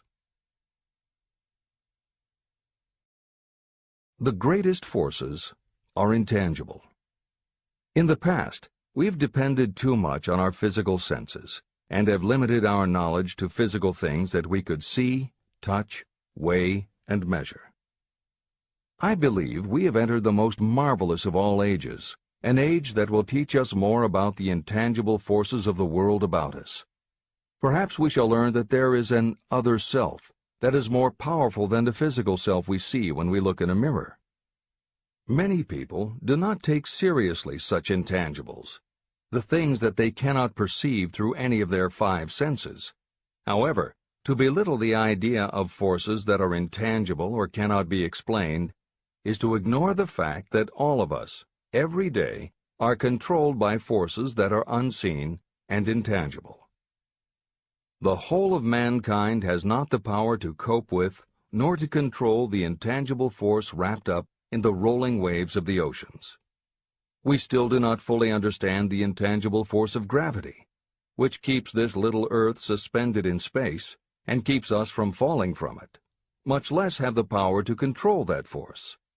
We are entirely subservient to the intangible force that comes with a thunderstorm, and we are just as helpless in the presence of the intangible force of electricity. We do not understand the intangible force and intelligence wrapped up in the soil of the earth, the force that provides us with every morsel of food we eat, every article of clothing we wear, and every dollar we carry in our pockets. Last but not least, with all of our culture and education, we still understand little or nothing of the greatest of all the intangibles, thought. However, we have begun to learn a good deal about the intricate workings of the physical brain, and the results are stunning. We know that the central switchboard of the human brain, the number of lines that connect the brain cells to each other, is written as the figure 1, followed by 15 million zeros. Dr. C. Judson Herrick of the University of Chicago says, "The figure is so stupendous that astronomical figures, dealing with hundreds of millions of light years, become insignificant by comparison. It has been determined that there are from 10 billion to 14 billion nerve cells in the human cerebral cortex, and we know that these are arranged in definite patterns. These arrangements are not haphazard. They are orderly. It is inconceivable to me that such a network of intricate machinery should be in existence for the sole purpose of carrying on the physical functions connected with the growth and maintenance of the physical body. Is it not likely that the same system, which gives billions of brain cells the media for communication, one with another, also provides the means of communication with other intangible forces?" Editor's comments. In the time since Hill wrote the above comments, we have learned a great deal more about the physical brain and how it operates. We understand much about the chemistry of the brain. We can measure the energies it releases. We know which areas control the various functions of the body and which areas affect memory, emotions, reasoning, and many other subtleties related to the thinking process. Through surgery, medication, and other techniques, we know how to prevent the brain from having certain kinds of thoughts. And we know how to encourage the brain to produce certain other kinds of thoughts when we want it to. For instance, a specific area can be stimulated and you will have pleasurable thoughts. But we cannot yet control what those pleasurable thoughts will be, and we have no idea what the bits and pieces of information are that go into your pleasurable thoughts. With all of our advanced knowledge about the physical brain, we still don't know how to make it have a specific thought or idea, especially not an original thought or a creative idea. And medical science offers no better theory than Hill's as to how we could have an intuition or hunch made up from information that we don't have and were never exposed to. In short, the physical properties of the brain confirm that it is where the thinking process takes place, but it does not offer the answer to the question of how it happens, or how thoughts from one brain might travel to another. In previous commentaries, we pointed to the laws of physics as they relate to Hill's theory about the interconnectedness of all things. And although this is not meant to be a science lesson, It may reassure you to know that the work of renowned scientists lends support to the idea. Quantum theory deals with subatomic particles so minuscule that they are almost at the level of the basic stuff from which everything is made. Albert Einstein developed what is called the EPR effect. Einstein, Podolsky, and Rosen, and Irish physicist John Stuart Bell proposed Bell's theorem, both of which pertain to the concept that when two linked subatomic particles are separated from each other, when a change is made to particle A, the same change will instantly happen in particle B, even though the two are distant from each other. Another related concept is called the holographic brain or holographic universe, and is named after an unusual quality of holograms. It is a fact that if you cut a hologram in half, you don't get two halves of a picture. You get two separate but complete pictures. Cut either one of those in half, and you get another two complete pictures. Cut other pieces, and again you get whole images. Every part of a hologram has the whole of the information in the original. In the 1970s, Carl Pribram, a neurophysiologist at Stanford University, announced the results of his studies which suggest that memory is not in a specific part of the brain, but is spread throughout the brain like the image on a holographic plate. At almost the same time, renowned physicist David Bohm proposed that the workings of the universe were like a holographic image, that among all things there is total interconnectivity, and that all things influence all other things. In effect, every part of the universe contains the whole of the universe. That is probably more than enough science for most readers. The point is, Hill was not alone in his conclusion that through some intangible force, your subconscious shares interconnectivity with everything else in the universe. Previously, the example was given of the folds and bumps in a tablecloth, all being different, but all still tablecloth. Here is another way to envision the intangible interconnection of all things. Suppose you were to drill 5 holes in a wall, and have someone outside the room put their fingers and thumb through the holes and wiggle them. If you then bring into your room someone who only believes in tangible things that he or she can see, that person will see 5 separate objects that can move independently of each other.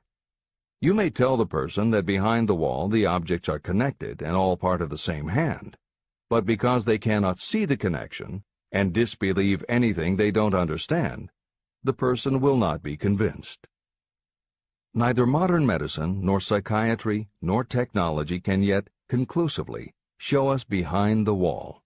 But the fact remains, we have all had a hunch about somebody, and it turns out to be right. A premonition that something will happen, and it does.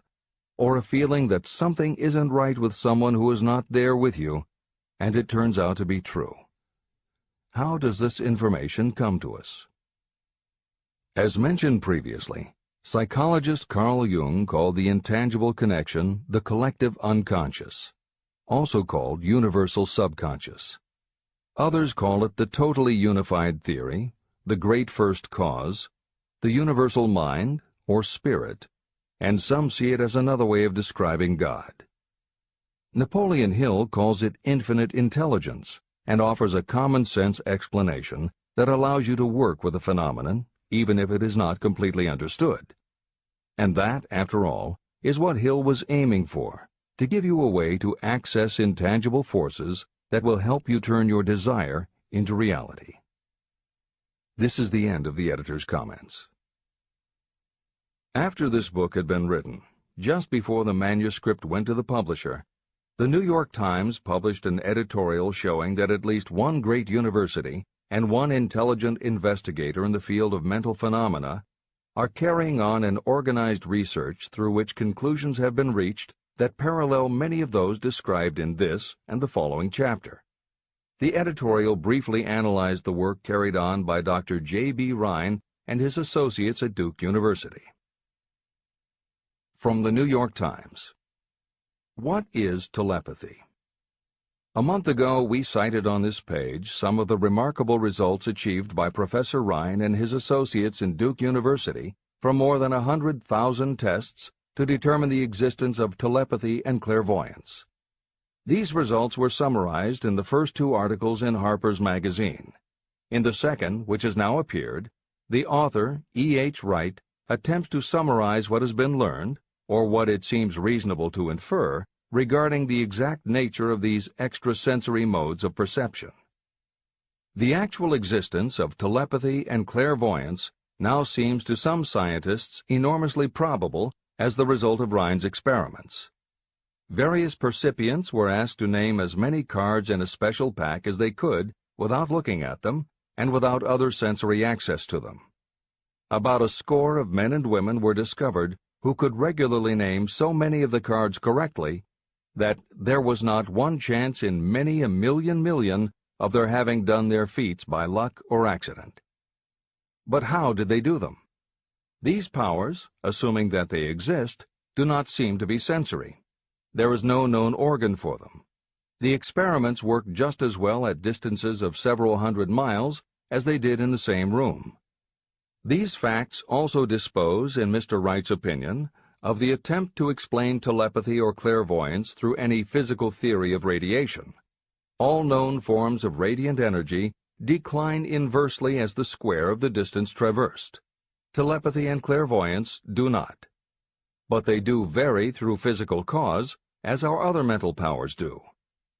Contrary to widespread opinion, they do not improve when the percipient is asleep or half asleep, but on the contrary, when he is most wide awake and alert. Rhine discovered that a narcotic will invariably lower a percipient score, while a stimulant will always send it higher. The most reliable performer apparently cannot make a good score unless he tries to do his best. One conclusion that Wright draws with some confidence is that telepathy and clairvoyance are really one and the same gift.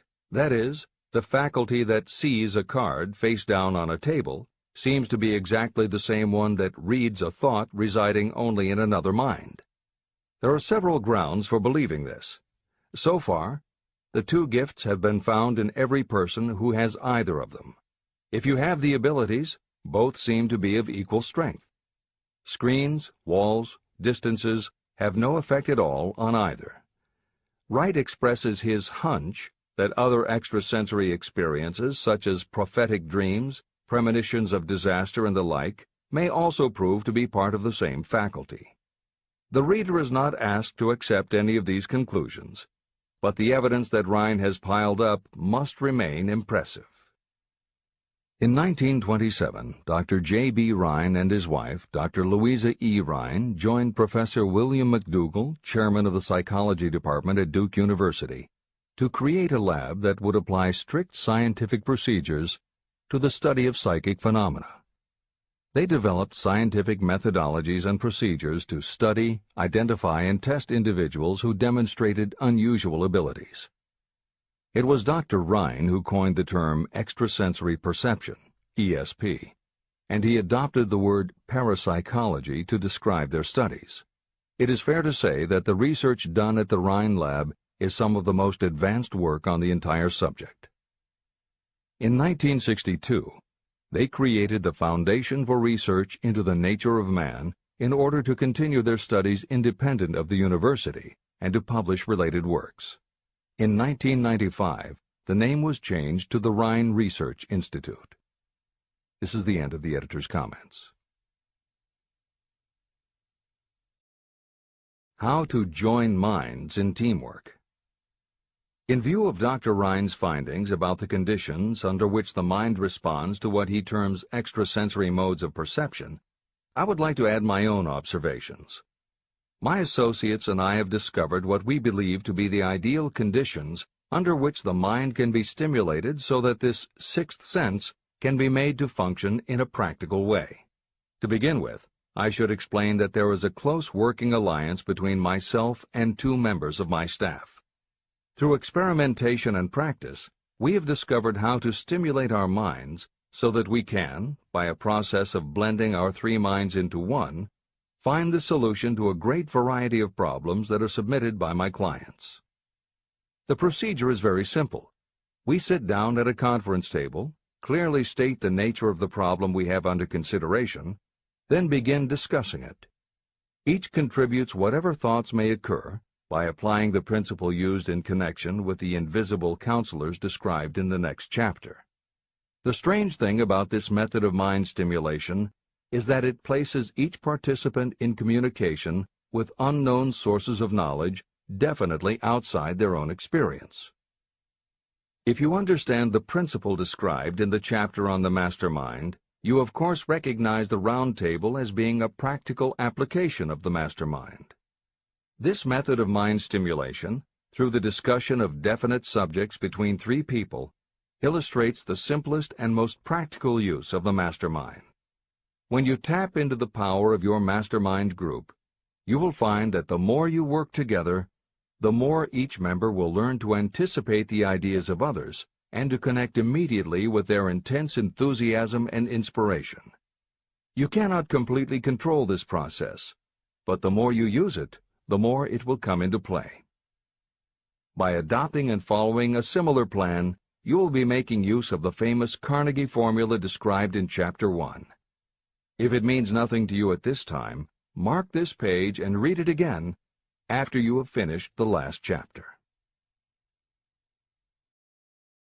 Great achievement is usually born of great sacrifice and is never the result of selfishness. Chapter 15. The Sixth Sense, the Door to the Temple of Wisdom, the 13th Step Toward Riches. The 13th principle is known as the Sixth Sense, through which infinite intelligence may and will communicate voluntarily without any effort from or demands by the individual. This principle is the apex of the philosophy of success. It can be assimilated, understood, and applied only by first mastering the other 12 principles. The sixth sense is that portion of the subconscious mind that has been referred to as the creative imagination. It has also been referred to as the receiving set through which ideas, plans, and thoughts flash into the mind. The flashes are sometimes called hunches or inspirations. The sixth sense defies description. It cannot be described to a person who has not mastered the other principles of this philosophy, because such a person has no knowledge and no experience with which the sixth sense may be compared. After you have mastered the principles in this book, you will be prepared to accept as truth a statement that may otherwise be incredible to you. Through the sixth sense, you will be warned of impending dangers in time to avoid them and notified of opportunities in time to embrace them. As you develop your sixth sense, it is almost as though a guardian angel comes to you to be of help and assistance, a guardian angel who will open to you at all times the door to the temple of wisdom. Miracles of the Sixth Sense. I am not a believer in, nor an advocate of, miracles, for the simple reason that I have enough knowledge of nature to understand that nature never deviates from her established laws. However, I believe that some of nature's laws are so incomprehensible that they produce what appear to be miracles. The sixth sense comes as near to being a miracle as anything I have ever experienced. This much I do know, that there is a power, or a first cause, or an intelligence which permeates every atom of matter and embraces every unit of energy perceptible to man. I know that this infinite intelligence is the thing that converts acorns into oak trees, causes water to flow downhill in response to the law of gravity, follows night with day and winter with summer, each maintaining its proper place and relationship to the other. Through the philosophy explained in this book, this intelligence can help turn your desires into concrete or material form. I know this because I have experimented with it, and I have experienced it.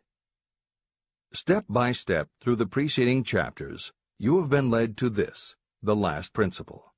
If you have mastered each of the preceding principles, you are now prepared to accept, without being skeptical, the extraordinary claims made here. If you have not mastered the other principles, you must do so before you may determine definitely whether or not the claims made in this chapter are fact or fiction. Let great people shape your life.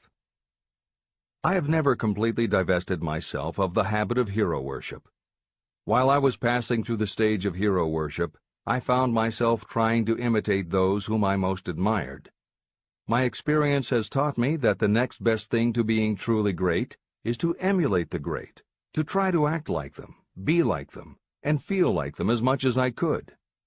I discovered that the faith with which I tried to imitate my idols gave me great capacity to do so quite successfully.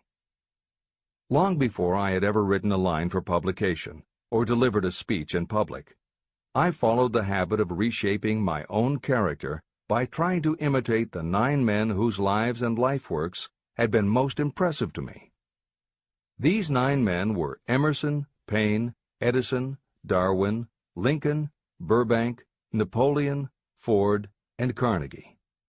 Every night, over a long period of years, I held an imaginary council meeting with this group, whom I called my invisible counselors. This is how I did it. Just before going to sleep at night, I would shut my eyes and see, in my imagination, this group of men seated with me around my council table. Here I had not only an opportunity to sit among those whom I considered to be great, but I actually dominated the group by serving as the chairman. I had a very definite purpose in using my imagination in this way. My purpose was to rebuild my own character, so it would become a composite of the characters of my imaginary counselors. Realizing that I had to overcome the handicap of being born and raised in an environment of ignorance and superstition, I deliberately assigned myself the task of voluntary rebirth through the method I have described above. Building character through autosuggestion. I knew, of course, that we all become what we are because of our dominating thoughts and desires. I knew that every deeply seated desire causes a person to find a way to turn that desire into reality. I knew that self-suggestion is a powerful factor in building character. In fact, it is the sole principle through which character is built. With this knowledge of how the mind works, I was fairly well armed with the equipment needed to rebuild my character. In these imaginary council meetings, I called on my cabinet members for the knowledge I wished each to contribute. I would even speak out loud to each of them as follows. Mr. Emerson, I desire to acquire from you the marvelous understanding of nature which distinguished your life. I ask that you impress upon my subconscious mind those qualities you possessed that enabled you to understand and adapt yourself to the laws of nature. Mr. Burbank, I request that you pass on to me the knowledge that enabled you to so harmonize the laws of nature that you caused the cactus to shed its thorns and become an edible food. Give me access to the knowledge that enabled you to make 2 blades of grass grow where but 1 grew before. Napoleon, I desire to acquire from you the marvelous ability you possess to inspire men and to arouse them to greater and more determined spirit of action. I desire also to acquire the spirit of enduring faith which enabled you to turn defeat into victory and to surmount staggering obstacles. Mr. Paine, I desire to acquire from you the freedom of thought and the courage and clarity with which to express convictions which so distinguished you.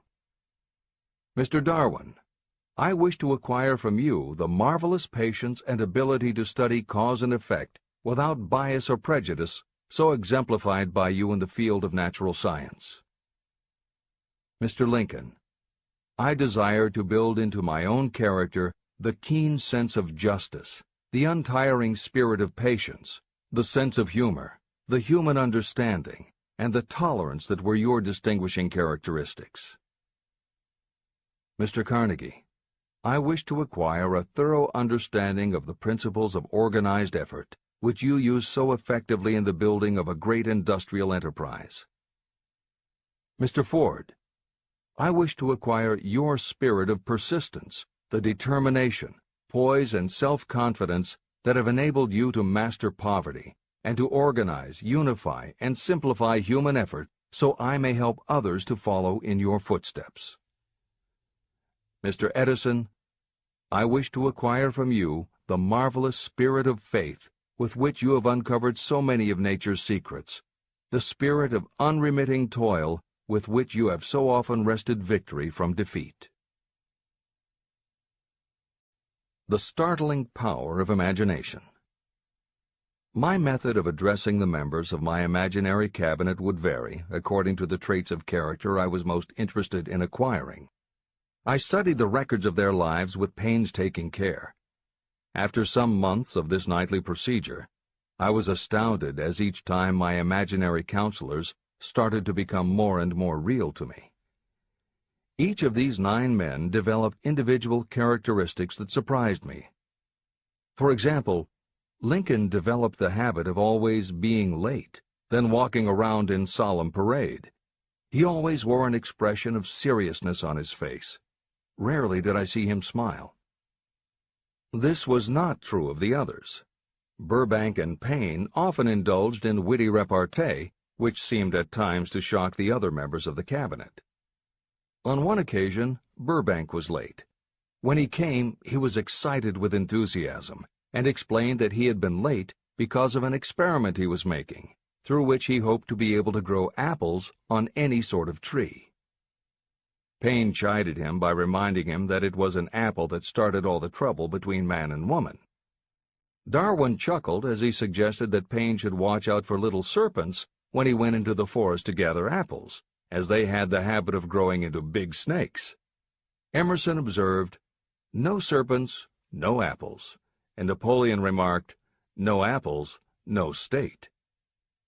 These meetings became so realistic that I became fearful of their consequences and discontinued them for several months.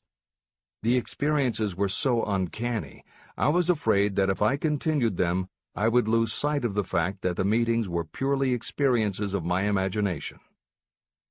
In writing this book, this is the first time that I've had the courage to mention this.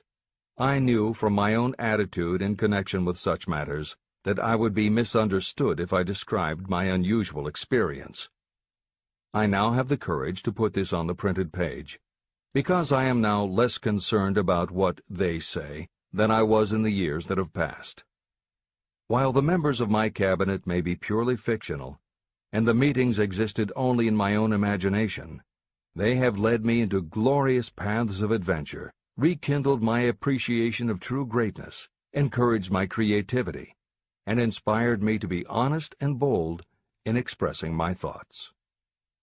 Editor's comments.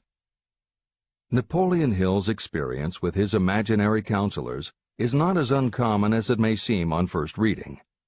In fact, it happens to novelists all the time. As an author proceeds with the writing of a book, there will come a point when the characters in the novel become so well defined in the author's mind that the personalities of the characters themselves begin to suggest plot points and dialogue that the author never planned. Often the thoughts that come to the author when he or she is in the character are completely original, and in real life would never have occurred to the author.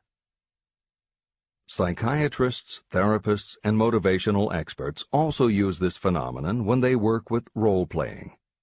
The usual procedure is to ask 2 people to act out a scenario as if they were in each other's shoes. If this is done in a situation where the participants do not feel embarrassed or self-conscious, and if the people will allow themselves to become submerged and seriously try to become the other person, the results can be stunning. Depending on the faith with which you approach it, you can get not just a general sense of what the other person is going through, but also have flashes of insight, actually feel what the other person feels, and gain a real understanding about the reactions or motivations of others. Why it works is just as much a mystery as why you get hunches. It may be simply that when your imagination creates a character, it doesn't give the character inhibitions, so when you think through the character, your mind is less restricted.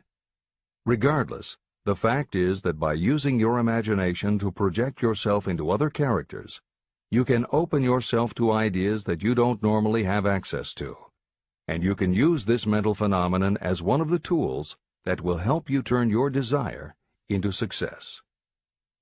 This is the end of the editor's comments. Tapping the source of inspiration.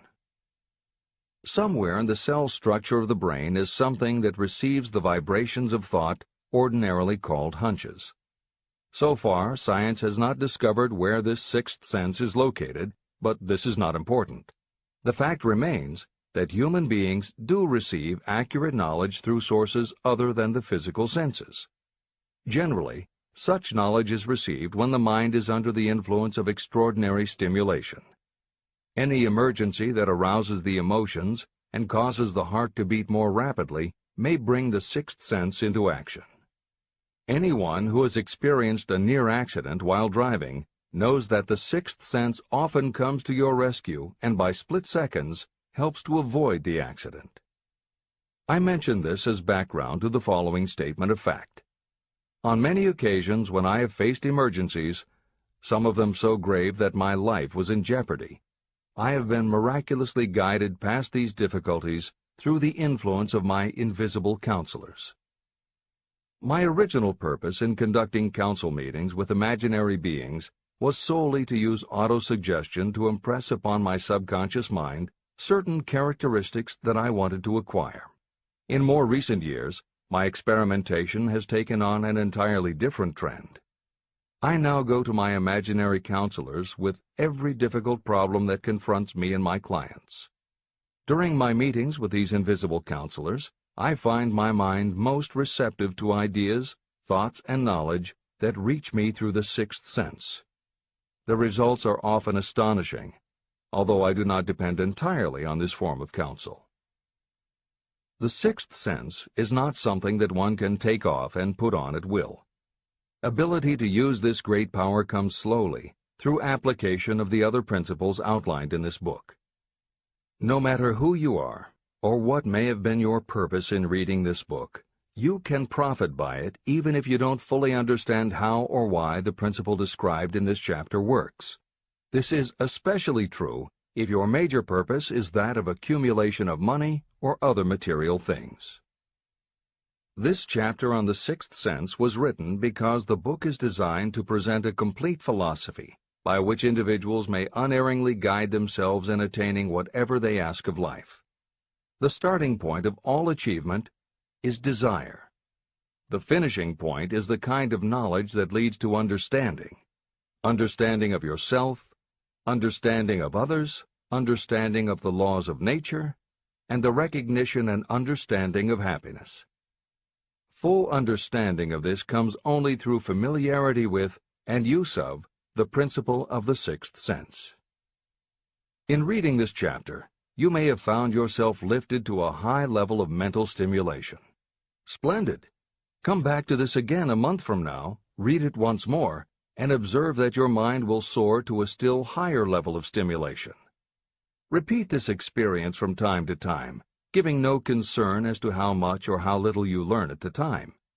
Eventually, you will find yourself in possession of a power that will enable you to throw off discouragement, master fear, overcome procrastination, and draw freely upon your imagination. Then you will have felt the touch of that unknown something that has been the moving spirit of every truly great thinker, leader, artist, musician, writer, or statesman. Then you will be in a position to transmute your desires into their physical or financial counterpart as easily as you may lie down and quit at the first sign of opposition.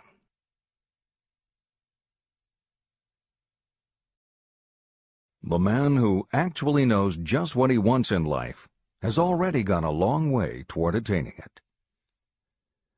Chapter 16. The Six Ghosts of Fear.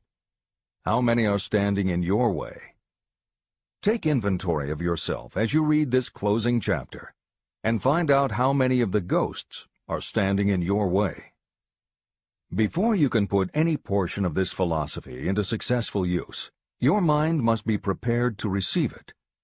The preparation is not difficult. It begins with study, analysis, and understanding of three enemies that you will have to clear out: indecision, doubt, and fear.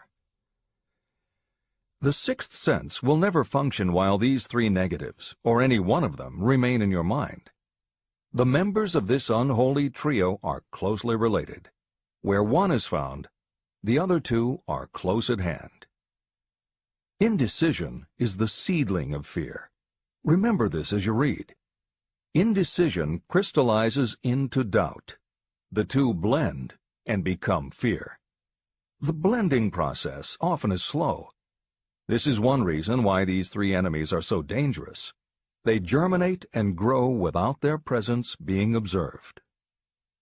The remainder of this chapter describes a state of mind that you must attain before the philosophy can be put into practical use.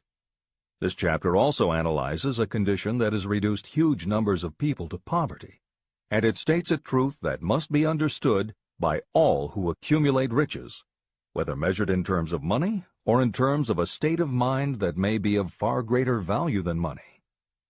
The purpose of this chapter is to turn the spotlight of attention on the cause and the cure of the 6 basic fears.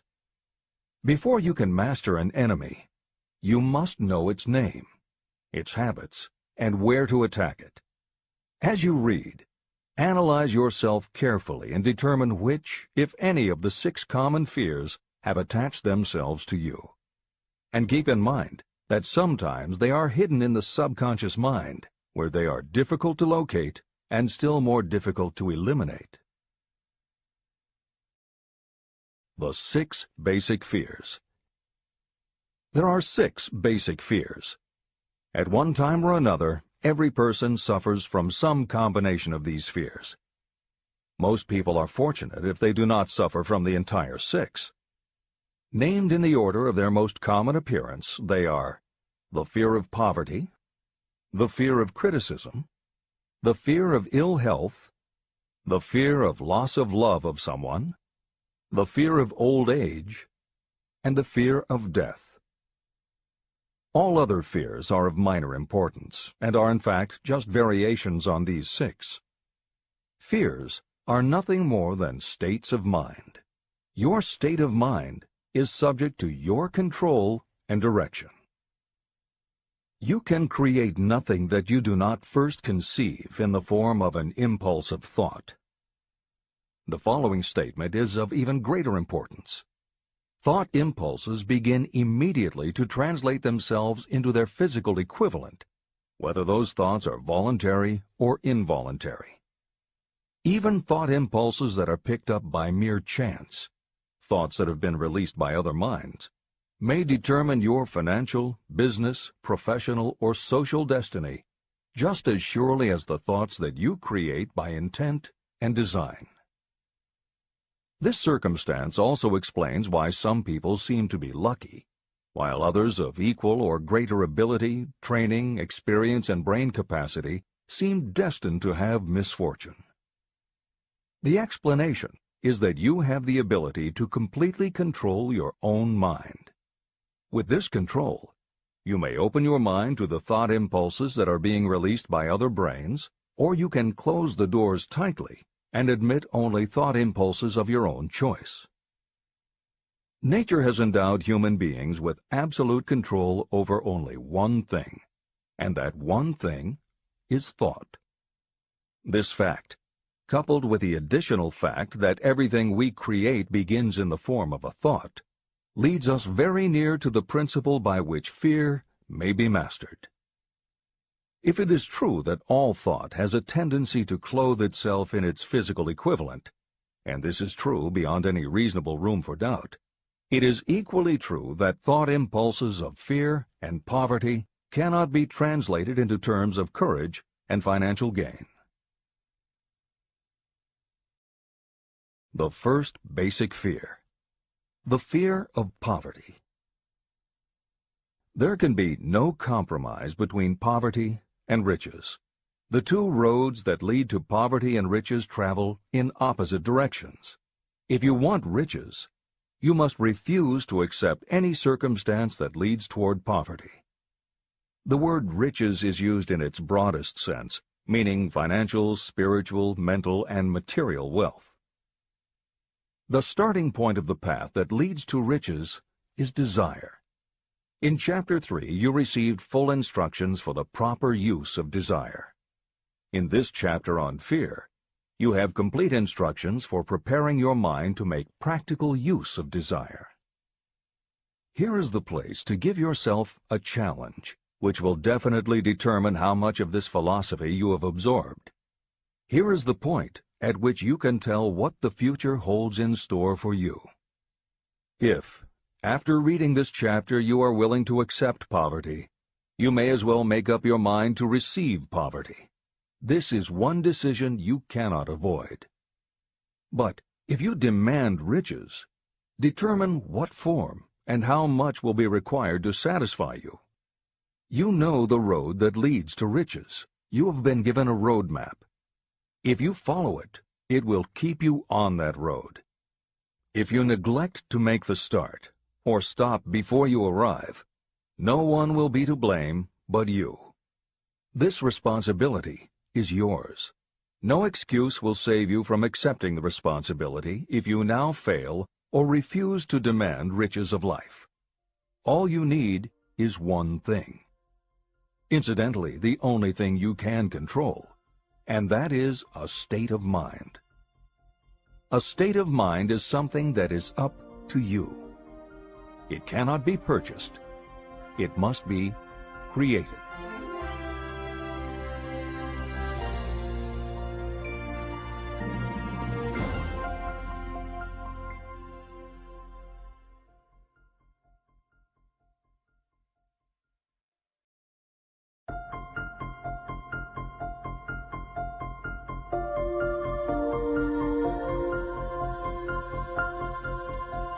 The most destructive fear. Fear of poverty is a state of mind, nothing else. But it is sufficient to destroy your chances of achievement in any undertaking. This fear paralyzes your ability to use reason, destroys the imagination, kills off self-reliance, undermines enthusiasm, discourages initiative, leads to uncertainty of purpose, encourages procrastination, wipes out enthusiasm, and makes self-control an impossibility. It takes the charm from your personality, destroys the possibility of accurate thinking, diverts concentration of effort. It defeats persistence, turns willpower into nothingness, destroys ambition, clouds the memory, and invites failure in every conceivable form.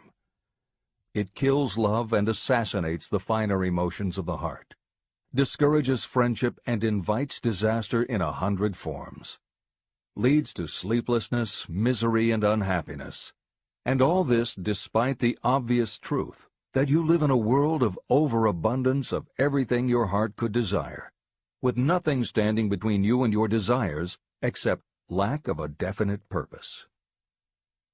The fear of poverty is, without doubt, the most destructive of the 6 basic fears. It has been placed at the head of the list because it is the most difficult to master. The fear of poverty grew out of our inherited tendency to prey upon our fellow human beings economically. Nearly all animals lower than us are motivated by instinct, but their capacity to think is limited, and therefore they prey upon one another physically. We, with our superior sense of intuition, with the capacity to think and to reason, do not eat others bodily. Human beings get more satisfaction out of eating others financially. Humans are so avaricious that every conceivable law has been passed to safeguard us from one another. Nothing brings so much suffering and humility as poverty.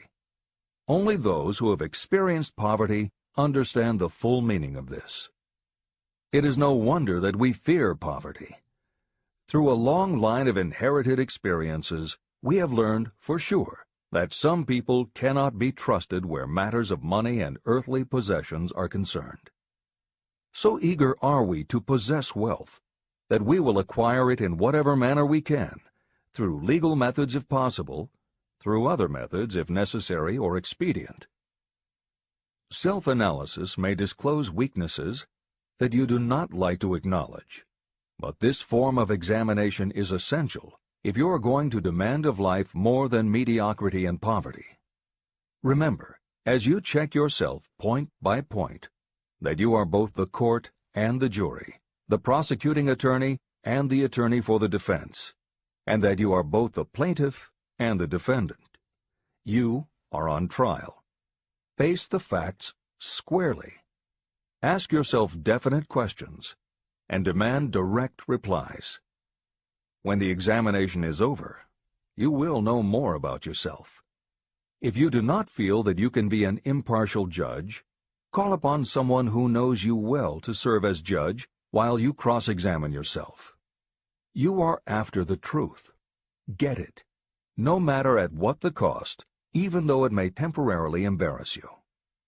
The majority of people, if asked what they fear most, would reply, "I fear nothing." The reply would be inaccurate, because few people realize that they are bound, handicapped, whipped spiritually and physically through some form of fear. So subtle and deeply seated is the emotion of fear that you may go through life and never recognize its presence. Only a courageous analysis will disclose the presence of this universal enemy. When you begin such an analysis, search deeply into your character. The following is a list of the symptoms to look for. Symptoms of the fear of poverty. 1. Indifference. Commonly expressed through lack of ambition, willingness to tolerate poverty, and the acceptance of whatever compensation life may offer without protest. Also mental and physical laziness, and lack of initiative, imagination, enthusiasm, and self-control. 2. Indecision. The habit of permitting others to do your thinking. Sitting on the fence. 3. Doubt. Generally expressed through alibis and excuses designed to cover up, explain away, or apologize for your failures. Sometimes expressed in the form of envy of those who are successful, or by criticizing them. 4. Worry. Usually expressed by finding fault with others, a tendency to spend beyond your income, neglect of personal appearance, scowling and frowning, nervousness, lack of poise, self-consciousness, and often the use of alcohol or drugs. 5. Overcaution. The habit of looking for the negative side of every circumstance.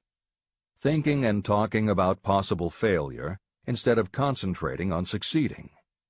Knowing all the roads to disaster, but never searching for the plans to avoid failure.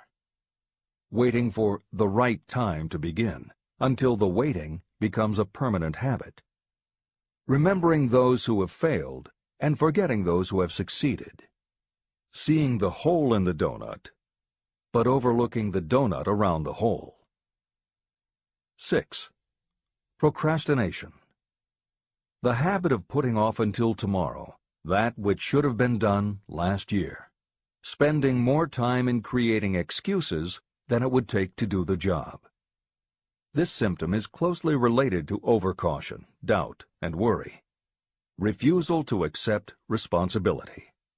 Willingness to compromise rather than put up a fight. Compromising with difficulties instead of harnessing and using them as stepping stones to advancement.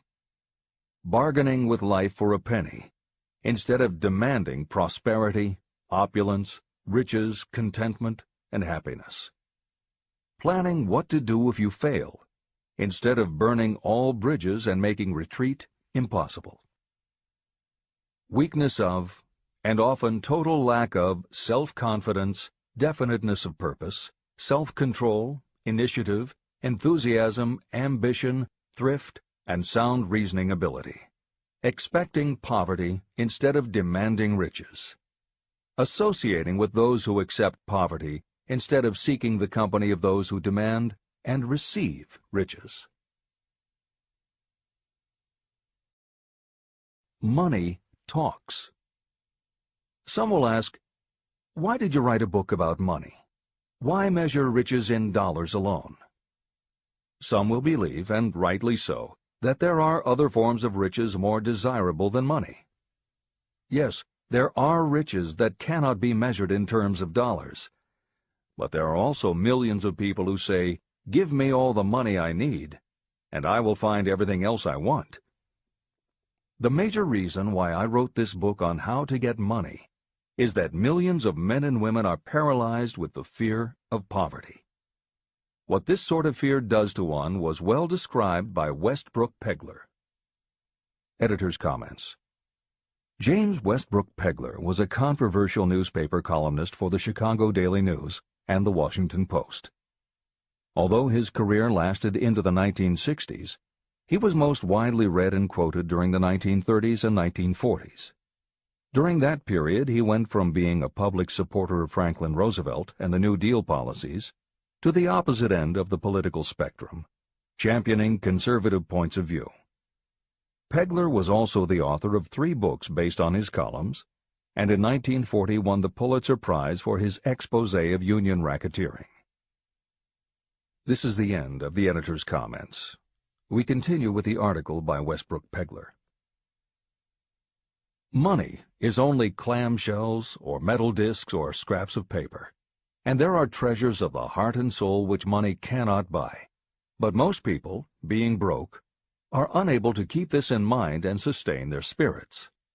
When a man is down and out and on the street, unable to get any job at all, something happens to his spirit, which can be observed in the droop of his shoulders, the set of his hat, his walk, and his gaze. He cannot escape a feeling of inferiority among people with regular employment, even though he knows they are definitely not his equals in character, intelligence, or ability. These people, even his friends, feel, on the other hand, a sense of superiority and regard him, perhaps unconsciously, as a casualty. He may borrow for a time, but not enough to carry on in his accustomed way, and he cannot continue to borrow very long. But borrowing in itself, when a man is borrowing merely to live, is a depressing experience, and the money lacks the power of earned money to revive his spirits. Of course, none of this applies to bums or habitual ne'er-do-wells, but only to men of normal ambitions and self-respect. Women in the same predicament must be different. We somehow do not think of women at all in considering the down-and-outers. They are scarce in the bread lines, they rarely are seen begging on the streets, and they are not recognizable in crowds by the same plain signs which identify busted men. Of course, I do not mean the shuffling hags of the city streets, who are the opposite number of the confirmed male bums. I mean reasonably young, decent, and intelligent women. There must be many of them, but their despair is not apparent. When a man is down and out, he has time on his hands for brooding. He may travel miles to see a man about a job and discover that the job is filled, or that it is one of those jobs with no base pay, but only a commission on the sale of some useless knick-knack which nobody would buy except out of pity. Turning that down, he finds himself back on the street with nowhere to go, but just anywhere. So he walks and walks. He gazes into store windows at luxuries which are not for him, and feels inferior and gives way to people who stop to look with an active interest. He wanders into the railroad station, or puts himself down in the library to ease his legs and soak up a little heat, but that isn't looking for a job, so he gets going again. He may not know it, but his aimlessness would give him away even if the very lines of his figure did not. He may be well dressed in the clothes left over from the days when he had a steady job, but the clothes cannot disguise the droop. He sees thousands of other people, bookkeepers or clerks or chemists or wagon hands, busy at their work, and envies them from the bottom of his soul. They have their independence, their self-respect and manhood, and he simply cannot convince himself that he is a good man too, though he argue it out and arrive at a favorable verdict hour after hour. It is just money which makes this difference in him. With a little money, he would be himself again. This is the end of the article by Westbrook Pegler. The second basic fear, the fear of criticism. Just how we originally came by this fear, no one can say definitely, but one thing is certain: we have it in a highly developed form. I am inclined to attribute the basic fear of criticism to that part of our inherited nature that prompts us not only to take away other people's goods and wares, but also to justify our actions by criticism of the character of others. It is well known that a thief will criticize the man from whom he steals, that politicians seek office not by displaying their own virtues and qualifications, but by running negative campaigns against their opponents. Designers and clothing manufacturers have not been slow to take advantage of this basic fear of criticism. Every season, styles change. Who establishes the styles? Certainly not the purchaser.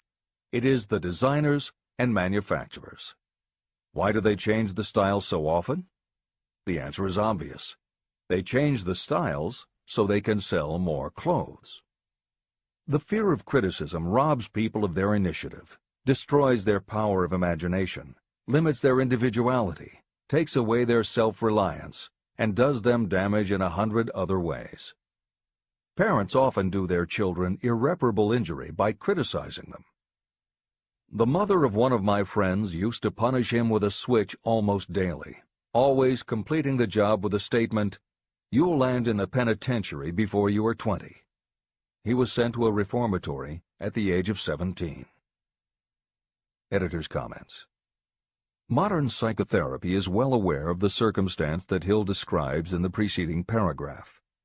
In the chapters on autosuggestion and hypnosis, reference was made to childhood traumas that result in phobias, compulsive behaviors, fixations, or complexes. However, there are instances in which the implanting of a suggestion is much more subtle. Hypnotherapists have found that common phrases such as, "Don't you ever say no to me again," "I'm afraid she'll never get over it," or "You're just like your father," can hamper a person's abilities later in life if such phrases were said often enough, or at a time when a child was particularly vulnerable. This is the end of the editor's comments. Criticism is the one form of service of which everyone has too much. Everyone has a stock of it, which is handed out gratis whether called for or not. Your nearest relatives are often the worst offenders. It should be recognized as a crime. In reality, it is a crime of the worst nature for any parent to build inferiority complexes in the mind of a child through unnecessary criticism. Employers who understand human nature get the best there is in people not by criticism, but by constructive suggestion. Parents may accomplish the same results with their children. Criticism will plant fear in the human heart, or resentment, but it will not build love or affection. Symptoms of the fear of criticism. This fear is almost as universal as the fear of poverty, and its effects are just as fatal to personal achievement, mainly because this fear destroys initiative and discourages the use of imagination. The major symptoms of the fear are: 1. Self-consciousness, generally expressed through nervousness, timidity in conversation and in meeting strangers, awkward movements, and shifting of the eyes. 2. Lack of poise, expressed through lack of voice control, nervousness in the presence of others, poor posture, poor memory. 3. Personality weaknesses, lacking in firmness of decision, personal charm, and ability to express opinions definitely, the habit of sidestepping issues instead of meeting them squarely, agreeing with others without careful examination of their opinions. 4. Inferiority complex, the habit of expressing your own self-approval as a means of covering up your feeling of inferiority, using big words to impress others, often without knowing the real meaning of the words, imitating others in dress, speech, and manners, boasting of imaginary achievements, and acting superior to cover up the fact that you feel inferior. 5. Extravagance, the habit of trying to keep up with the Joneses and spending beyond your income. 6. Lack of initiative, failure to embrace opportunities for self-advancement, fear to express opinions, lack of confidence in your own ideas, giving evasive answers to questions asked by superiors, hesitancy of manner and speech, deceit in both words and deeds. 7. Lack of ambition. Mental and physical laziness, lack of self-assertion, slowness in reaching decisions, being too easily influenced, the habit of accepting defeat without protest, or quitting an undertaking when opposed by others. Also the habit of criticizing others behind their backs and flattering them to their faces, suspicion of other people without cause, lack of tactfulness of manner and speech, and unwillingness to accept the blame for mistakes. The third basic fear, the fear of ill health. This fear may be traced to both physical and social heredity. It is closely associated with the causes of fear of old age and the fear of death. We fear ill health because of the terrible pictures that have been planted in our minds of what may happen if death should overtake us. We also fear it because of the economic toll that it may claim. One reputable physician estimated that 75% of all people who visit doctors are suffering with hypochondria, imaginary illness. It has been shown that the fear of disease, even when there is not the slightest cause for fear, often produces the physical symptoms of the disease feared. Powerful and mighty is the human mind. It builds or it destroys. Through a series of experiments, my staff proved how susceptible people are to the power of suggestion. We asked 3 acquaintances to visit separately with the victim. They were instructed to pose the question, "What ails you? You look terribly ill." The first questioner provoked a grin from him and a nonchalant, "Oh, nothing, I'm all right." The second questioner was answered with a statement, "I don't know exactly, but I do feel badly." The third questioner was met with the admission that the victim was actually feeling ill. Editor's comment. Hill's experiment is one that you do not want to carry too far. It is not that different from the principle behind certain religious sects whose members take vengeance on their enemies by hexing or placing a spell on a victim. The spell only works because the victim believes that spells can be cast and that it is possible he or she could be hexed. When the hex victim is informed that someone has cast a spell on them, they accept that it is possible, and their mind does the rest. The same theory operated when Hill's associate was told 3 times that he looked ill. He believed it was possible. Being told 3 times was convincing, and his mind went to work and made it so.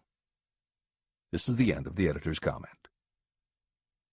There is overwhelming evidence that disease sometimes begins in the form of negative thought impulse. Such thoughts may be planted in your mind by suggestion or created by you in your own mind. Doctors send patients to new climates for their health because a change of mental attitude is necessary. The seed of fear of ill health lives in every human mind.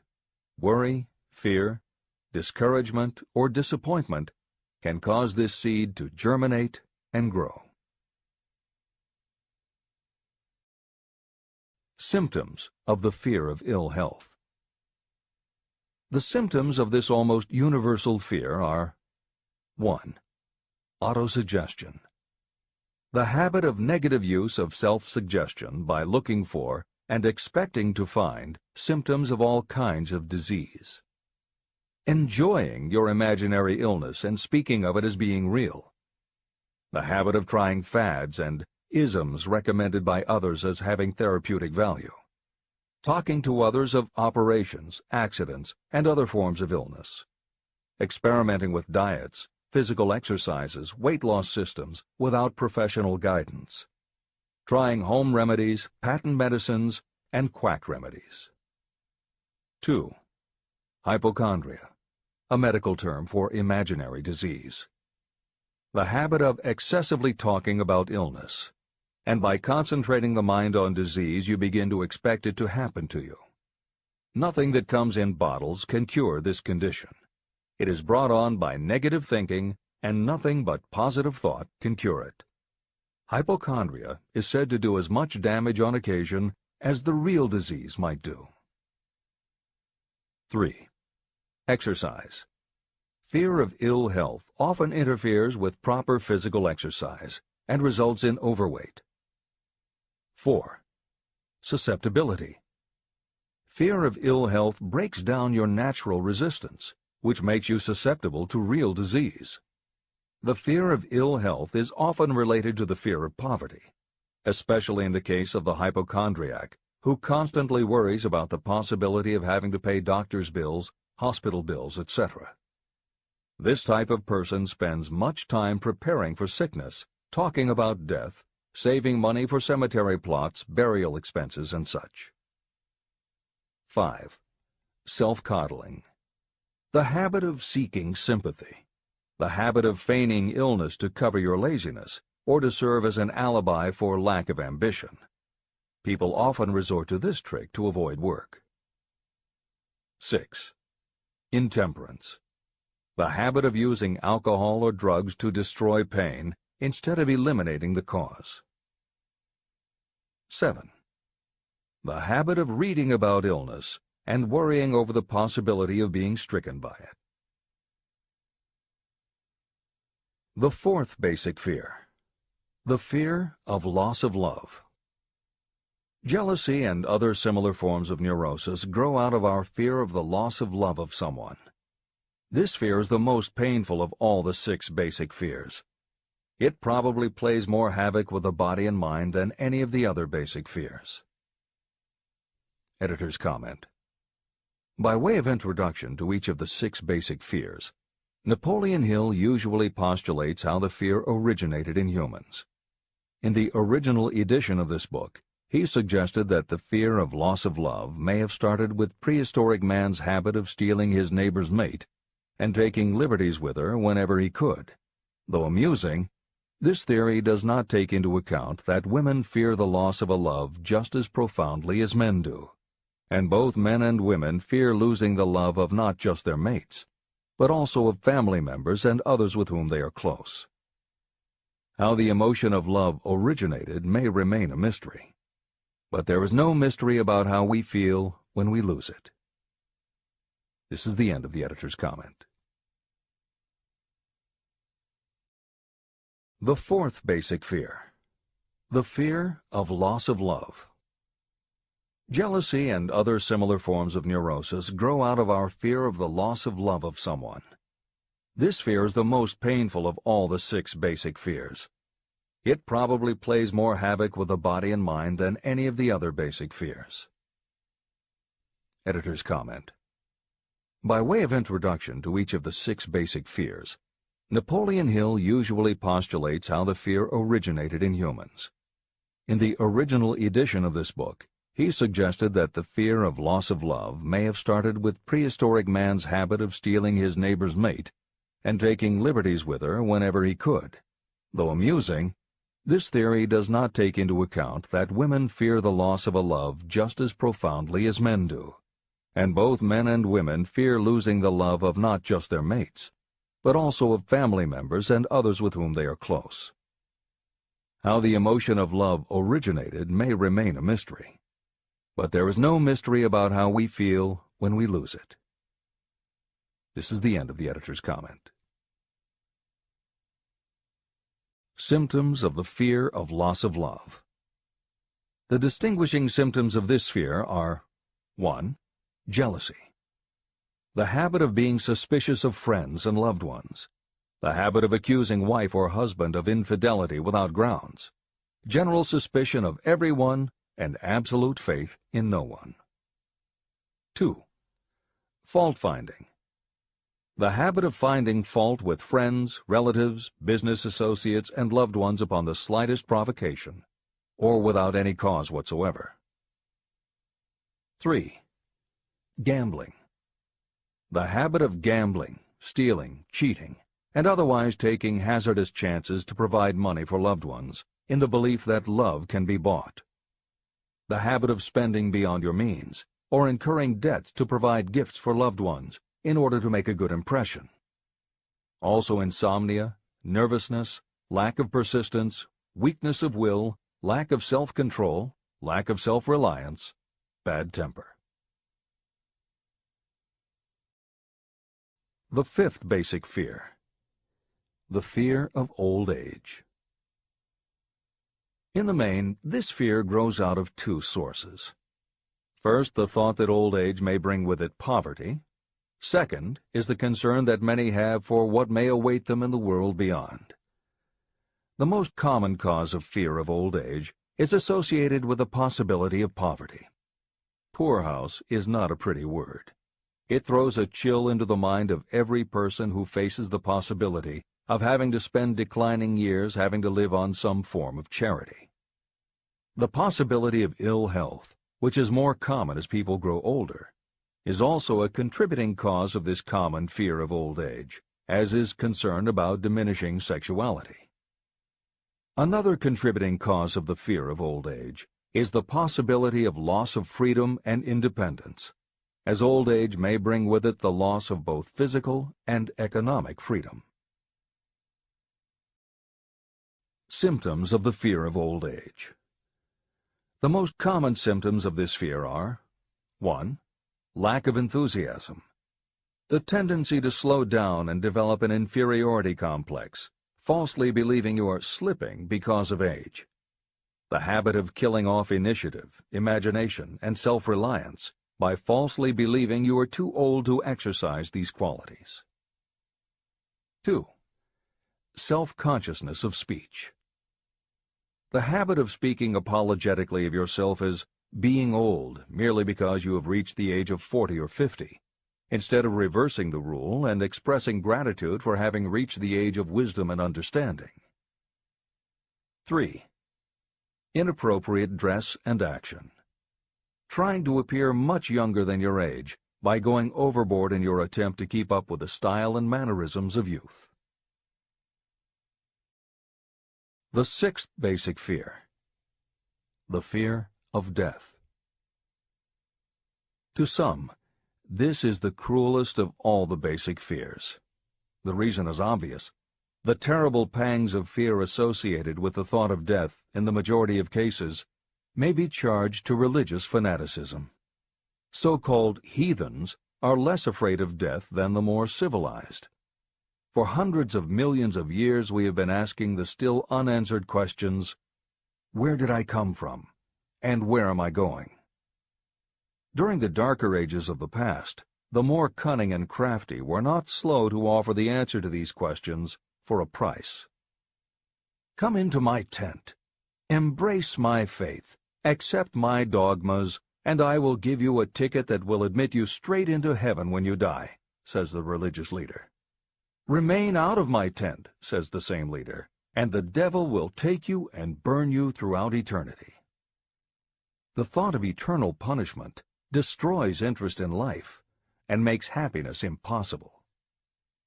While the religious leader may not actually be able to provide safe conduct into heaven or send you to hell, the possibility of the latter seems terrible. The very thought of it takes hold of the imagination in such a realistic way that it paralyzes reason and sets up the fear of death. The fear of death is not as common now as it was during the age when there were no great colleges and universities. People of science have turned the spotlight of truth upon the world, and this truth is rapidly freeing men and women from this terrible fear of death. The young men and women who attend the colleges and universities are not easily impressed by fire and brimstone.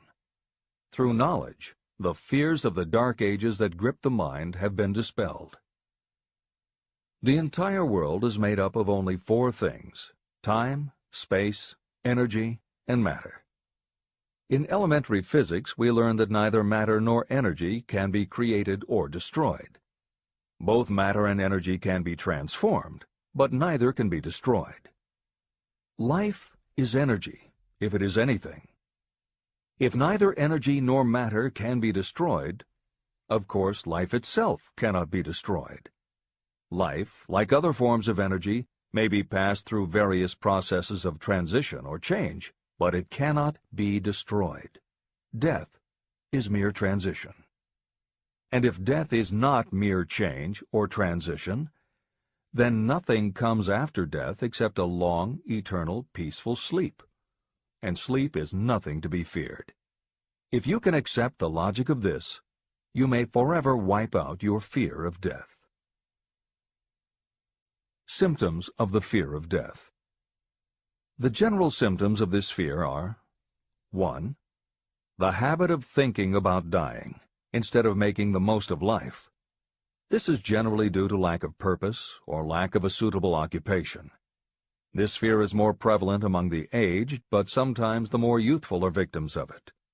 The greatest of all remedies for the fear of death is a burning desire for achievement, backed by useful service to others. A busy person seldom has time to think about dying. A busy person finds life too thrilling to worry about death. 2. Sometimes the fear of death is closely associated with the fear of poverty, where death would leave loved ones poverty-stricken. 3. In other cases, the fear of death is caused by illness and the breakdown of physical body resistance. 4. The most common causes of the fear of death are ill health, poverty, lack of appropriate occupation, disappointment over love, insanity, and religious fanaticism. The disaster of worry and destructive thinking. Worry is a state of mind based upon fear. It works slowly but persistently. It is insidious and subtle. Step by step, it digs itself in until it paralyzes the reasoning faculty and destroys self-confidence and initiative. Worry is a form of sustained fear caused by indecision. Therefore, it is a state of mind that can be controlled. An unsettled mind is helpless. Indecision makes an unsettled mind. Most individuals lack the willpower to reach decisions promptly and to stand by them after they have been made. We do not worry over conditions once we have reached a decision to follow a definite line of action. I once interviewed a man who was sentenced to be electrocuted 2 hours later.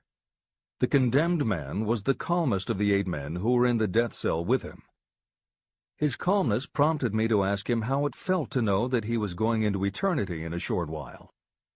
With a smile of confidence on his face, he said, "It feels fine. Just think, brother, my troubles will soon be over. I've had nothing but trouble all my life. It has been a hardship to get food and clothing. Soon, I will not need these things. I have felt fine ever since I learned for certain that I must die. I made up my mind then to accept my fate in good spirit."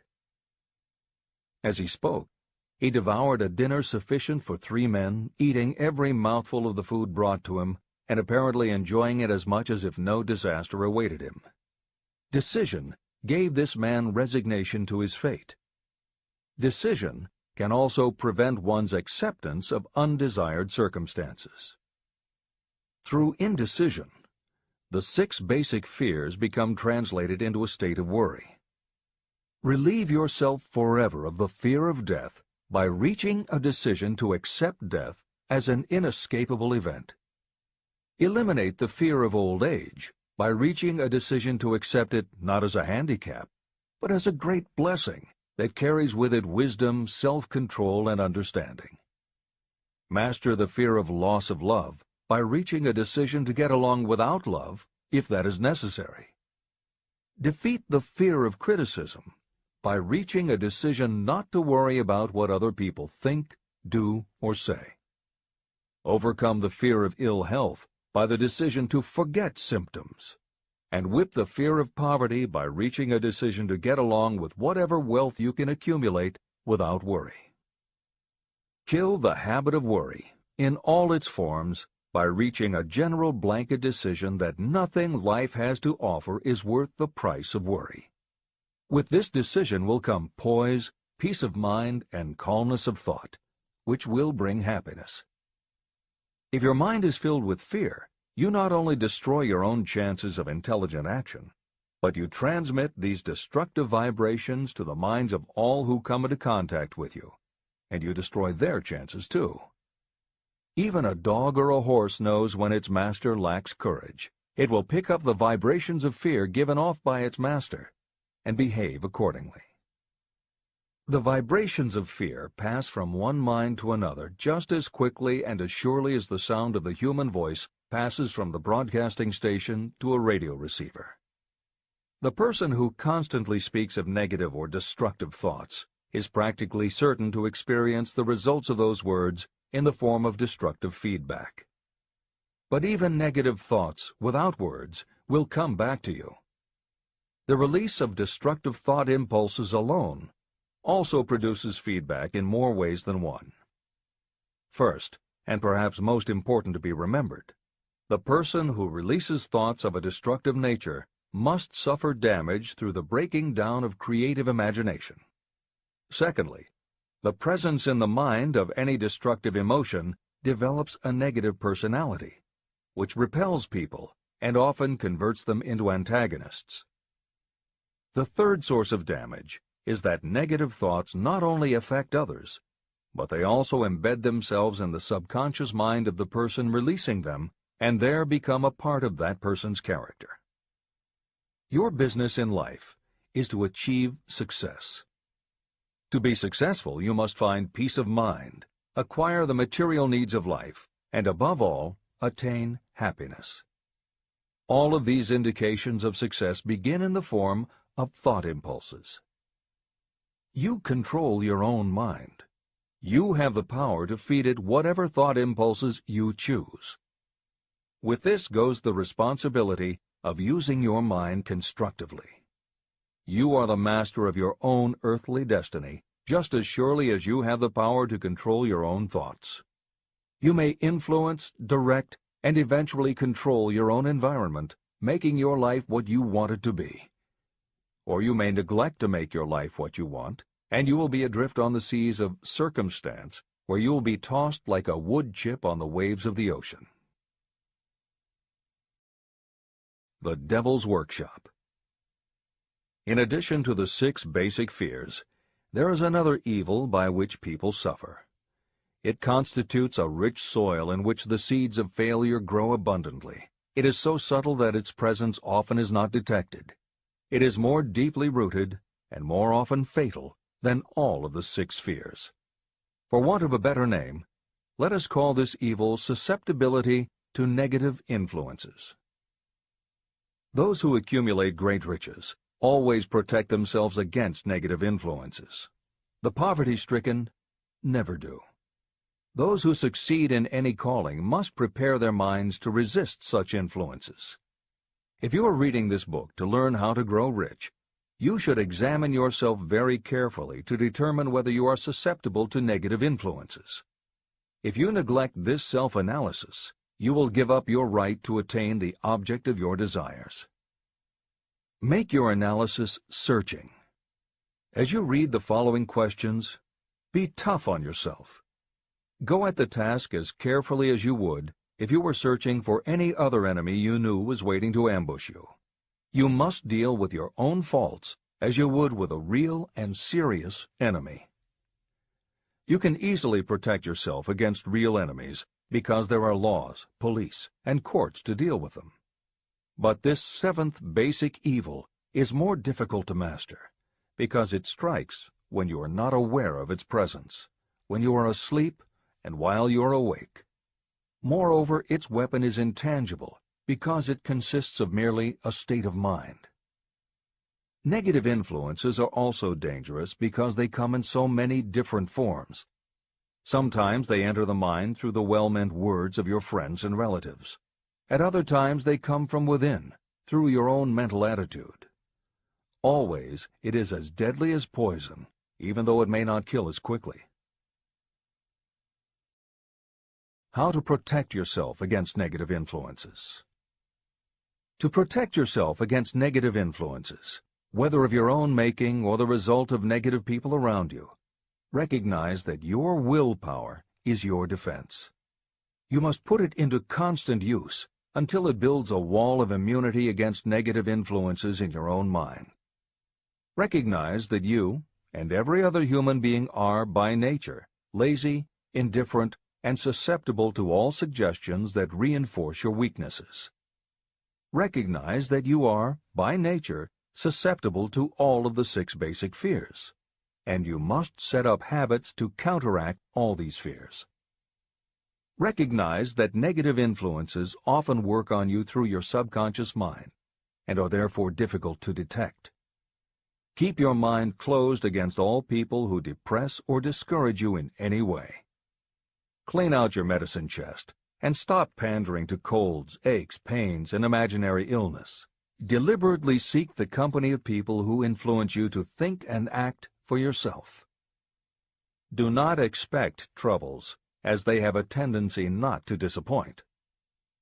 Without doubt, the most common weakness of all human beings is the habit of leaving their minds open to the negative influences of other people. This weakness is all the more damaging because most people do not even know they do it. The following list of questions is designed to help you see yourself as you really are. You should read through the list now. Then set aside a day when you can give adequate time to go through the list again and thoroughly answer each question. When you do this, I advise that you read the questions and state your answers aloud so you can hear your own voice. This will make it easier for you to be truthful with yourself. Self-analysis questions. Do you complain often of feeling bad, and if so, what is the cause? Do you find fault with other people at the slightest provocation? Do you frequently make mistakes in your work, and if so, why? Are you sarcastic and offensive in your conversation? Do you deliberately avoid the association of anyone, and if so, why? Do you suffer frequently with indigestion? If so, what is the cause? Does life seem futile and the future hopeless to you?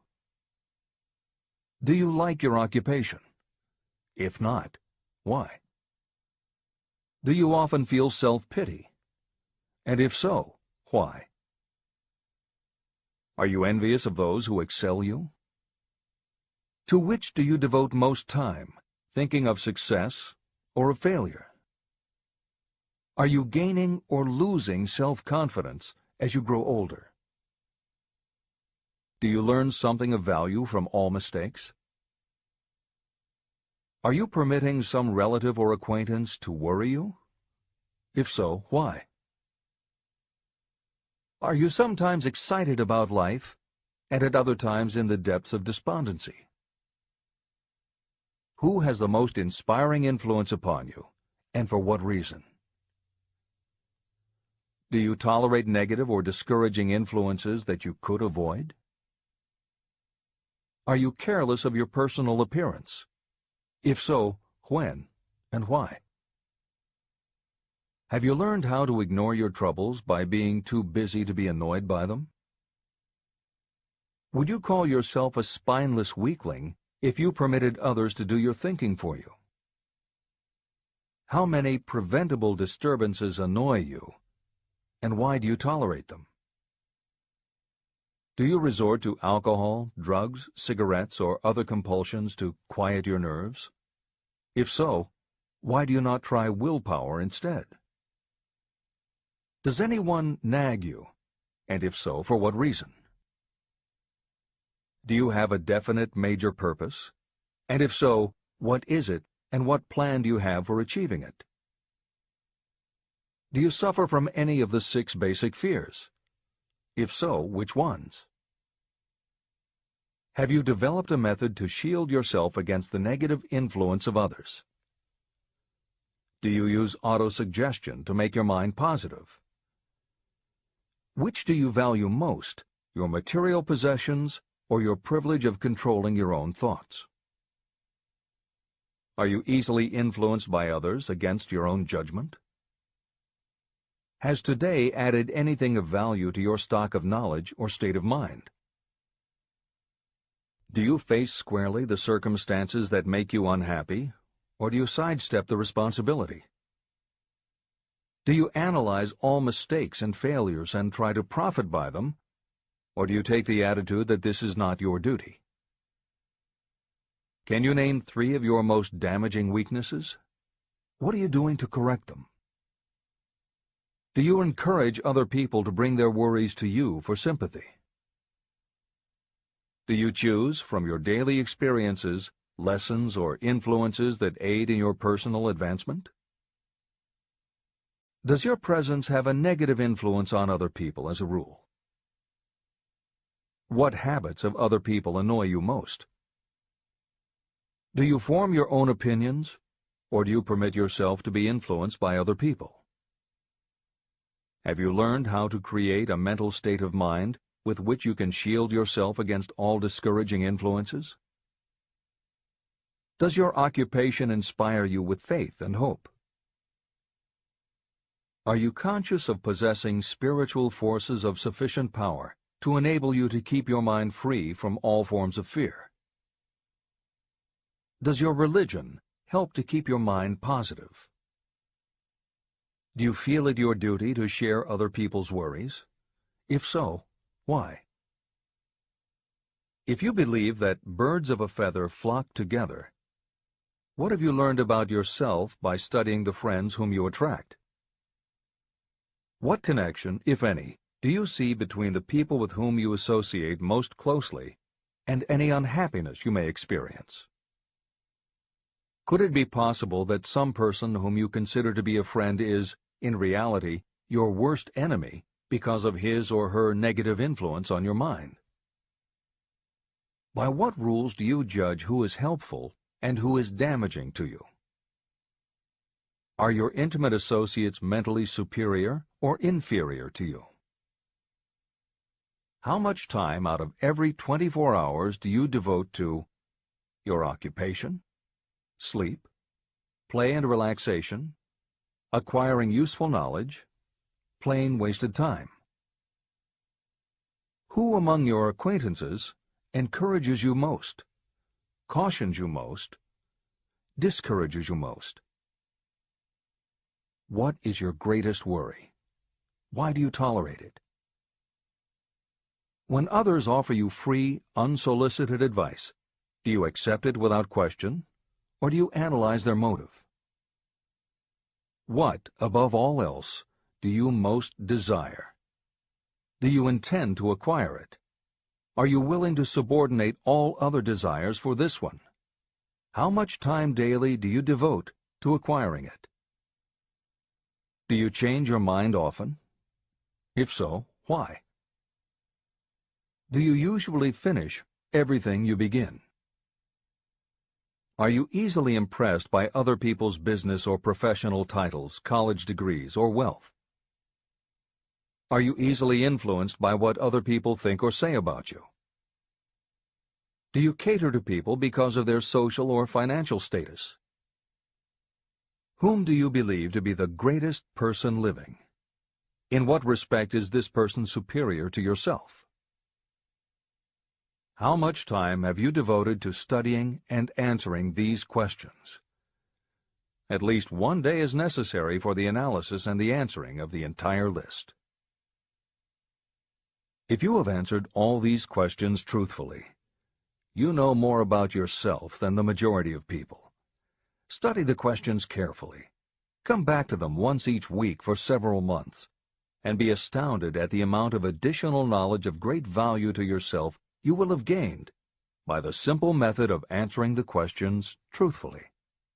If you are not certain about the answers to some of the questions, seek the counsel of those who know you well, especially those who have no motive in flattering you, and see yourself through their eyes. The experience will be astonishing. The one thing over which you have absolute control. You have absolute control over only one thing, and that is your thoughts. This is the most significant and inspiring of all facts known to humans. It reflects our divine nature. This ability to control your thoughts is the sole means by which you may control your own destiny. If you fail to control your own mind, you may be sure you will control nothing else. Your mind is your spiritual estate. Protect and use it with the care to which divine royalty is entitled. You were given your willpower for this purpose. Unfortunately, there is no legal protection against those who, by design or through ignorance, poison the minds of others with negative suggestion. Those with negative minds tried to convince Thomas A. Edison that he could not build a machine that would record and reproduce the human voice, because, they said, no one else has ever produced such a machine. Edison did not believe them. He knew that the mind could produce anything the mind could conceive and believe. That knowledge was the thing that lifted the great Edison above the common herd. Men with negative minds told F.W. Woolworth he would go broke trying to run a store on 5 and 10-cent sales. He did not believe them. He knew that he could do anything within reason if he backed his plans with faith. Exercising his right to keep the negative suggestions of others out of his mind, he piled up a fortune of more than $100 million. Doubting Thomases scoffed scornfully when Henry Ford tried out his first crudely built automobile on the streets of Detroit. Some said the thing would never become practical. Others said no one would pay money for such a contraption. Ford said, "I'll belt the earth with dependable motor cars." And he did. For the benefit of those seeking vast riches, let it be remembered that practically the sole difference between Henry Ford and a majority of workers is this: Ford had a mind, and he controlled it. The others have minds that they do not try to control. Mind control is the result of self-discipline and habit. You either control your mind, or it controls you. There is no halfway compromise. The most practical method for controlling your mind is the habit of keeping it busy with a definite purpose, backed by a definite plan. Study the records of those who achieve noteworthy success, and you will see that they have control over their own minds, and that they exercise that control and direct it toward the attainment of definite objectives. Without this control, success is not possible. 55 Famous Alibis by Old Man If. People who do not succeed have one distinguishing trait in common. They know all the reasons for failure and have what they believe to be airtight alibis to explain away their own lack of achievement. Some of these alibis are clever, and a few of them are justifiable by the facts, but alibis cannot be used for money. The world wants to know only one thing: have you achieved success? A character analyst compiled a list of the most commonly used alibis. As you read the list, examine yourself carefully and determine how many of these alibis you use. Remember, the philosophy presented in this book makes every one of these alibis obsolete. If I didn't have a wife and family. If I had enough pull. If I had money. If I had a good education. If I could get a job. If I had good health. If I only had time. If times were better. If other people understood me. If conditions around me were only different. If I could live my life over again. If I did not fear what they would say. If I had been given a chance. If I now had a chance. If other people didn't have it in for me. If nothing happens to stop me. If only I were younger. If I only could do what I want. If I had been born rich. If I could meet the right people. If I had the talent that some people have. If I dared to assert myself. If only I had embraced past opportunities. If people didn't get on my nerves. If I didn't have to keep house and look after the children. If I could save some money. If the boss only appreciated me. If I only had somebody to help me. If my family understood me.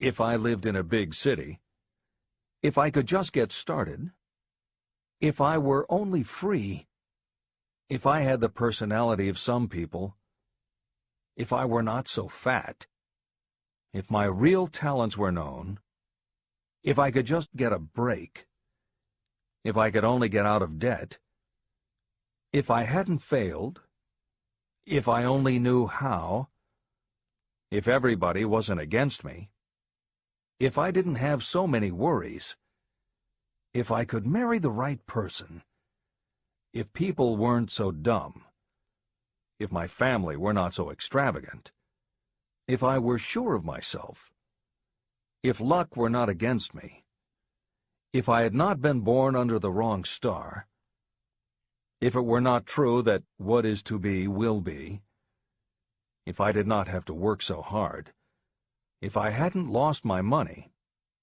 if I lived in a different neighborhood, if I didn't have a past, if I only had a business of my own, if other people would only listen to me, if, and this is the greatest of them all, if I had the courage to see myself as I really am, I would find out what is wrong with me and correct it. And I know that something must be wrong with the way I have done things, or I would already have the success that I desire.